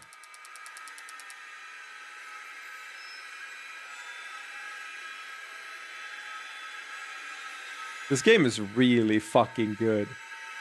That it can plant and pay off a counter-argument in a way where I don't see it coming until the absolute final moment. This line here is arguably more impressive than any other like build-up they've done this case. This is really fucking good. No, Chopin had a good record, I believe, right? Rogers is the one who shakes like all the time, like he has Parkinson's, right? So you must agree that someone with hand-eye coordination so bad that they hold the record for worst marksmanship in the entire police department, someone with such poor aim that they opted to physically assault a target rather than shoot them, someone like that might find it impossible to pull that off.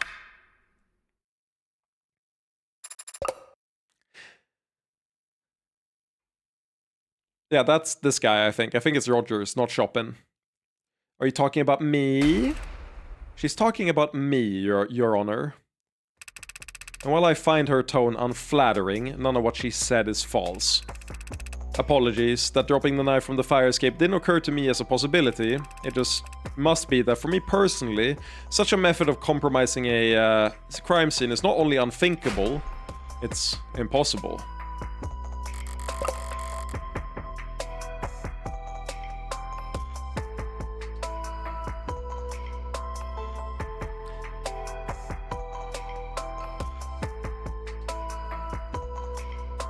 But I mean...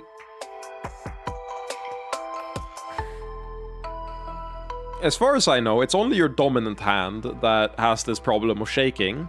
You mentioned it's your right hand that does it. And it's not difficult to drop a knife with your non-dominant hand. Like, you don't... Like aiming a gun with your non-dominant hand. Yeah, I get it. Difficult. Dropping a knife, not that difficult.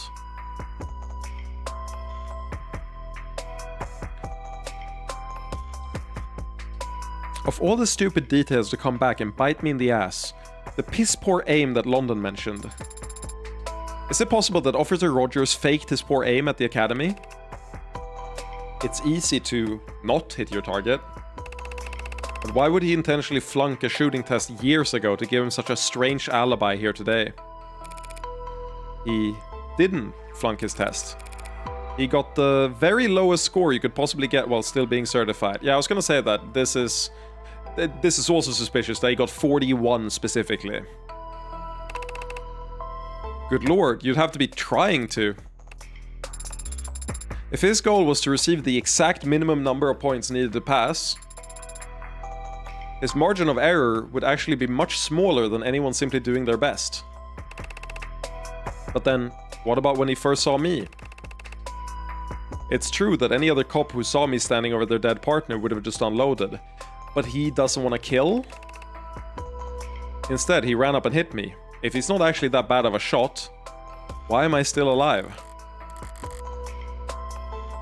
That's the story Rogers has been telling so far, that he instinctually didn't bother to fire. Remember what I talked about with the villains in these cases getting like an unexpected dose of humanity? Sort of the opposite of the Ace Attorney villains, where there they become more and more evil as more of the cases unravel, whereas here they they, aside from Morgan herself, have gotten sort of redeemed in the end. I think that he got the lowest score because he didn't want to shoot anyone. And he still didn't want to kill Sosuke. That even though he is a good shot, he didn't want to be forced to shoot. So it's a really good lie to live under if you want to avoid murder. Might he truly be the one good cop? His gun wasn't discharged, and Sosuke got the bruises, so we accepted that line of reasoning. But if I assume he's more dangerous than he's led us to believe, why wouldn't he have just shot Sosuke when he had the chance? What about the part where he killed Chopin? The one complicated cop. The one morally ambiguous cop. See? On one side, he didn't shoot Sosuke, and on the other side, he killed Chopin. See? One hand kills, one hand lives. No, framing Sosuke to prison seems like a really good way to have him...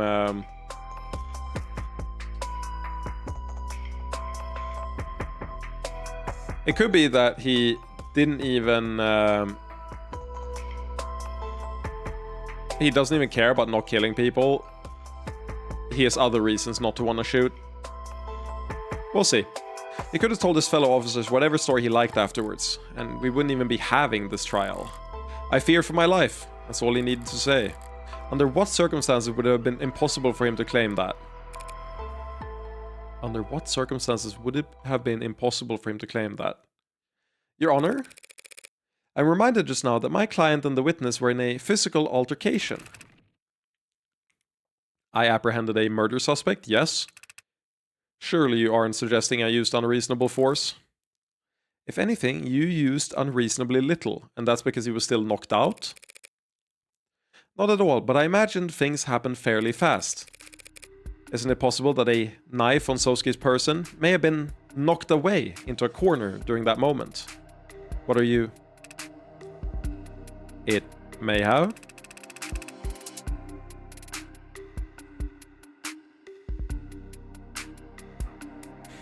And yet Reyes still went on a date with him. If that doesn't say anything about how bottom of the barrel the police force is, I don't know what does. Reyes needs to find better for sure. Like, date London. I don't care that he's like 60 and you're like 22 or some shit. Still better than Chopin, I'm sure. Actually, I do care. Please don't date... Date Morgan. Date Morgan. That's way better. Or Sato. Sato's also a good pick. I can't say that I would have necessarily noticed something clattering onto the floor while I was trying to cuff a violent perp. Perhaps, Your Honor, the witness ought to testify about everything he recalls from the moment he confronted my client. Jogging his memory might be the only way we can address these gaps in our knowledge. Morgan is not a good pick. Not for us. Dating Morgan sounds like a terrible idea. For anyone. What's with all the Morgan hate all of a sudden? I thought we were standing Morgan here. They think the serial killer is better? I'm pretty sure that London is also a serial killer. This is something both of you don't know, because I made this joke earlier. His name is London Bridge, and I keep thinking about the London Bridge is Falling Down song. And Jack the Ripper. I don't know, I'm sus as fuck on London, but also he's, at the very least, extremely well trained. Most people want to stay alive. She didn't kill David Asher. So she doesn't necessarily have to, she hasn't killed Sarah yet. But she would kill Reyes in like 2 days, I will say. It wouldn't take long. Reyes gets drunk one more time. Yeah.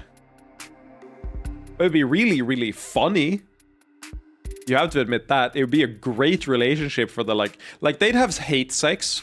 They'd have hate sex where Morgan is insanely fucking annoyed. Oh, wait. Reyes also gets annoyed at Morgan when she's not drunk. They'd have like hate sex, a hate fuck, and then she'd kill her afterwards. Yeah, that sounds like a good time. Probably better than shopping. No objections.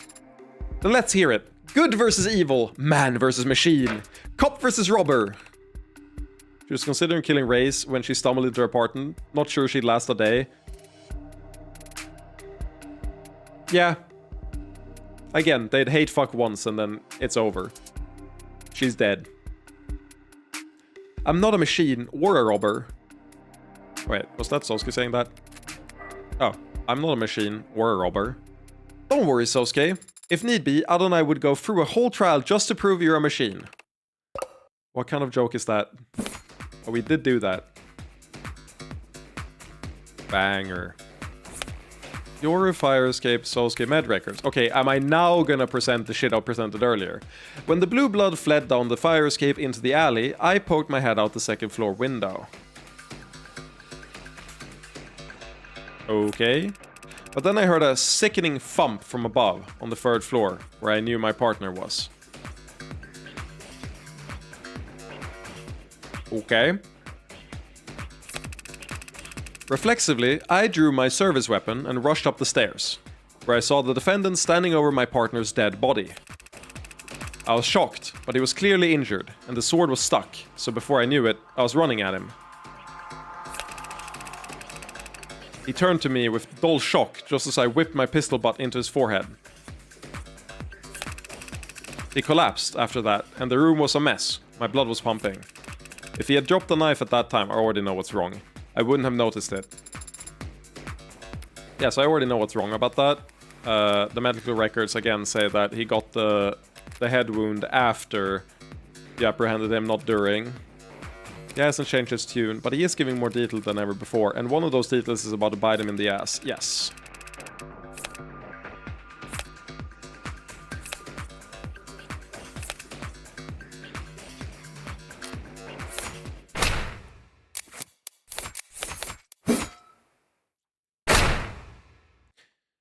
Easy money. Sounds very brave, Officer Rogers. I feel like this one doesn't make sense to shoot at her. She hasn't really been doing jack shit for a little while. She's kind of just listening, having a good time. Trying to figure out what the fuck is going on. She's probably more confused than you are, Morgan. Like, don't, like, throw that card at Rogers. Don't throw that card at Emma. Emma's kind of just vibing here, man. It feels like a little bit of like a splash damage thing for you to throw it in her face. I know she's technically your opponent, but like, just throw it at Rogers. No, I agree. I feel like they could have different targets for that. Sounds very brave, Officer Rogers, but that's physically impossible. How could you have knocked my client out with one strike to the forehead? When it was the back of his head that was injured. What are you talking about? Yesterday he had bruises across his entire body. Yes, but it was the back of his head beforehand, and then after you arrested him was the front of the head. An exaggeration that doesn't hold up to the scrutiny of his actual medical records. Largest wound found on the crown of head. The crown, as in the top of the back of the head. The butt of a pistol leaves a surprisingly specific impression on the human body, Officer Rogers. God, he looks so tilted. I assume Dr. Sato is still in the building. Perhaps we could call her back and have her examine my client on the stand. Sosuke, you'll have to remove your shirt! To get my head checked?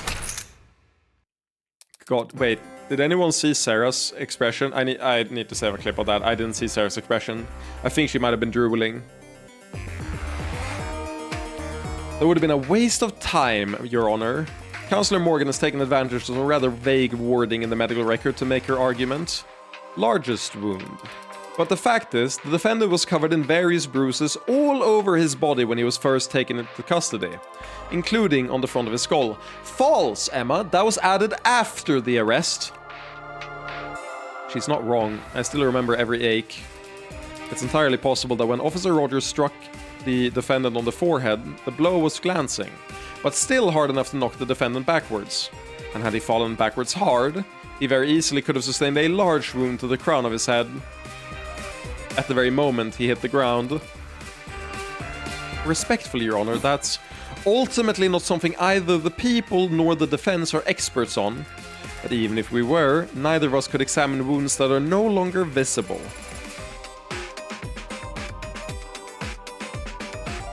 Well, he was disoriented, so it's more like he would, like, lose balance and, like, you know, fall backwards. Not that he got hit hard enough to fall backwards by himself. More like, you could push someone without much force if they're that disoriented, and they'd probably fall backwards. Sosuke's injuries. They've mostly healed as of this morning. Hope that injection helped you sleep really well last night, Sosuke. Your Honor, as I see it, either we could extend this trial indefinitely, with both the people in the defense flying in X-ray specialists and contusion analysts to argue back and forth about fracture lines, or we could accept the events more or less took place as the witness described. He hit the defendant on the head, and then the defendant fell backwards onto the floor. If the head wound's open to interpretation, then... No, it's not. No, it doesn't. Forget expert witnesses. Let's all just look at the medical data with our own two peepers. Peepers? Officer Rogers claims that Sosuke was hit on the forehead and fell backwards, but what would he have fallen onto? In that room? Probably blood and guts. Yuck! You're exactly right. All kinds of firsts happening in the courtroom today. Yeah, you've never been right, you're right. He would have gotten blood all across his back, but that's not how he looked when he was arrested. The medical report clearly states that he had blood on the front of his body, telling us that Sosuke could only have fallen forward. And what of it? Maybe he did. Maybe he turned his head weird while trying to dodge. Things happen fast. Don't try to bullshit a bullshitter. Fast enough that you may have, in fact, actually struck my client from behind. Yeah, maybe. Took him by surprise? When he was no threat to you? What? No. Easy target to knock out at that point. Makes sense why you wouldn't use lethal force in that scenario. No, he was... The guy got nearly a full head on me. True. True. I don't deny it. God. I'm gonna be forever alone because I'm short, man. What are we dealing with here? Wait, I gotta make some comparisons. Where is he?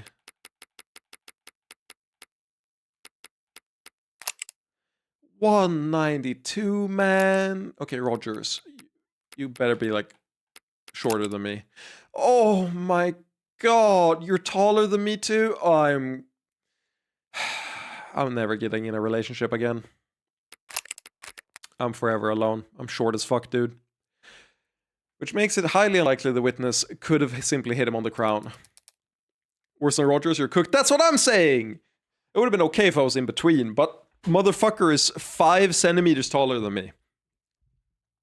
If things happened as you say and he had the element of surprise, it would have simply aimed for the easiest target possible, the one easiest to reach, the center or the bottom of the skull. Not quite. Excuse me? I never said that my client was standing up when this happened. You mean... he was asleep? No. Considering that he was struck on the crown of his head, it's obvious that at the time Sosuke Karia was...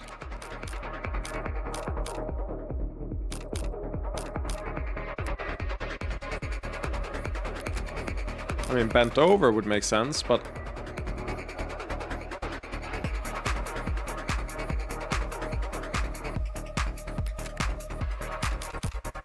Oh, bent over in pain.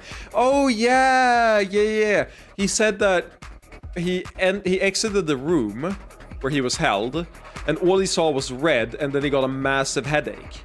He would be bent over with like a fucking mega migraine.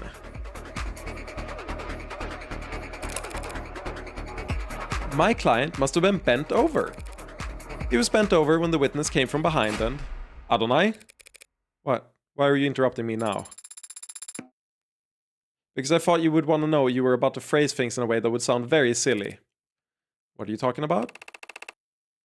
Sarah's right, Morgan. You should let her take this one. What? It was when Sosuke bent over to pick up Yoru.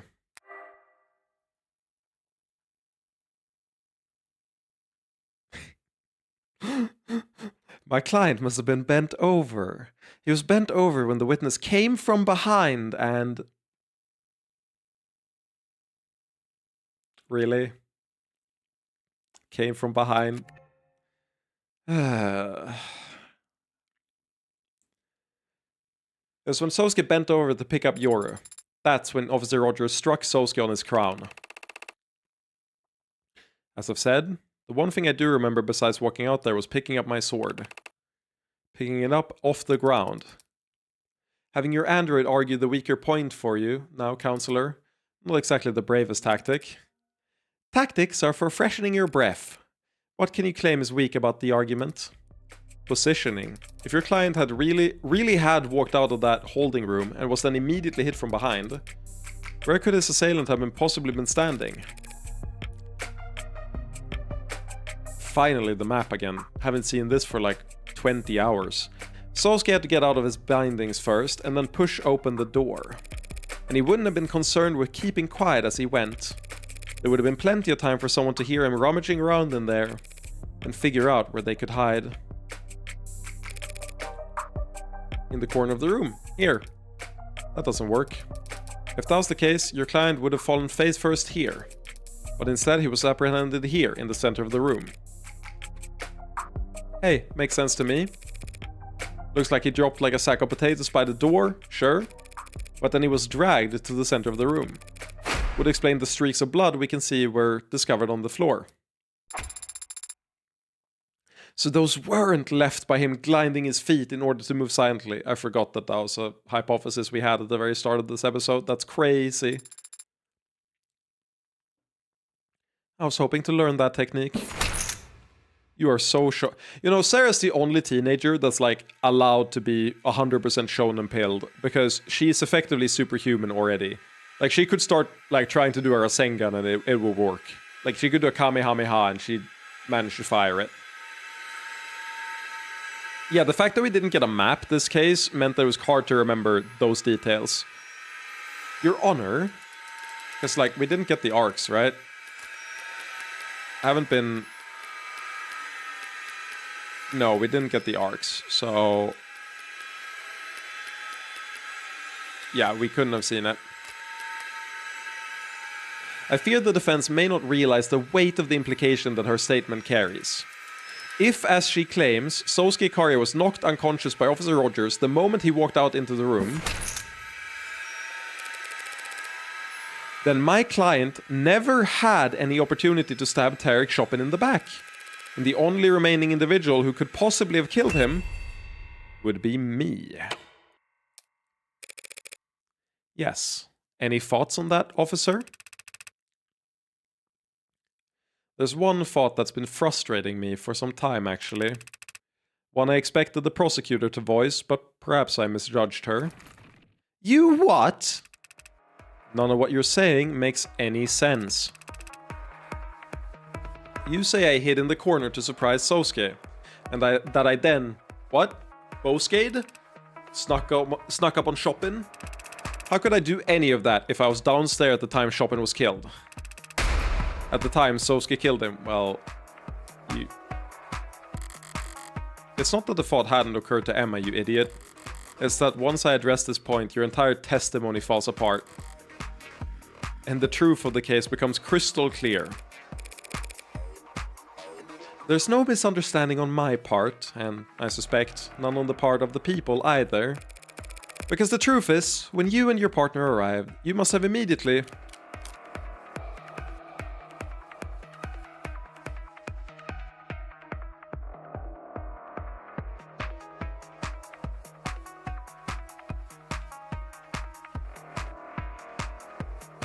taken the lead, because Chopin is the special boy in the department, and there's consequences if he gets hurt, right?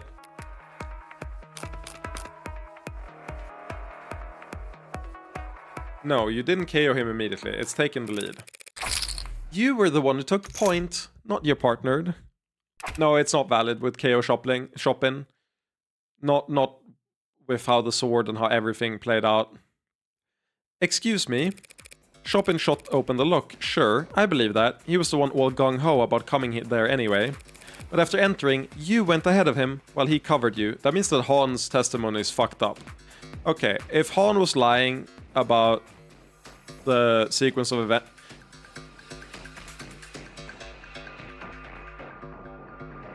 No! Chopin was the one downstairs!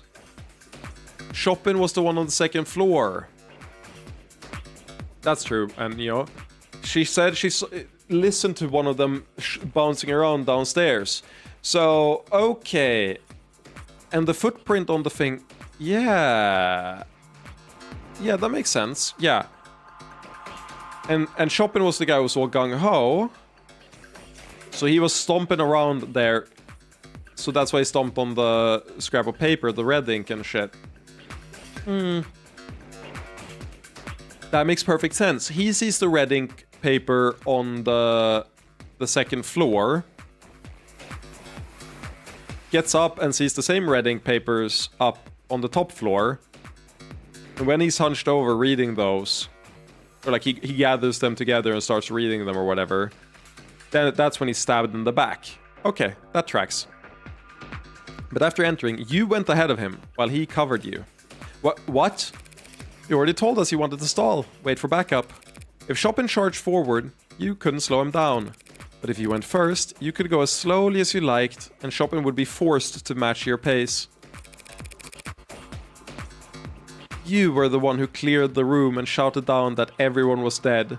I love that expression on his face. I told you! I testified! So did your blue blood tale. Testified all about how you and your partner separated on the second floor. Objection. Mischaracterization of testimony. The witness the defense is referring to did encounter two officers, but the witness never identified either of them. The blue blood didn't need to. All they were waiting to hear was whether any blue bloods were alive. So after Rogers shouted down to Chopin that everyone was dead, they bolted out the second floor window. I still feel like just walking out the front door makes so much more sense. Especially if you know the area. The dumpster making so much noise seems obvious, but whatever. I guess she said she accidentally got the lockdown. And when Chopin shouted someone was in the alley, Officer Rogers opened the windows behind Creek's body to try and spot the runner. Then he ran down the fire escape to try and follow them, only to give up when he saw there was no ladder to get down with. It's entirely possible that Chopin yelled that someone was in the alley from the third floor. The scene of the crime is soundproof, remember? No one in that room would notice a commotion in the alley unless they'd already opened the window to check it. So since Chopin yelled about it, he had to have been the officer who stayed on the second floor. Really good catch. I was thinking about that the windows had to be opened first in order for that to work, which felt really weird. But I couldn't put it together in a way that made sense chronologically. And that's been bothering me like the entire time we've been harassing Rogers. And Han. Actually, ever since Han, yeah. So this is really cool to get the soundproofing into the mix in a way that like resolves it. Dang, these cases are good. This blue-blood rat of yours just misheard, or they're lying. There's no proof for any of this. What there is proof of is that this is a banger screenshot for the thumbnail. Actually, no, I'm not putting this. This is thumbnail. What am I talking about? This is a mega spoiler. There's no proof for any of this. Yes, there is, officer.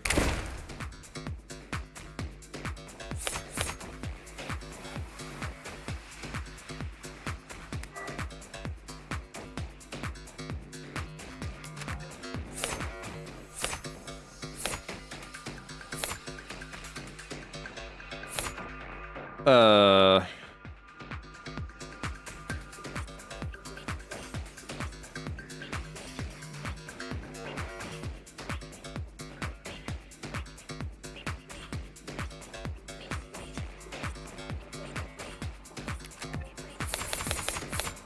boot print is...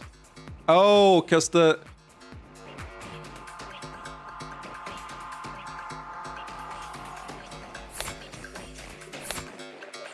It was hidden by trash. Would it not have been stepped on if the trash was there? Well, they did say that the boots match like everyone in the force, so it's... But I guess sizes might matter. But yeah, I think it's definitely the footprint. I think it's also the case that it's near the window. That the trash and this was right by the window. I'm pretty sure. I'm gonna go all in, fuck it. That scrap of paper was found by the second floor windowsill. Yep, I'm happy I remember that it's right by the window. But it's not just any scrap of paper. It matches the red ink documents that were found where the pod died. And it happens to have a partial boot print on it, proving that someone stomped from the crime scene down the fire escape and into the second floor. That doesn't prove anything. Your own client could have left out the boot print. My client was arrested barefoot, remember? You should. You did the arresting. Then maybe Chopin. If Chopin was the one who brought the scrap down from the third floor, that would put him behind you, meaning you couldn't have walked in on him being attacked by Sosuke. Counselor, even if we accept that Rogers was on the third floor and then moved down to the second, the sequence you're describing ends with both officers reunited on the second floor, with neither of them dead. But then they start talking about the red ink. But obviously, Chopin did proceed to the third floor because that's where he was killed. So now we're back where we started. Back where we started? You're forgetting one key detail in this new sequence of events. At the time the officers reunited on the second floor, my client was already unconscious. Meaning the only person who had a chance to kill Officer Chopin was, in fact... None of this shit matters. That's what I'm saying, bro. What about the prior 3-4 murders? This lawyer is trying to accuse me of killing my partner. That doesn't make any goddamn sense. Why would I do something like that? Depends? What? Depends where you live. Not uptown, I assume. What's it to you? Single bedroom? Yeah, whatever. Not great. Excuse me? And having to ride around all day with some insufferable spoiled rich stick in the mud, knowing the whole time that you, your job, your whole goddamn police department, it was all just a bullet point on his resume. Counsel is badgering the witness in lieu of making an actual argument. Apologies, Your Honor. I'll state the motive plainly. Prop 492 was corrupt. Blue Bloods and Wars could profit off of it at the city's expense. But it would also bring economic relief and badly needed repairs to the lower wards. It might also stop the canopy from, you know, just falling down and crushing everyone who lives there. But a climber like Chopin wouldn't care about any of that. Every photo I've seen of this guy, he's had a big stern frown. But I'll bet he was grinning ear to ear when he found that red ink. Must have made you sick to your stomach. Did I say 493? It was 492. So you killed him, and then you bled him like a pig to try and destroy the documents he'd have plastered all over town. You're crazy. That's not possible. I like that my motive for Rogers was the same that I thought it was from the start. I'm happy that my motive made sense, at least.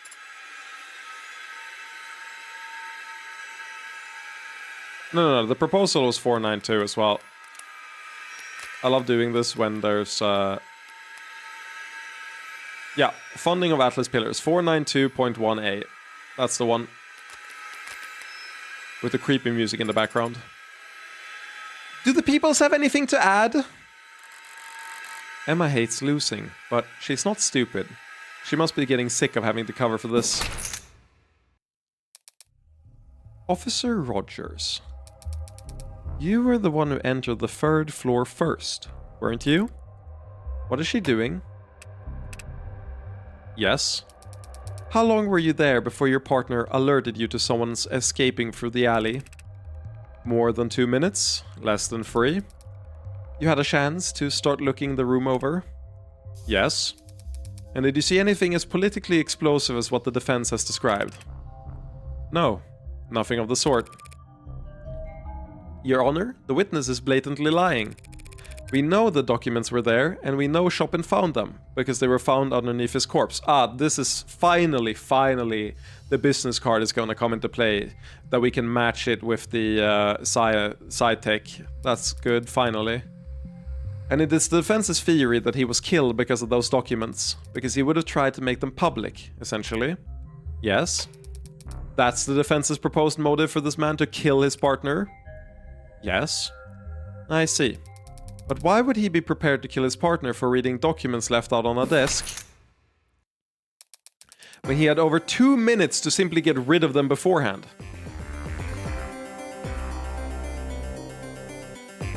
Good point.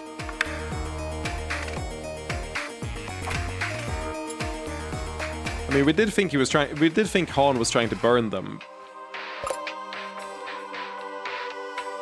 Well, get rid of them. He couldn't burn them. We already established he couldn't drop them into the fire. He couldn't get down to the first floor. And Officer Chopin had already stepped on another red ink paper with the watermark on it. A damn good question, Your Honor. So, as soon as Chopin sees the red ink on the second floor with the watermarks on it, I guess he would expect to see the rest of it. Or rather, Rogers would know that he... no, I mean, he just stepped on it. That doesn't mean he saw it. No, I like this point. Where are we going with this? A damn good question, Your Honor. Do we have an answer for it? I'm getting there. I'll get there. I'm close. His layers are falling off. He's getting real sexy right now. He's almost as hot as Sosuke Bosuke right there. Damn, he's ripped. This is a cold guy. Cold enough to walk into that room, knock out Sosuke and start calmly looking around. So, is he lying? Did he actually see those papers? No. Right, I forgot. This... I know what happened. The papers were scattered all around when we murdered them, right? When we murdered the first three, the papers were scattered in the corner because we threw them off from the safe. I needed to jog my memory for this. So what happens is, when Rogers goes down to the second floor, Chopin loops up to the third floor and organizes it. He didn't find or think about the papers in those 2 minutes. That was more of a panic response, I assume. Exactly, Munch. No, Emma's right. If the papers were in plain view, he'd just have tucked them into his jacket. If the papers were in plain view. Were they? I don't remember. Where the hell did I put them, if not on the desk? It's so insanely fucking funny. Like, I feel like every case where we're the murderer, it's like a fucking tragedy, like in the original sense of the word. It's so insanely fucked up what position these people find themselves in because of our actions. It's so good. And it's so funny. Where the hell did I put them if not on the desk? I remember taking them out of Creek's safe and thinking they were nothing important, so I just... Okay. It's probably a one-page got left where it could stick to the bottom of Roger's boot. But before I left, I reorganized things, tried to make it seem like I was never there, so I stacked things neatly. So one was on the floor, and that's the one that got caught on Roger's boot when he went down to the second floor. The others were left up there, and he didn't recognize them. Okay. Yo-ho, counselor! Any cuckoos in or around the nest? Pardon me, Your Honor. I was simply overthinking, to be honest. Officer Rogers didn't dispose of the red ink when he had the chance because he didn't notice the red ink. It's that simple. A simple answer to a simple question that simply doesn't measure up. If Officer Rogers didn't notice the red ink dots in the 2 minutes he had with the scene, how did his partner discover them so quickly? Neither of them were looking for illicit government documents at the site of a gang shooting. Neither of them would want to start disturbing a crime scene when there were bodies and blood all around them. Correct. Rationally, neither officer would want to start making a mess of the scene. Something must have simply caught Officer Chopin's eye. Very bad luck on his part, as it turns out. You've gotta be... What the hell are you talking about? What could it have been? It sounds like a tough question to answer, but there aren't as many possibilities to sift through as you'd think, Your Honor. Because it would have been to be something that caught Officer Chopin's eye, yet not that of his partner.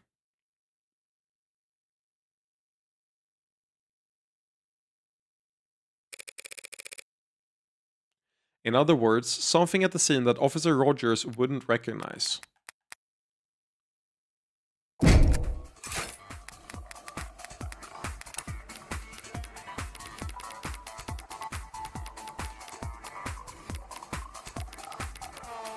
Oh, I hate how it looks like that.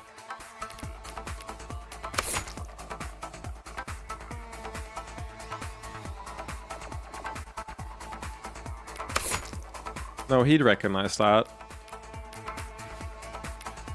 Oh, it's the low. It's the.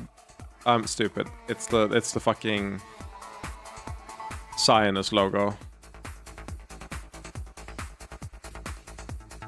Oh no. I'm tripping. Sorry, it's 2 a.m. almost. Sorry, it took a second. I now know what it is.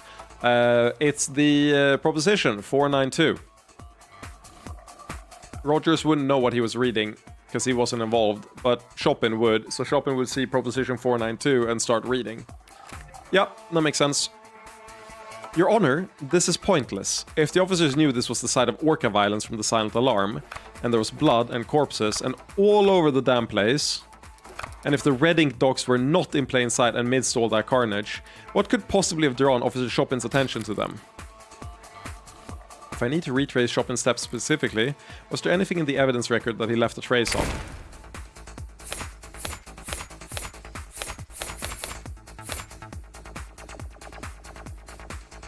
It was the card, right?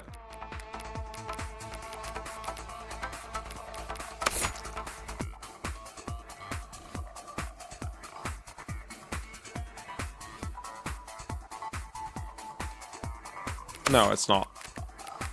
It's the data pad that had some of the... Oh, sorry, it has the relevant info here.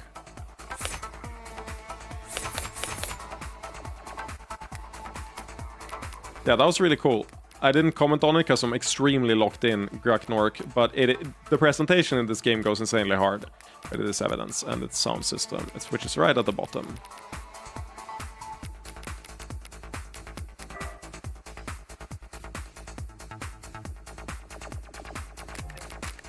Don't think it's the sound system.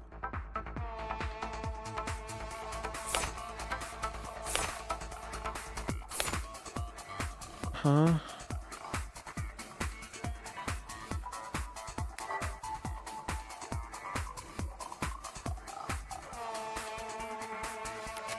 I mean, his blood on the knife.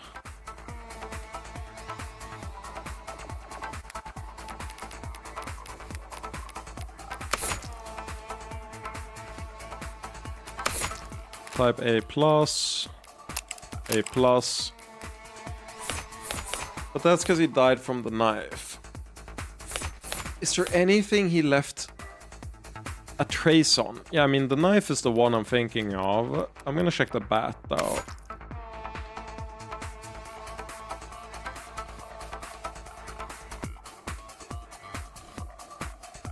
Yeah, no way.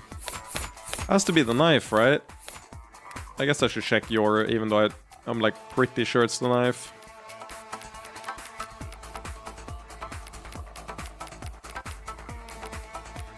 Where the fuck? Oh, so it's Sosuke's sword. I keep searching for Yoru, but while it's Sosuke's sword in here.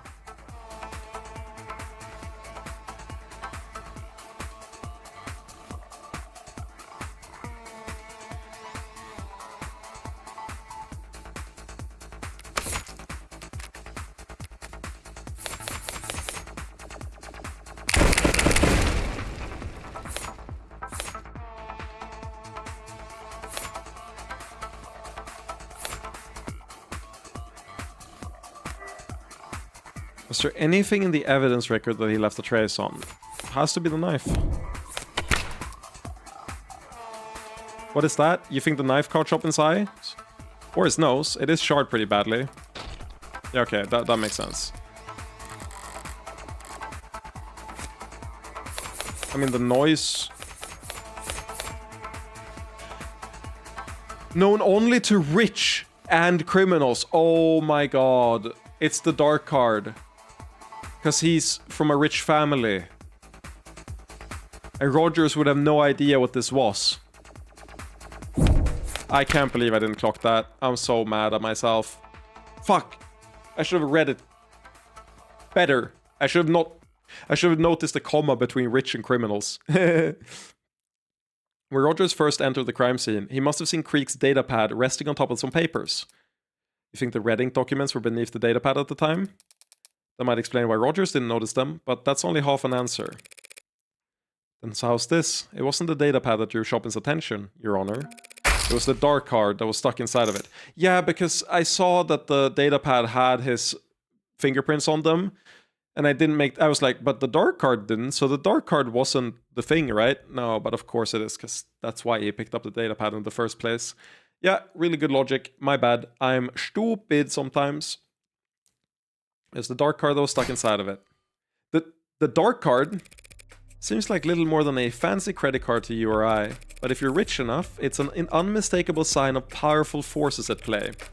Exactly the kind of thing that would put a gleam in the eyes of the politically ambitious Officer Chopin, right up until the moment he saw the bombshell hidden underneath the datapad. Your Honor, the speculation. Chopin's prints were discovered on the datapad, Your Honor. We know he must have picked it up. And the datapad was found by police on the desk, so we know he must have put it down.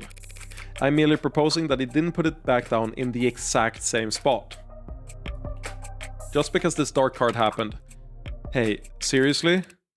What the hell have you two been talking about? What the shit is a dark card? I thought it said cryptogrammatically for some reason. What the fuck? Cryptographically anonymous wallet card that rich people use to buy illegal drugs and gifts for their mistresses. Not common knowledge, unless you ran in circles as high up as the city council. Oh. Yeah, you're right. I didn't know that. Never heard of that. Assumed you were being literal. It is a dark card. Yeah, to be honest, it wouldn't surprise me. Chopin going around picking up whatever he wanted at a crime scene without even radioing it first. Sounds about right. Bare hands, mouth breathing. Guy was big on following the rules, just wasn't that good at remembering any of them. Not me, though. I remember every rule. Follow them, too. Partner breaks a body cam, I request a new one. Let him use mine. Stop him from getting sued by the next punk he bumps into. It was a real risk for him. He had money. People would sue him if they could. No one would try to sue Huey Rogers. Only thing the judge could award them would be my goddamn debt. I don't think I'm bad with money, just bad with debt. Can never seem to get rid of the stuff. But even I'm not so stupid that I wouldn't wear gloves at a goddamn crime scene. You mean, obviously, counselor. From the minute we pulled up to that building until I was relieved from duty and sent home to the next morning, I was wearing gloves. 3 stores in an alleyway, and I can swear on my parents' graves I didn't contaminate 1 millimeter of it. Didn't put my greasy fingerprints on the windows, the doors, the murder weapons. You'd never know I was ever there. So you can say I did this or claim I did that, but the city's only ever gonna hear that some Ikarian bastard killed a bunch of blue blood punks. And that Tarek Chopin died a hero, trying to save the day. Right. Adonai, is that true? Is that possible? After all this, is it possible that... But the jury, surely they can see... The jury will see what the adjutant decides they need to see in order to properly render their verdict. If the adjutant comes to the conclusion that a witness or a line of questioning would only serve to confuse the jury... AD, Your Honor, the jury! Give me a second to think here, girl. I'm trying to build consensus, and basically everyone's mad. So maybe the adjutant rules in our favor, and maybe the jury sees things our way. But there are no guarantees. After all that, it just comes down to a gamble. Always does. Yeah. But you still get a chance to sculpt your hand. And I can do a lot better than this pile of shit. Just have to take my licks first. Your Honor, I disagree. About what exactly? About all of it. About everything. Look, we know someone moved from the 3rd floor to the 2nd floor via the fire escape because of that scrap of paper, which would have put them in the perfect position to walk up behind Chopin. And we know Chopin picked up the data pad because his fingerprints are on it. So we can reason Chopin was investigating the desk before he died. And of course, we know he died reading the red ink documents because, his body was found collapsed on top of them. Put that all together and... nothing. You still have nothing. Nothing except circumstantial evidence tying this witness to a theoretical sequence of events. Emma, did you get hit in the head too? What? We have Officer Rogers' fingerprints on the murder weapon. What? They'll never go all in unless they think your hand is crap. Put on a show.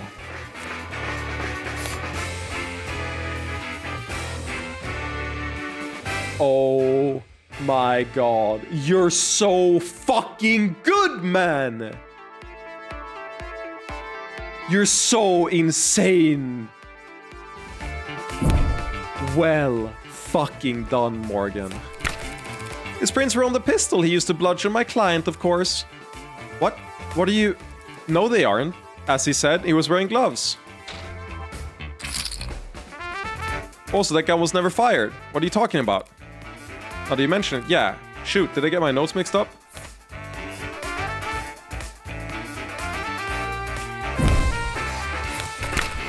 That's right, the bat. Do you think we wouldn't notice you left your fingerprints on... I thought that she was gonna... That he fucked up and didn't have it. Okay. Are we just gonna line up... Okay, never mind. You're so bad, Morgan. Jesus, you're bad at this. Did you think we wouldn't notice you left your fingerprints on it just because it was broken into splinters? The baseball bat used on Trey? Forensics fails to pull a single print from that. Is this your idea of a joke? Jeez, take it easy, I misspoke a little. Also, I don't have my reading glasses. What? I can't select anything else, that's the best part. So you go, girl. The Mag US, those used to kill tanks and Creek. I forgot, man. Pretty stupid to forget to wipe your prints off a piece that gaudy, don't you think? Counselor, what is this? Are you throwing a tantrum? Making a mockery of the courtroom? The only prints of that gun belong to Soski Karia. Oh, sorry. Guess I was thinking of another case. Is there perhaps a gas leak on the other side of the courtroom?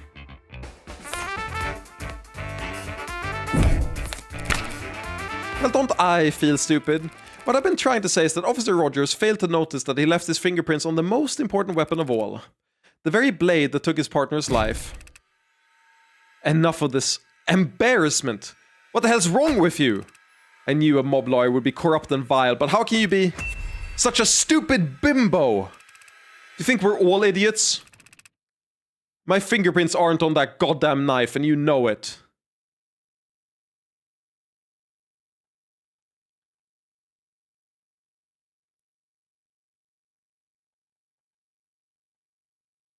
Wait. Why can't I backlog? Okay, I'm not allowed to backlog. But we just said blade and weapon. We haven't said knife. You know what? Rogers, given your name, it's appropriate that you would get Columboed. We actually Columboed him. That's crazy. We did the exact same strat. This is literally how Columbo does it. Fuck, I can't go... Why can't I... Wait, can I... Oh my god, I can't... Why doesn't it let me check the backlog? Look. Oh! Look, the PC thing here shows that the things aren't available, but this one still shows that the backlog and the like phone are still available, but the mouse and keyboard keys don't show that. Well, okay, I missed a little bit of dialogue there. My bad. I was trying to get to the thing. In an update, they locked out the log in certain sequences. That's fine. It's just the fact that it didn't show on the UI. That's a bug that I'll report now. Let me take a quick clip from earlier the stream. Right here. The very blade that took his partner's life. Yeah, enough of this embarrassment. My mistake. I can see here that, yes, I was misreading the fine details, and it does appear that your fingerprints are not on that knife. Sorry. You. Yeah, nice. That's what I missed. Oh, dear. What? I can't believe he got Columboed. I can't believe he got fucking Columboed. But yeah, it's worth reporting that the UI for the controller is bugged, so I'll do that later. What? What is it? Oh, I guess we're all just wondering. How long have you known it was this knife that was used to kill your partner?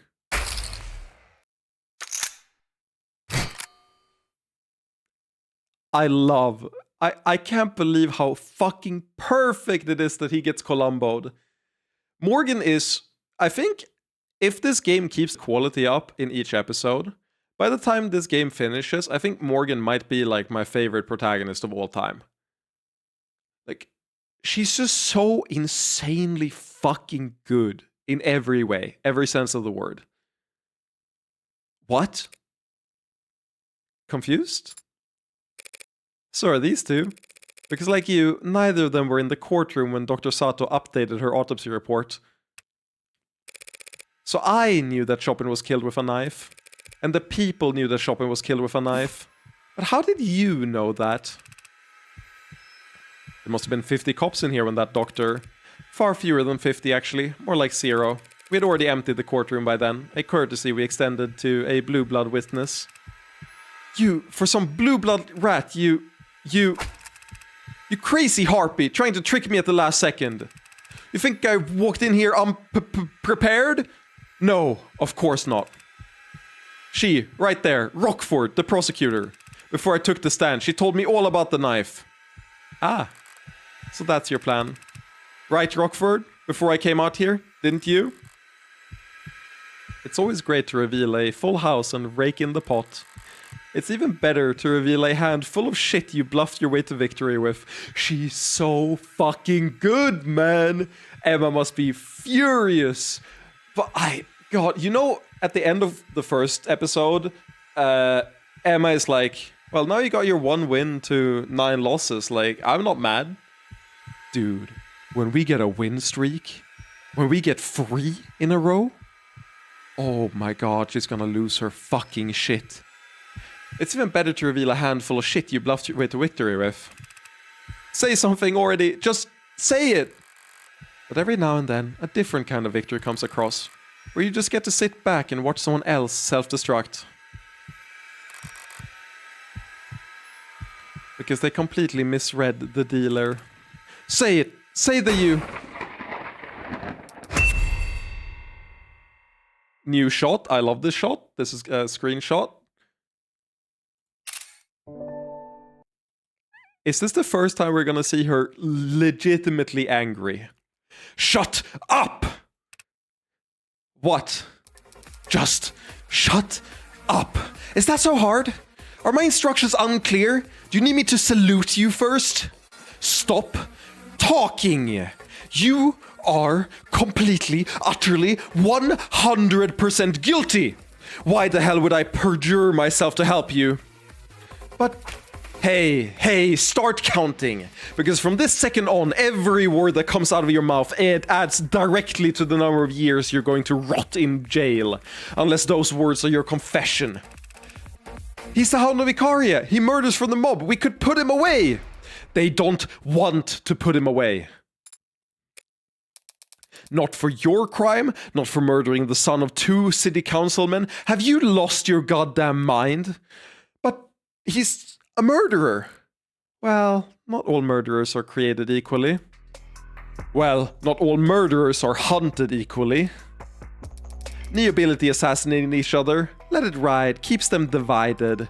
Orcus fighting in the lower wards, let them sort it out, keeping their numbers down. Is her eyes more fucked up than normal? She has wider black pupils than normal, I feel.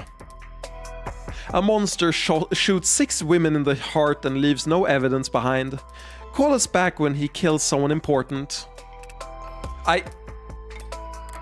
Strange. Once she's properly infuriated, there's usually no stopping her. Well, if she's not going to twist the knife herself, I shouldn't let it go to waste. Your Honor, if the witness is having trouble choosing a place to start his confession, perhaps I might help by laying out the details for him. You sadistic bitch! He was counting on Emma to step in. Now he's sliding down the rocky face of despair. Fingernails split and bloody as he attempts in vain to slow the descent. Not very dignified, so I won't leave him hanging.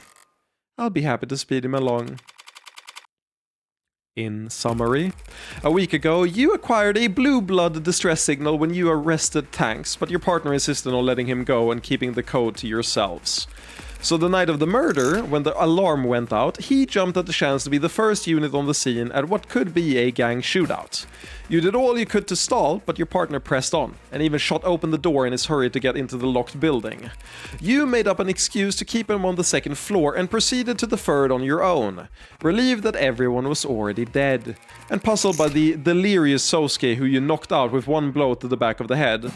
But by calling down your partner to convince him, you were already too late. You alerted an orca hiding downstairs, and when they fled out the window and down into the alley, you opened the windows at the crime scene to give chase.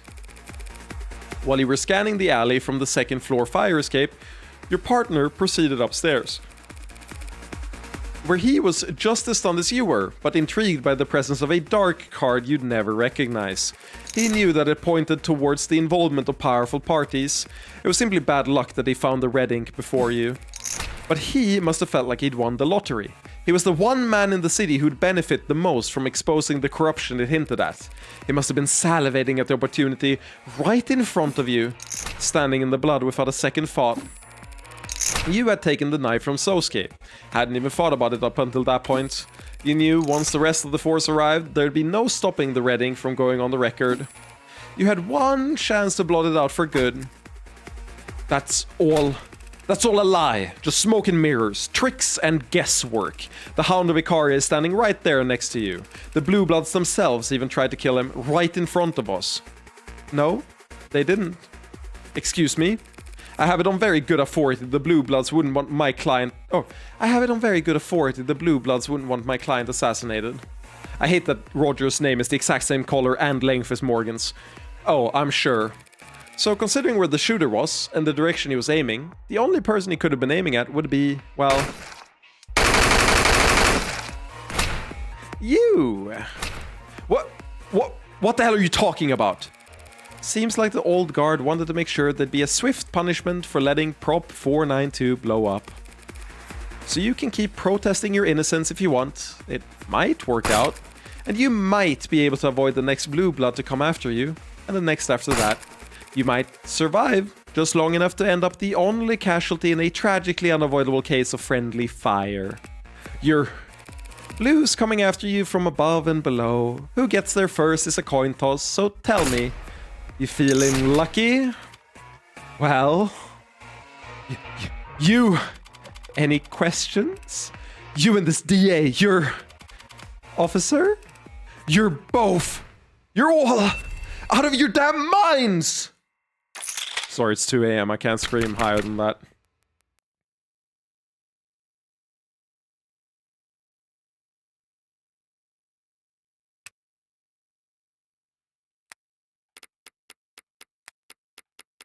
I'm doing important investigation. Wait, what? Where's Rogers?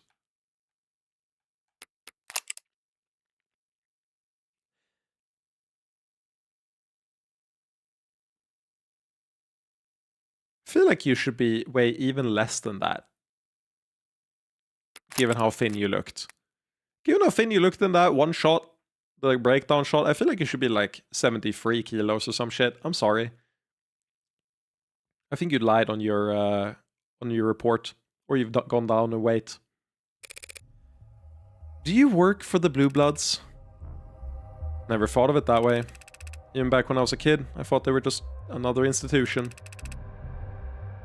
Like a neighborhood watch. People looking out for each other.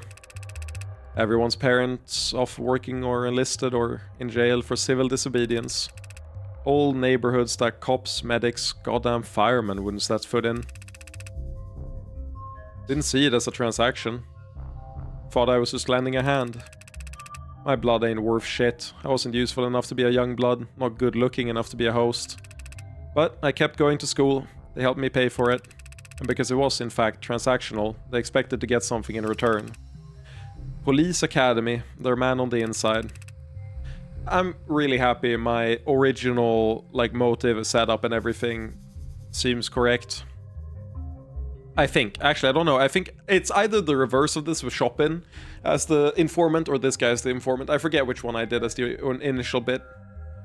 Wasn't as exciting as it sounds. I made sure it wasn't.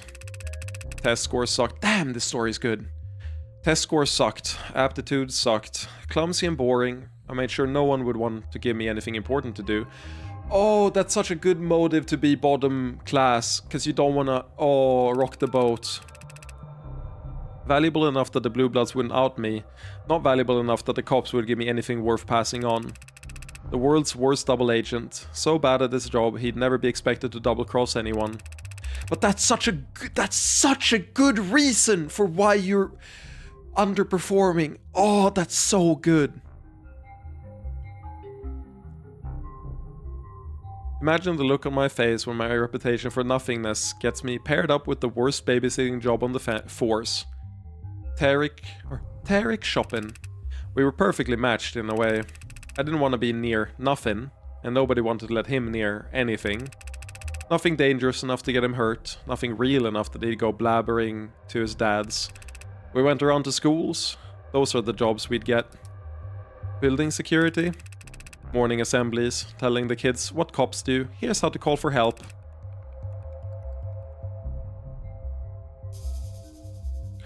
Call that his bad shooting score is fake. Easy clap. I agree, Munch. You've been on point this entire case. We were a goddamn joke. There are worse things to be. You think I don't know that? You think I gave a shit that kids were laughing at us in the back of the class? The teens were throwing soda cans at our car. Good for them. At least they're having fun. Tarek was never having fun. He was just burning inside. Humiliation and bile. A stomach full of it. If he hadn't found the code on tags that day, I don't know. Guy would have either put in his 2 weeks notice or just drawn his gun and walked into the nearest Orca mansion. So when you two arrived at the building, happened like the defense attorney said. I told Chopin some bullshit about smelling contraband on the 2nd floor. He started poking around, and I went straight to the 3rd floor because that's where the bosses would hang out back when I was a kid, where they'd give us spare change to buy their groceries and pick up their laundry. Never met this creek or this pod in my life until we stopped Anchor Ton. Different gens. And I'd never see anything like the bloodbath in that room. All 4 of the pod were dead when I got there. Believe me, don't believe me, I ain't no Hound of Icaria, and I don't even think he could have done that either. Considering how he stumbled out of that water closet like a bloody water balloon. I did whack him on the back of the head, but my hand to God, I'm not convinced it did anything. Face down in the blood, out like that, couldn't have woke him up with a nuke. When the Hound dropped, I searched him, followed protocol, found that knife in his hand. I called down, said everyone was dead, that Blue Blood bolted.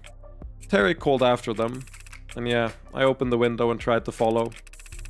I guess Tarek didn't know the ladder was out, figured I would chase him down, cause by the time I stepped back inside, he was upstairs.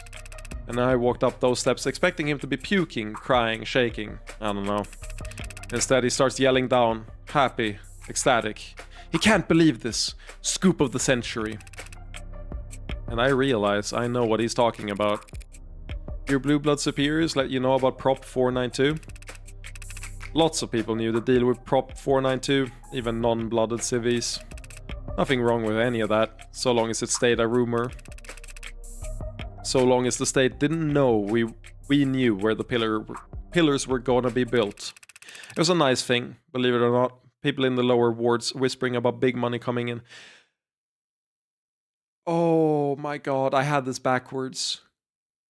First I was like, Chopin benefits from this being built. So like he would want to keep it secret, right?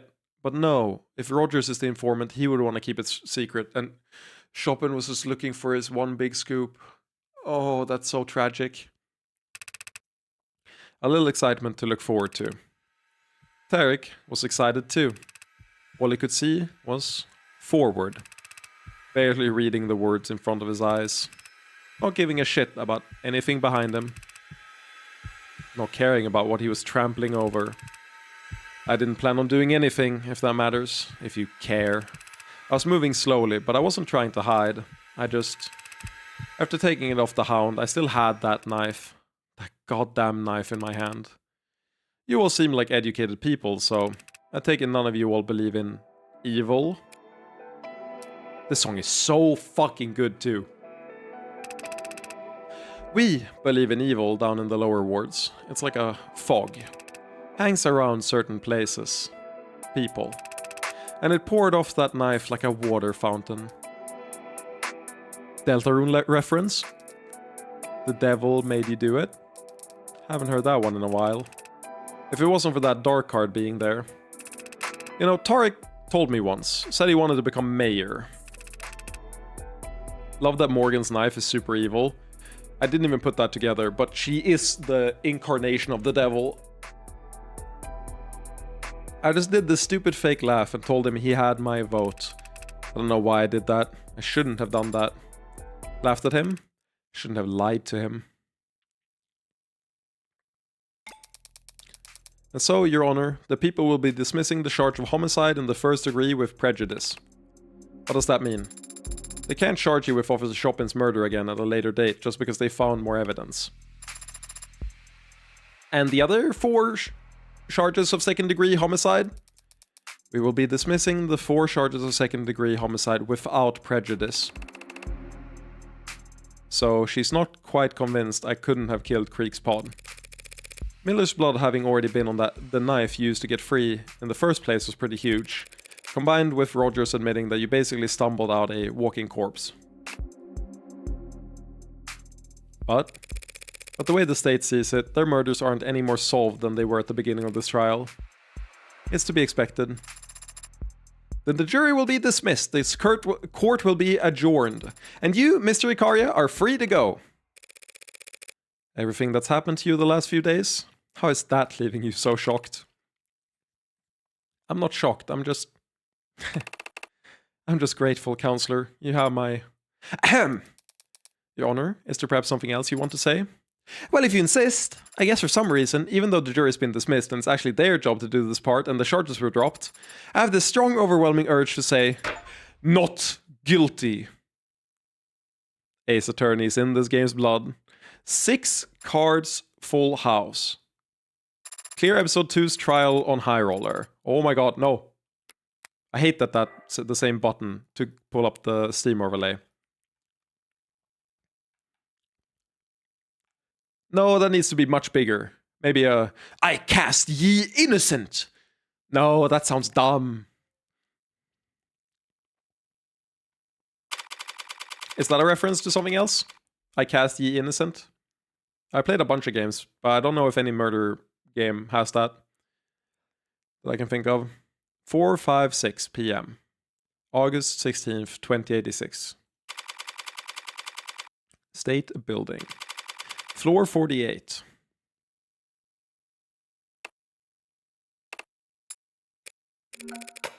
So, how do you plan on celebrating? Adonai? We won, in case you two somehow missed it. And won so definitely that the police and even the Blue Bloods can't hold a grudge. Right. My apologies. I'm grateful to you, of course. It's just that I still haven't gotten an answer to the question that's been haunting me. Even more so than whether or not I killed Chopin. Someone slaughtered Creek's entire pod, then they had my life in the palm of their hand and framed you, Sosuke. I don't think they were doing you any favors. And yet they did. They let me live. It feels strange, owing everything to someone so unknowable. Well, you'll have plenty of time to think on it, spending the rest of your life hiding your head in the sand. Ignoring the vast riches that sit untapped in a savings account across the sea. Adonai, he's made his stance quite clear. I don't intend to hide, Morgan. The Blue Bloods can try whatever they like, and they can find me standing right where I've always stood, protecting my family. Seems there's someone who'd like to speak with you about just that. Sosuke! Mako, young master! Please forgive me, young master. I've failed you repeatedly.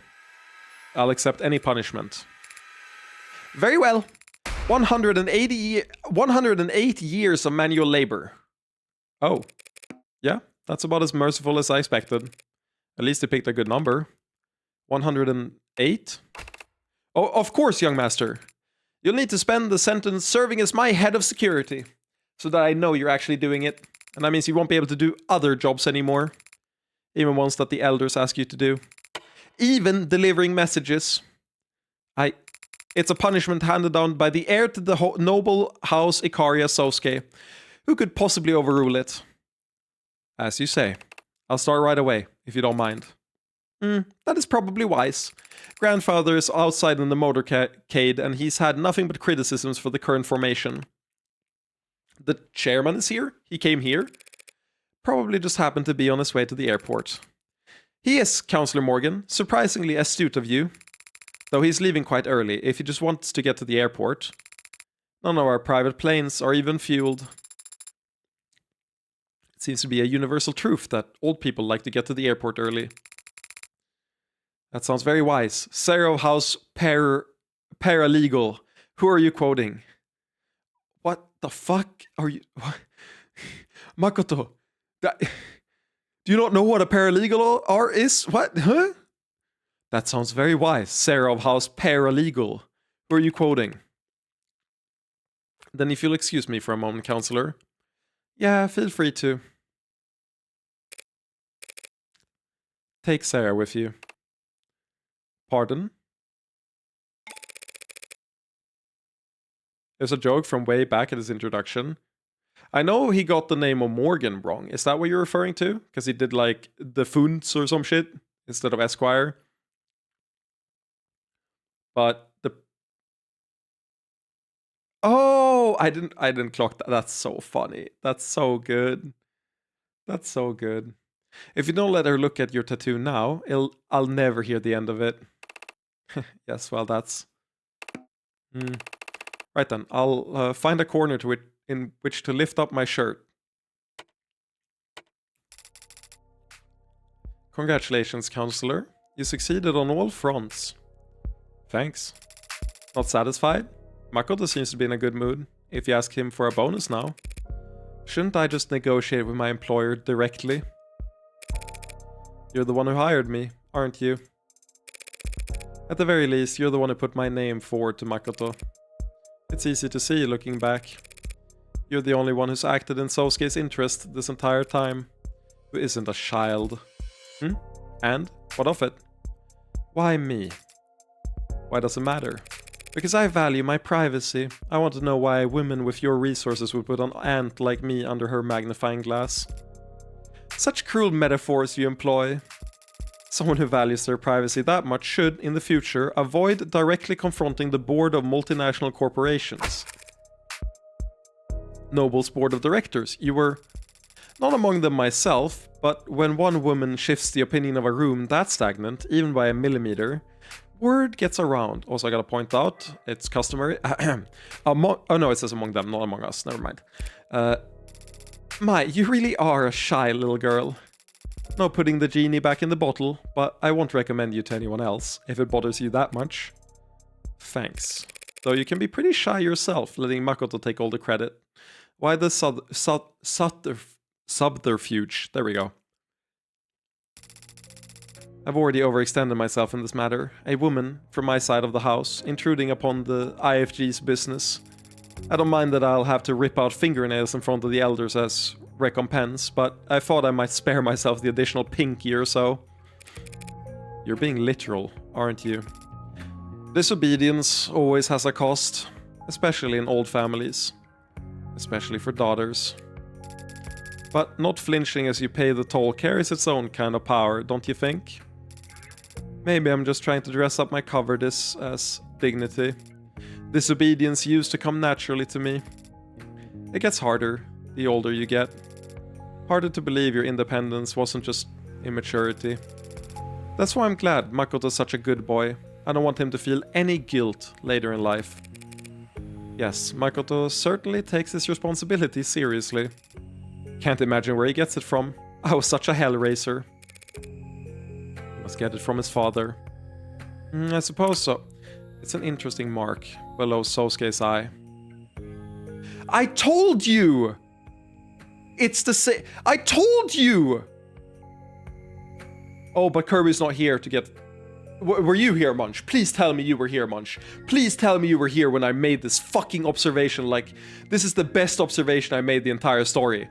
I said that Mireille and Sosuke are the parents to Makoto. Because Makoto and Sosuke have the same pimple. Or birthmark. It's an interesting mark below Sosuke's eye. Looks like a mole, but it seems to be hereditary. Does Makoto know Sosuke's his father? I fucking called it! I'm so fucking happy, man! Ugh! I knew it! Ugh! That's why you look at all the fucking profiles. Does Sosuke? I would be very disappointed in Sosuke's intelligence if he didn't. That's why Sosuke left the family to join the military, wasn't it? Why he asked to become the Hound when he came back. Self-imposed exile for interfering in your arranged marriage. Interfering? We were younger then, but we still knew what we were doing. We knew there was no stopping the marriage. If we didn't cover up the pregnancy, others would. Or just eliminate the problem themselves. Sosuke left before the bridal shower. A sudden enlistment, certainly, but I don't blame him for not wanting to be there on guard duty as I married another man. If Makoto is Sosuke's son, though, that means he carries his blood. If he stands to inherit from both his father and mother, his worth... I understand this is going to be hard for you to believe coming from a woman like me, but Makoto's already worth enough. He has his health, he has his mother. Oh my god, I can't believe I called this entire plot point, and the fact that they would give him access to the blue blood bank. Jesus Christ. He has his mother, and his father will always be close by. Every moment we've shared as a family is worth its weight in gold. And as you've now seen, when given the opportunity to choose between Makoto and the blue blood fortune, Sosuke chose the former. He, you, all of you could have it all. Why don't you want it all?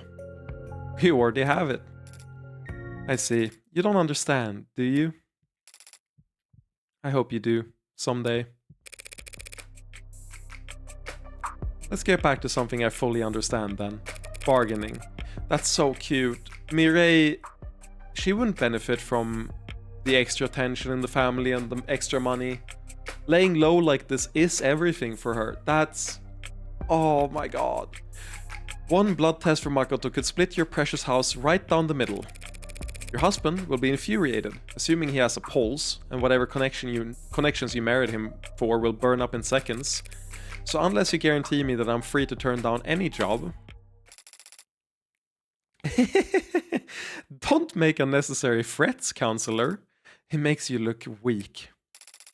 Take it from someone with experience. You're always free to leave the house. But if you find yourself slinking back, don't be too hard on yourself about it. It's just what the house does. Now, would you excuse me? Sosuke seems to have satisfied your companion's curiosity for the time being, and it's very rare for him to have any time for himself. You don't understand, do you? Counselor Morgan. Emma. What's that look for? So that's 2 wins for me now, isn't it? Oh, you are not feeling this at the moment, Morgan. This comes out very hollow. After Rogers went nuts and perjured, or is it perjury? Perjured himself all over the place. You're calling that shitstorm a win? It definitely wasn't a loss. You're ridiculous. Thanks, by the way, for letting things play out as long as they did. I imagine you wanted to put the brakes on things a number of times back there. But now that it's all out, my clients won't be getting knifed by cops or blue bloods. At least not for anything he didn't do. You think I was happy to let the Hound of Icaria walk out of my courtroom? Your courtroom? I'll have to have a word with the adjutant. Please don't. But yes, I had my doubts. The OC unit has been getting a number of odd reports in the last 24 hours, truth be told. What do you mean? Bursts of anonymous tips about figures in red being spotted around Creek's place before and after the killings.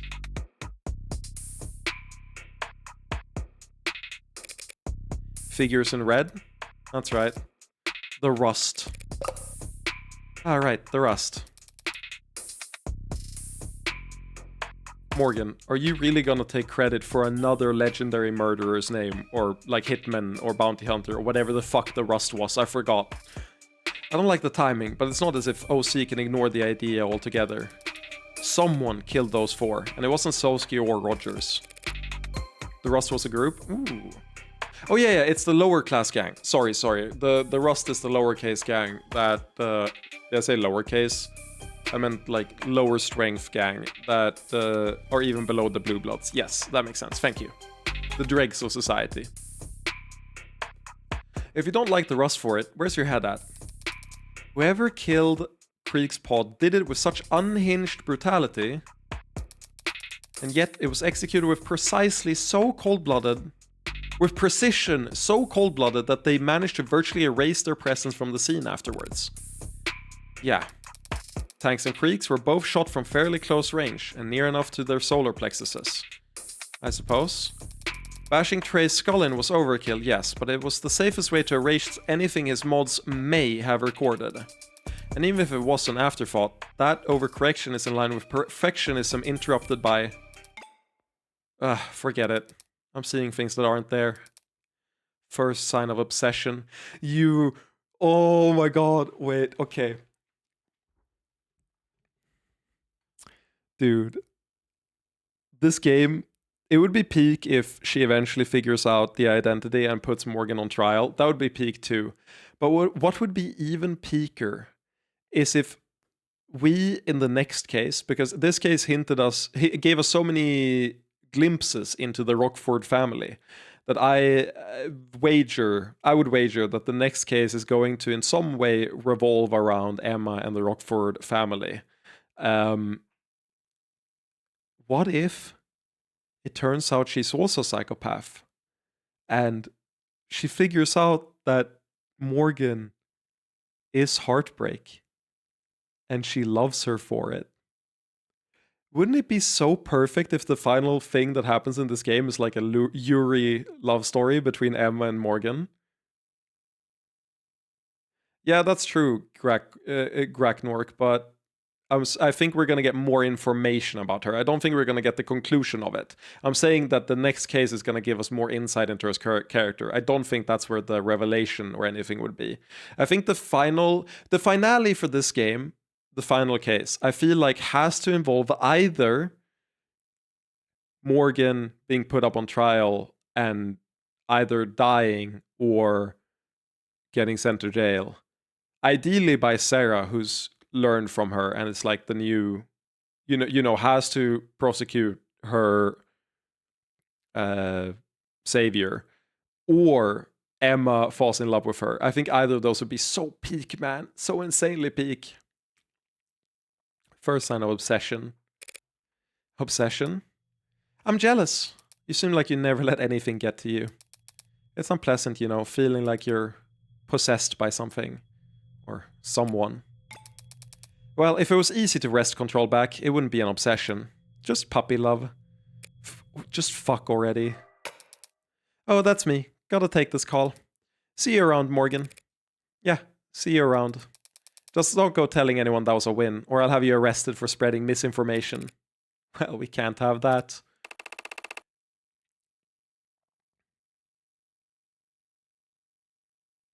Yeah, I really like that too, Gragnork.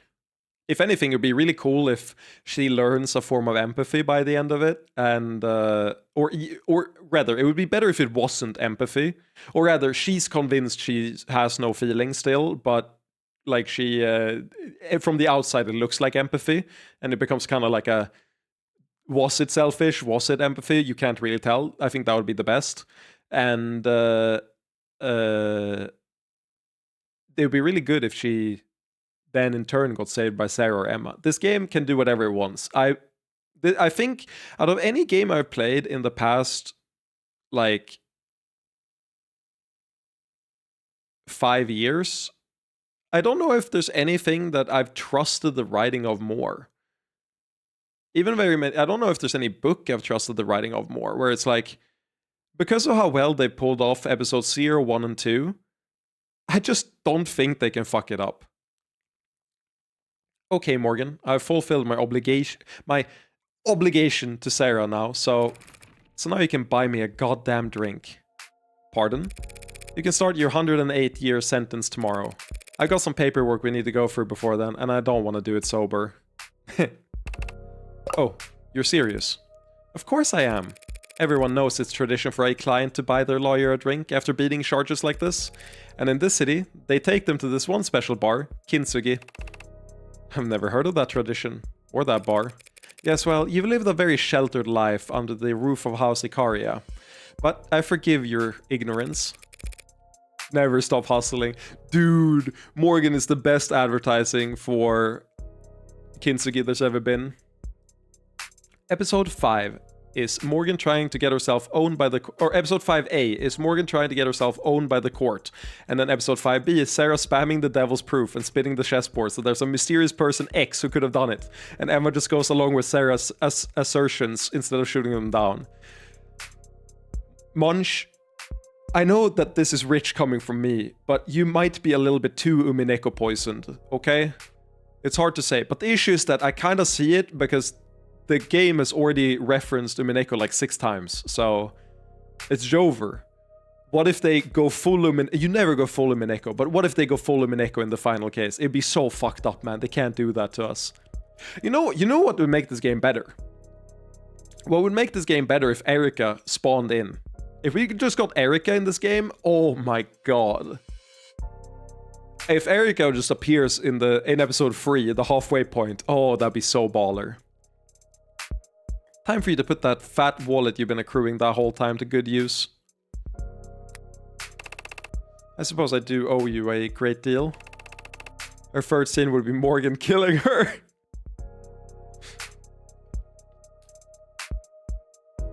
Ooh, very good! That doesn't make sense if you haven't seen Umineko, but it's the closest thing I can do. Sa, minasan? Ah, fuck, I forget the exact phrase. It's Sa, minasan? It's not Koki Deska. It's, fuck, it's the, like, so, everyone, as you can see, or whatever, I forget, but I love her. She's my favorite character. God, I to the point that my Blue Sky profile right now, I have changed my banner. I found this insanely good meme image of Erika, and it's been my banner for ages now. I gotta show it. This is my banner on Blue Sky. Look at that. It's so perfect. It's her holding a finger up in the like, actually nerd pose with nerd glasses, and I fucking love that shit. You can barely see the finger too. It's just next to the ear. It's so good, dude. Oh. Very well, but first I must inform Lady Mireille and the young master. Go right ahead. With only the existence of a fidget tubby in this place, this level of reasoning is possible for Furdo Erika. What do you think, everyone? Fuck, she's so good. She's so good. Oh, thank you for bringing it back. Legit, Erika hard carried the second half of Mineko for me. She might be my like favorite character in fiction ever. I love her so much. Fucking rat. Go right ahead. Be my guest. What was that, Adonai? Did you want to get a look at Sosuke's tattoo as well? Thank you, Graknork. I don't know if you've been here before or if I've seen you before, but you are clearly insanely cultured. Thank you for that. I'll take a rain check. Sosuke seems much more animated this afternoon, don't you think? Well, yes, he's... Every problem that was looming across his head, and the ones we didn't know about, are cleared up. I would also be much more animated and happy after this resolution. This is like godlike. It's like you have those systems where you can upgrade like a card pack or something, or a gacha character from like SR to SSR, and it's like it starts as a normal. It's like, yeah, maybe I'll get out, but then I'll have to deal with all this bullshit. Then it upgrades to an SR. It's like, oh shit, maybe the Blue Bloods aren't gonna give me. Oh, it's an SSR. Oh my god, there's no consequences. What the fuck? Did you say something to him? No. No. I didn't do anything. I see. Then perhaps his injuries were just taxing him more than we realized. That must be it.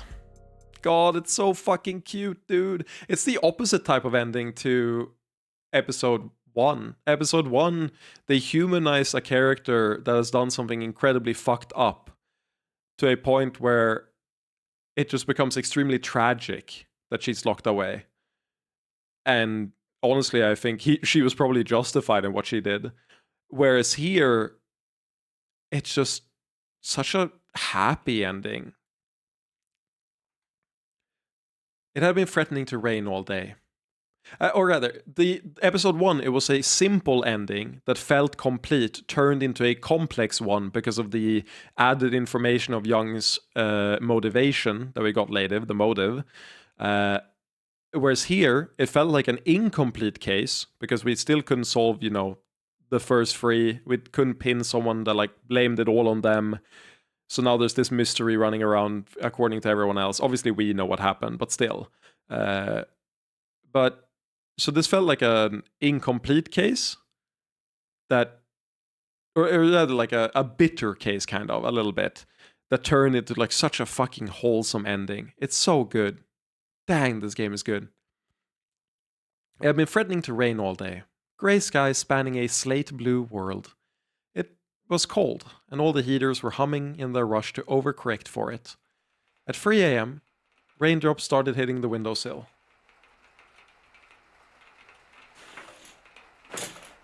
Well, it's not snowing outside, but we got 20 minutes until we can check if that's true or not. It's also -degrees, so it's very unlikely it'll rain, but, it's crazy. I have to work at 7 a.m., and I'm streaming until 3 a.m. Oopsie! Not a problem. She had her umbrella. At 3:15, the adults started leaning back in their chairs. Watches and phones were being checked. They were preparing to leave. At 3:24, another topic is brought up. The gathering resigns themselves to a continuation. 3-hour nap is a terrible length. Well, I have to leave at 6:20. So yeah, I'll get a 2-hour nap, 2.5. I'll probably have to eat something after this. I haven't eaten in many hours. I've been streaming for 8 hours! Holy shit, this has not felt like 8 hours. That burrito halfway through fucking carried me. The gathering resigns themselves to a continuation. It's 3:45 by the time the girl is able to excuse herself. She has 15 minutes to get back to school.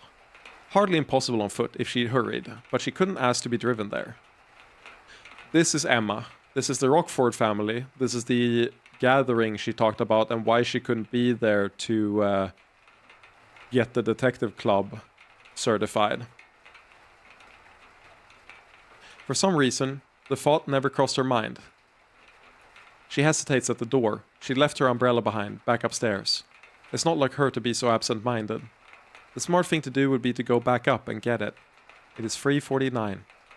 At 3:51, she's jogging, a non-committal yet still undignified rush. When she sees the time on her phone roll over to 3:52, she starts to run. She hates running. A small part of her considers sending a text. She'd never been the one to text first. Come to think of it, she'd never been the one to text second. She only had one number in her phone's contacts after all. At 3:56, the school gates are in sight. Her eyes had been straining to see them. She wasn't looking down. Her knee stung in a shallow, sharp way. The palms of her hands were embedded with specks of gravel where she caught herself. Rain-diluted blood ran faintly down her leg as she dripped water onto the mundanely tiled floors of the hallway. At 3:59, she pauses to at least catch her breath before sliding the door open. If her heart hadn't been beating so loudly in her ears, she would have easily heard the voices behind it. Where do you even come up with this stuff? Oh. She did find other people. Hey, I can't promise it's gonna be that exciting every week around here, but... Hey, what are you... I thought you had a... Ev. Ev? Do we know if she has a middle name? Is it... We saw Valentine. Is it Emma Valentine Rockford, maybe? Evangeline? Wait! What? I had the roles in reverse.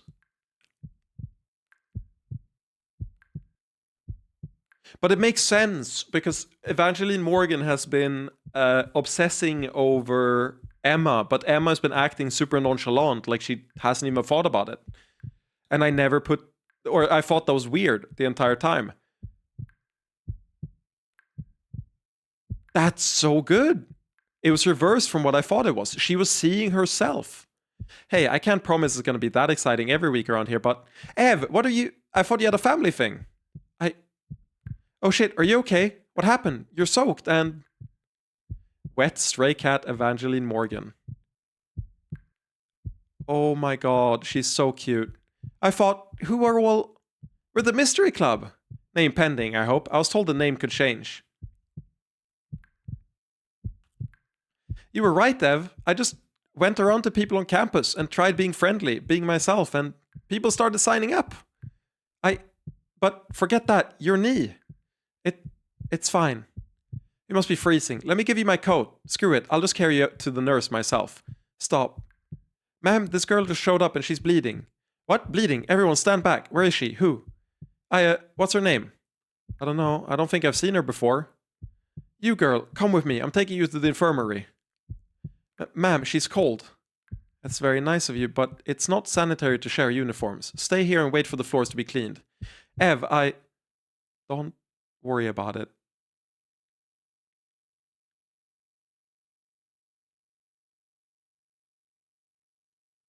I can walk on my own.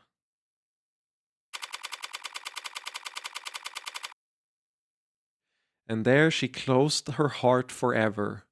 So what we thought was actually a psychopath or sociopath might be the more acceptable PG term today, was actually just someone scorned by love at a young age, who locked their heart away and threw away the key ever since.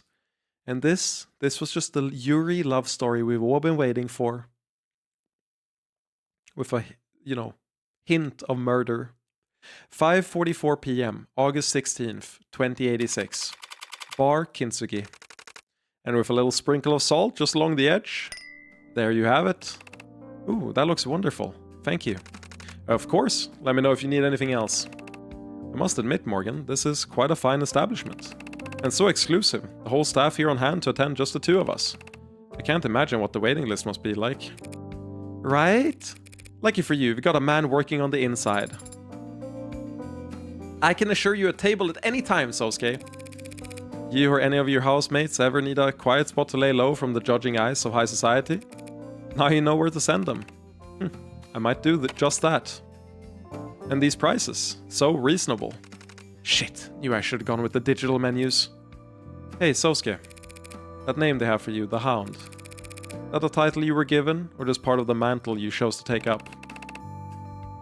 No, I was called that long before I started delivering messages. Long before I got my tattoo. Truth be told, I'm not sure where it came from, or when people started using it. Childhood nickname, I suppose. Earned by following Mireille around like a puppy. I never... Who told you Mireille was the heir when we were... It's a miracle you didn't break under torture, you know that? The Hound of Icaria. So everyone called you a dog when you were a kid. Jokingly. Lovingly. Mireille's right.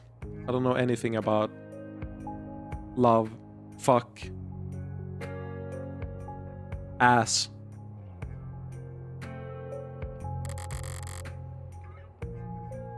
One of the many things I've long since acknowledged that I'm missing.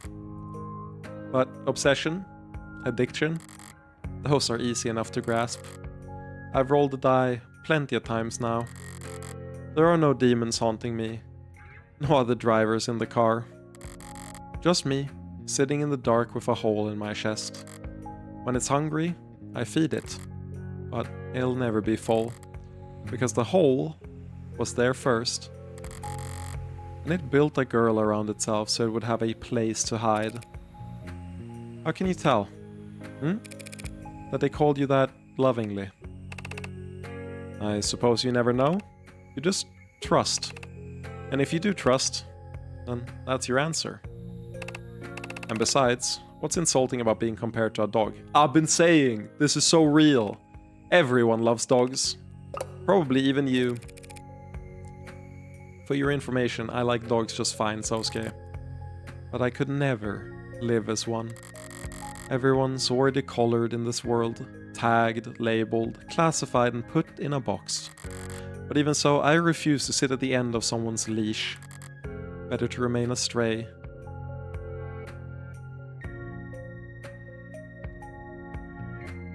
My Yuri, autism-coded, psychopath waifu. Art and art direction by Evil Little Bug. What a fucking fantastic job you did, Evil Little Bug. I had some complaints about the what I thought was off model poses and stuff in episode 1 that felt weird. Every single piece of art in episode 2 hit like a fucking truck. Just 10 out of 10 art direction all the way through. Fan-fucking-tastic presentation. Nothing to say but kudos. Patrick MCF. I hate you. And your menuing. I don't know what's going on with the way it handles on controller, but that shit ain't not working alright. It works fine on keyboard, but on controller that shit's janky as fuck. And I'm mostly memeing. You've done a good job. AA renders, yup. With additional original tracks by Zachary Cabral and featuring music by Lena Rain. Written, directed, developed by Brian Mulholland. Volunteer play testing by Anna. Griston, Hugh J. Maxi, Sadie Virtuous Varmint, Say S. Fumbutt, Thomas Colamander. Special thanks to Adrienne. Adrienne! Wait, I know who that is! Dude! Wait, really? Wait, I gotta double check this. This is actually important. Wait. Oh my god, I know who that is. Adrienne made another one of another really good game I highly recommend called In Stars and Time. Dude, that's so sick. Adrienne is the creator of In Stars and Time, which is so good. I love Siffrin. Siffrin's my spirit animal. This is a time loop game. And it's very, very good. And Siffrin is a fantastic character. The writing is fantastic in it. So I'm glad to see they helped work out, or helped support a different game with fantastic writing. That's so sick. Anna, Baby Zero, Kill Jill with Mado, Man Monks. Special thanks to Dev Talk, Philly Game Mechanics, our friends and family, and you, the players. Full attributions available at offthedevil.card.co. Made with Unity, Nanny Novel, .tween, Pro Builder, a game made by Ninth Circle, Of the Devil, Episode 2. His due, Finn. Okay, no, you don't weigh that amount with that physique at that height. I refuse. I say jokingly. Full House of Nobility. Collect your well-earned reward for honest work. Congratulations on clearing episode 2 on High Roller. Bonus charm earned. What a fucking trip. Here's the kid. I knew the kid would come back if they didn't tie into the case at all. Like, obviously they were gonna come back. But why are you like a Akatsuki, like pride-themed fucking character? What are we dealing with here? Why do you have the eyes of 100 truths on you? Showing my lawyer a picture of my boss and former boss, who are definitely not my family. Yep. God. I want to get into this post-credit, like, teaser of episode 3, of course, but I just need to catch my breath a little bit. Like, episode 0, I thought, had a strong hook, with Morgan being the murderer, but I thought the setup into it was a little bit long into it. I was like having a good time, but I wasn't super sold on it yet, right? Like, they were taking their time to build up the characters, but I was not under the impression they were gonna do this good a job at like continuity between episodes. The way London and Reyes are developing as characters through each episode is on such a higher level than works to try to do similar things. Again, I'm mostly pointing at Ace Attorney, and it just works so well. There's very little to complain about mechanically about the story and the way the clues and shit are presented. Again, this case I had one complaint, and it was that I presented the dumpster when they wanted the vault, and then immediately afterward the dumpster was the correct play. It's like not a big deal at all. Whereas in Ace Attorney I would get like 100 examples where I'm ahead of the case, and I just have to sit there and go through my entire inventory, like which one of these 5 things that could be referring to the thing that I know is the problem do I have to present for the game to accept it. Whereas here it just flows, man. Even when I have theories ahead of time, it still flows with how it's presented in dialogue and the lead up to everything. It's always very clear what you have to present. It helps that instead of having the entire inventory to present, they limit you to a few options at a time. That's an ingenious game design decision to make sure that you don't get that situation where you're just cycling through your inventory clueless. And it's just really good, man. Episode 1, I thought was really strong. I would put it as an S-tier Ace Attorney case. Episode 2 is significantly stronger than anything in any of those games. This is peak. We've done it. We've found peak. And I'm very, very curious where they go in episode 3. So let's see what this teaser is all about, kid. Also looking out for anything in particular. The Rust give me and the others food and stuff for telling them where the Blues go and who they talk to. My shoes have been feeling too small, and the blue guys in that building had been real busy lately. I thought if I hung around there, I might see something the Rust would give me new shoes for. But I never saw anything worth anything. So you gave up? No, I got scared. What scared you? You won't believe me. No one believes me. Everyone says I'm a liar. Everyone says I'm a liar too. Enhance. Is that London text colors? Are you? I can't remember. You see, somebody took something that belonged to me. Are you David Asher? I don't feel right without it. But I think you could help me find it.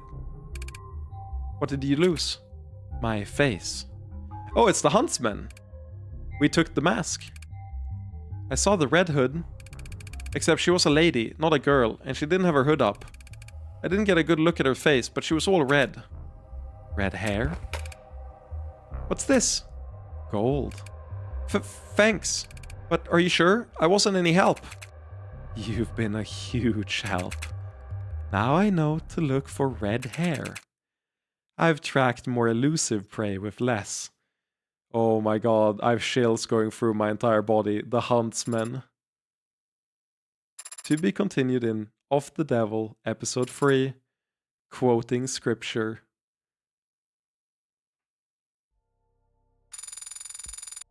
Episode 2 results. This game is so good. This game is so fucking good, man. Got every article, every key term, every piece of evidence. Total credit earned 354. I got a Sandy Beach, better DM me on Blue Sky when you look at this VOD later. What your score was on High Roller in the first try. Morgan is kind of a lot less smart than she thinks she is. Yeah, you weren't here for the first half of the case. I spent such a long time being like, Morgan, are you not incriminating yourself? Also, Morgan, remember that kid that saw you? Are you like, Morgan, you need to be on top of this. And I'm very aware that the paper trail she's leaving for London, who's a lot smarter than he's been letting on. Emma, who's been on our trail for a long time. And now this Huntsman can smell. It's just growing too long, man. There's too many pieces that fit together coherently. So I agree. I think she's a lot less smart than she thinks she is. Rather, I think she's very much a creature ruled by instinct. Like she has an addiction to murder. It's not like if she could stop, she would stop, but she's addicted to it. So she can't. Congratulations. You finished episode 2 with 354 credits. Your high score for episode 2 is currently 354. You've unlocked concept art and bonus scenarios based on the score. You also have a total of 372 remaining store credit to spend on phone charms and case colors, based on the highest credit with which you finished this episode. This epi, nice. Yeah, I will wishlist episode 3 for sure. And I'll also concept gallery. Actually, I don't want to do concept. I wanted to do the charms. Ooh.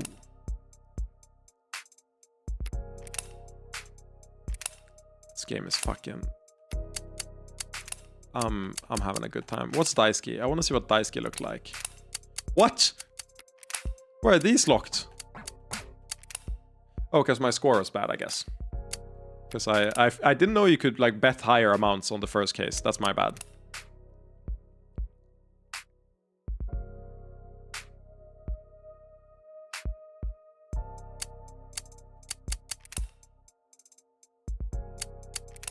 I really like these designs. Oh, you finally get to see the dog on the back. That's awesome. Episode 1 score by where they're placed, probably. Yeah, it's because again, I didn't know you could bet a higher amount.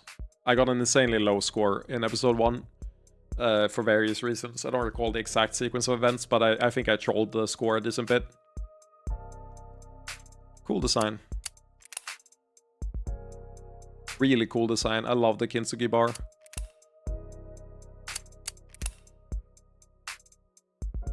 God, the disgust in the middle picture is so good.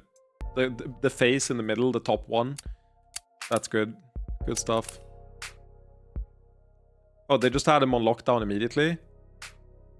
Oh, that's a much more softer mama than the one we got. The one at the bottom.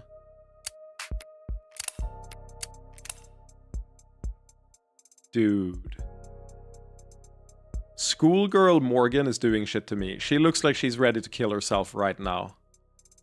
And I say that affectionately. I've never seen someone more done with everything. Given where she ended up now, that's a turbo-depressed teenager. What the fuck, Morgan? I thought you'd be at least a little happy, but I guess it makes sense. God, why do you look so sad in the middle picture too? Stop looking sad! Eevee and Red Rider Hood. Wait, is Red Rider... Or is Red Riding Hood... Wait, what's... Is it Red Riding Hood? Is that also you? Has it always been you? That's good. Let's get the charms. Oh man, I'm so in love. The instant the third case comes out, I will play it day one. Same I did this here. Oh no. I couldn't do more than one day here, but It's socials, maybe? No. Where's it? Can I even see? Oh, do I have to be in the game in order to get the phone charm? Like, do I have to be here or something?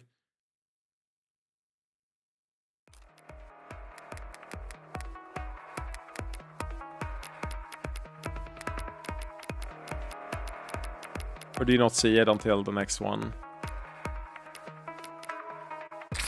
No, I got the Sarah one. Oh, that's so sick. I forgot. I love that. That's a sick-ass outfit. Looks super happy too. But to be fair, none of them beat Neko Morg. Man, I'm happy. Anyway, yeah, I could only play one day today, this time, before I had to take like a 2-week break because of New Year's. But if episode 2 or episode 3 doesn't come out in as fucked of a time for me, I'll binge it as soon as it comes out, like day 1. Oh, that's really good. Best case in any Ace Attorney like ever made. I'm saying it straight up. There's a ghost story about an avenging ghost girl, and also people show up alive in places a mysterious, or dead in places a mysterious woman in red is spotted, often enough for it to become a pattern. Well, I just thought that she was better at hiding it than that, so I thought the Red Riding Hood shit was someone else and not a reference to her. I thought it was a different murder that just happened to have red hair, or a red hood.